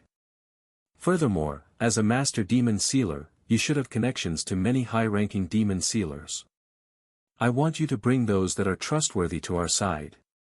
Yen Hara swallowed nervously. "I'm afraid of bringing someone unworthy and putting our whole secret at risk." "I trust in your judgment," Yuan smiled. After a moment of silence, Yen Hara spoke in a defeated manner, "If you really think I have what it takes, I will do my best. Not that I could ever refuse the founder of the Demon Sealing clan." She sighed inwardly. "That's what I like to hear. Of course, I won't just tell you to do all of this for free. In return for helping me, I will make you the strongest Demon Sealer in the whole Demon Sealing clan and the Demon Sealing grotto. I don't need any payment. I will gladly assist you even if I don't get anything in return, not that I expected anything in the first place." Yen Hara quickly shook her head. "Nonsense.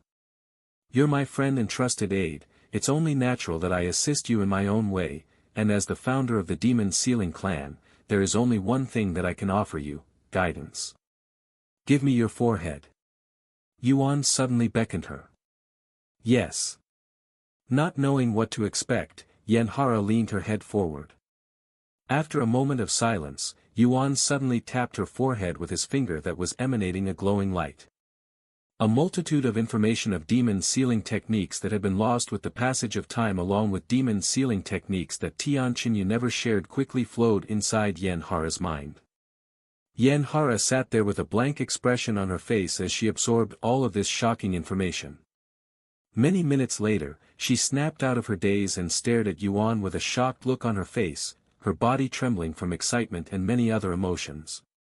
I am officially making you my successor, the first demon sealer to become successor to the Divine Paragon's legacy. Are you willing to accept this role? Yuan asked her with a smile on his face.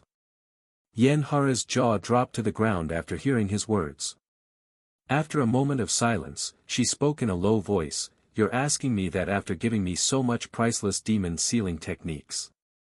She didn't know whether to laugh or cry, so she did both at once. "That's how much I trust you." Yuan chuckled. Sometime later, Yanhara got off her chair and kneeled before Yuan before kissing the floor with her forehead. She spoke in a kowtowing position, "This unworthy junior will humbly accept this esteemed role as your successor." Yuan nodded, "When the time is right, I will teach you the rest of the demon sealing techniques, including the ultimate demon sealing technique that I have only used once. I would teach you the swords of eternal torment as well as other demon sealing techniques that only I know, but I don't want you to make yourself a target for Qian Chu. He will definitely go after those techniques.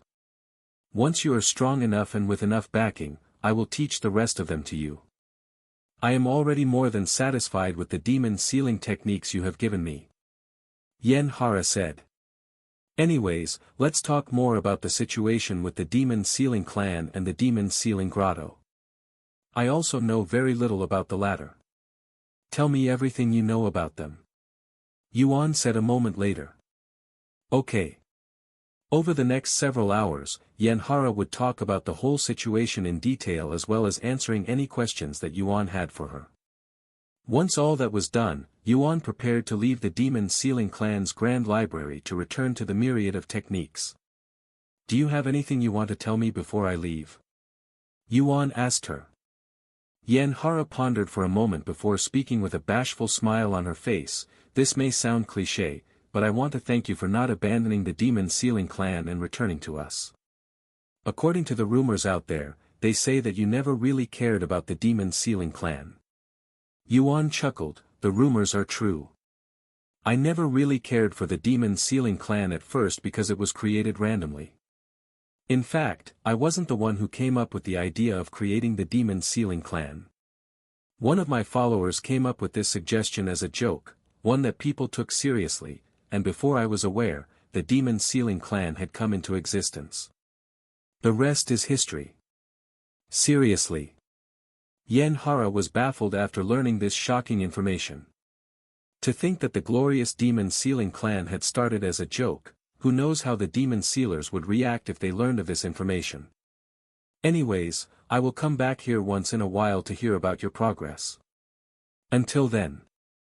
Yuan waved goodbye to Yanhara before disappearing from the Grand Library. After Yuan left the demon sealing clan's Grand Library, Yanhara also left, returning to the seventh heaven where she currently resided. Upon returning to her own realm, she retrieved multiple communication jade slips and contacted the people with the other jade slips to set up a meeting. "Fellow sisters of the Divine Paragon Fan Club, I have something urgent to tell all of you. This involves the Divine Paragon and the future of the demon sealing clan. Please meet me at the usual meeting spot as soon as possible. Thank you." After transmitting such words through the communication jade slips, Yanhara retrieved her flying treasure and disappeared into the distance like a shooting star. Meanwhile, Yuan returned to the myriad of techniques. "Sorry for making you all wait. I'm back now," Yuan said to the others, who were waiting in the lobby. "Huh? Where are your techniques?" he asked them when he couldn't see any techniques nearby. "Actually, we couldn't get past the second floor, and the techniques on the first two floors are not worth it." Chu Liuxiang sighed. Yuan facepalmed after realizing something. "I'm sorry, I forgot that I had to be with you guys when traveling above the second floor. Let's go check out the fourth floor and the fifth floor now." "Alright." Thus, they began making their way to the fourth floor. Since Meishio and Chu Liuxiang had already explored the fourth floor, they didn't really pay much attention and flipped through random techniques to kill time. Meanwhile, Li Jinsi looked through each technique with great focus. Unbelievable. To think there are so many heaven rank and divine rank techniques in this place. Li Jinsi mumbled. There are more floors to this place with even more powerful techniques. Yuan said. Sometime later, after going through the whole fourth floor, Li Jinsi found one body refining technique that she liked. Are you done on this floor? If so, let's check out the fifth floor. This will be our first time going to the fifth floor as well. Yuan asked them. Yes, we're ready. They nodded. Yuan and the others proceeded to move to the staircase to the fifth floor, but they were blocked by the guards there. Is this your first time going to the fifth floor? One of the guards asked. Yes. Yuan nodded. The guard then said, in order to enter the fifth floor, you must pass a small trial. Trial? What kind of trial?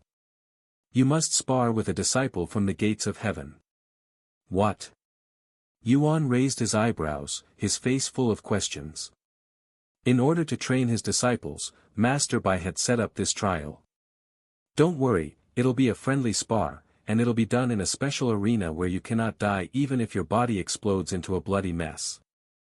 However, the weakest cultivator in their sect is a spirit sovereign, so you'll be fighting someone 2 realms above your own. Senior Bai is the sect leader of the gates of heaven. This is my first time hearing about this. Yuan mumbled. Alright, I will take on the challenge. But before we start, I have a few questions. What is it? Does everybody here have to take the trial to enter the fifth floor? Can I bring them with me if I pass the trial? The guards turned to look at the beauties behind Yuan and said, everyone will have to take the trial in order to enter the fifth floor.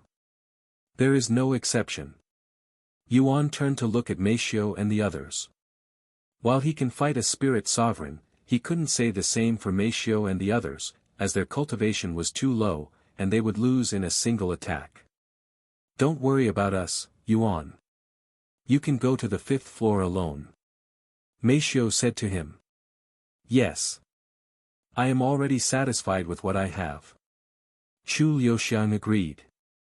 I am also the same. Li Jinsi said. Alright. Then I will take a quick look at the fifth floor. Yuan nodded. The guards looked at him with raised eyebrows, as he sounded absolutely sure that he would defeat a spirit sovereign. So where do I fight this disciple? Yuan then asked the guards. Follow me. I will bring you to the arena. One of the guards said to him. Okay.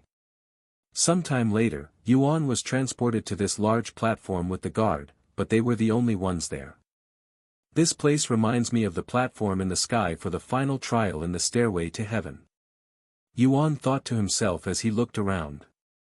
The only difference was the lack of house, tree, and the body tempering pond. Where is this disciple? He asked the guard a moment later. I have just notified the gates of heaven about your arrival.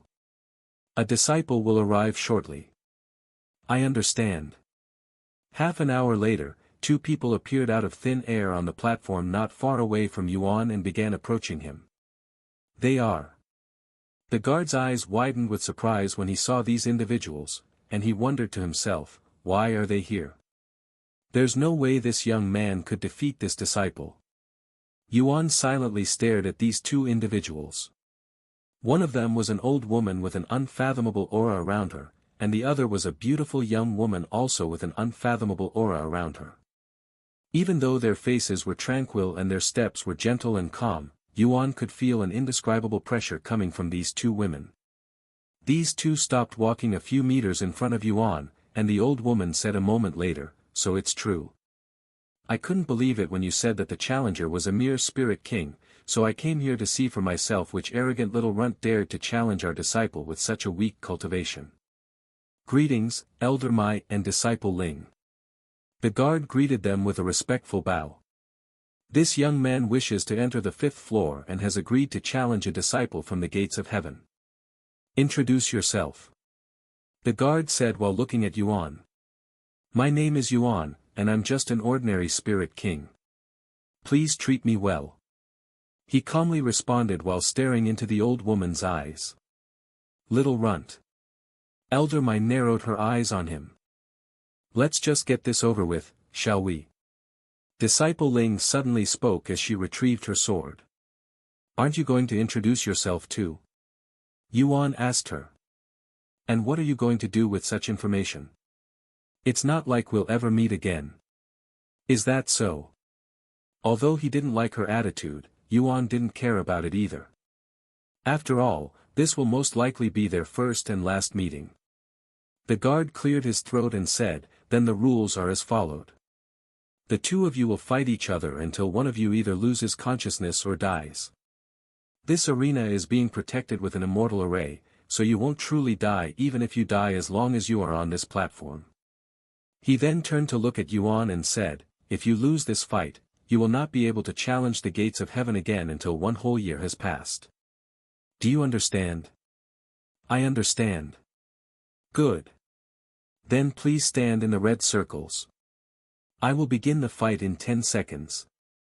Yuan turned around to see a red circle marked on the platform a few meters and walked to it. His sparring partner also did the same. Once they were both in the red circle, Elder Mai and the guard moved away to give them space. The fight will now begin. The guard shouted 10 seconds later. However, neither Yuan nor his opponent, Disciple Ling, moved even seconds after the match had started. What's wrong? Are you too scared to move? Disciple Ling said in a provocative manner.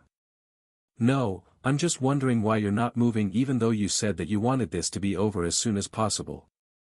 Yuan smiled. If I was in a hurry, you'd have lost by now. Disciple Ling narrowed her eyes. A mere spirit king dares to look down on me? Disciple Ling's cultivation base suddenly soared. Peak spirit sovereign, huh? Exactly 2 realms above me. Yuan thought to himself. What a foolish little runt. He doesn't even know the difference between a spirit king and a spirit sovereign. A cold smile appeared on Elder Mai's face. The guard merely shook his head. Disciple Ling is one of the most talented disciples in the gates of heaven within the 5th heaven. There's no way some spirit king would be able to defeat her. Even though people were allowed access to the 5th floor the moment they entered the 3rd heaven, most people won't be able to pass the trial until they're at least a spirit sovereign. Die. Disciple Ling suddenly slashed her sword at Yuan without moving outside her red circle. A powerful sword light that was infused with sword aura flew at Yuan at incredible speed, reaching him in the blink of an eye. However, despite such a powerful strike flying at him, Yuan remained standing there without moving, almost as if he had no intentions of blocking the attack. So you came here just to waste my time, huh? Disciple Ling mumbled in a disappointed voice after seeing Yuan's lack of reaction. Whoosh! The sword light clashed with Yuan's bare body a split second later. Yuan was forced out of the red circle and pushed many meters away by the sword light, which baffled Disciple Ling and the 2 spectators. He survived the attack. The guard mumbled in a dazed voice. Yuan was a spirit king, and he'd just eaten the attack from a spirit sovereign with his bare body. It didn't make sense that his body wasn't immediately sliced in half by the attack. After the attack, Yuan casually patted his chest and walked back into the red circle. Is that all you've got? I barely felt that. I guess spirit sovereigns aren't that much stronger than a spirit king, after all. Yuan said with a mocking smile on his face. Disciple Ling's body trembled in anger after hearing his words. If you thought that was my full power, you're dead wrong. That wasn't even 25% of my full power. I just didn't want to feel like I am bullying a weakling, so I purposefully held back. She exclaimed. Is that so? Then can you use 100% of your power next? I'd like to see what you're truly capable of. Yuan said. Unbelievable. This little runt is actually provoking her to use her full strength. Elder Mai muttered in a dazed voice. If that's what you want, then I will fulfill that wish. Disciple Ling shouted as she swung her sword again. This time, the sword light took the appearance of a blue dragon as it flew towards Yuan. Oh. Not bad. Yuan thought to himself as he retrieved his Empyrean overlord. Immortal Rending Sword Strike. Yuan used this sword technique for the first time after seeing Tian Yang use it in his dream. Immortal Rending Sword Strike. Rank, Ancient. Description, a devastating sword strike that will render even immortals powerless. A massive wave of sword aura immediately swept the arena in front of him, consuming the blue dragon as well as Disciple Ling in an instant. What? Disciple Ling couldn't even react in time before her body was completely destroyed by the devastating attack. The guard fell on his buttocks after witnessing the attack, and Elder Mai could only stand there with her eyes and mouth wide open, almost as if she witnessed the impossible. Shortly after Disciple Ling's body was disintegrated into countless fragments, her body suddenly reappeared out of thin air on the floor, but she wasn't moving. Linger. Elder Mai immediately rushed to check on her disciple's condition. She sighed in relief after confirming that Disciple Ling was indeed alive. Then she turned to look at Yuan with a furious expression on her face. With that being said, she didn't show any signs of killing intent, which surprised Yuan. What was your name again? Elder Mai asked him. Yuan. Where are you from? Where I am currently, or where I came from? Both. He smiled and said, I came from the lower heavens, and I am currently in the third heaven. Lower heavens? Impossible. Elder Mai cried inwardly. You said your name was Yuan, right? You never gave us your surname. Elder Mai asked him a moment later, as she suspected that he was from an influential family. I don't have anything like that. Anyways, if the match is over, can I leave now? I have people waiting for me outside. Yuan said in a calm manner. You think you can just leave after what you did to my disciple? Elder Mai narrowed her eyes at him, but once again, Yuan couldn't sense any threatening feeling from it. Don't tell me you're going to fight me next even though I already won the match. He asked her. Why would I fight you? I was just going to. A portal suddenly appeared a few meters away from Yuan and Elder Mai. Then, an old man with long white hair calmly walked out of the portal with his hands clasped behind his back. When Elder Mai and the guards saw him, they immediately bowed to him. Sect Master Bai. Senior Bai. What are you doing here? Yuan was pleasantly surprised to see him appear in this place. How disrespectful. Do you know who you're before? Lower your head and greet him. Elder Mai suddenly shouted at him. It's fine. This young man is my friend. Senior Bai gestured for her to calm her with a gentle smile on his face. Elder Mai was speechless. I've watched your fight just now, Yuan. I must say, you've grown tremendously since our last meeting, and even your appearance changed a bit. You're almost like a different person. Senior Bai said while approaching him. Anyways, why don't we chat in a more quiet place? Sure. Yuan nodded. Senior Bai proceeded to make another portal before entering it. Yuan didn't say anything to the others and followed Senior Bai, disappearing from the platform. Once they were gone, Elder Mai turned to look at the guard and asked him, who was that young man just now? Is it true that he came from the third heaven? He nodded, yes, it's true, but I don't know anything about him. He came out of the blue and requested to go to the 5th floor. Elder Mai turned to look at her disciple, who was still unconscious, and sighed. When I heard that a spirit king dared to challenge the gates of heaven, I immediately thought about putting this an ignorant little runt in his place. However, it turns out that I had been the ignorant one. I hope this defeat won't hinder my disciple's future cultivation too much, but honestly, I'm probably hoping for too much, as even I would be depressed after such a devastating defeat. Elder Mai carried her unconscious disciple away, disappearing from the platform, leaving the guard alone and puzzled. After following Senior by, Yuan found himself on the floating platform again. I was really shocked when I saw your improvements, especially when I realized that you have achieved a perfect physique. Senior by said to him once they sat down. Do you know how many people out there would kill for a perfect physique? I remember trying to acquire one myself, but I failed, yet here you are, not even 100 years old and already with a perfect physique. Senior by chuckled in a bittersweet manner. Did something happen? Yuan asked him. He nodded. Do you remember when I told you about the 9 Heavens Eternal Grotto? The 4 escaped immortals. Yes. We managed to track down 3 of them and brought 2 of them back to the 9 Heavens Eternal Grotto, but it was at a heavy cost. Thousands of cultivators died, and a few of my good friends also perished during the struggle. Wait. Only 2 returned to the 9 Heavens Eternal Grotto? Did they kill one of them? Yuan asked. Hardly.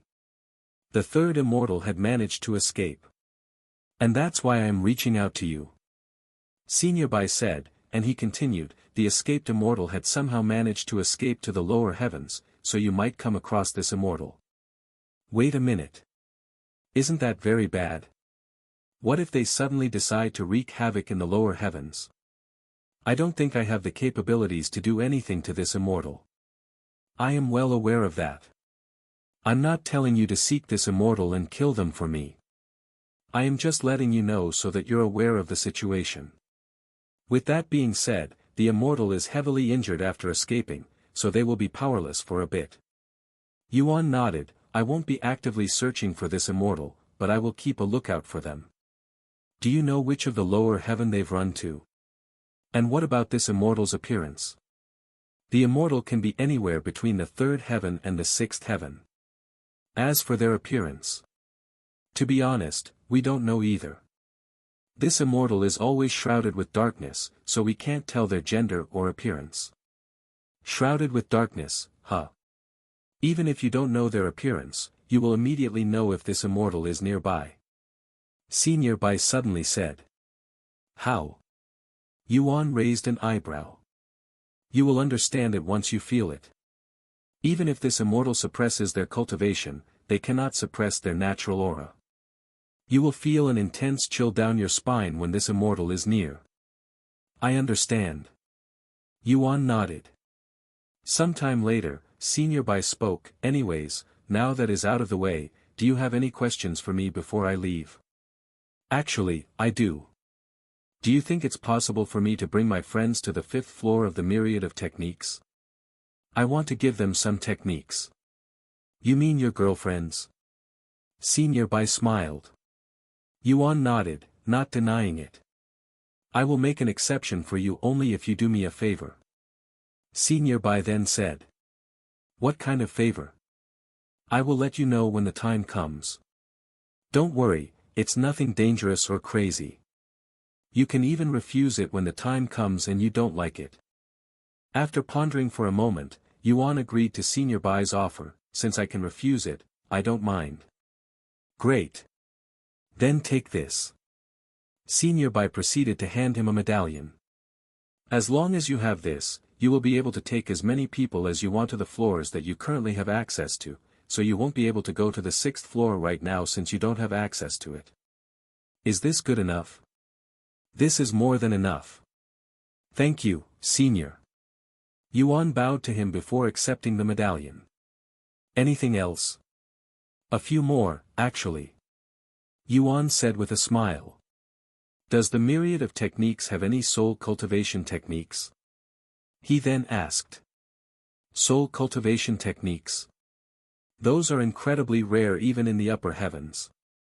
As generous as I am, even I wouldn't put something that precious in the myriad of techniques. I see. That's a pity. Why do you want a soul cultivation technique? Are you cultivating any spiritual techniques at the moment? Yuan nodded. Yes, I am.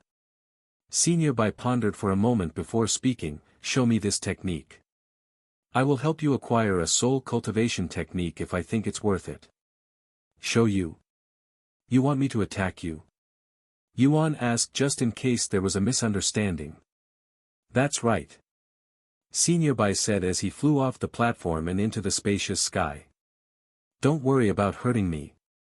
If you can injure me with your cultivation, I will immediately quit being a cultivator. Yuan smiled and said, Are you sure you want to say such a risky thing? I might accidentally hurt you. Senior Bai laughed, Then how about this? If you can hurt me, I will not only help you find a soul cultivation technique, but I will also pay for it. Deal. Yuan flew off the platform and hovered about 50 meters away from Senior Bai. Whenever you're ready. Senior Bai said, acting completely nonchalant about the whole situation, clearly very confident that Yuan wouldn't be able to hurt him no matter what. Yuan didn't immediately attack Senior Bai as well, and he silently pondered, his cultivation is incredibly profound. Besides Su Jiaqi and the Great One, he's definitely the strongest cultivator I have encountered. Yuan knew that he wouldn't be able to damage Senior Bai if he half-assed his attempt. Therefore, he could only go all out and treat it as though it was a life-or-death situation. He closed his eyes and took several deep breaths. When he reopened them, his eyes emanated a golden glow that sent shivers down Senior Bai's back. What is he doing? Senior Bai swallowed nervously. Whoosh! A golden aura suddenly shrouded Yuan's figure, causing the atmosphere there to change. This is... Senior Bai's eyes widened with shock after sensing the unfathomable pressure from the aura. In his entire life, this is probably the most powerful technique that he's witnessed. The technique is neither flashy nor grand, but it exudes an unfathomable pressure that would make even immortals tremble in fear. Before this golden aura, one's cultivation and talent doesn't matter. This technique transcends all common sense and the very law of this universe. Where did he learn such a heaven-defying technique? After activating heaven's supremacy, Yuan took another deep breath. I didn't think I would use the second one so quickly after the first, but this is for the soul cultivation technique. It's worth it as long as I can damage Senior Bai even slightly. God of War's astral arts. Yuan proceeded to use his second most powerful technique, summoning the golden avatar behind him. Senior Bai had to tilt his head to see the avatar, his eyes and mouth wide open from shock. Impossible. This technique is God of War's astral arts. Why does he know this technique? Senior Bai recognized this technique, but that only made him even more shocked. Because Yuan had heaven's supremacy active, his avatar created by the God of War's astral arts was many times larger than before, and compared to the avatar, Senior Bai's figure was akin to a speck of dust. Heavens! What have I gotten myself into? Senior Bai muttered in a dazed voice as Yuan made his first movement. He slashed horizontally, sending the massive sword wielded by the avatar crashing down on Senior Bai. However, despite that, Senior Bai didn't move and remained hovering there with his arms clasped behind his back. Boom! The sword clashed with Senior Bai's body the next moment, creating a powerful ripple that swept all of the clouds away, as well as the nearby platforms. Yuan gritted his teeth when he saw that the attack hadn't been able to push Senior Bai back even an inch. Therefore, he decided to attack again. Boom! Since Senior Bai didn't specify how many times he could attack him, Yuan would continue to send a barrage of attacks at Senior Bai's way until he ran out of spiritual energy and soul strength. And during his last strike, Yuan poured all of his spiritual energy and soul strength into the attack. The attack was so powerful that it could probably destroy an entire continent. Despite that, Senior Bai remained in the same position, seemingly unharmed from all of the attacks. A bittersweet smile appeared on Yuan's face after seeing the results. I give up. You're much stronger than I thought, Senior Bai. Yuan said to him as his golden aura and avatar went away. Senior Bai didn't respond. It was at this moment Yuan finally noticed the expression on Senior Bai's face, and he looked like someone who just learned a shocking revelation, as his face was absolutely hysterical and filled with shock. Yuan swallowed nervously after seeing this, and he waited for Senior Bai to snap out of his daze. Several moments later, Senior Bai closed his mouth and eyes and took a deep breath. Looks like I won't be able to leave anytime soon, as we still have a lot to talk about, Yuan. With a casual wave of his sleeves, Senior Bai refilled the empty landscape with clouds and floating platforms. He flew to the nearest platform and proceeded to wait for Yuan, who was completely exhausted after unleashing literally all of his strongest attacks on Senior Bai. Yuan took a seat, but Senior Bai remained standing there for some reason. You don't have to answer this question if you don't want to, nor am I going to force you. Yuan, that technique you used just now, God of War's astral arts, where did you learn it? Senior Bai suddenly asked him. Yuan's eyes widened slightly, as he didn't expect Senior Bai to recognize such an ancient technique. I encountered it by chance, that is all I'm willing to say. Sorry. Yuan said after a moment of silence. Senior Bai shook his head, there's no need for you to apologize. I am the one who should apologize since I am the one breaking the unspoken rule of never asking another cultivator about how they acquired their techniques. Now allow me to ask you another question, do you know the origin of that technique? No, I do not. Yuan lied with a straight face. As much as he trusts Senior Bai, he believed that the fewer people knew about his past lives the better. After all, there could be enemies out there that he didn't know about, and if news of his reincarnation spread, he could potentially be hunted by ancient monsters that have lived for millions of years, especially since one of his past lives was the evil god. The God of War's astral arts. It was the founder of the Celestial Overlord's technique. Senior Bai said with a solemn look on his face. Yuan raised an eyebrow after hearing this unexpected answer. Founder of the Celestial Overlord? Unless the God of War also happened to be the Celestial Overlord's founder, that shouldn't be possible. I have a question. What era did the Celestial Overlord's founder exist in? Around 2 million years ago. 2 million years. The God of War should have existed in the primordial era, so they cannot be the same person. The only explanation for this is, the founder of the Celestial Overlord is one of my past lives, and Senior Bai believes that he is the original owner of the God of War's astral arts when that is not the case. Although he had his suspicions that the founder of the Celestial Overlord was one of his past lives because they both had the same physique, there wasn't any other proof until now. 2 million years ago. You're that old. Amazing. Yuan realized this and praised him. It's only 2 million years. There are plenty of monsters out there that have lived far longer than I. Senior Bai shook his head. One more question, Senior Bai. Do you know the name of the founder? Yuan then asked, as he wanted to see if he could remember anything after hearing the name. However, Senior Bai shook his head and said, unfortunately, I wasn't worthy to hear his name. If you want to know his name, you will have to ask Su Jieqi. She's the only member left who knows his name. Is that so? Thank you. If you don't have any other questions, I will continue asking mine. Go ahead. Yuan nodded. My next question is related to that golden aura. I have seen similar techniques before, but none of them exuded such a terrifying pressure. Just thinking about it makes my skin crawl. Does it have a name? Yuan showed a bittersweet smile and said, I'm really sorry, but I also have no idea.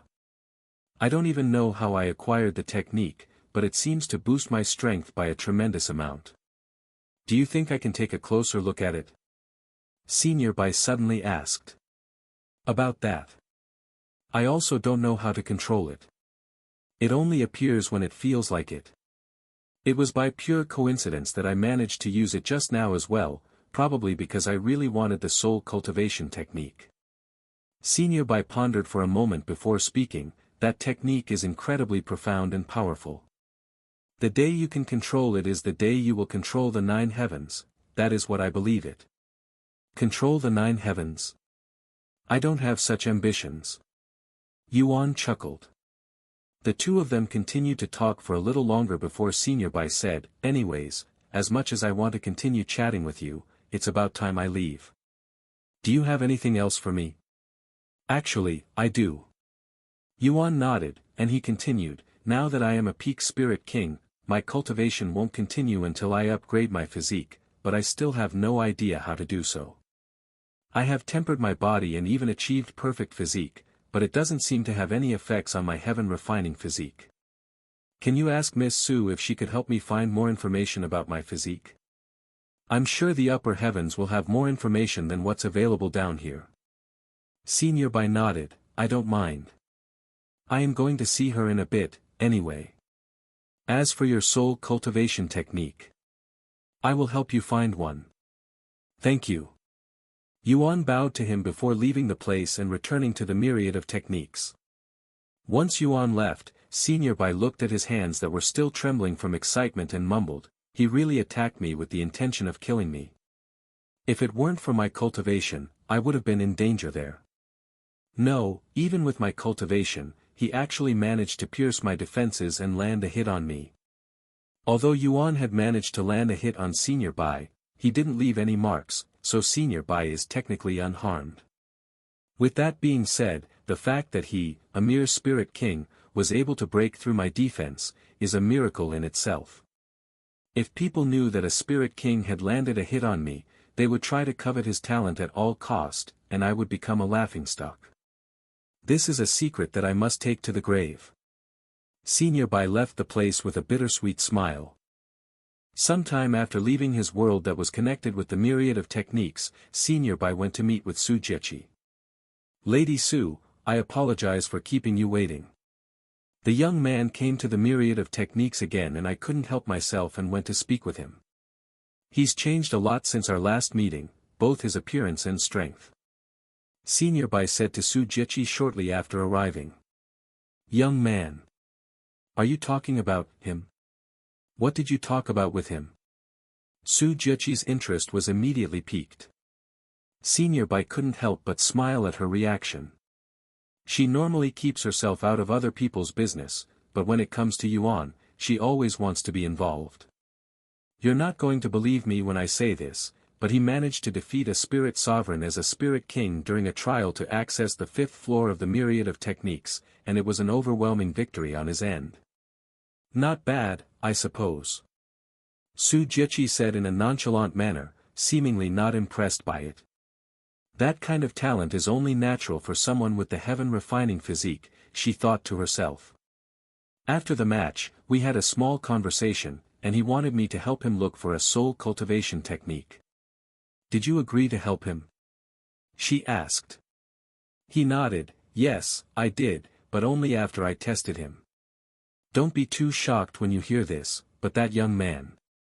He somehow acquired the technique that the Celestial Overlord's founder used, the God of War's astral arts. He what? Su Jiechi suddenly exclaimed in a voice so powerful that it literally shook the entire place. Are you sure it was the God of War's astral arts? She quickly asked him. Yes, I am certain, since he used it on me as part of the test. Senior Bai nodded. God of War's astral arts. Su Jiechi took a few steps back and stared at the ground with a dazed look on her face. Over the next several moments, she would recall the memories of the God of War's astral arts being used by the founder of the Celestial Overlord. Where? Did he tell you where he found it? Su Jiechi suddenly asked in a low voice. I tried asking, but he didn't want to tell me. I don't blame him, considering how valuable that technique is. After another moment of silence, a resolute look appeared on Su Jiechi's ethereal face as she spoke, bring me to the myriad of techniques. I want to speak with him. What about the meeting? The Celestial Emperor will be at the meeting this time as well. It wouldn't be wise to. Su Jiechi glared at him with a sharp gaze that could literally pierce one's body. Fortunately for Senior Bai, his cultivation was high enough to block the gaze. All right. Senior Bai quickly gave up and sighed with a bittersweet smile on his face. He then opened a portal to his world and entered it with Su Jiechi. Meanwhile, Yuan had just returned to the myriad of techniques and entered the 5th floor with the others after showing the guard Senior Bai's medallion. I can't believe it. Did he really beat a disciple from the gates of heaven?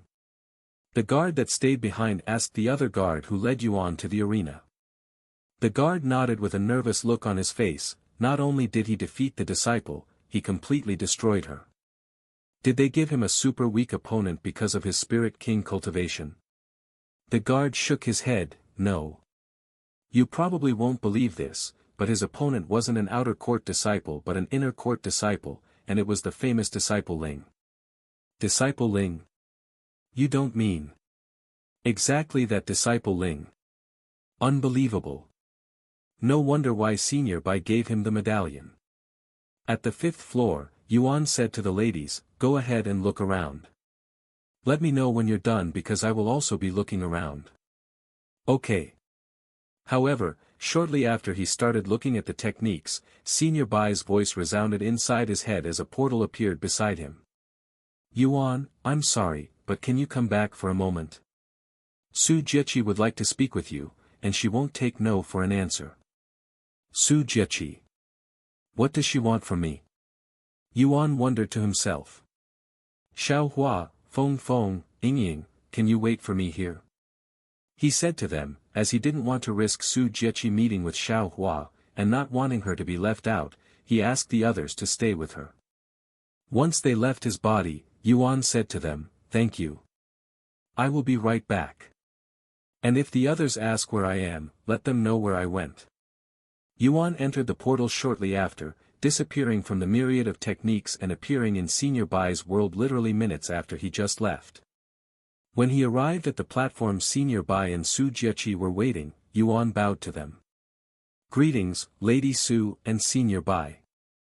Su Jiechi raised an eyebrow after noticing the way he addressed her had changed from Miss Su to Lady Su, implying that he was no longer as ignorant as before. "Yuan, I won't waste your time and get straight to the point. I want the God of War's astral arts," Su Jiechi suddenly said. "Eh?" Yuan looked at her with widened eyes, clearly surprised by her sudden demand. Seeing his reaction, Su Jiechi continued, "Of course, I am not asking you to hand over the technique for free. You're looking for a soul cultivation technique, right? In exchange for the God of War's astral arts, I will give you the strongest soul cultivation technique that I can acquire." She wants to trade a soul cultivation technique for my God of War's astral arts. Why does she want this technique? What does it mean to her? Yuan silently wondered to himself. Although the God of War's astral arts is a powerful technique, I don't mind sharing it, especially if I can acquire a powerful soul cultivation technique from it. Su Jiechi, she's a powerful cultivator with plenty of influence even within the upper heavens.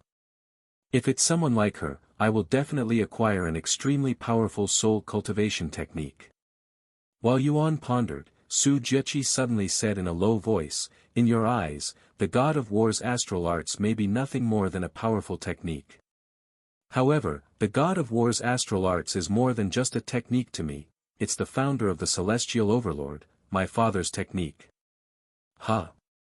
Yuan suddenly halted all of his thoughts and looked at Su Jiechi's beautiful face with a baffled look on his face. What did you say?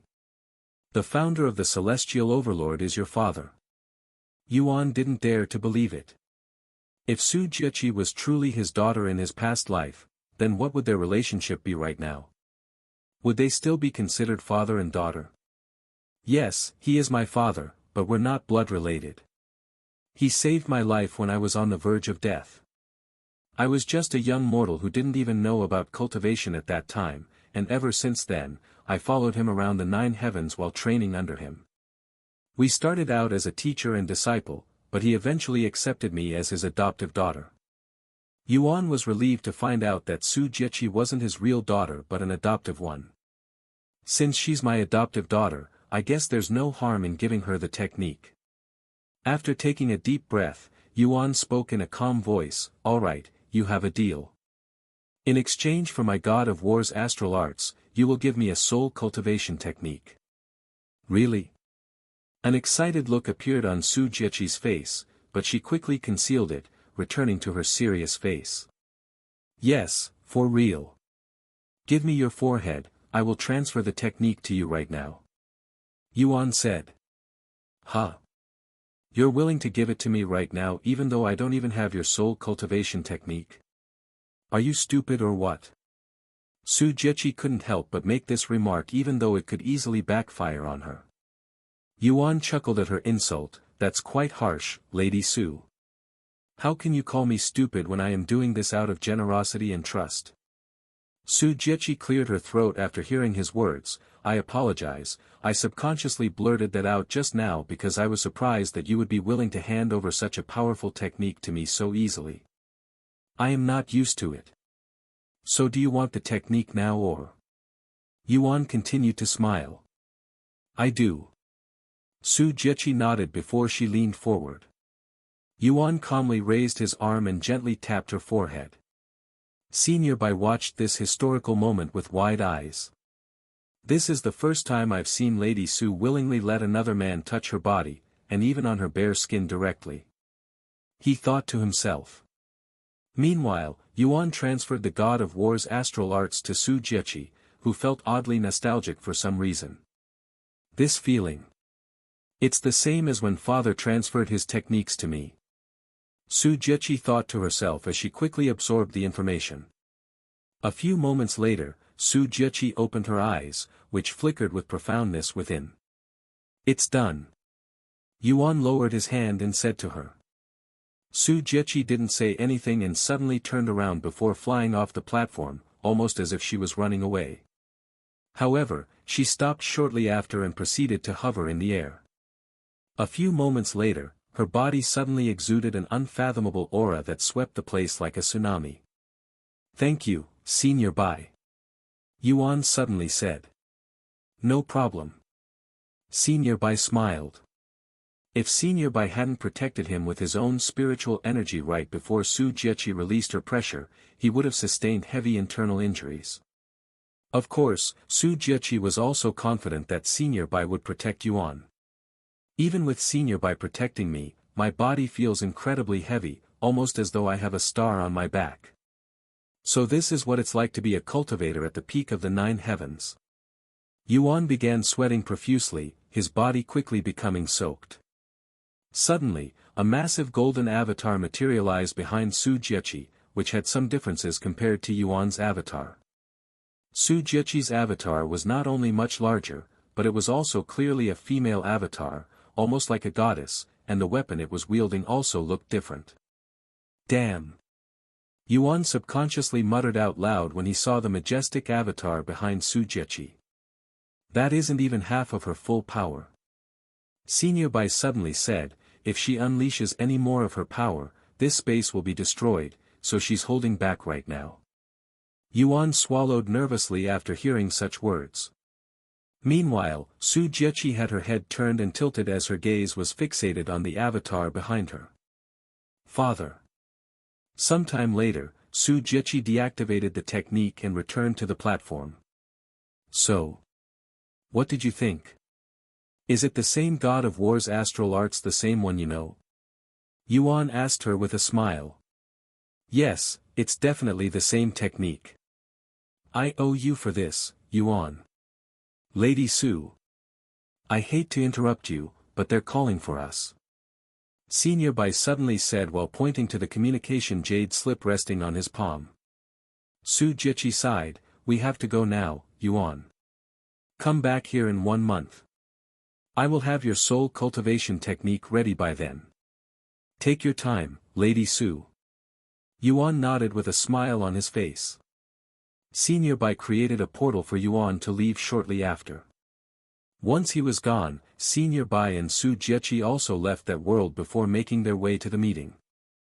As they made their way to the meeting, Senior Bai realized something. Oh yeah, Lady Su, I forgot to tell you. Yuan also wants to see if you can acquire any more information on the heaven refining physique. He's acquired the perfect physique, but his heaven refining physique hasn't been upgraded yet.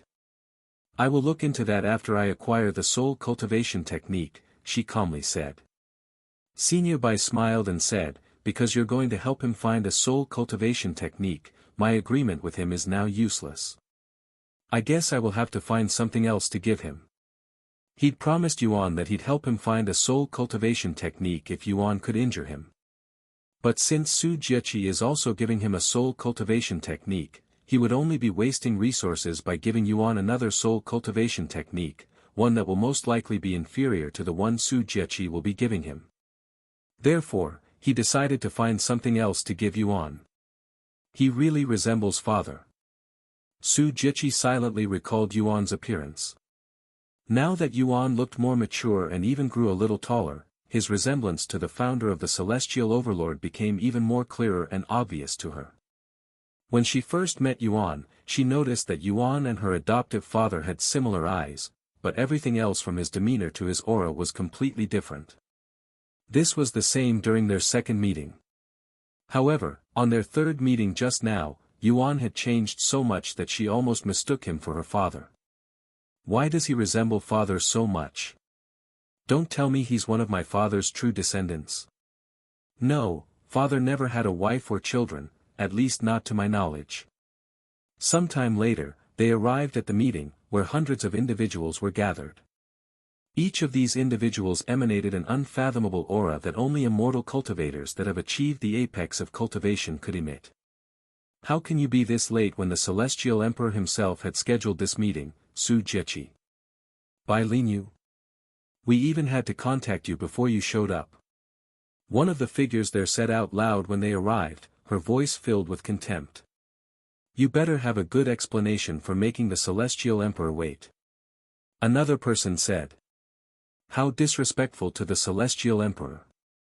The Celestial Overlords are getting more arrogant by the day. Multiple people there expressed their disdain without any filters or fear for Su Jieqi. It was clear that she had some enemies within this place. However, Su Jieqi remained tranquil and said, Is this the right place for the meeting? I didn't know dogs would be allowed to participate. Color me surprised. Su Jieqi. You bitch. You dare call us dogs? I sure did. What are you going to do about it? Bite me? Go ahead and try it if you dare. Settle down. A calm yet authoritative voice suddenly resounded in the meeting room. This voice carried a profound aura that made these immortals that could destroy stars with a fist subconsciously lower their heads. Su Jieqi turned to look at the person who just spoke. He was sitting at the end of the room and was looking down at them from a tall platform. Why are you late, Celestial Overlord Su? The voice returned. I had some important matters to attend first, she calmly responded. Oh. A matter that is even more important than what is happening here. I'd like to hear it if you don't mind. The voice sounded genuinely curious. And without explaining further, Su Jieqi suddenly released her cultivation, sending ripples throughout the area. What the hell do you think you're doing in the Celestial Emperor's presence? Have you gone mad, Su Jieqi? Stop it right now. The people there shouted when they sensed her indomitable aura, but nobody there actually dared to stop her, as they were all waiting for the others to move first. As for the Celestial Emperor, he remained on his golden throne with a calm expression on his face, seemingly unfazed by the development. A few seconds later, a massive golden avatar materialized behind Su Jieqi, shocking everyone in the room, as most of them actually recognized this technique. This is... Even the Celestial Emperor couldn't remain calm after seeing the God of War's astral arts. This is why I am late. Do I need to explain myself any further?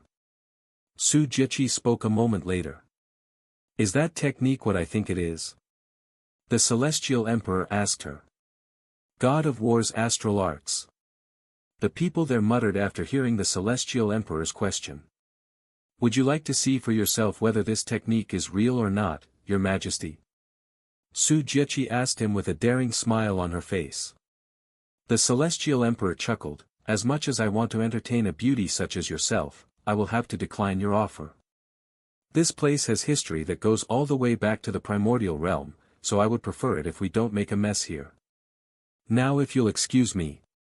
The Celestial Emperor suddenly waved his sleeves in a casual manner, and the very next moment, the golden avatar behind Su Jieqi shattered into countless tiny fragments. Anyways, does this mean you have found the founder of Celestial Overlord's lost legacy? The Celestial Emperor then asked her. Su Jieqi remained silent, but not because she didn't want to answer his question. In fact, she couldn't, as she didn't know either. I was too hasty to acquire the technique and forgot to ask Yuan where he'd acquired the technique. She sighed inwardly. After a moment of silence, she said, I don't know because I had to rush here right after acquiring the technique. You don't know? Then how did you acquire it? The Celestial Emperor asked out of curiosity. I will not be sharing such information, considering how many people here covet my father's legacy. Su Jiechi calmly said as she swept the crowd there with a cold gaze. You're right. I was being insensitive just now. Let's end the topic here and return to the reason I've gathered all of you here today. The Celestial Emperor said a moment later. When the people there heard this, they cursed inwardly. Fuck. That Su Jiechi definitely found their ancestor's lost legacy. Considering how powerful their ancestor was when he was alive, the Celestial Overlord will become more powerful than ever now. This is bad. The Celestial Overlords will completely overshadow the other factions, our faction soon. The Immortals there were nervous because the Celestial Overlords were already at the top of the faction ranking. Now that they have their ancestors' lost legacy, their power will skyrocket, allowing them to completely dominate the faction ranking, and nobody there wanted that to happen. However, there was nothing they could do about it. Unless they could somehow steal the lost legacy from the Celestial Overlords, the Celestial Overlords will, without doubt, grow. Sometime later, once Su Jiechi and Senior Bai took their seats, the Celestial Emperor spoke, I have gathered all of you today for one simple reason.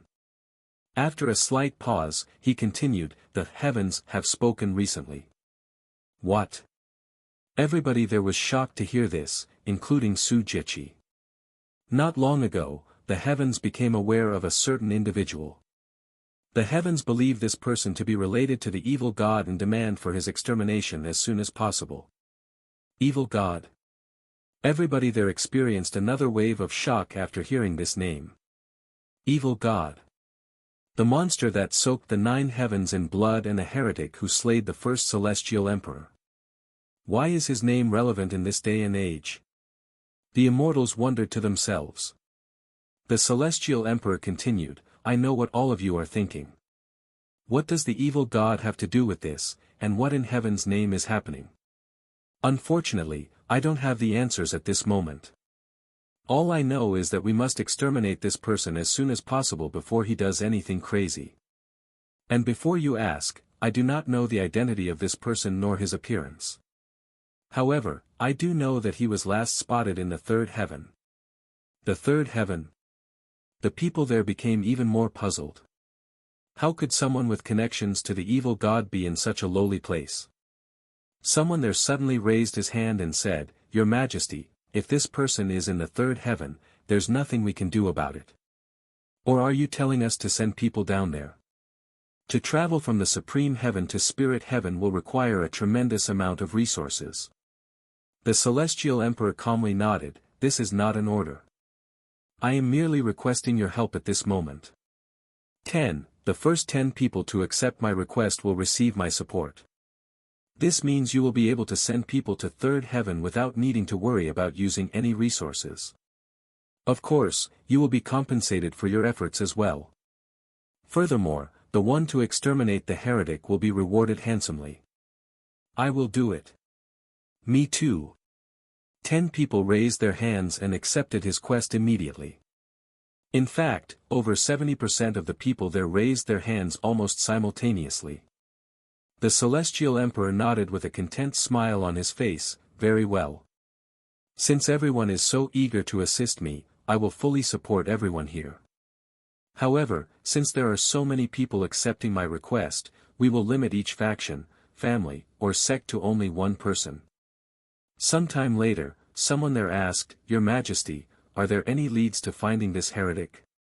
Without any information on this individual, it would be impossible to find him even if all of us send our entire forces down there. We have a lead. Once you arrive in the 3rd heaven, go speak with the G family there. They should know of the situation and the identity of this person, as they were the ones who helped the heavens become aware of his presence. The celestial emperor said. The meeting continued for a few more hours until the Celestial Emperor dismissed them. What should we do, Lady Su? Should we also send down someone? Even though we're not obligated to assist the Celestial Emperor, it would look bad on us and the Celestial Overlord, especially when the evil god is involved. Senior Bai asked her. Su Jiechi pondered for a moment before speaking. There's no need for us to send anyone down there. After all, we already have someone within the third heaven who can help us with this matter. You don't mean? Yes, we'll have Yuan help us exterminate this heretic. He is definitely strong enough for this task. In fact, he might even be stronger than the people the others send down there because they have to restrict their cultivation. Meanwhile, Yuan is a spirit king who can defeat even spirit sovereign. Then I will immediately let him. There's no need to rush it. Even if the Celestial Emperor and the others hurry, they will still need some time to prepare. I will let Yuan know about the matter when we see each other again in a month.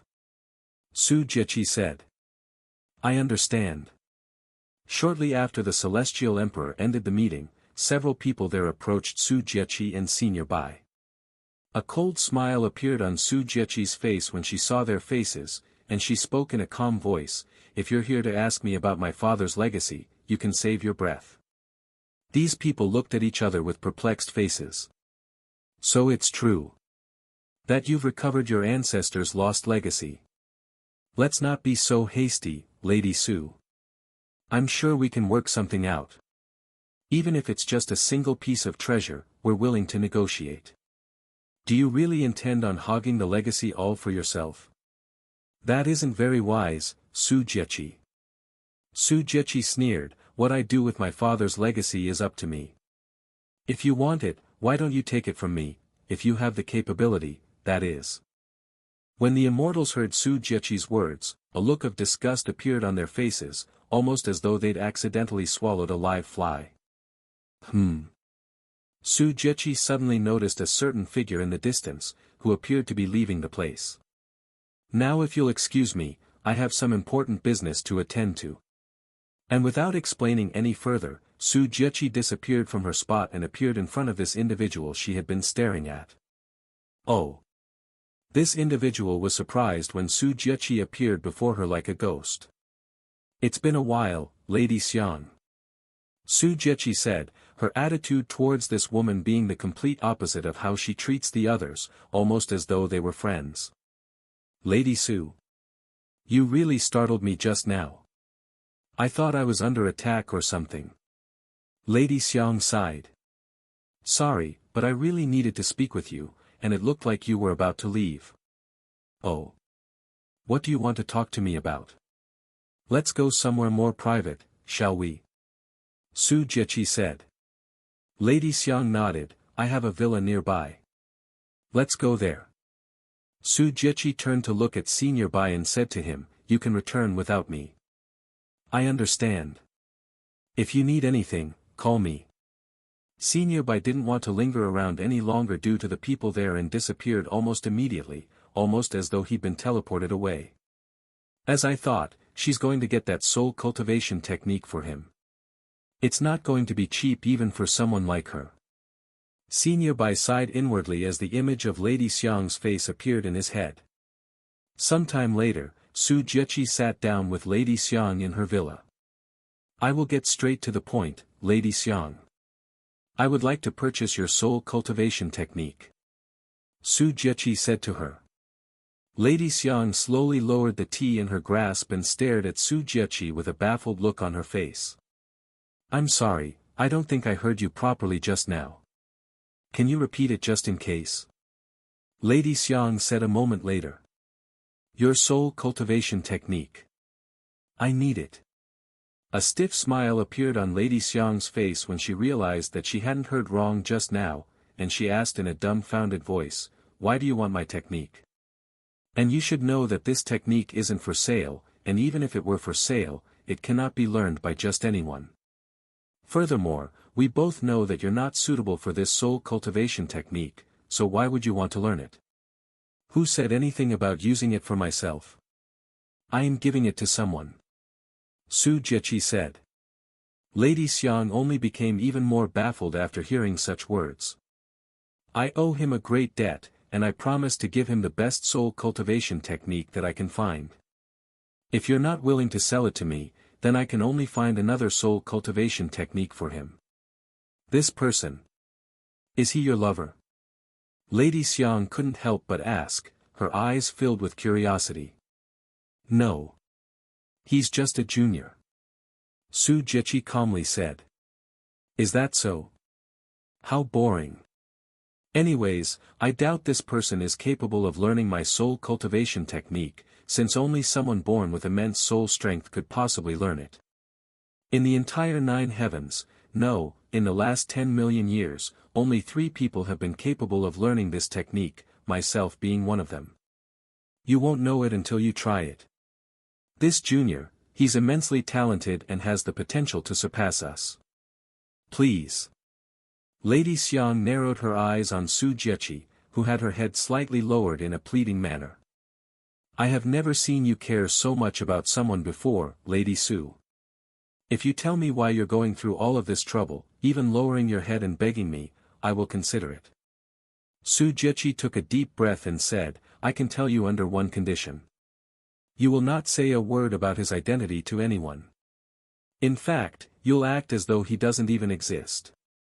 I accept your condition. Su Jieqi nodded and said, this junior was the one who found my father's legacy, the god of war's astral arts. In exchange for it, I promise to give him a soul cultivation technique. Lady Xiang raised an eyebrow after hearing this information. That's it? I was anticipating something more exciting. Also, he's just a junior who managed to stumble upon your ancestor's legacy. You could have easily forced him to give you the legacy without needing to make such a promise, at least that's what most people in the gathering today would have done if they were in your shoes. Are you looking down on me? As if I would do something that low and despicable. Su Jieqi sneered. Lady Xiang smiled, I am just joking. Are you going to help me or what? I've already lowered my head for you. If you think I will do it for a second time. A serious expression appeared on Lady Xiang's face as she spoke, since we're friends and I do owe you a favor, I will give this junior a chance to learn my soul cultivation technique. However, this doesn't mean it will be free. Whether or not this junior is capable of learning the technique or not, you'll still have to pay. How much do you want? Su Jieqi asked. Who said anything about money? I want you to do something for me. A cold smile appeared on Lady Xiang's face. Su Jieqi frowned, what are you plotting? You see, a certain group of people have been harassing me and my family recently. I'm sure you've heard about them. I would love to deal with them myself, but I do not have the capability. If you want me to give this junior a chance to learn my soul cultivation technique, you will have to help me deal with these people. Do you understand what I am saying? The frown on Su Jieqi's face deepened. You want me to destroy the Sky Whales faction, she mumbled in a dumbfounded voice. The Sky Whales faction is a top 50 faction in the entire 9 heavens, not to mention that within their alliance there is a top 10 faction. I cannot attack them without any reasons, especially considering my faction's reputation. You're asking for the impossible. Su Jieqi said with a deep frown on her face. I am well aware of your faction's reputation. Celestial Overlord, the #1 righteous faction in the 9 heavens and also a top 3 faction. However, who said anything about attacking the Sky Whales faction without a reason? If you want a reason, I will give you one. The current leader of the Sky Whales faction, Immortal Tongshi, is actually a heretic, a demon worshipper. What? Su Jieqi's eyes widened with shock. Where did you get that information? I swear, if you're lying to convince me to attack them. If you don't believe me, go investigate it yourself. I will even give you my sources. Also, have you forgotten my identity? Do you think I would lie to you about something like this? Su Jieqi narrowed her eyes and pondered, if it's true, that Immortal Tongshi is a demon worshipper, we have all the right to execute him. I will let you know my decision in a week after I am finished with my investigation. Su Jiaqi said a moment later. Take all the time you need. Lady Xiang smiled. Su Jiaqi left the villa shortly after. Meanwhile, Yuan looked through the fifth floor of the myriad of technique after returning. Most of the techniques on the fifth floor were divine rank cultivation techniques, and although there were a few interesting ones, none of them were really appealing enough for him to learn. After looking through all of the techniques, Yuan met up with Meishio and the others. Did you guys find anything you like? He asked. I didn't. Chu Liuxiang shook her head, and she continued, I am still learning the techniques I acquired the last time we came here. Also, none of the techniques here suit me. Me too. Meishio said. I found one that I like, but it's a divine rank technique. Li Jinsi said. Oh. What kind of technique is it? Yuan asked, his interest piqued. It's called limitless bloodlust. It allows me to grow stronger with every magical beast that I kill. I think this is a very fitting technique for me. She said. Oh. That sounds very similar to my innate ability that allows me to grow stronger as I consume my enemies. Lan Yingying said. Indeed, and it's the perfect technique for someone like you. Yuan smiled. If there's nothing else, let's check out. He then said. Sometime later, they went to pay for Li Jinsi's technique. This technique will cost you 70 million spirit stones. The young man behind the desk said. 70 million spirit stones. Yuan's eyebrows twitched when he heard the price tag. I have underestimated the price of a divine rank technique. However, even if it's a divine rank technique, isn't it a little too expensive? Yuan wondered to himself. When the young man saw Yuan's frozen expression, he smiled and explained, this technique may be a divine rank technique, but its potential is actually closer to ancient rank, hence why it's so much more expensive than the average divine rank technique. 70 million spirit stones is too much, Yuan. I appreciate the thought, but I cannot let you spend that much money on me. Li Jinsi said with a bittersweet smile on her face. Clearly, she liked the technique very much and would be disappointed to not acquire it, but she didn't want to be unreasonable, nor could she afford it by herself. Feng Yuxiang glanced at Li Jinx for a second before speaking, I'll pay for it. Eh? Everyone there turned to look at her. Why would you? Li Jinsi asked with a puzzled look on her face. You're my young master's precious friend, and I cannot allow him to lose face over something like this. Feng Yuxiang said with her body emanating a prideful aura. Yuan didn't object to this and said, I will pay you back as soon as possible, Feng. After all, he also believed that this technique would benefit Li Jinsi greatly and wanted her to have it. Sometime later, Feng Yuxiang paid 70 million spirit stones to the young man. After counting it, he handed the technique over to Li Jinsi. Good luck. Thank you, Madam Feng, thank you, Yuan. I will not forget this debt. Li Jinsi bowed to them after they left the myriad of techniques.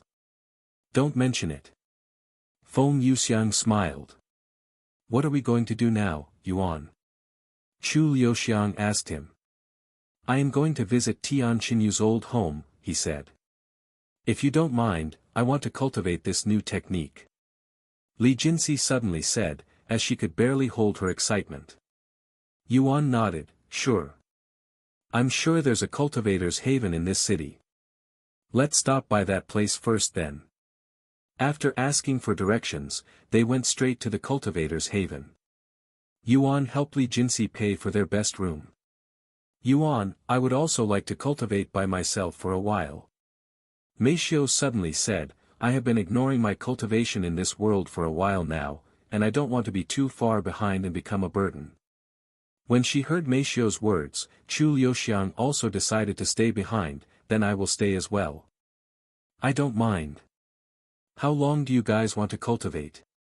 Yuan asked them. How does 2 weeks sound? Li Jinsi said. Alright. Then I will come get you guys in 2 weeks. Yuan nodded. In the end, he rented 3 of the best rooms in the cultivator's haven for 2 weeks. See you in 2 weeks, Yuan. The lady said to him before going into their respective rooms to cultivate. I'll see you guys later. Yuan left the cultivator's haven shortly after. Now then, let's go visit my old home, shall we? A smile appeared on Yuan's face as he began approaching Tian Qinyu's home. After leaving Meishio and the others in the cultivator's haven to train, Yuan made his way to Tian Qinyu's home. However, he quickly realized a problem. It's been millions of years since then, and this city clearly has gone through many changes. The chances of my old home being in the same location is probably 0. After pondering for some time, Yuan decided to check the place just in case it was still there. Sometime later, he arrived at the location of Tian Qinyu's home, or where it was supposed to be. However, it was quickly made clear to Yuan that his home no longer existed. This location that used to be Tian Qinyu's home has been replaced by a restaurant. Yuan sighed, I knew it was pointless. After all, millions of years have passed since Tian Qinyu's era. There's no way his home would still be here after so long. Don't give up, brother Yuan. Xiao Hua said to him. He smiled, you're right.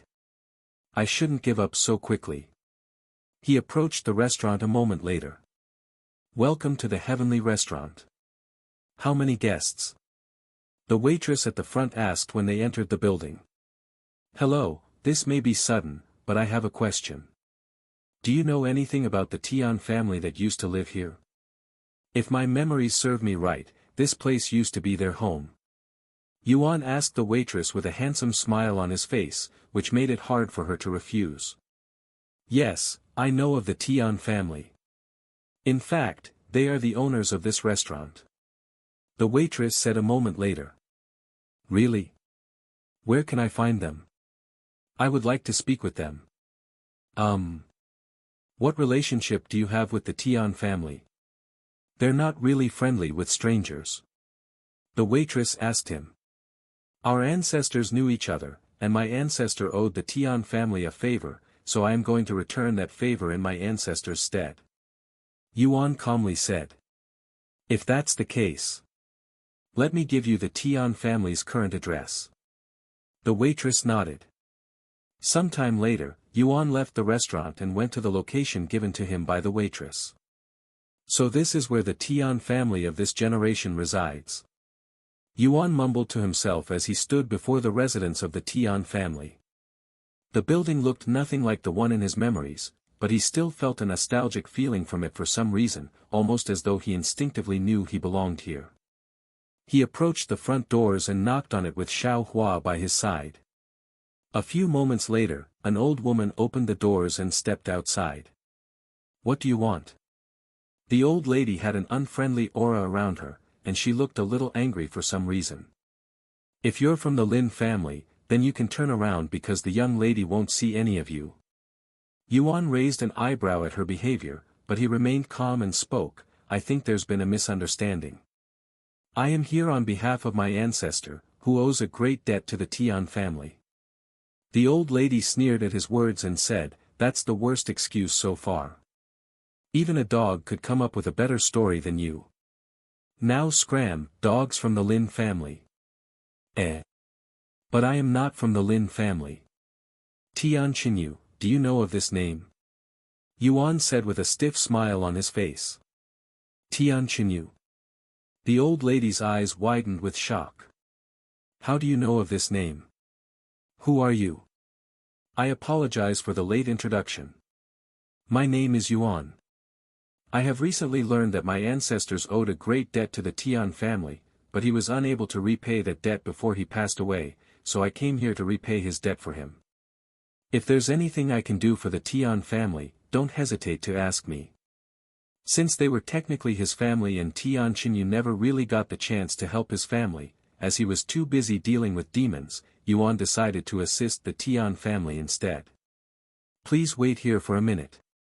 Since I am just a caretaker, I cannot let you in by myself.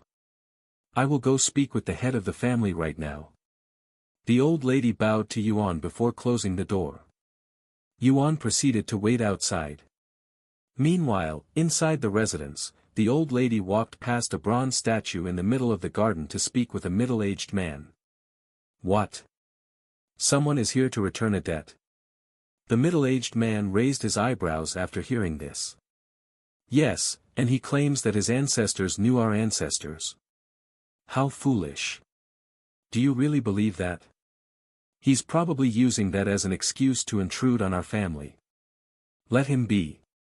The middle-aged man casually waved his hand. But he knew the name of our ancestor, Tian Xinyu. The old lady saved this information for last. What? Why didn't you say this sooner? Nobody outside the family should know his name. And since we've all taken an oath to never reveal this name to anybody outside the family, there's no way an outsider would know about it. Although most people in the 9 heavens forgot about Tian Xinyu's name, the Tian family never forgot it. In fact, Tian Xinyu's family made it so that all descendants are required to remember this name and pass it down to their children, which has become their tradition.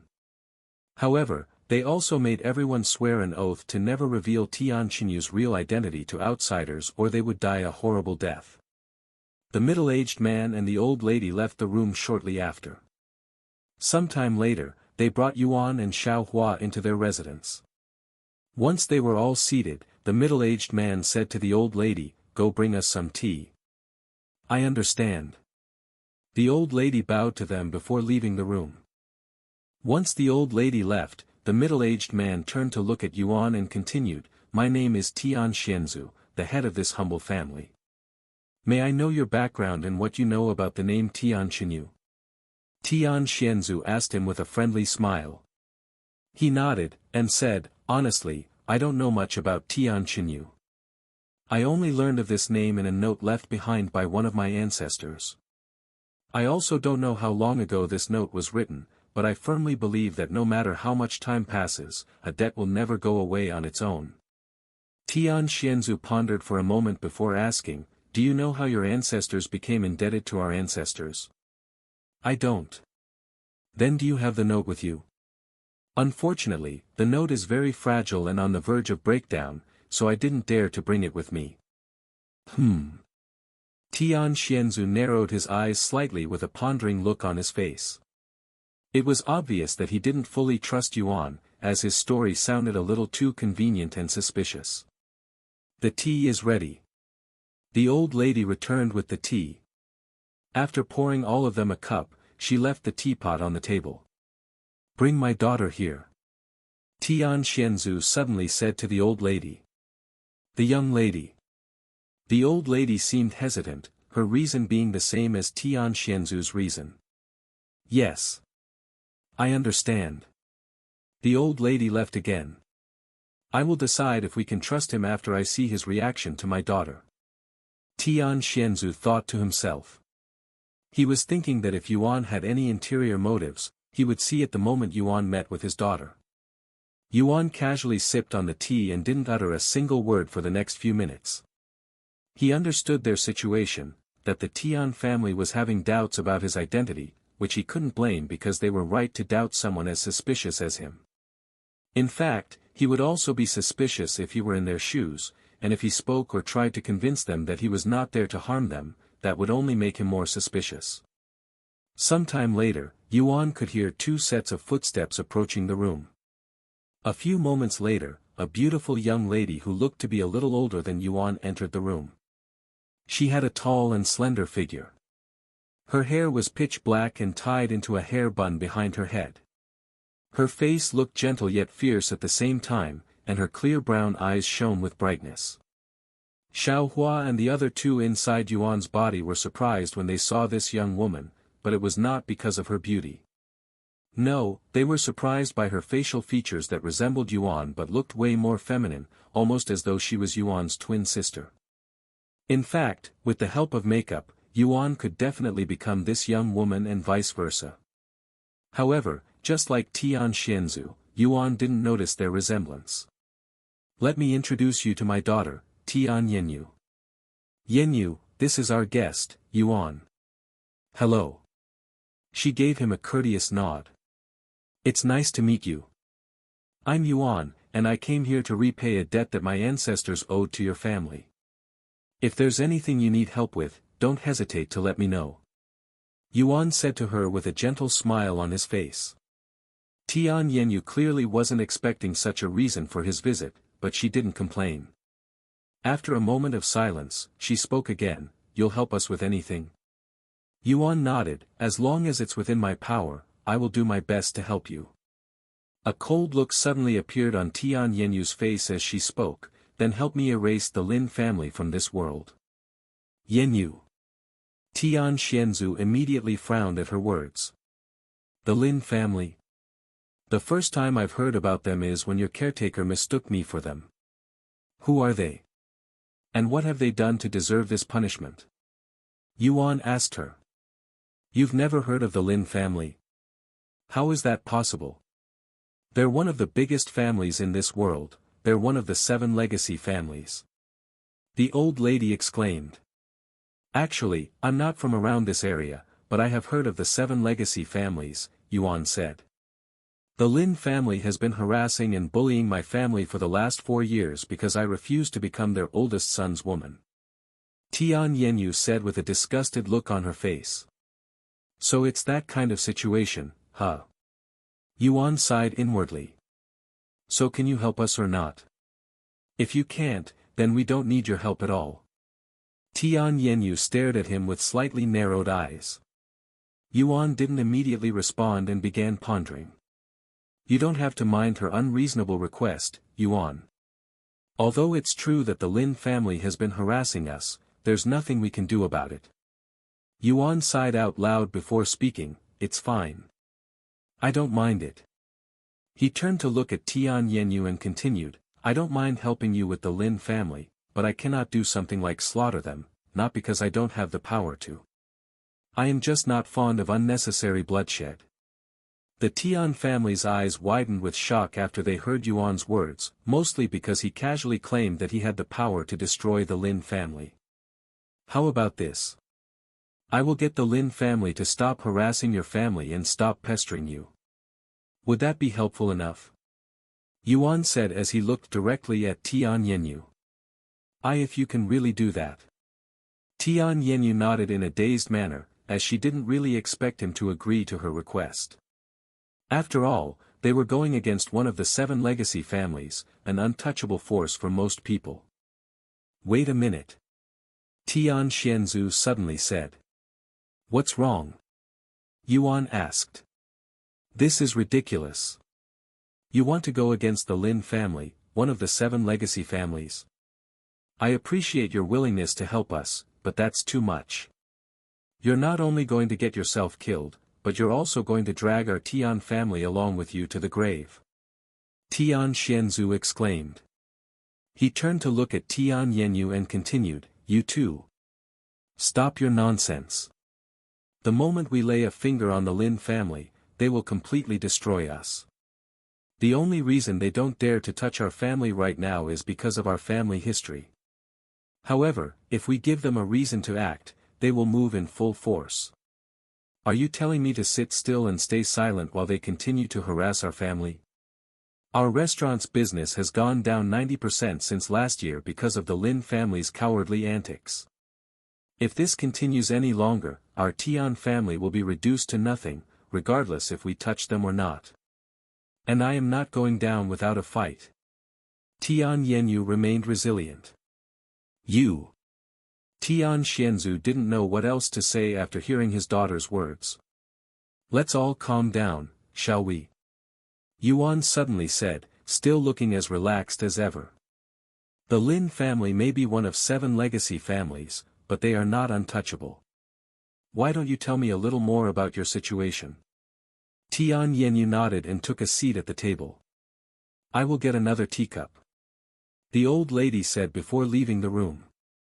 Once she was seated, Tian Yenyu spoke. It started 4 years ago when I first met Lin Minghai on the stage during a friendly competition between our sections. I managed to narrowly defeat him, and the very next day, he would begin courting me.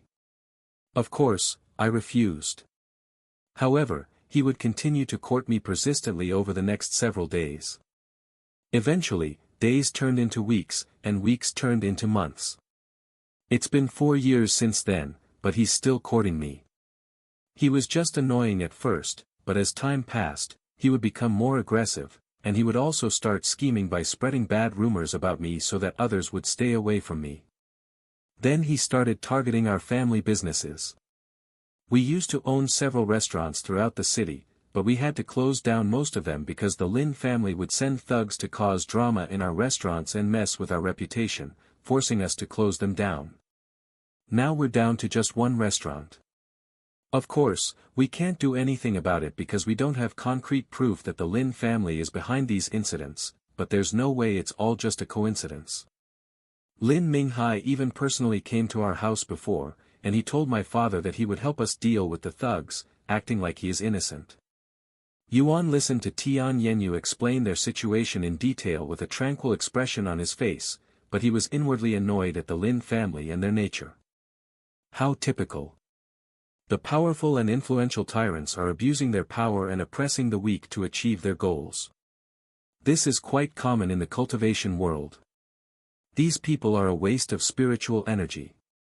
We should just kill everyone in the Lin family and get this over with. Feng Yuxiang snorted. Have you forgotten about our situation, Feng Feng? We're already being hunted by the 7 legacy families and the Ji family. If we do something like that, they will be all over us. Yuan said. We're already hunted, so it wouldn't make any difference. In fact, we should be the ones to strike first.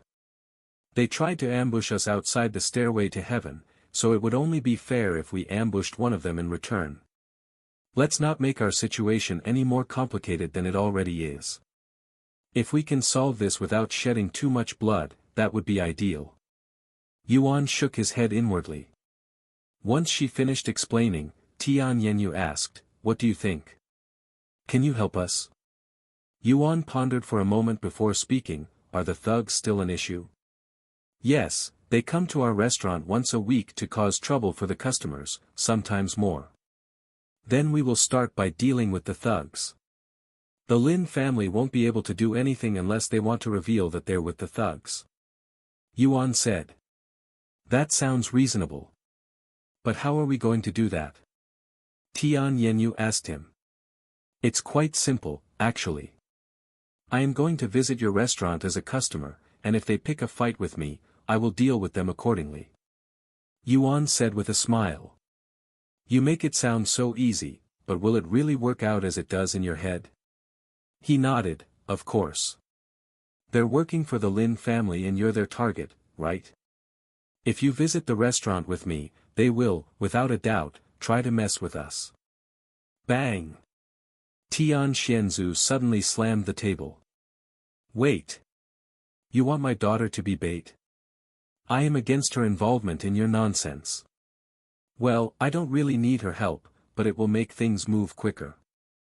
I will do it. Tian Yenyu said. Yenyu. You say you don't want my involvement, but I am already involved, I have been since the beginning.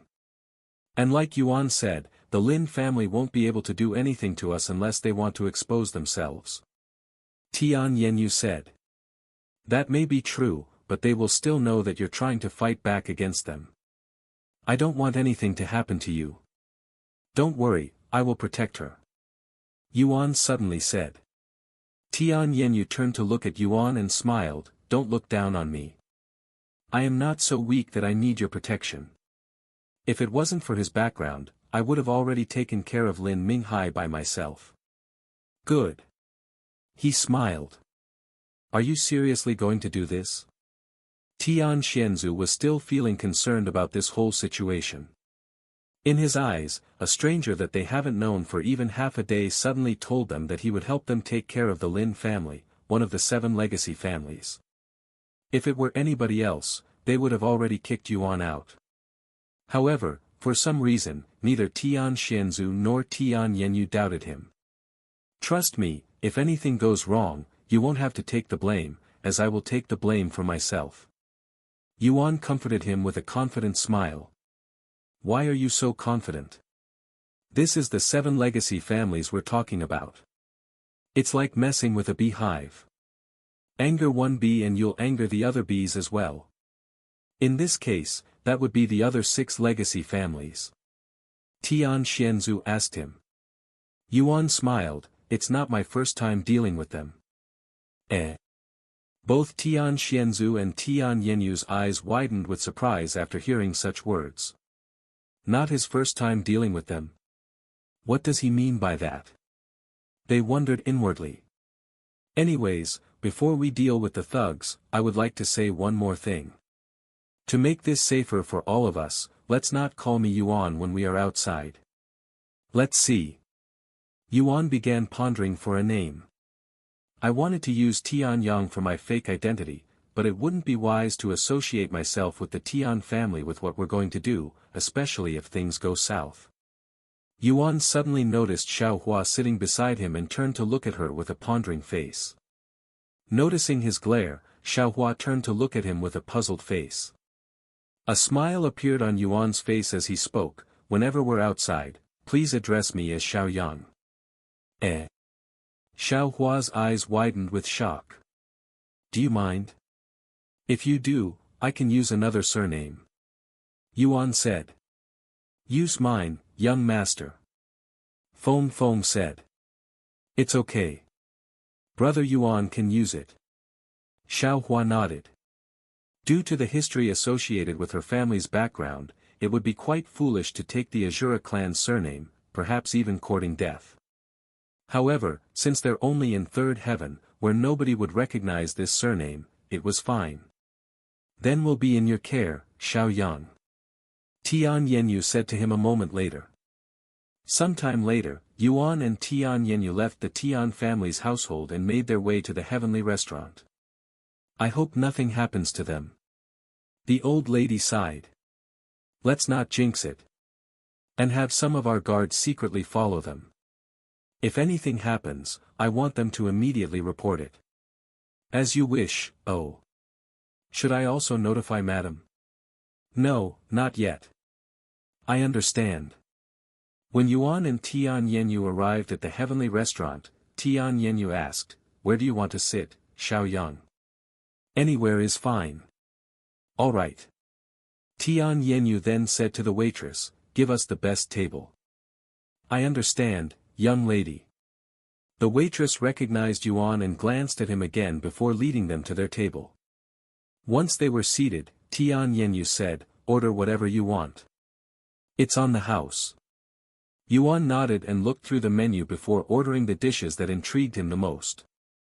Since he was expecting there to be trouble, he didn't want to order too much food and waste them in the end. Once the waitress got their orders, she left them alone. By the way, I should have said this sooner, but if you're going to hide your identity, wouldn't it be wiser if you disguised your face as well? Now that you mention it. Oh, but we don't have any pills for disguise. Young master, if you want, I can concoct you one right now. Feng Yuxiang suddenly said. Thank you, but it's a little too late for that since everyone here has already seen my face, not to mention the people that have been following us since we left the Tian family. I understand. Hey. Tian Yenyu suddenly spoke, can you tell me about yourself? What did you do before you came here? Are you a disciple?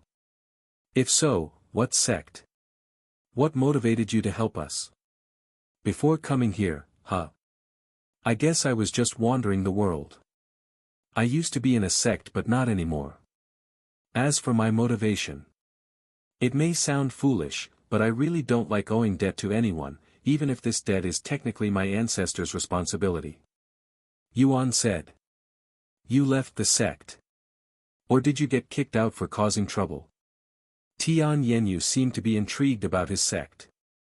Of course not. I left my sect on good terms. In the first place, I joined them because I needed to gain some experience, as I lived a secluded life before I joined the sect. Is that so? Tian Yenyu stared at his face with a pondering look on her face. I understand your feeling of not wanting to owe any debts, but I don't know if I would go as far as repaying a debt that my ancestors owed millions of years ago. You're a silly one, you, Xiao Yang. Yuan chuckled, I get that a lot. But I don't hate it. In fact, I kind of admire your passion. She suddenly added. Thank. Yuan suddenly halted his mouth when he sensed killing intent directed in his direction. What's wrong? Tian Yenyu asked him when she saw his actions.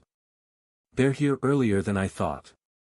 We haven't even gotten our first dish yet and they're already looking for a fight. He showed a cold smile on his face. You don't mean. Wav. Look what we have here. If it isn't the young lady. Did the sun rise from the west today or something? How unusual to see you here. A deep voice suddenly boomed inside the restaurant, causing everyone there to look at the source. Yuan casually turned his head to see a group of hooligans wearing bandit-like clothes and with faces that looked like they were asking for trouble approaching their table. Hey! Young lady! Why are you sharing a table with another man? Are you cheating on young Master Lin Minghai already? This group of troublemakers approached the table with wide smiles on their faces. Young Master Lin Minghai will be heartbroken when he learns of this. Hey, brat! Who are you? Do you know whose woman you are messing with? Tian Yenyu didn't say anything, and her gaze remained on Yuan the whole time, as she didn't want to miss any of his movements. Now, what are you going to do, Yuan? If you cannot even handle a few hooligans, the Lin family will definitely be out of your reach. She pondered inwardly. Yuan casually turned to look at the hooligans and spoke in a calm voice, I'm sorry, but I wasn't expecting any more guests. Also, when was the last time you guys changed clothes? You all smell like rotten eggs and dog feces together. I would appreciate it if you can be more considerate to others, especially since we're inside a restaurant where people come to eat. You bastard. The hooligans' faces flushed with redness after hearing Yuan's insults, and their bodies trembled uncontrollably. However, before they could even utter a single word, Yuan continued to speak, my food will be here soon. If you're not gone by then, don't blame me for being rude. Oh. And what the fuck are you going to do if we don't leave? The hooligan leading the group asked Yuan with a malicious grin on his face. Fong, I don't want their blood to dirty the place I am going to eat at.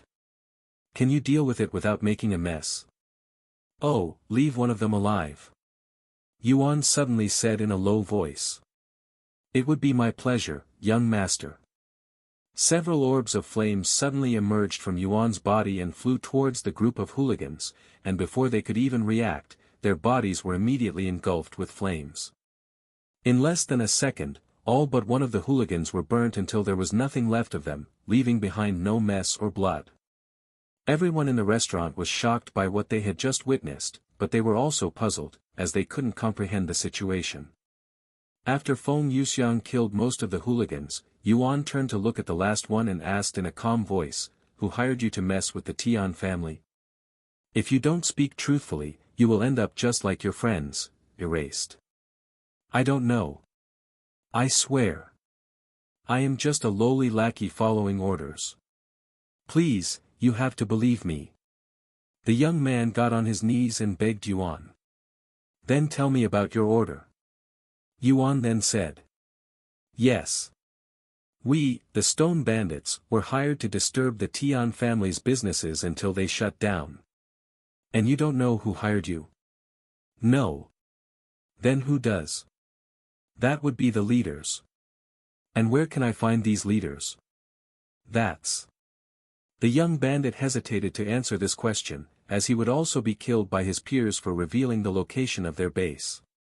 If you tell me, I will not only let you live, but I will even make sure the Stone Bandits won't be able to harm you. A pretty good deal, don't you think so? Yuan said. I am willing to tell you. The young bandit nodded after a moment of silence. Since he was going to die either way, he might as well accept Yuan's request that will, at the very least, give him a chance to survive. Very well. You can bring me to your hideout after we're done eating here. Until then, go wait outside. I wasn't joking when I said that you all stink. Yuan said. I understand. The young bandit immediately jumped to his feet, but before he could go anywhere, Yuan's voice resounded again. Oh, right. One more thing. If you're thinking about running away, you will immediately be killed. My divine sense covers a good chunk of this city, so unless you can outrun my divine sense, I suggest you stay put and wait for us. Do you understand? I wouldn't dare to run away from you. The young bandit vigorously nodded his head. Good.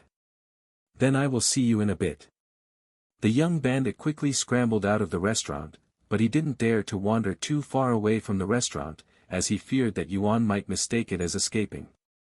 And for the next hour, this young bandit wouldn't move a single step from this location, almost as if he turned into a stone statue. You! What was that just now? Tian Yenyu asked him with an astonished look on her face after the bandit left. What? Are you not happy with the way I handled it? Yuan raised an eyebrow. No, that's not it. Forget it. I didn't think you would resort to violence so quickly, especially after what you said about not wanting to shed unnecessary blood. I don't, hence why I killed them without spilling any blood. Yuan said with a joking smile on his face. I'm just joking. They are just a bunch of bandits who have been causing trouble for your family and countless other people for years. Nobody will care if I clean up some trash. Of course, if the Lin family is willing to go to war over those hooligans, that would be a different story. Your appearance is quite deceptive, as you are more daring than your appearance suggests. Tian Yenyu mumbled with a slight smile on her face. The waitress approached their table with their food a few minutes later, and they began eating the food shortly after, acting as though the whole situation with the hooligans just now didn't even happen. Once they were finished, Yuan and the other two went outside to meet with the young bandit again. All right. Bring me to your hideout. Yuan said. Yes. The young bandit answered without hesitation. Hey, it might be a bit dangerous, so if you want, you can return home for now and wait for me to finish. Yuan said to Tian Yenyu, who immediately frowned upon hearing his words. Are you still looking down on me? I told you that I can handle myself, right? If I turn out to be a burden, you can leave me alone to die because I will deserve it. Leave you to die? You know very well I can't do that. Yuan said with a bittersweet smile. All right, if you want to follow me, go ahead. Tian Yenyu was a peak spirit lord despite her seemingly young age, so she could be considered quite talented for this world standard. Of course, since Yuan was suppressing his spiritual energy, Tian Yenyu was unaware of Yuan's cultivation as a peak spirit king. With that being said, Yuan didn't bother suppressing his aura, so she knew that he was a formidable individual, at least that's what her instincts and experience told her. Compared to her fellow disciples, Yuan was multiple times more powerful. Sometime later, the young bandit led Yuan and Tian Yenyu to this large building. We're here, young master. The young bandit said to Yuan, who had his eyebrows raised. Meanwhile, Tian Yenyu had a deep frown on her face. Are you mocking us right now? Tian Yenyu muttered in a cold voice. The building itself wasn't the problem, it was the environment and the situation outside of this place that made Tian Yenyu furious. There were multiple women wearing heavy makeup and revealing clothes standing outside this building, and they were all glaring at Yuan like foxes. It was clear what kind of purpose this place served, and the only person there that didn't understand the situation was Xiao Hua, who was too innocent to know about these kinds of things. I am most certainly not mocking you, young lady. This is truly the Stone Bandits' hideout.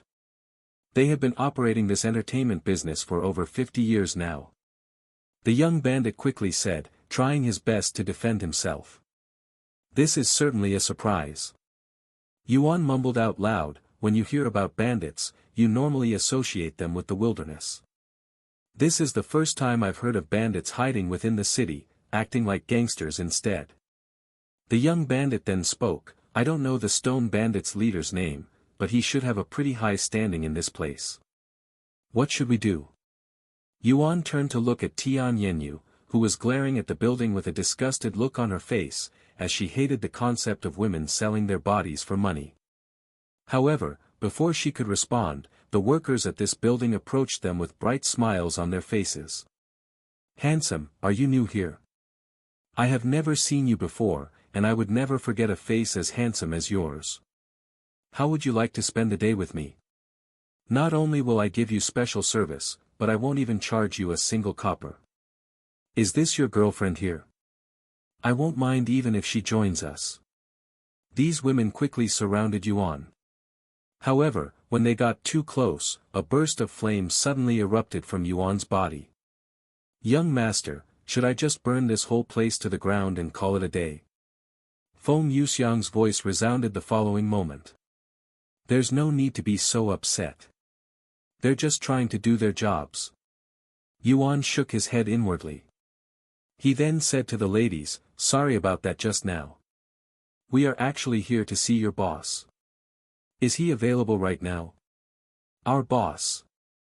The ladies exchanged glances with each other. "Do you have an appointment?" "The boss doesn't meet with anyone that doesn't have one." One of them said. "We do. Tell your boss that Tian Yenyu is here for her appointment." Tian Yenyu suddenly said. "I understand. I will go tell my manager."